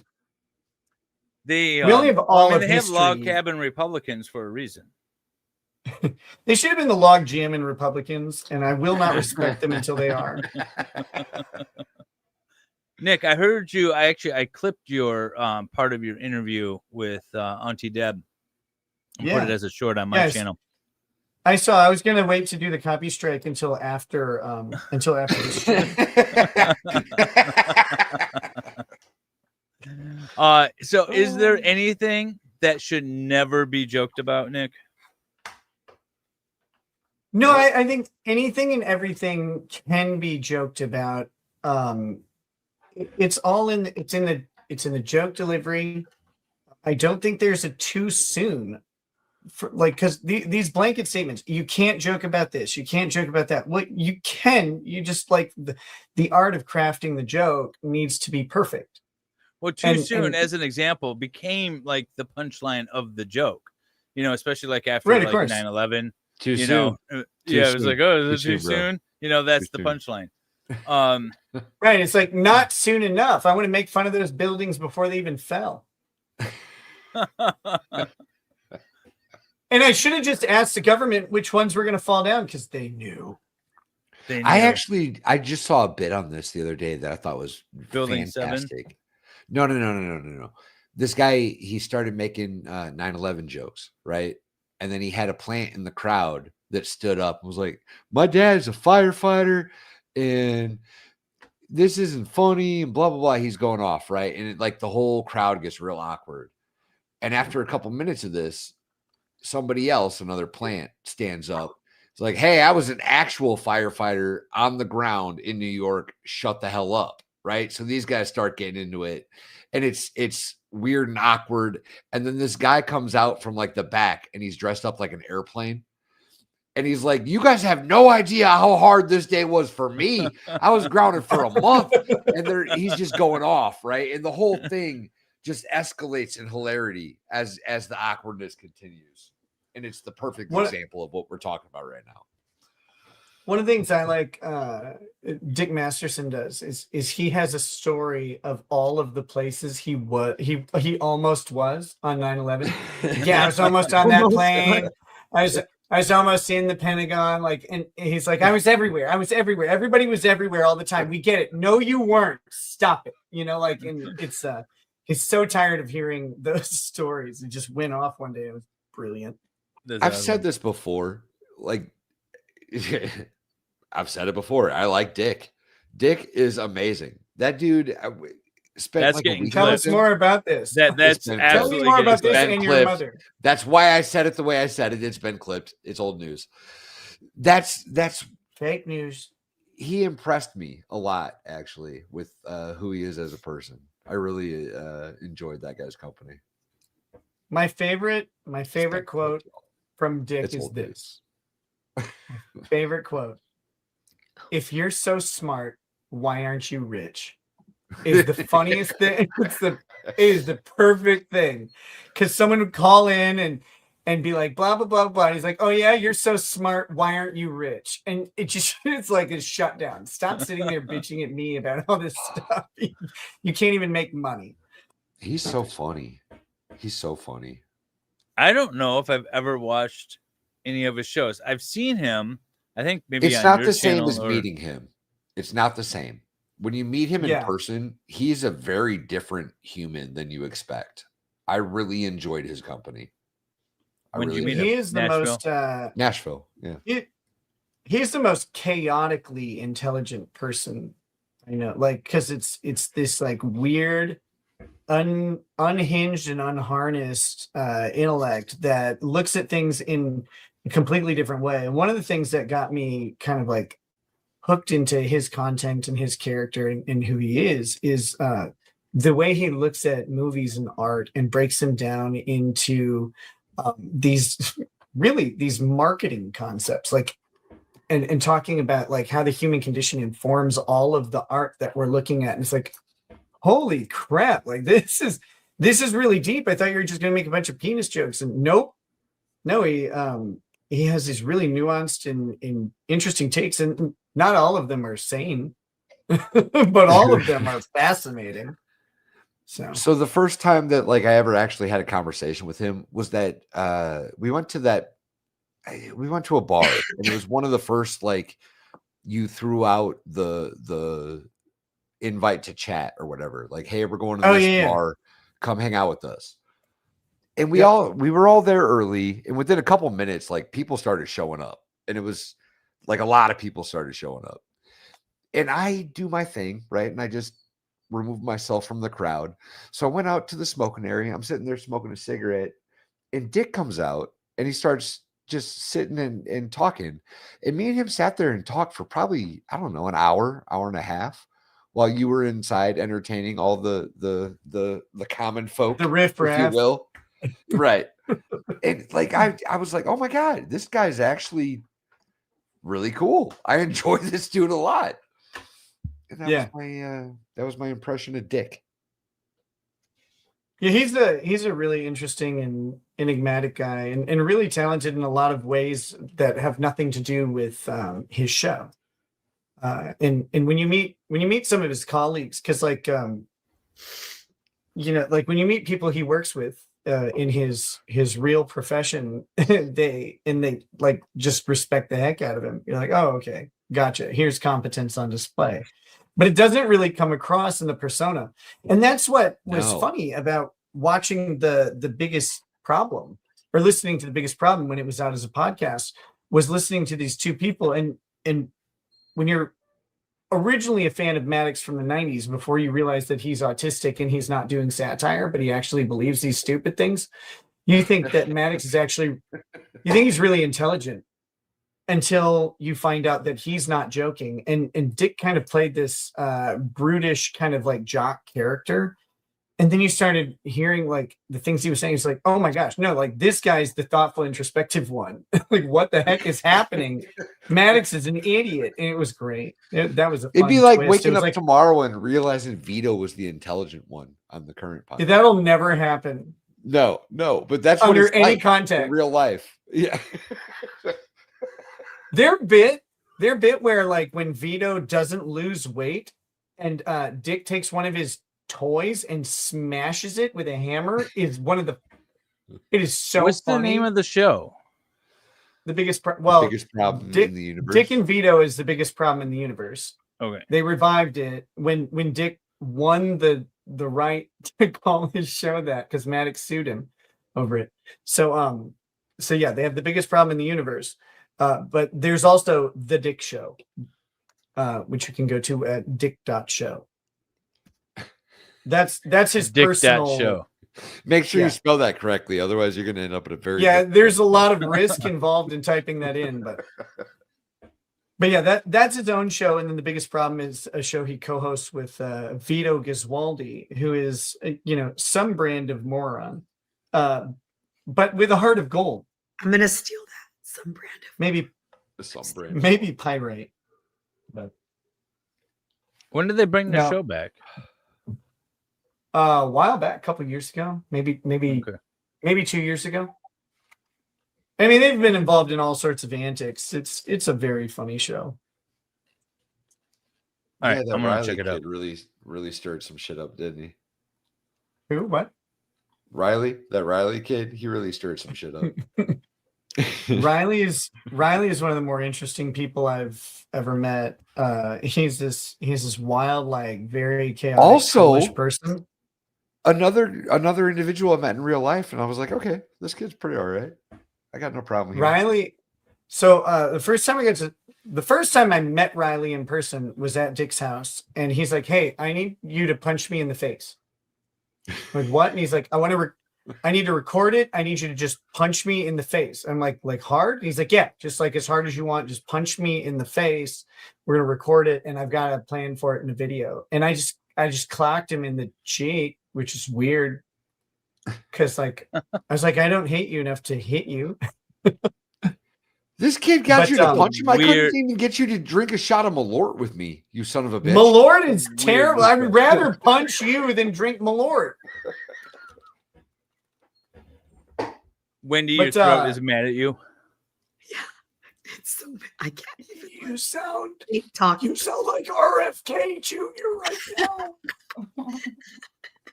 Do we need to send you off, Wendy? I was Rest about your to type throat. in the chat. If you need to go to bed, babe, you are more than welcome to. Dave and I are done building, and we can monitor chat. Not leaving my You guys have been done. You've been done building for 10 hours. It's been a while. It's been a while. We've been done building for like at least 5. We've been done building since time. Since my sushi time. Yeah, but it's only 8:30 your time, Wendy. It is 2:41, and I wake up at 4:30. So I've been up. Well, I bet this you won't tomorrow. This is my wake up time right now. Actually, it's like 5:30, no, 5:45 Dave and I, is when I get up. Holland, so we have our own little group chat. I'm 3 hours ahead of them, and when they start texting, I'm already up. And Valhalla's like, "What the hell is going on?" It's kind of amazing, actually. If I'm being No, it's honest. perfect. We're all in the same. We have the same algorithm. Yeah, I I'll roll wake out up of at like bed. 6 a.m. and like text, and then I'll roll Wendy's- out of bed. Dave has a text in the chat already. I respond to Dave, and then Wendy's like, "Yeah, that's an amazing idea. This is 4 a.m. Why are you awake? This is crazy talk." I'm 57 years old. That's what time old people wake up, yo. Yeah, there's no sleeping. She's for me already today. eating dinner at 6 a.m. Totally. Right? If I didn't have this dumb virus that was messing with me, I would be 100% like, I would just be ready to keep going for the next day now. So I I, usually ask this yeah. question of the YouTube host, which would be Nick, but I'm going to ask this of Lady Rackets. Where do you see Nick's channel going in the future, and what do you hope? Oh, I hope that it Fails. comes No, I'm just back kidding. around. No, I'm hoping that it rebuilds. OnlyFans. Yeah, we got to get the OnlyFans out. Yeah. Just kidding. Just. And how have you been encouraging the regrowth? Have you been like forcing Nick to stream?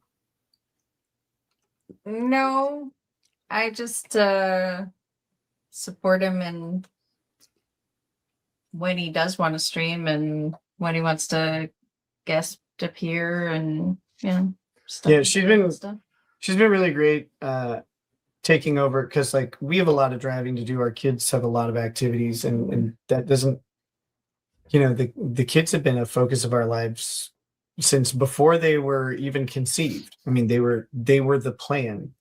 And so what's really been wonderful is, as I work on coming back and rebuilding and all that stuff, she's been fully willing to like say, "Hey, yeah, I can do the driving or something. I can take care of this activity or that activity." The only exception being when she just, for whatever reason, like literally can't. But it's never been, "Oh, I don't want to," or whatever. She's been really, really supportive that way. It's been great. Can we take a second as a group, as a chat, right? Chat, hear me out. Lady Rackets, I believe this is the first appearance you've had on the interwebs in quite a while, if I'm not mistaken. And I would Yeah, just it's been a while. personally like to thank you for coming and building Lego with us, because I think that's pretty fucking awesome, lady. Oh, you're welcome. Thanks for inviting me. I feel very Absolutely.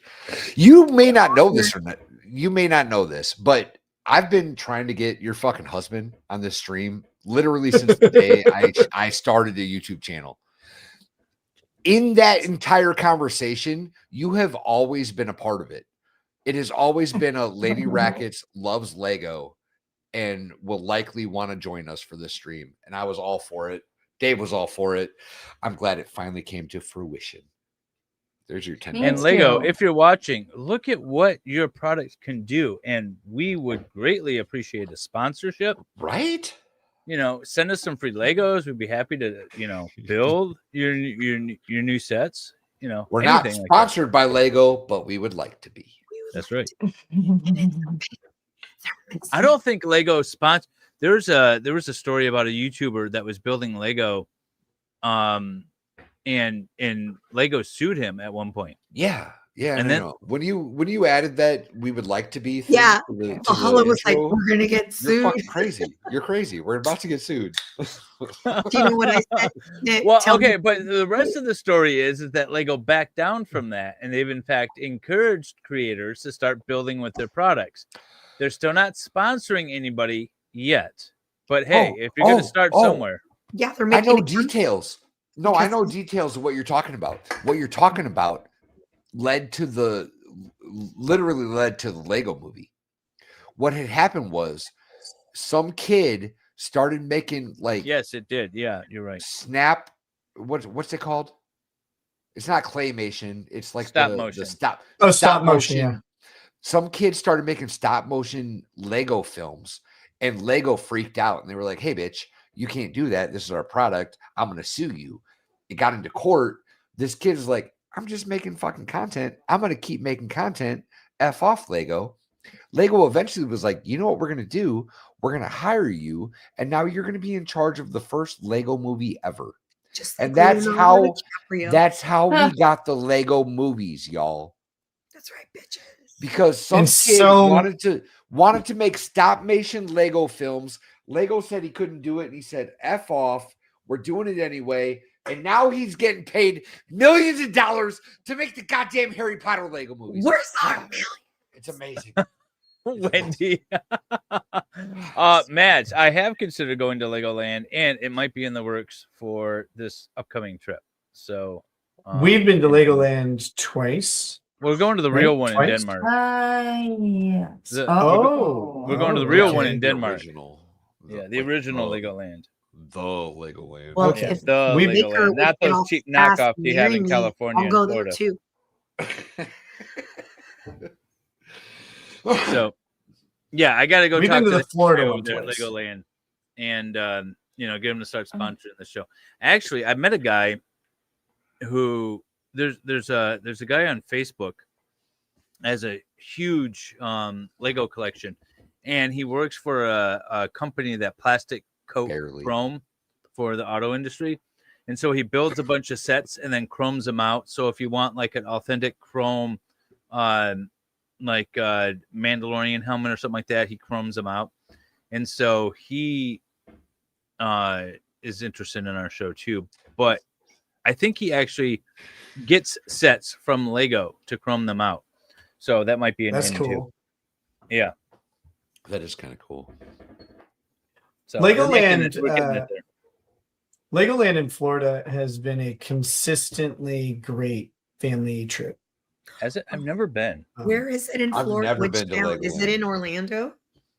Yeah, it's in well, it's close to Orlando, sort of. It's in a place called Winter Haven, I think. Winter Haven, Florida. Something like that. It's maybe 45 minutes to an hour from Orlando, something like that, I think. I agree. But it's I agree. it is just a really fun trip. And tonight is backwards. Oh my god. I can just turn it around. He's got to go back 3 pages in his book now. Yeah, how are No, you not guys 3 in the pages. middle? He says he has 10 bags. That bag number 9 has been sitting there for quite a while. No, that's because I opened the bag number 9 when I thought it was 6. Because I am aware. I'm just looking at that bag number 9. Yeah, I gotta I'm go get a almost done with monster bag 8. after this beer. Right? What? How are You been you drinking doing? beer this Jingle? whole time, Valhalla? Samesies. I was drinking You know, I was less beer trying to- when I was still building Lego, but Yeah. now that's over. So I went through I'm all of focused my on the beer coffee at the drinking. beginning. I'm on my second bottle. I've had so much wine. I'm legit sober. I went through all of my beer. But I I don't had want to to say do it this. out loud. How did I do this wrong? I'm gonna shoot This is somebody Valhalla. in Minecraft. Yeah. I'm so mad. Listen, bro, you're on probation. You can't say shit like that on the internet, I don't think. By the way, Oh yeah, sorry. I'm gonna shoot someone in Roblox. That There you go. There That's you go. better. There you go. That's better. instead of sponsoring us, which by the way, you should sponsor us, Lego.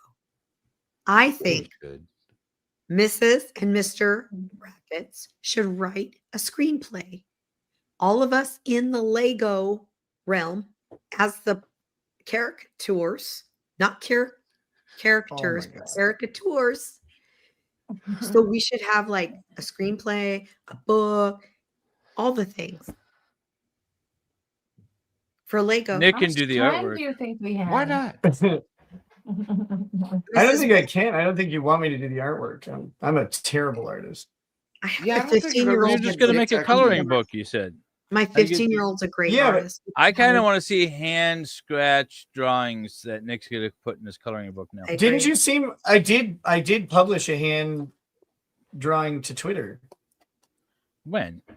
When I had a hearing on my restraining order case, and you gotta go back like so far on your Twitter feed. You tweet just so much. No.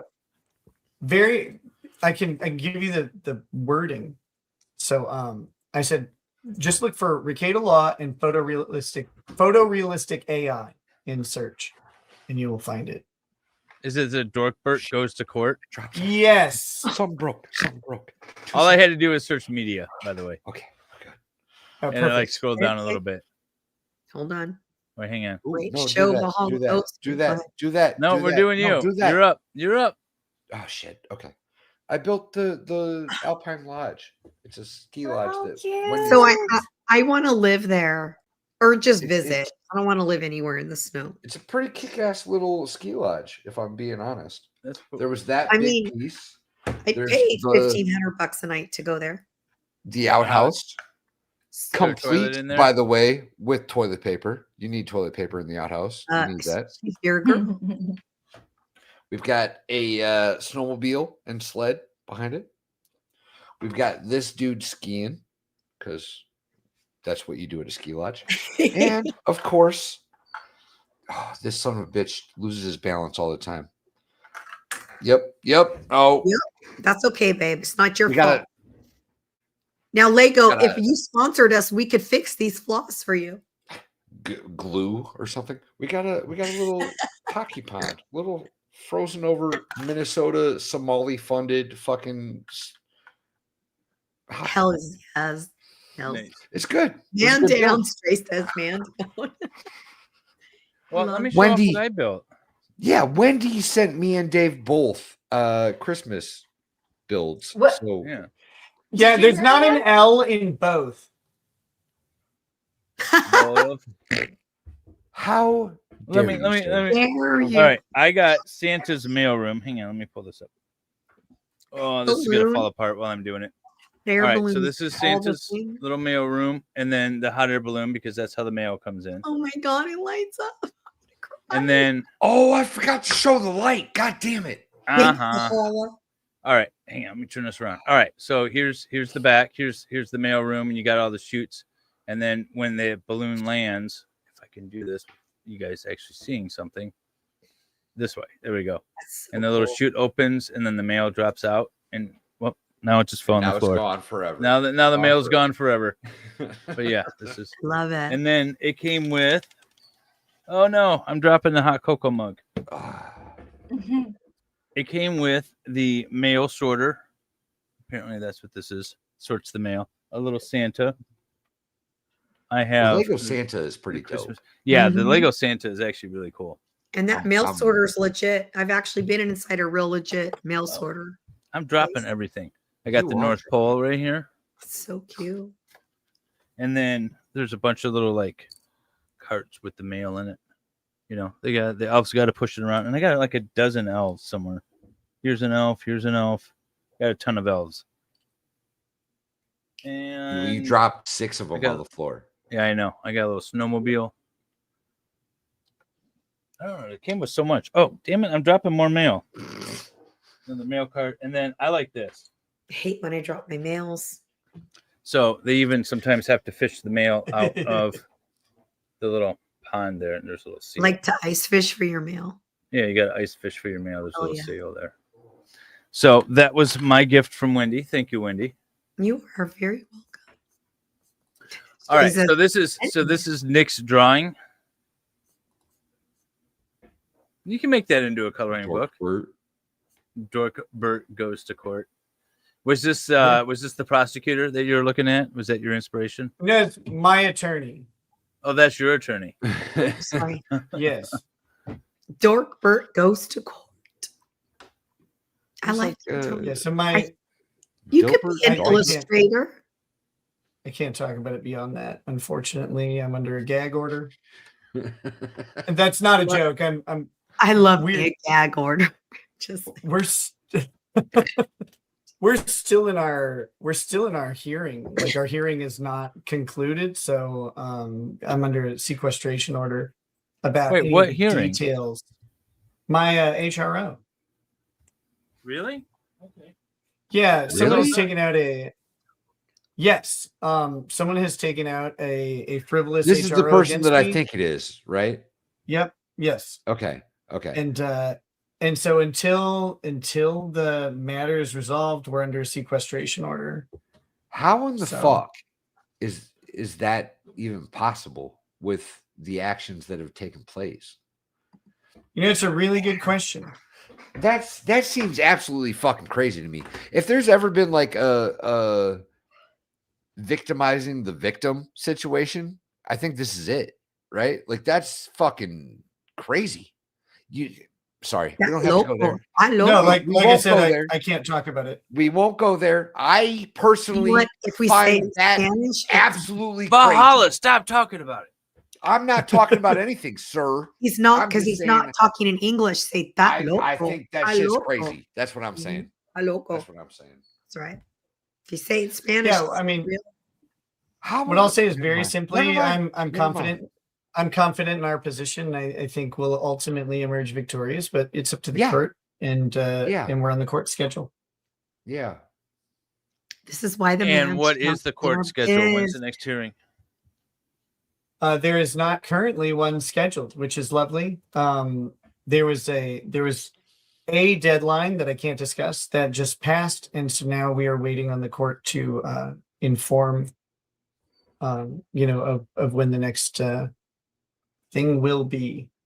Well, as a guy that's waited on the court for 8 years, I hope yours goes faster and smoother than mine did. It is. Speaking of which, I it's still not too can't say late that to I've seen donate Ooh. to the cause that is Valhalla awaits. I'm Link is staring at pinned at these the top of pieces the and it's chat. not here. Ooh, Hellfish donated. Actually, we had an anonymous giver Thank you. for $50 2 hours Half ago. Irish. It's not Hellfish. It's half Irish. What do you? No, those are two different people. And then Oh, there's they're two different Hellfish, people? Hellfish Yeah. Haven for $47. Got your 6. Hellfish. Very uncouth of you, half Irish, trying to stolen valor Hellfish like that on the donation. Just rude. How rude. I don't know if did we hit the naming thing, right? The Dude. naming goal. I'm missing We one of did. these. We have to. It's driving me nuts. Fouk Fase is on the list as a possible name. Keep in mind that the two brown goats here, they're not brown in black and white, but the You could the see not which black one's goats. which one's brown. Yeah, those are the mamas. There's 3 babies in here. These 3 babies are all up for naming contention. I like the white one to be named Fouk Fase, if I have a say in this. We've been calling him Duke so far. That's But cute. That's a dumb name. Fouk That's Fase. close to Fouk Fase, so that's It's pretty good. close. Duke, Fook. He'll learn his new name well. What's the Yeah. name of the never ending story? What's that? What? What's the Wait. flying dog thing and never ending Falcor. Thank Falcor. you. Valcor? Or I think it's Valcor. Falcor. It's Falcor Never- with an F. Actually, that kind of does look like the Same color and everything, doesn't it? Yeah. Straight. You I'm about know, to lose my shit. the good thing about the name Fukfase is that it's intersex. It could be for a boy or a girl. No, it's perfect. Yeah. It's So this black one that you see in the center stage, that's a boy.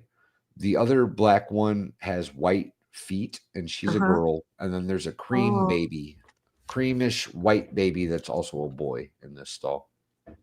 Which one's the one that Mrs. Valhalla was holding the other day? Like she was like holding it. It could have been any of them. Could have been any of them.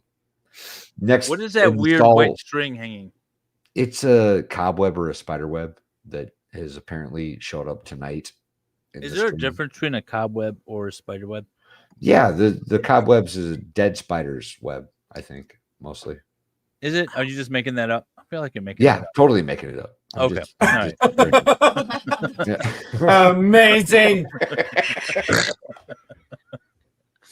I do happen to know, though, that most of the cobwebs in that barn were originally spider webs that are just now covered in dust and falling apart.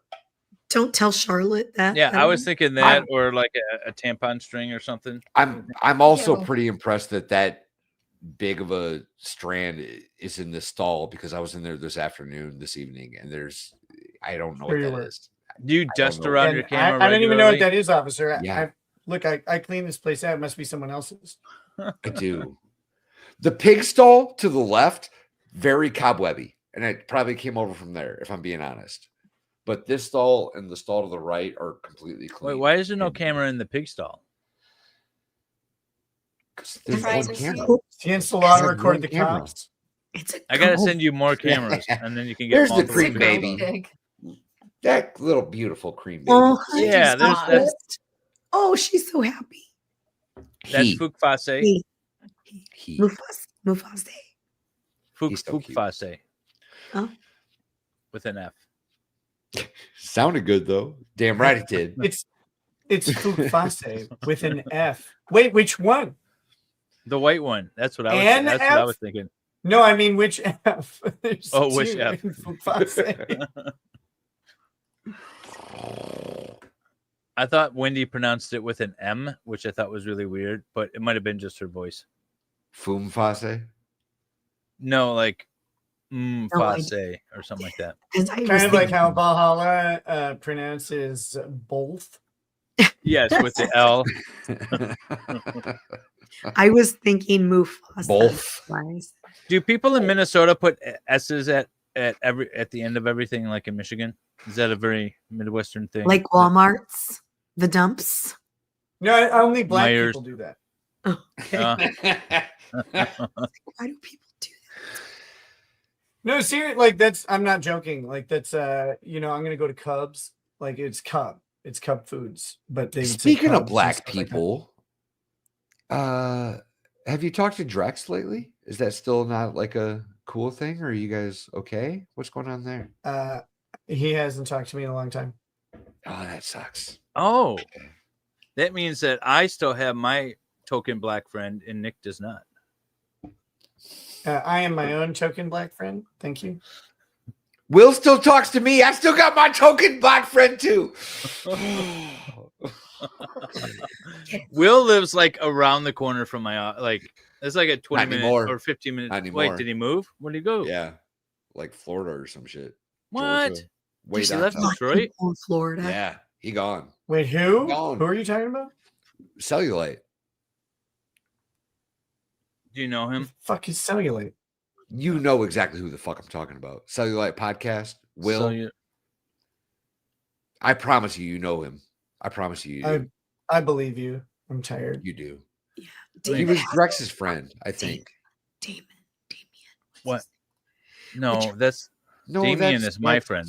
Yeah. That's his I'm friend. saying David has a real black friend.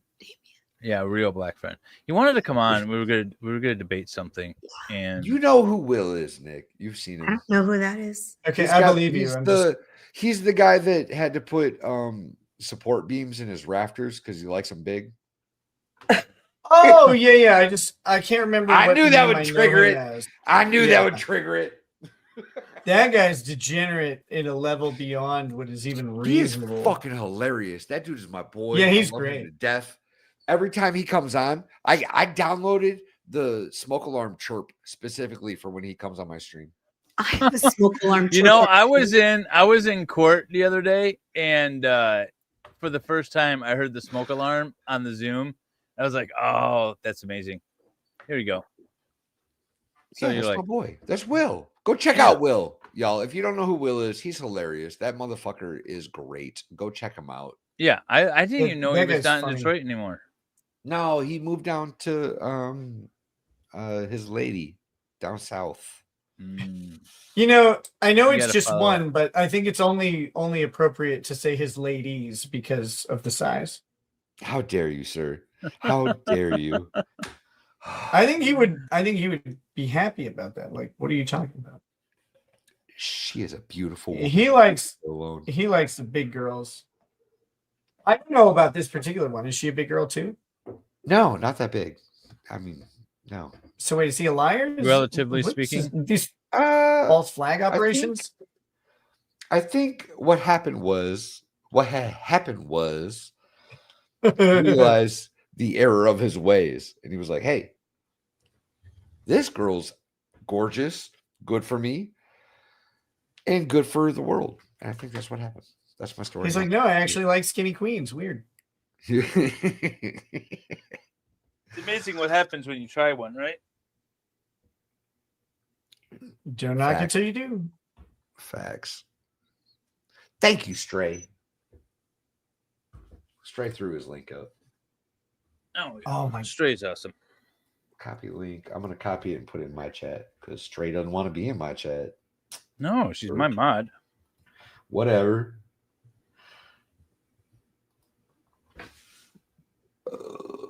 Bag 9, by the way, or bag 6, or whatever bag it is, still has not moved. Just want to point that out. I'm on bag 8. I'm almost done with bag 8. Leave me alone.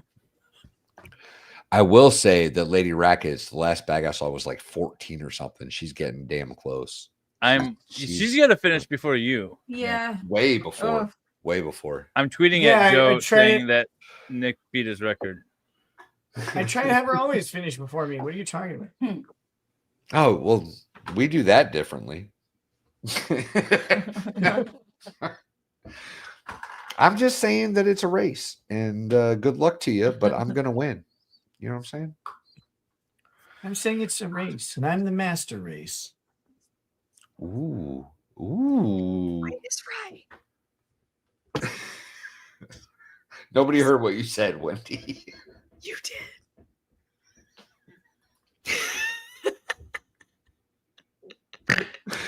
Oh my God. So my last kid's dad is very interesting. So I got that from him. I can't lie. And he gets out of prison in 2035, so that'll be exciting. Well, I hope he's already out because he picked up my kid this morning. So. No, that wasn't that one. He was more of a jail guy. This one's more of a jail guy, not a prison guy. The prison guy's way better because they're more hardcore. You know what I mean? Anyone could be in At jail. least they're committed to the bit, right? Like me and Nick are both jail guys. Jail guys are all right. That's good. They're okay, but they're not. Like, I mean, a prison guy is like doing hard time. You know. I gotta pee again. I tweeted at him. I Yeah, said, "Hey Joe, Rekieta has beaten your stream by with over 8 hours on Lego Law Life." 2 hours and 10 minutes, Joe. Suck it. I need to go get my tea. Hold on. He's been streaming earlier and earlier. Both of you guys have been streaming earlier during the day, which is nice because then I can watch you all. He just streams so late. Yeah, I don't know. It's kind of difficult to lock down the right schedule. There's so many different factors that go into it. It's one of the hardest. Honestly, it's one of the hardest things on YouTube, in my opinion, is figuring out how to consistently do the thing. Well, at least when you have like a family or other obligations, like it becomes It's like, okay, when am I going to maximize the amount of people who can see my show? You know, because you want to get, if you're doing it live, you want to get the most eyes on it that you can, and all this stuff, and but also like not interfere with other stuff and make it all work. It's just, it's a tough thing to consider. That's been my hardest thing with streaming. I was going at it quite a bit, streaming every day, all day, and then when you get done with it, then you go back to your life, and they had, 8 hours. It's not like when you're sitting at work and you can like call somebody real quick or, jump on a text or something like that. You're just kind of like cut yourself off from the world for those 8-10 hours you're streaming. And then all of a sudden you got to get caught up on everything, and then, and miss out on a bunch of stuff. And it was quite difficult. That's why, quote, retired from streaming full time last April, and just doing basically this and a few other odds and ends. There's so many things I want to stream and talk about, but I don't have time. Like the Popcorn Planet, I want to do a stream on that, but I'm trying to figure out when I'd have time. I knew I had this tonight. Well, now today, Sunday. I'm not able to do it later on. Monday's out because of obligations and things. And it's like, it's gonna be old news by the time I get a chance to talk about it. It's kind of frustrating. In other news, I just gave my robot a little head. Nice. Oh, hang on. That's that. Now it's actually starting to look like Optimus Prime. Yes. Beast Wars. That's very cool. We're coming along. That's a sweet. It looks heavy too. It looks like a hefty set. Yeah, it's definitely not flimsy. How tall is that thing? Wait, are we going by the metric system or by man measurements? Man measurements. Man measurements. Man measurements. We're this married. 32 inches. This is 32 inches tall. It's not. Is it? It's not 32 inches tall, is it? It's a dick joke. I get it. Okay. Yeah. No, it's what about a foot tall? That's cool. Yeah, a little maybe more. a little more. It's a 13. How many pieces are in the Atari set? I don't know if we asked you that earlier. 2,500. And she's gonna finish before you with 1,000 more pieces, Nick. I don't think she's gonna finish before. Wait, she probably will. I'm starting to ache. She is the Lego professional. I haven't even practiced building Legos in years. I sat and did one stream where I built the Java sailing barge, and then two other sets actually at the same time. That was a 10-hour stream of me just nonstop building Lego, with my kids bringing me food every once in a while. You should have done it as a challenge stream where you had to open all the bags, pour all the pieces into one big bucket, and build 3 different sets simultaneously. I'd still be there building it. That's how I used to build Legos as a kid. It just had that one big bucket full of all the Lego space stuff because they didn't have all this branded stuff. Nick, David still has all of his childhood Lego. I do. I have 2 big bins full of all my old Lego, and one of these days I'm going to break it out live on a stream and just start going to town on those things. Yeah, back before all the Lego, like the Lego branded stuff, like everything is Star Wars now. It's like, man, I remember they had the magnet space Lego thing, the ice planet space Lego thing, the one that started with a B. That was cool. They had the space police one. They were awesome. I loved those things. And then it's like, oh yeah, Star Wars is cool, except for like TIE fighters are designed after the sardine tin that George Lucas had sitting around in his garbage can for 10 months. Come on. I do not like Star Trek ship design. Like, I know you're a Star Trek guy and everybody has bad qualities, but the ship design in that was really, really awful. And I hated it. And so I hate their Lego sets. That was the conclusion of that. I trailed off. My bad. Do you like the Death Star one though? So I like the grand nature of it. I have almost 12 hours of streaming building that one set. Wait, what happened? Oh, damn it. How do I get ads on my own freaking channel? Wouldn't know. You got to get YouTube Premium. How do you not have it? right? Well, because I don't have it on my Lego Law one. I have it on my MLS one. I have Lego. Okay. But that so makes this sense. is the set that I was building. This is 7.5 hours in. So I just like did a whole I did a live stream and then I broke it down so it's 10 hours of building in 10 minutes. But this is that freaking set that I built. Really expensive and really cool, but took forever. And then this is the second set, which is the Sarlacc pit that went along with it. And I'm watching Star Wars the whole time. So my stream ended up getting demonetized for copyright infringement because it heard the movie in the background and heard the song and was like, oh, you're playing a song that you don't own the rights to. So like the whole 10 hours got demonetized. My cooking stream got copyright claimed for the Weird Al Yankovic Christmas at Ground Zero, which I was screaming over the entire time. Like you can't even hear it. The algorithm hears everything. Just did this backwards again. Oh, somebody kill me. It does. Like, let me play this. You're gonna demonetize yourself? Oh wait, this isn't monetized, right? Or is it? I don't know. Yeah, this is Bahala's monetized. is for sure. David, I think you're monetized on Lego Law now too, right? Yeah, I'm monetizing, but I don't care. I'll challenge it. David just beat something. Okay, so you can hear it here. It's like me just building, and I have the movie in the background. This is what got me, claimed. Yeah, it's crazy how their algorithm can like do that, that, right? Like that little bit. You could just barely hear the song, and it was like, oh, there's a song there. That's ours now. So during the 2020 election, I was pushing for 100,000 subscribers before the end of the year, and I made it on like the December 31st. Like I got it right before the end. So I was making a lot of these short, like 4-minute political videos about the election and stuff like that, and they hit the algorithm like crazy because of a huge push in Republican ad buys, and so it was awesome.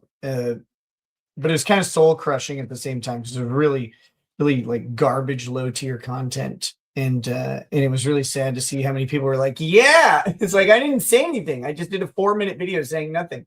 So people were really like, it was very rah type stuff.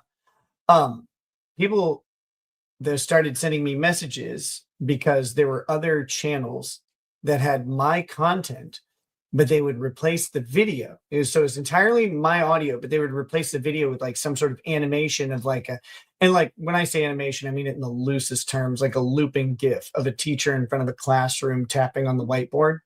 Or like, or they'd put in like some guy just driving a semi truck and it was like his dashboard camera, but it was just my voice there.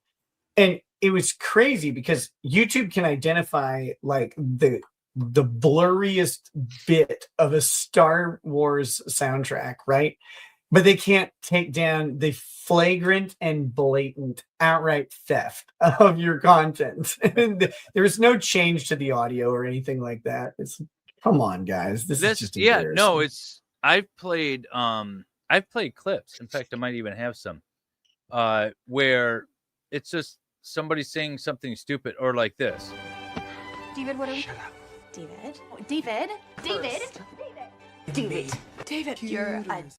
So that's from Schitt's Creek. But I'll play like little clips and they won't care. But that music, they'll get you for that. Yeah, and it's all in how the copyright holder uses the content ID system, which is really an atrocity because it's not available to creators unless you're basically a music label or a film production studio. And it's or like really big. But even when I had a partner manager and was one of the top super chatters in the world, YouTube still was like, no, we're not going to give you content ID. I'm like, well, what are you talking about? Why not? Like, what do I have to do? Like, whose Legos do I have to build for this? There was, I was trying something. I was trying like, remember Mystery Science Theater where the robot and the guy would sit and make fun of movies? So I was trying to format to do that. And I was using, I deliberately picked, I did my research to make sure that this movie was in the public domain. because I wanted to try like the backdrop and all this stuff. And they took the stream down. They didn't even just like copyright. They took the whole thing down. It's a movie in the public domain. What do you mean you're taking it down for copyright? Wait, what about? Never mind. It was like Nosferatu in like 1920 something. It's like, really? Wait, but was it something that Mystery Science Theater did? Was it something that Mystery 40s? No. Yeah, okay. No. I mean, it was just the actual movie, but I had an overlay that looked like me sitting in a movie theater. Me and a couple other streamers. Oh, I see what you're saying. Yeah. And so we were gonna do like sound over it and stuff like that. But I was playing. It wasn't Nosferatu, but it was around that time period. It was a movie in the public domain. It was one of the first talkies or something, and I was just testing to see how everything worked, and I had chat going, and they just took the whole stream down. I love how they used to name stuff. By the way, what's this? Oh, this is a talkie. What's that? Oh, it's one of those moving pictures, but they talk in it, so we call it a talkie. So well, that sounds idiotic. It's like, yeah, but like Bill said it, and we were stuck with it forever. Why don't we call them movies? Because they move. Yep, they literally the movies is because they move. That's the worst. What was the one I was thinking of? Unethical, horrible human who just hates on other streamers, copyright strikes other content creators, content just to be vile. Yeah, we will. Oh, or is there a specific person? Yeah, you and I talked about it the other day when we were on the phone. Someone took down my first channel. Oh, I mean, it's 4 a.m. I just felt like I had to say it. There, bitch needs to get.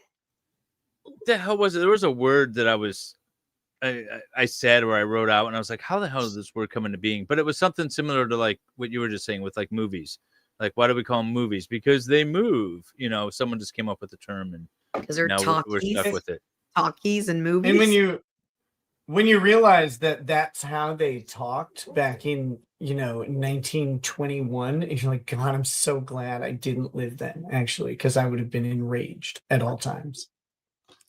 Although our expectations, our standards, like you were talking about mores and morals earlier, would have been so different back then. So maybe we wouldn't have been. Although I think people like you, and David, and I would have already been, we're ahead of our time. So I think we would have been pissed off. Yes. Yeah, I mean, I'm just grumpy. So like, I definitely You're not been grumpy. You know what? You're not grumpy. You're curious. You wouldn't have been grumpy back then, Nick, because you wouldn't have known any better. Lady Raggeds, am I grumpy? You can be. Depends on the day. Depends on the day. That's true. Oh my gosh. Come on, let's go. We can do this. I'm sorry. We can do this. Wildling someone's Soul asking if says, it's an she says, Wildling Soul says, Wendy, you're getting sicker by the minute. I started out, you're right, I am. But also I started out quite ill like a few days ago. I went to the doctor, had all the tests done, and she goes, you just have a virus. You're screwed. Just deal with it. I'm like, thanks. Yep. R.I.P. Oh, I know. Excited Utterance had commented on my tweet and asked if it was a 9-hour stream, and I just got the reference that Lauren Hidden True Crimes in her 9-hour stream. Oh my God, that's hilarious.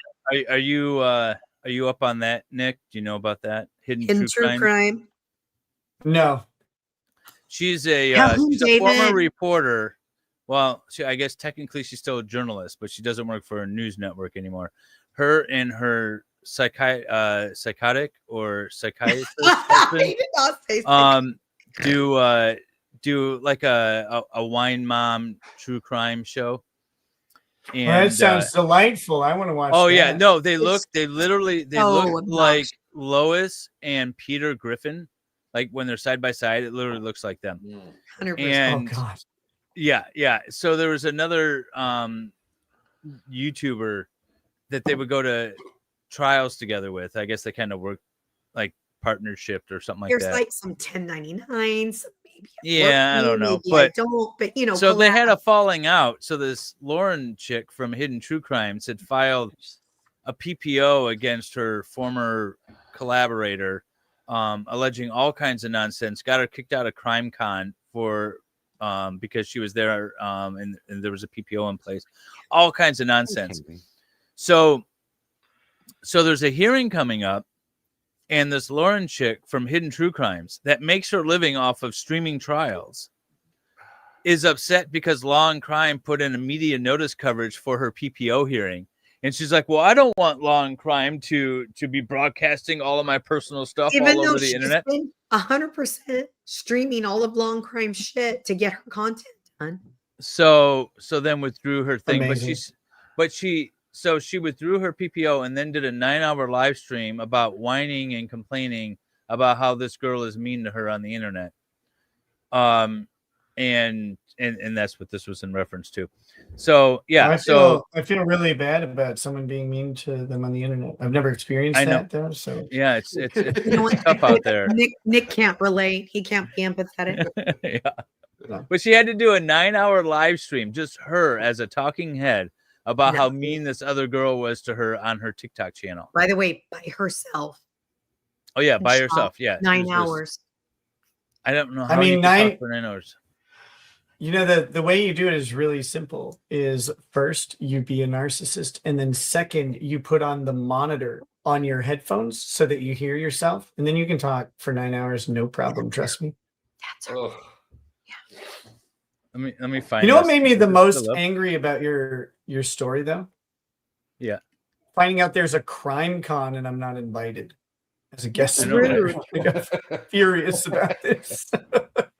Nick, if I were you, I'd be pissed. You So should have been invited. I'm not gonna suing play her her. audio because she likes to copyright and Oh, and she's try to- going after everyone. yeah. You know, like someone else. But I'm gonna pull this up and I'm just gonna. So this was her for 9 hours. By the way, she used to be a legit. Oh, she's shiny. Man, she's got more Yes, work. she's all She's kinds of got more things. work in her face than I have tattoos. She's she my has- age. She's my age, by the way. She spent She's more got money. more work in her face than a Home Depot parking lot. This was her stream for 9 hours. She's just ranting and raving about how this other girl is mean Actually, to her on she's the probably internet. 10 years younger than me.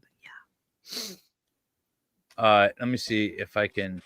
And then her and her husband did like a 3-hour follow-up stream. Oh, is that taken down? Or no, did they post it as a video? Let me see here. I might have just posted that as a video.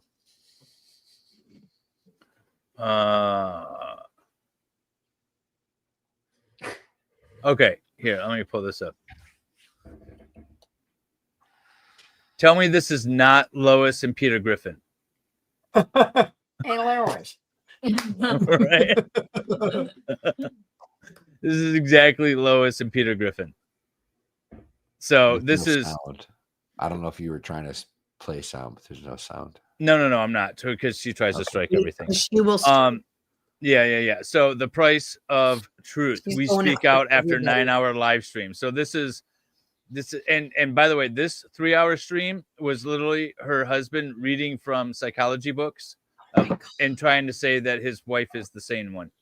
He has a PhD in psychology. Yeah, this whole story He's a forensic psychologist, but only on the internet, not in It's real life. still going on. Is this whole like fallout between former best friends is still going on? But yeah, so yeah, apparently there's a crime con that you weren't invited to, and it's rude.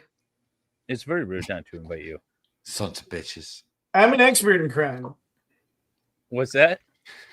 Yes, I'm an expert in crime. Yeah, exactly. I don't know I if just- it's being I don't know if being convicted makes you an expert in crime. I think that Excuse just me. Makes you more of one than you, Valhalla. Being married to a convicted felon. Yeah, what would you know? What would you know, you non-expert? Don't question Yeah. us. Right? Don't question us. Mr. Been in the military and has a clean record. You know what? Suck it, Val.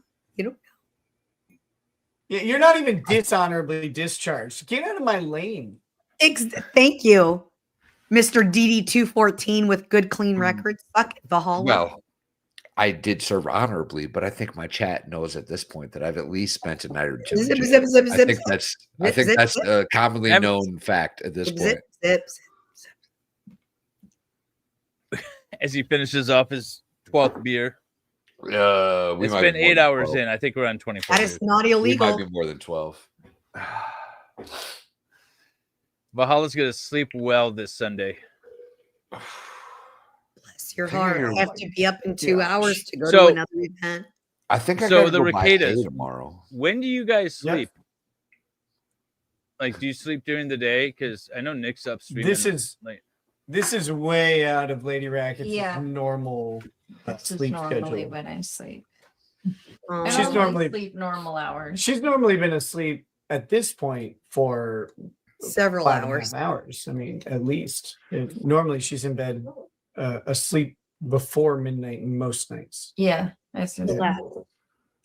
I think it's a great opportunity for us to extend another gratitude moment for Lady Rackets for being the Hell yeah. this is choosing us to be her first reintroduction back into the interwebs. This is like you're being born again. Oh, Wow. So you She guys just aren't. laughed. She's like, yeah, okay. One of my questions is how Catholic are you guys? And apparently you're not Catholic, but how Catholic are you guys? they're Technically, I am Catholic. Yeah, Nick grew up in a Catholic church. We don't currently attend a Catholic church. It's like a non-denominational, whatever. Is it one of those praise and worships? Yeah. Is it? I can't do the. Yeah, is it there's like the like- new modern music? Like you got guitarists and drummers up on stage? Oh yeah. Yeah, they don't Really? just chant from their lower register. Like they actually have instruments The that were chanting is okay. invented within the last 2,000 years. We were just talking about you, Just kidding. excited. We were going over the hidden true crime drama a little bit. Just bringing the Rekietas up to speed on that. We're not quite 9 hours yet. 8 hours and 32 minutes. But Oh, I like the organ. I miss the organ in my church. I Damn, do we And- like started an hour late. I like Damn. organ. Isn't the organ nice? It's so much I do better like than it. the guitars and the drums. I also like can't- hymns. I like hymns versus like I like the pomp and circumstance and the old school. I like the lower register. I like the Hymns freak the me out. Gregorian chant. Yeah, but Jesus was a freaking hippie, and you know he would have played guitar if they existed. So I mean, stop it. 100%. Yeah. Sorry. He would have been Poor sitting cat is there freaking out. serenading Mary Magdalene or whatever, talking about the Jesus would have been environment. hanging out Guy with would have all the been hot horrid. chicks. Mm-hmm. Oh, excited says she just released new body cam. What's this new body cam? Ooh. So Excited's been following this whole hidden true crime thing, and they've been foyering a lot of stuff and gathering a lot of body cams and other things. What did you just release? And she's in Australia too, so she's like, "This is the middle of the day for me. I don't know what you guys are all weird about." It's like tomorrow for her, not even the middle of the day. She's It's the like end of the day. evening for her. It's like Yeah. 6:30 p.m. We're just progressing through time. Pretty soon it's gonna be next year for her. Like, it's We're gonna crazy. be What is Right. this? What is this we're watching here? Time's not real. Is this Oh, her? is this the body cam? Yes. Ooh, that's my this is body cam. new. This is new. I haven't seen She this. just dropped it, guys. Go check out Hello. Excited Utterance. Lily off. Yeah, You Grayson or okay. it's in the Okay, chat. so how can I help you today? I'm gonna get my box. Oh, do you want to stream? I need to run some. Not at this. What's the alleged crime? Oh, Stalking and online harassment is the alleged crime. Oh, cool. yeah. Officer. Why are the cops in their house? So she's a public. We're gonna find out, I think. Because they're nosy bitches. People threatening to extort her. This started in April. They started with public threats. We have pretty good, solid proof that former employers had hacked her iCloud account. This is Okay. Lauren's Oh, producer. this is where she alleges that. Yeah, so they allege that this former employee / coworker or whatever. They're basically two YouTube streamers that like collabed on a few things. Wait they're a minute. alleged- I've seen this chick before. Yeah. She plays offensive line for the Minnesota Vikings, don't she? Definitely. She do. So she's alleging that somehow she's hacking into her iCloud account to see a message. What she did, what this other chick did, was post like a vague reference on Facebook or social media or something like that, and it was like vague, like if you think this thing is over, wait till I start telling people the truth about you or something like that. It was like some vague thing like that. Didn't mention any names, didn't tag anybody, it was just a random post. And so now they're thinking that she's hacking into their iCloud account and reading their messages between each other. This sounds so insanely familiar that I'm dying laughing. No, I just had a mind that they were gonna go publish her messages. You would enjoy this. Messages. Yeah, and then being settled down, and then the last couple weeks things have been ramping up again. We've got somebody sent us an email today that was sent out. This has gone as far as News Nation and Law and Crime. So I'm a true crime reporter. Okay. And like Law and Crime. How And News Nation embarrassing. are- I know, right? Oh, the other thing is that when she was complaining to the cops on a different body cam, she was complaining that they were there for the I think it was the Lori Vallow trial. And she's like, these people are stalking us. I'm a true crime reporter. They're trial tourists or something like that, she called them. Yeah, everyone with a box of Merlot is a true crime reporter. Like, come on.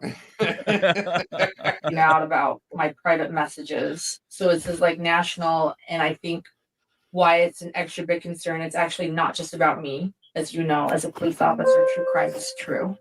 It's real. People forget that. There are. I'm an investigative journalist. Okay.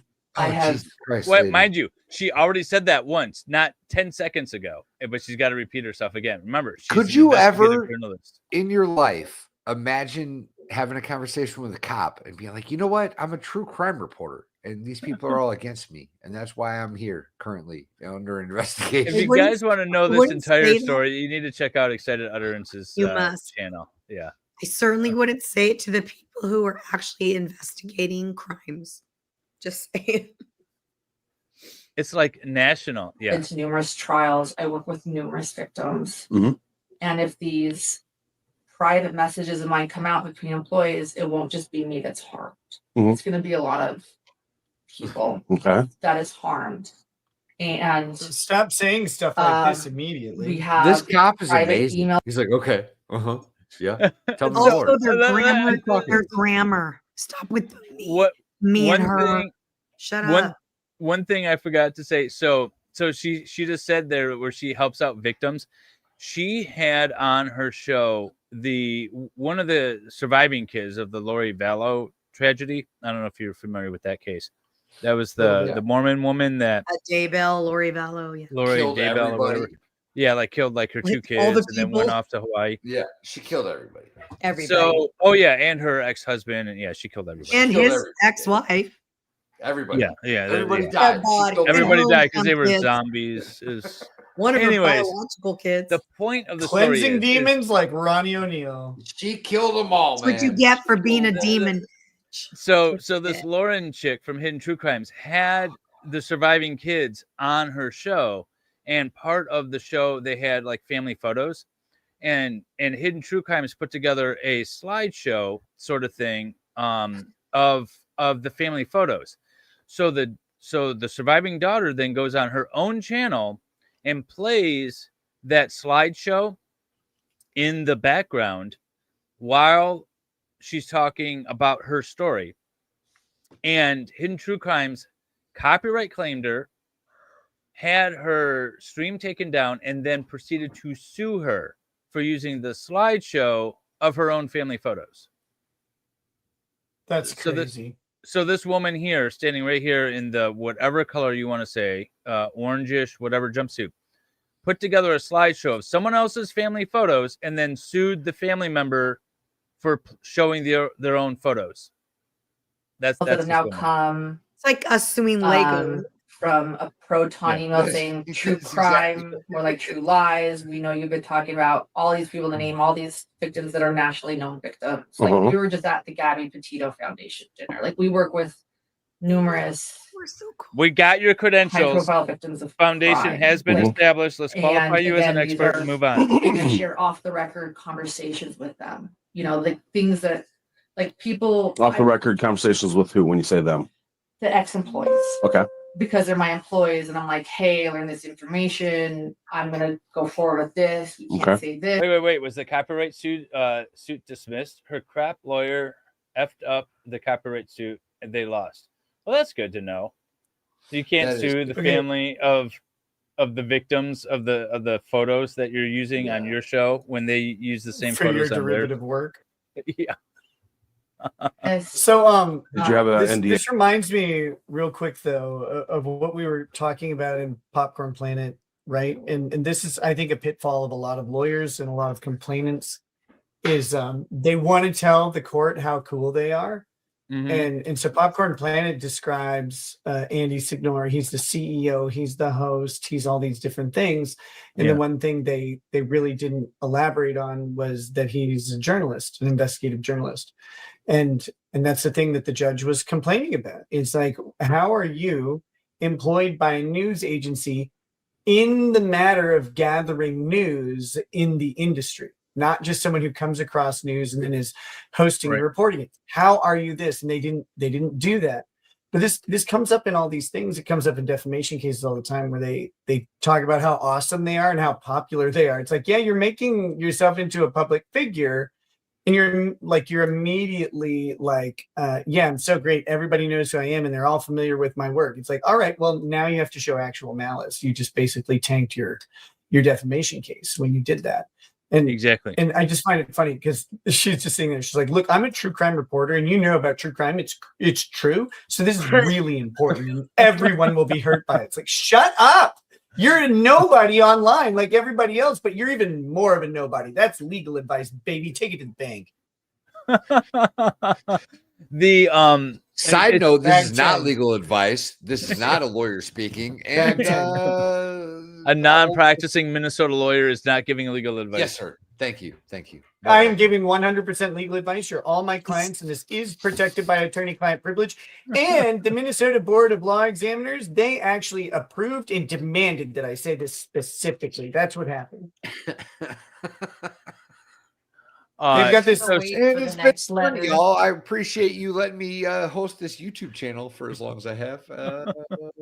We'll see you. They've got this conundrum right now where some dork is telling them that I'm holding myself out as a lawyer representing clients because I say, hey, I'm Nick Rekieta of Rekieta Law, a small law firm in central Minnesota. Those are all true statements, right? Nick Rekieta of Rekieta Law. And I am a lawyer. I'm not currently licensed to practice in Minnesota because my license is suspended, but I am a licensed attorney whose license is I am licensed, but my license is suspended. I am not disbarred. My license is not gone or obliterated in any way.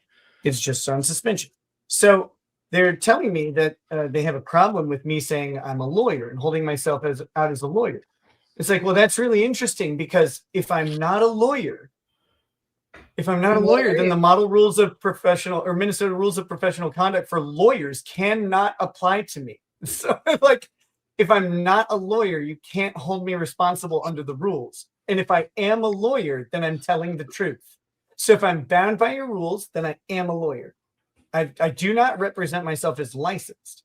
But this is a weird artifact of how they do things. You can't apply the rules of professional conduct to non-lawyers. It doesn't work.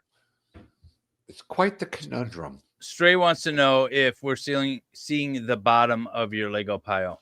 If this is the end of this is the last Lego bag build. right here. This is it. This is the last bag. I'll be done very soon. Do you find that it takes you longer to build Lego when you're being asked a series of questions? If you give me the opportunity to talk, I will take longer to do everything, ladies. But just one, really.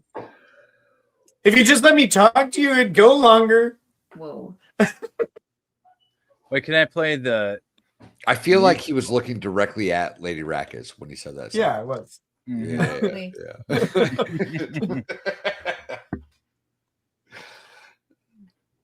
Wait, Can is you this play the? what?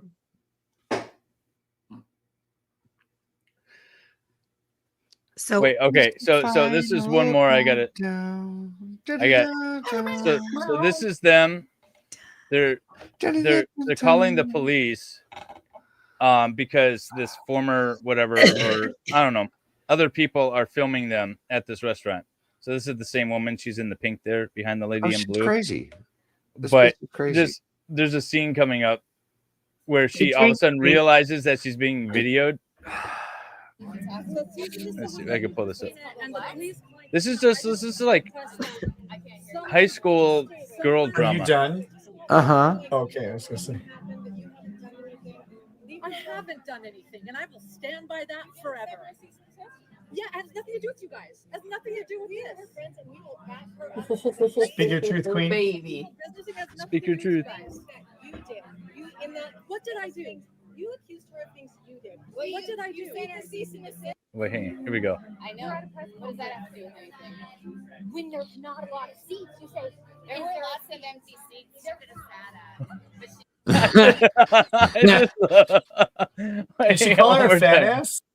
I was just calling her fat ass, but look, she all of a sudden spots the other woman with the camera that's currently filming.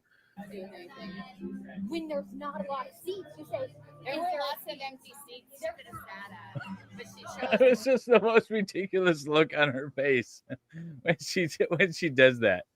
I thought she said fat ass, but she said sat. I got that way wrong. When there's not a lot of seats, you say there were lots of empty seats. They're There's lots of empty seats, but you're a fat ass or something like that. No, she said you sat lots of at. empty seats That you she could sat have at. sat at. Oh, Sat sat at. at. No, I like fat ass better. I'm gonna stick with fat Yeah, ass. me too. Yeah, but apparently this is the other woman filming. She chose to specifically approach somebody. I don't know. It's just a bunch of girl drama, and it's highly entertaining. It's like How do so you still entertaining. have this kind of drama in your 50s? Like, how is this a thing? I don't know. You have to be wanting it, right? I feel like you have to be wanting it. I mean, these are the same type of women that like run the HOA, right? Right? Yo, yeah, definitely. These are the HOA presidents or the ones that are Yeah. backing their HOA president husbands. Be like, she's Could got you the wrong imagine? color mailbox. Could you imagine being in like the process of being arrested and being like trying to explain to the cop, you know what, officer, I am a true crime journalist. I report on the true crime, and you may not be aware of this, officer of the law, but I play a very important role in today's society. I feel like you can only properly do that speech if you were wildly intoxicated. Be like, I'm a true crime podcaster, journalist, and you know about crime, or you maybe should if you did your job instead of harassing us citizens. But it's very important that I get my reporting in. That's, completely you know what? tanked. It's crazy. That's very That's really astute. crazy. That what she said in that first video we were watching would sound more credible if she was drunk. Yeah, exactly. That's what it sounds like. It sounds like a broad at fucking 1:30, 1:45 at last call. I don't know if you know this or not, but I'm somebody important and you should serve me a beer. I know it's last call, but that doesn't matter. You should serve me a beer because I'm important. Oh, you think you're a paralegal? You think you're a paralegal? Well, you see these? That's a paralegal. Bro, you want to know one of the funniest damn things That's her I ever grabbing watched her chest. happen? One of the funniest that? things I ever watched happen in real life. I was working at a bar. I was working security. This kid who clearly was not good at drinking, right? Young black kid, had things going for him in life. He was doing well. He told me all about it through the course of this arrest. He was working for the fucking mayor of the town. And that was one of the first things that he was yelling at me.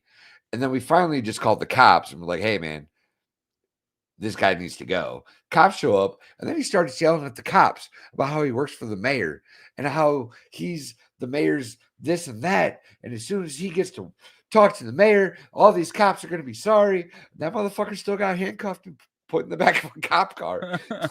Yeah, they always do. It somehow doesn't stop the police from arresting I'm proud you. of Don't you you for know who working I for the am? mayor, Don't you know but who I that's not am? going to help you right now in this situation where you're getting arrested. I promise. I promise it's not. Don't you know who I am? Yes, Mr. Rekieta, you provided us your ID. We do. You know.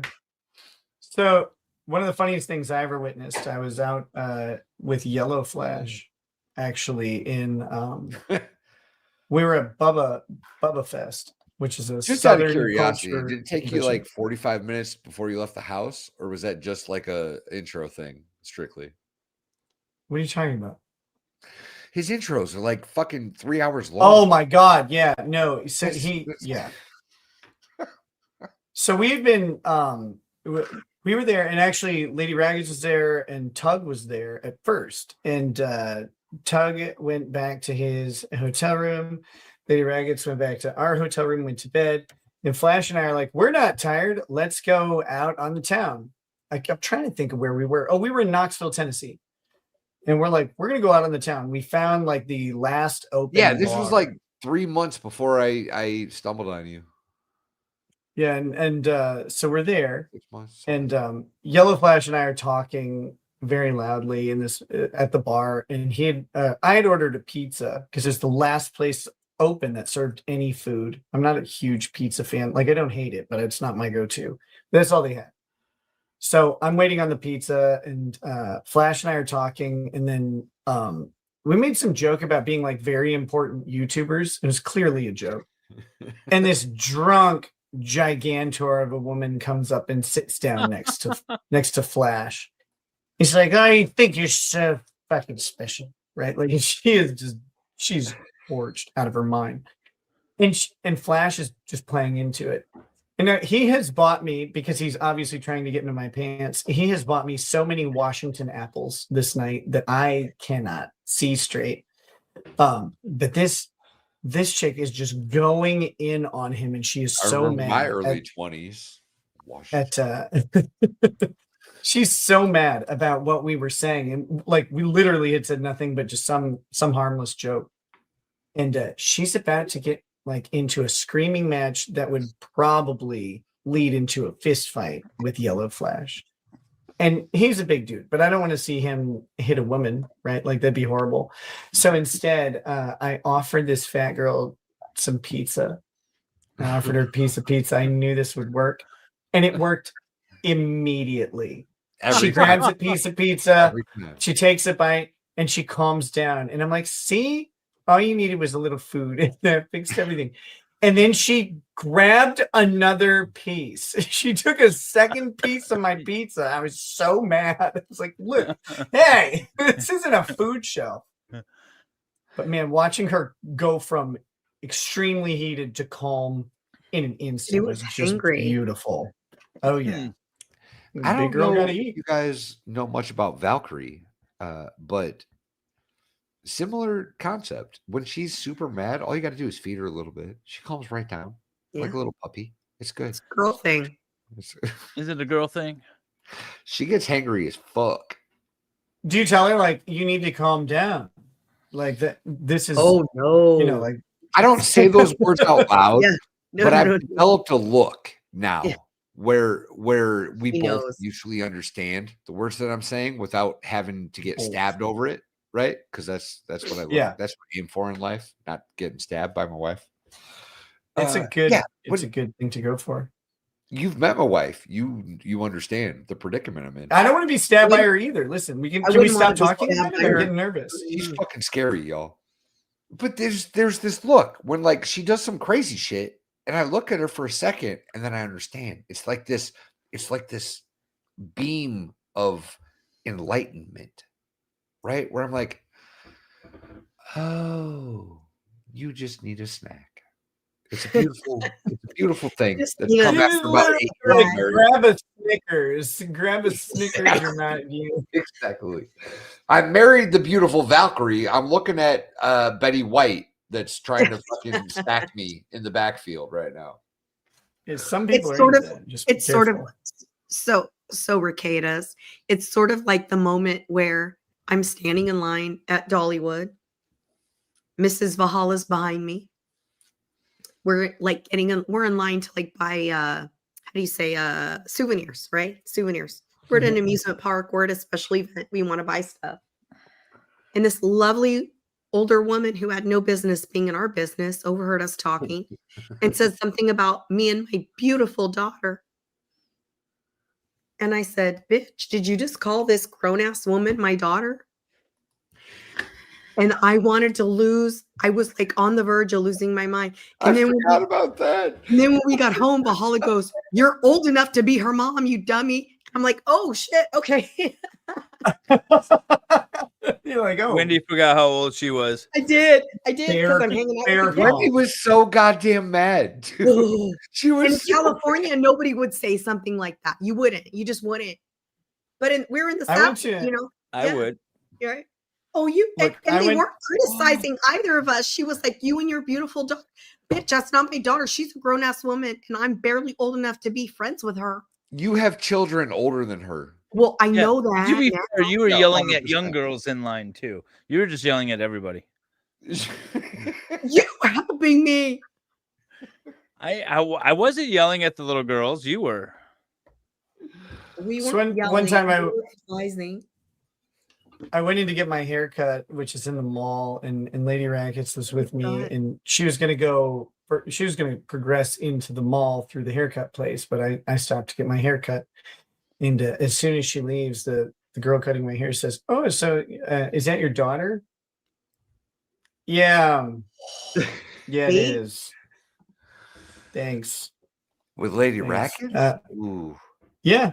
Yeah. And By she's the like, way, "Oh, Mrs. what?" Valhalla So is a tall, skinny blonde, and I'm a short, chubby Mexican girl. We didn't even match. I'm like, shut up. Yeah. So then she's like, "So what kind of haircut would you like?" I'm like, "Just go ahead and run those scissors across my throat, please, because I'm done." I'm I'm at a TIE right now. Oh God. It's like, "That's my wife, you harlot." Yeah. That's pretty bad. I didn't say that. I didn't say that. Are you at building a all. That little would've been- car?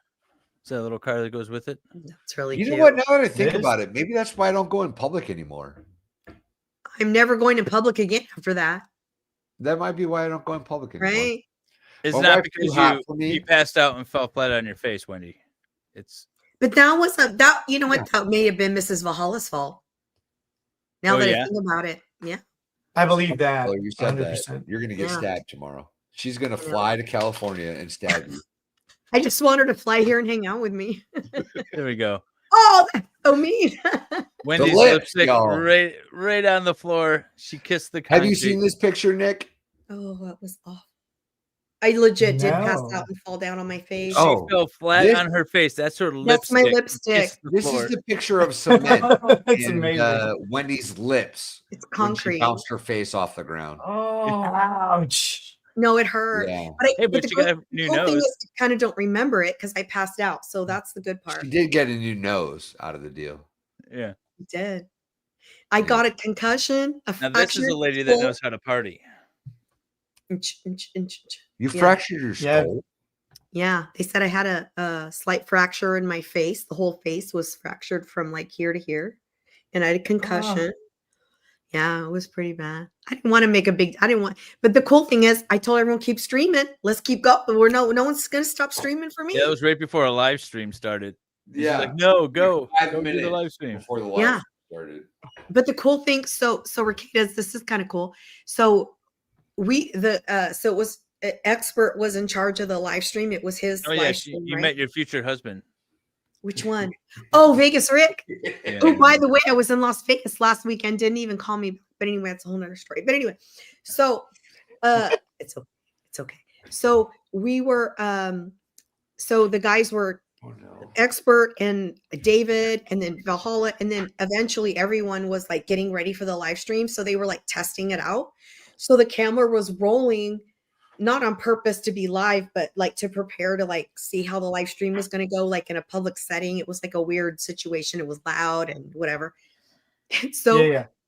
It was There, our first live event. We were. it was really cool. So, but wait, so there's literal, actual live footage of them watching me fall. Yeah, you I was gonna say there's not saw- footage of you falling, just our No, reactions. not of me falling, but you Just see of us like sitting there 10, like 15 people like. I feel like we Can you should give me the go piece help separator? her. No, but you know what? You don't but you're loved until you see 15 grown-ass people go, oh shit, and everyone jumps up and like it was over. Like I was, yeah, it was pretty sweet.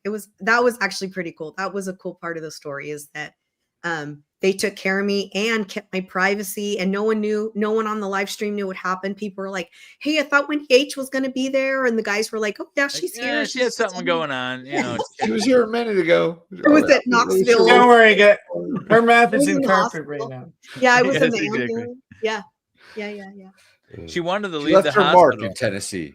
She Yes, left she her did. mark. I certainly did. This is why they don't let Californians anywhere. We make a mess everywhere we go. That was a good time. It was fun. I actually had a really good time. Really glad I went. Yeah, ouch is right. Cosmetic crime scene. That's so funny. It was true. David goes, so it was so funny. So I passed out twice. So I passed out and that's why I fell. And then when I fell, I concussed. And so I passed out again, which the doctor said, thank goodness, because that pain was probably why you passed out the second time. Oh, she immediately went to the hospital, yo. Oh yeah. Oh, No. Yeah. You went to the hospital. Yeah. And so, but the cool thing was we had several first responders there. And so when I woke up, I was in the recovery position. And so I'm like, why am I on my side? Like, but what I woke up to was David going, Wendy. And I was like, oh, am I in like heaven? Like, Because this is the first voice you would hear in heaven. yeah. Also, that picture that he showed a minute ago, the wet spot, that was from people dousing her with water as she was unconscious. Yeah. Yeah. So why did you pass out? They don't know. The doctor still does. They don't know. I say it was drinking too much. I didn't drink then. Remember, wasn't even I wasn't drinking yet. No, I just started drinking like a year ago. Yeah. No, I did have a drink, but like, no, they think it could have been. They think it could have been. They just were guessing. We were on. I don't do scary things. I don't do fun things.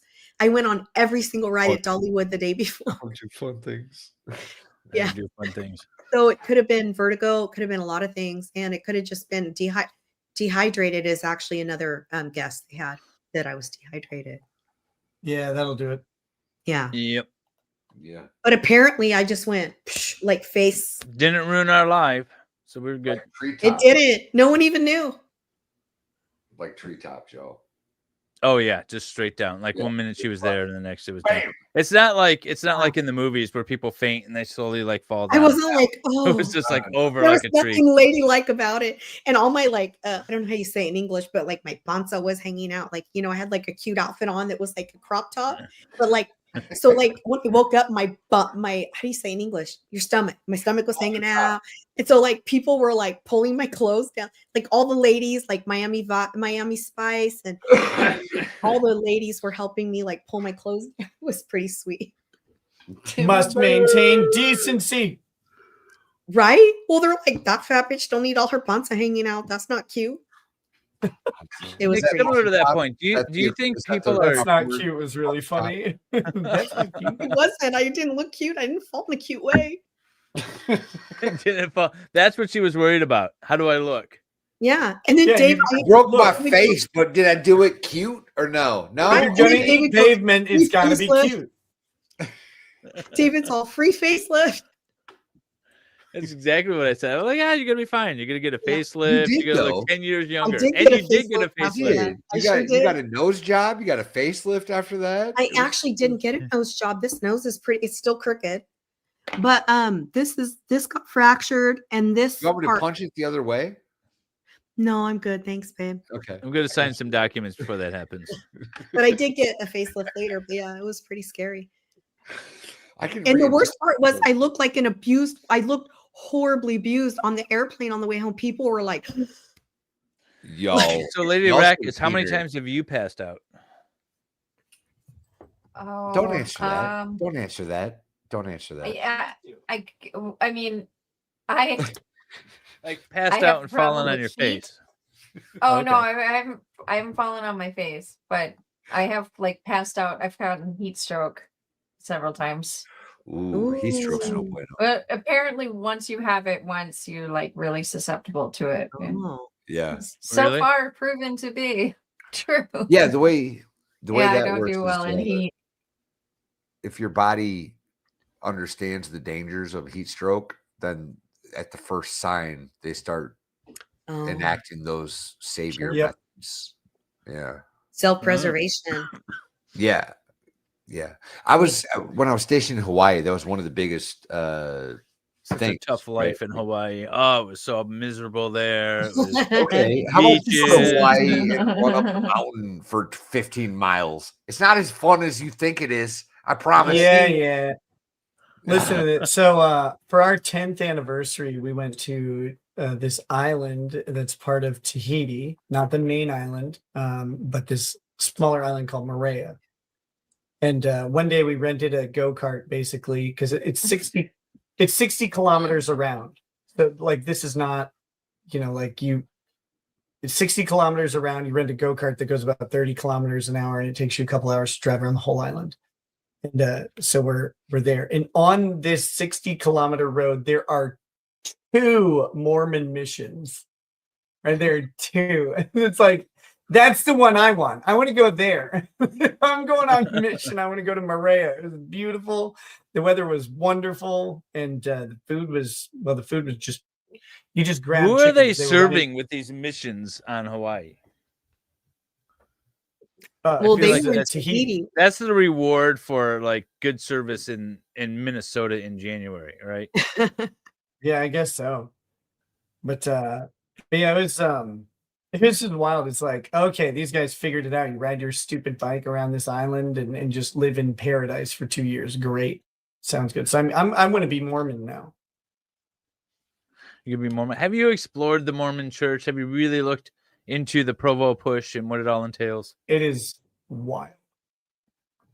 There's a whole reality genre dedicated to the Mormons now. I've I mean, discovered I want- YouTube channels and reality shows.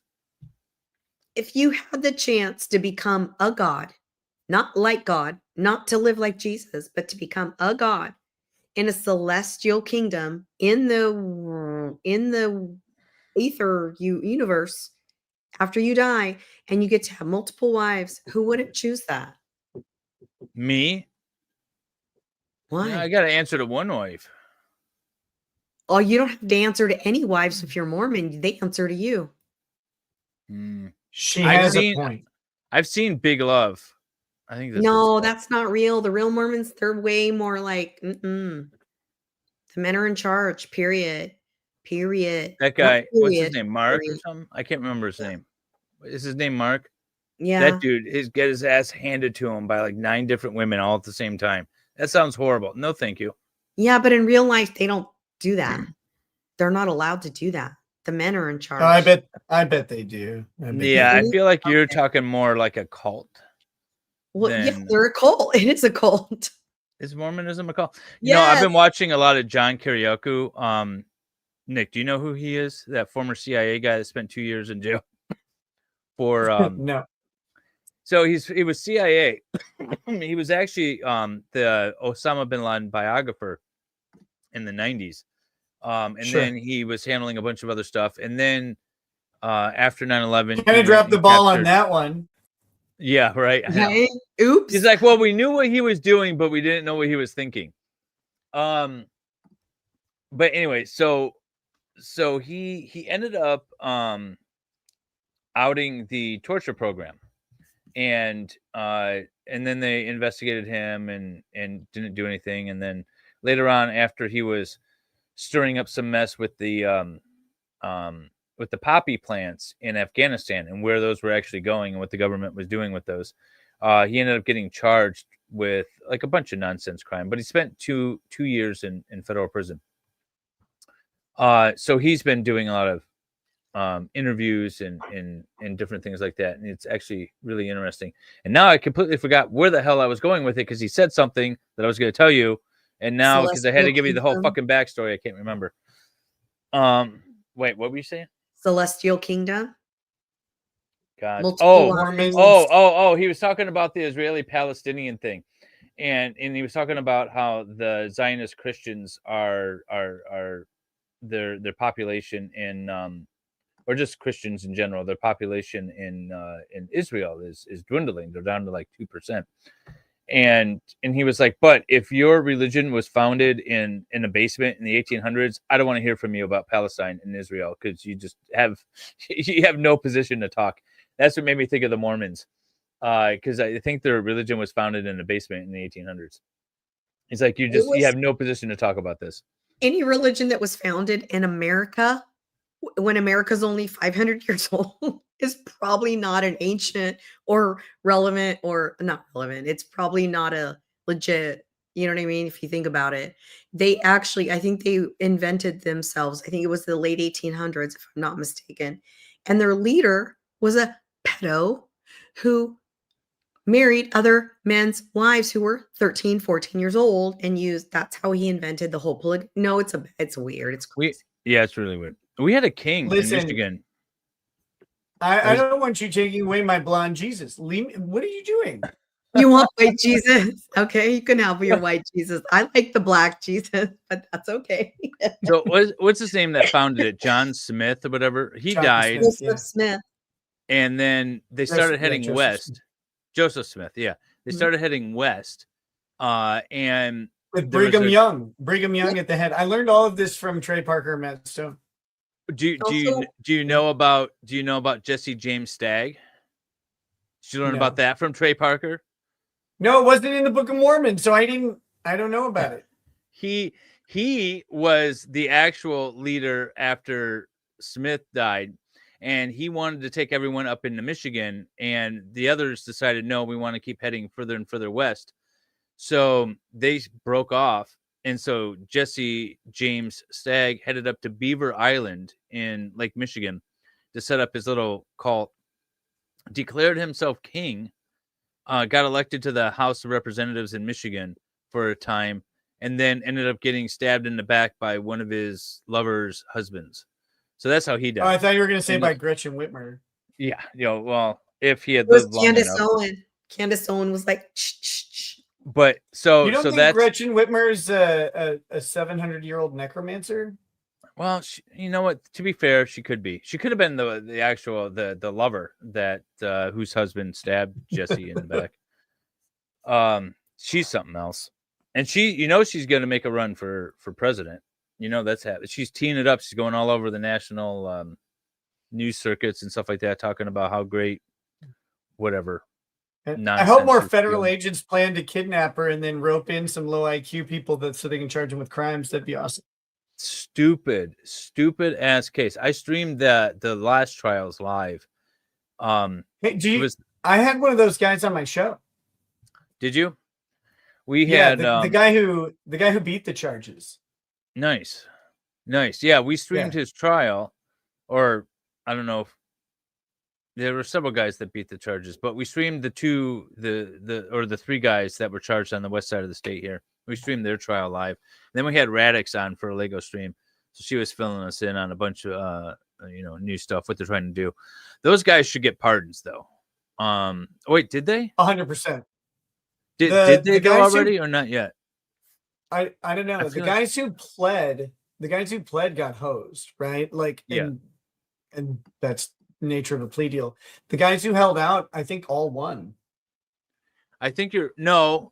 One guy was convicted in Jackson, and I was gonna grab his trial and stream it, and then it's no longer relevant, and I sort of retired. But the one guy in Jackson, he got like the book thrown at him. He got convicted. I'm fairly certain. That might be. Yeah, he had said a bunch of crazy.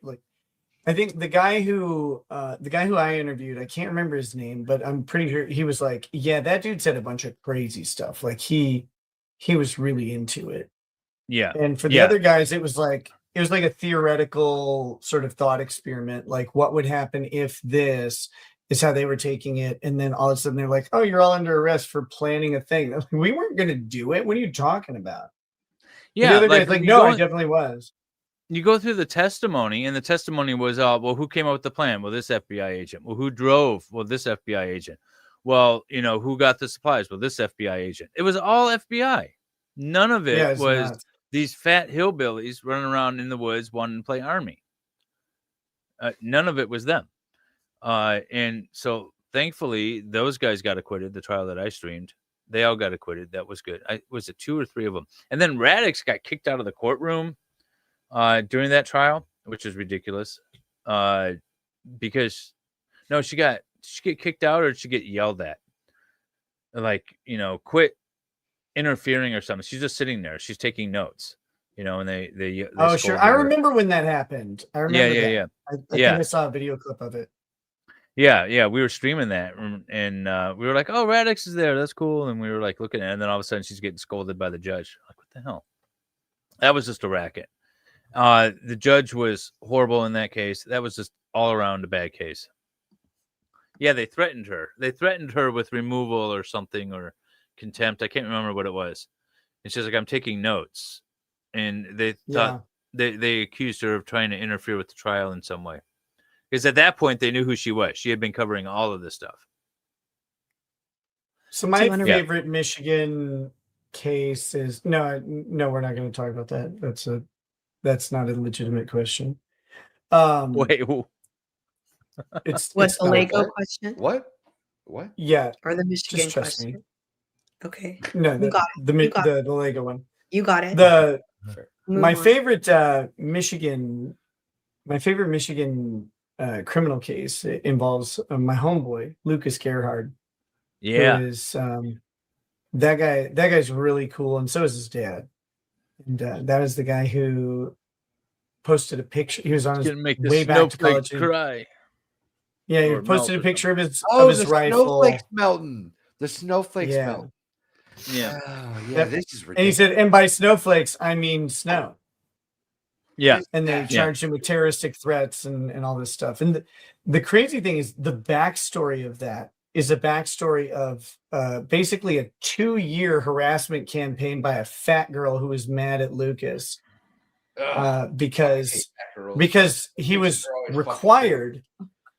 He was required to answer a question in the way they do college now is like they have a forum and you have to participate in the discussion of the class on the forum. And the question was, should police training standards be lowered for female officer applicants? No. And his contention was, no, they shouldn't be, because if you want to do the job, you should have the physical requirements. The requirements of the job don't change just because you are a particular gender. So yeah. Right. So he said, you're anything, or a with super skinny heroin chic man child who wants to carry a badge and a gun. And he said he had no problem, of course, with women who passed the physical standards being cops. Nothing like that was ever suggested that they couldn't be, just that they should be held to the same standard. And so then this girl hands him every program he was in. She got him kicked out of all of it. This guy wanted to be a cop. He wanted to be a cop, and he was part of the junior law enforcement thing where they got to go on ride-alongs and do all these pseudo cop-like activities to kind of get used to it, and got him kicked out of all those programs. And then she's the one who he had blocked on Snapchat, and he sent the picture on Snapchat to some private friends. And then one of those friends showed his phone to the fat girl, and she reported it for a terroristic threat. Yep. Just crazy. I had my cameras in that courtroom. I had called the court to see if anyone was filming it, if anyone had filed a notice of media coverage, and they said no. And I said, well, I'm going to do it. And then did we cover that case together? No, because he ended up taking a plea at last minute. I had cameras ready to go, and I called the court and I asked, did you guys decide who's doing it? And they said, well, you're first, so you get the option. And I'm like, oh shit. So I bought a bunch of cameras and I got all the streaming shit together. Oh, I remember. I got a guy that was going to run the cameras for me. And we were setting up all the mics, and we were heading up there. And then we got word that the plea happened, and we're like, oh, that was going to be one of my, I think that was either just before or just after the Zachariah Anderson trial, which ended up being the first stream or first trial that I streamed. So it was right at the beginning. We covered one of those Gretchen Whitmer bullshit. This trials. wasn't a Gretchen Whitmer case. This wasn't against Gretchen Whitmer. It was just a it's just terrorist case. Yeah, this just happened to be in Michigan. That's the only relation there. Yeah. I am that was an finished. interesting I actually did win Came up from behind. Wow. and finished early. Let's go. Good job. Nice. Nick always finishes before his wife. I don't know if 9 hours and 20 minutes is early, but we'll count it. We'll count it. Or finishing before your wife may not be a good thing. Yeah, look, I'm My going to goal bed. every She can time. sit here and finish by herself. That's Oh, fine. gosh. Once again, it's a race. We're not gonna make Lady Racket finish her build tonight. Only Nick. We made Nick finish his. Well, the Atari is finished. The I'm Atari just- actually this looks is- super sweet. Let's see it. The rest of it is That's so accessories. That's bringing cool. back So memories. this is watch this. What? Oh shit. Yeah, That's great. cool. Nick, You you gotta guys. help me with the angles here. Oh, that's- angle? You guys. That's It's super so sweet. There you What? go. that's That's so awesome. cool. It's the kid in Little his room scene playing pops Atari, up. Yeah, the old tube TV. That thing's That's cool. so cool. that's the Atari. So are we going to see Optimus transform? Are you Yeah, I'm to gonna- do it? I'm going to transform him right now. I'll try and do it on camera as much as possible, real quick. So the one thing I hate, like, this is annoying. You have to take this backpack off to do the transforming. I think that's very lazy design. I'm really disappointed in Lego. Damn you, Lego. Do better, Lego. Do better. Damn you. Think about the social My- implications of what you've done here, Lego. My Voltron comes apart and into cats without having to remove anything. It just transforms. Well, I mean, you have to remove the cats. Yeah, but that's Yeah. part of the whole thing. They got to separate out. You know, they just separate from each other. There's no pieces We have that the- set aside. We have the Voltron. I think that was the first Lego Ideas set that we bought because I loved Voltron as a kid. Yeah, Voltron was awesome. Let's see. So these go this way and up like this, and then these go like this.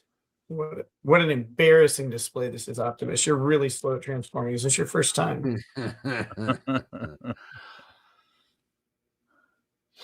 see. Wait, I think these flip up like this. Oh my gosh, this is terrible. So then we're gonna turn him around, spin. That's Stop cool. spinning. And then Like the instructions to transform him is longer than the instructions to build him. there's several pages. So then he has to do this like yoga back bend. Okay. Oh my god! It's a tragedy. Oh no, it's breaking all over. We're not going to do the transformation, okay? We're just not going to. It's a disaster. It's a massacre. Oh, well, he finished anyway. Woo! I finished and undid it all in one shot. It's bad.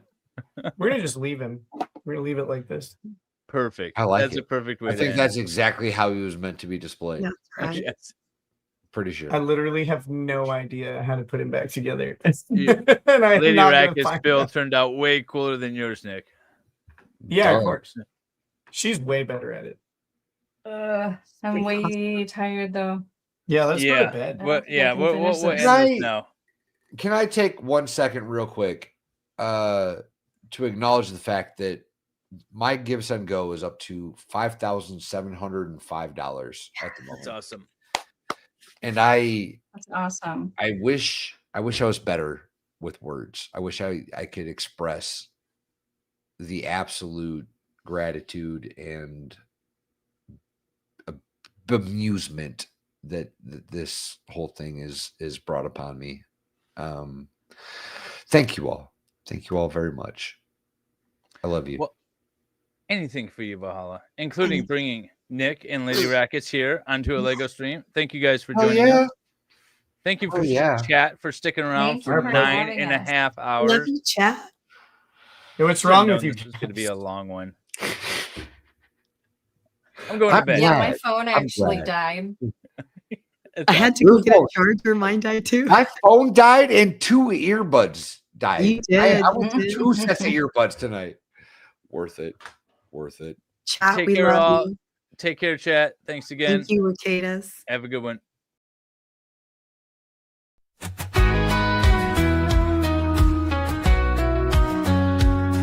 Attorney in a suit and goats on the loose. Divorcee sipping wine like there's no excuse. With Lego bricks stacked in a colorful haze, they're building dreams while the questions blaze. Brick by brick and word by word, secrets spill out as the pieces get stirred. From lawsuits to heartbreaks to stories of old, interviewing life while the sets unfold.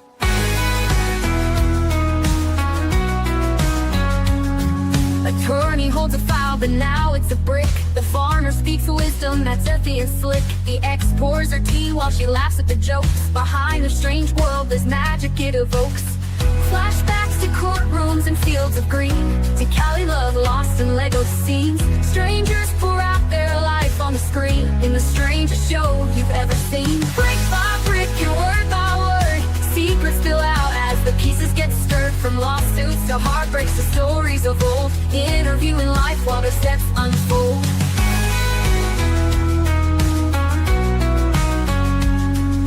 Flashbacks to courtrooms and fields of green, to Cali love lost in Lego scenes. Strangers pour out their life on the screen, in the strangest show you've ever seen. Brick by brick and word by word, secrets spill out as the pieces get stirred. From lawsuits to heartbreaks to stories of old, interviewing life while the sets unfold. Classic castles grow, but so do the stories. Tales of fame, past glory, and embarrassing stories.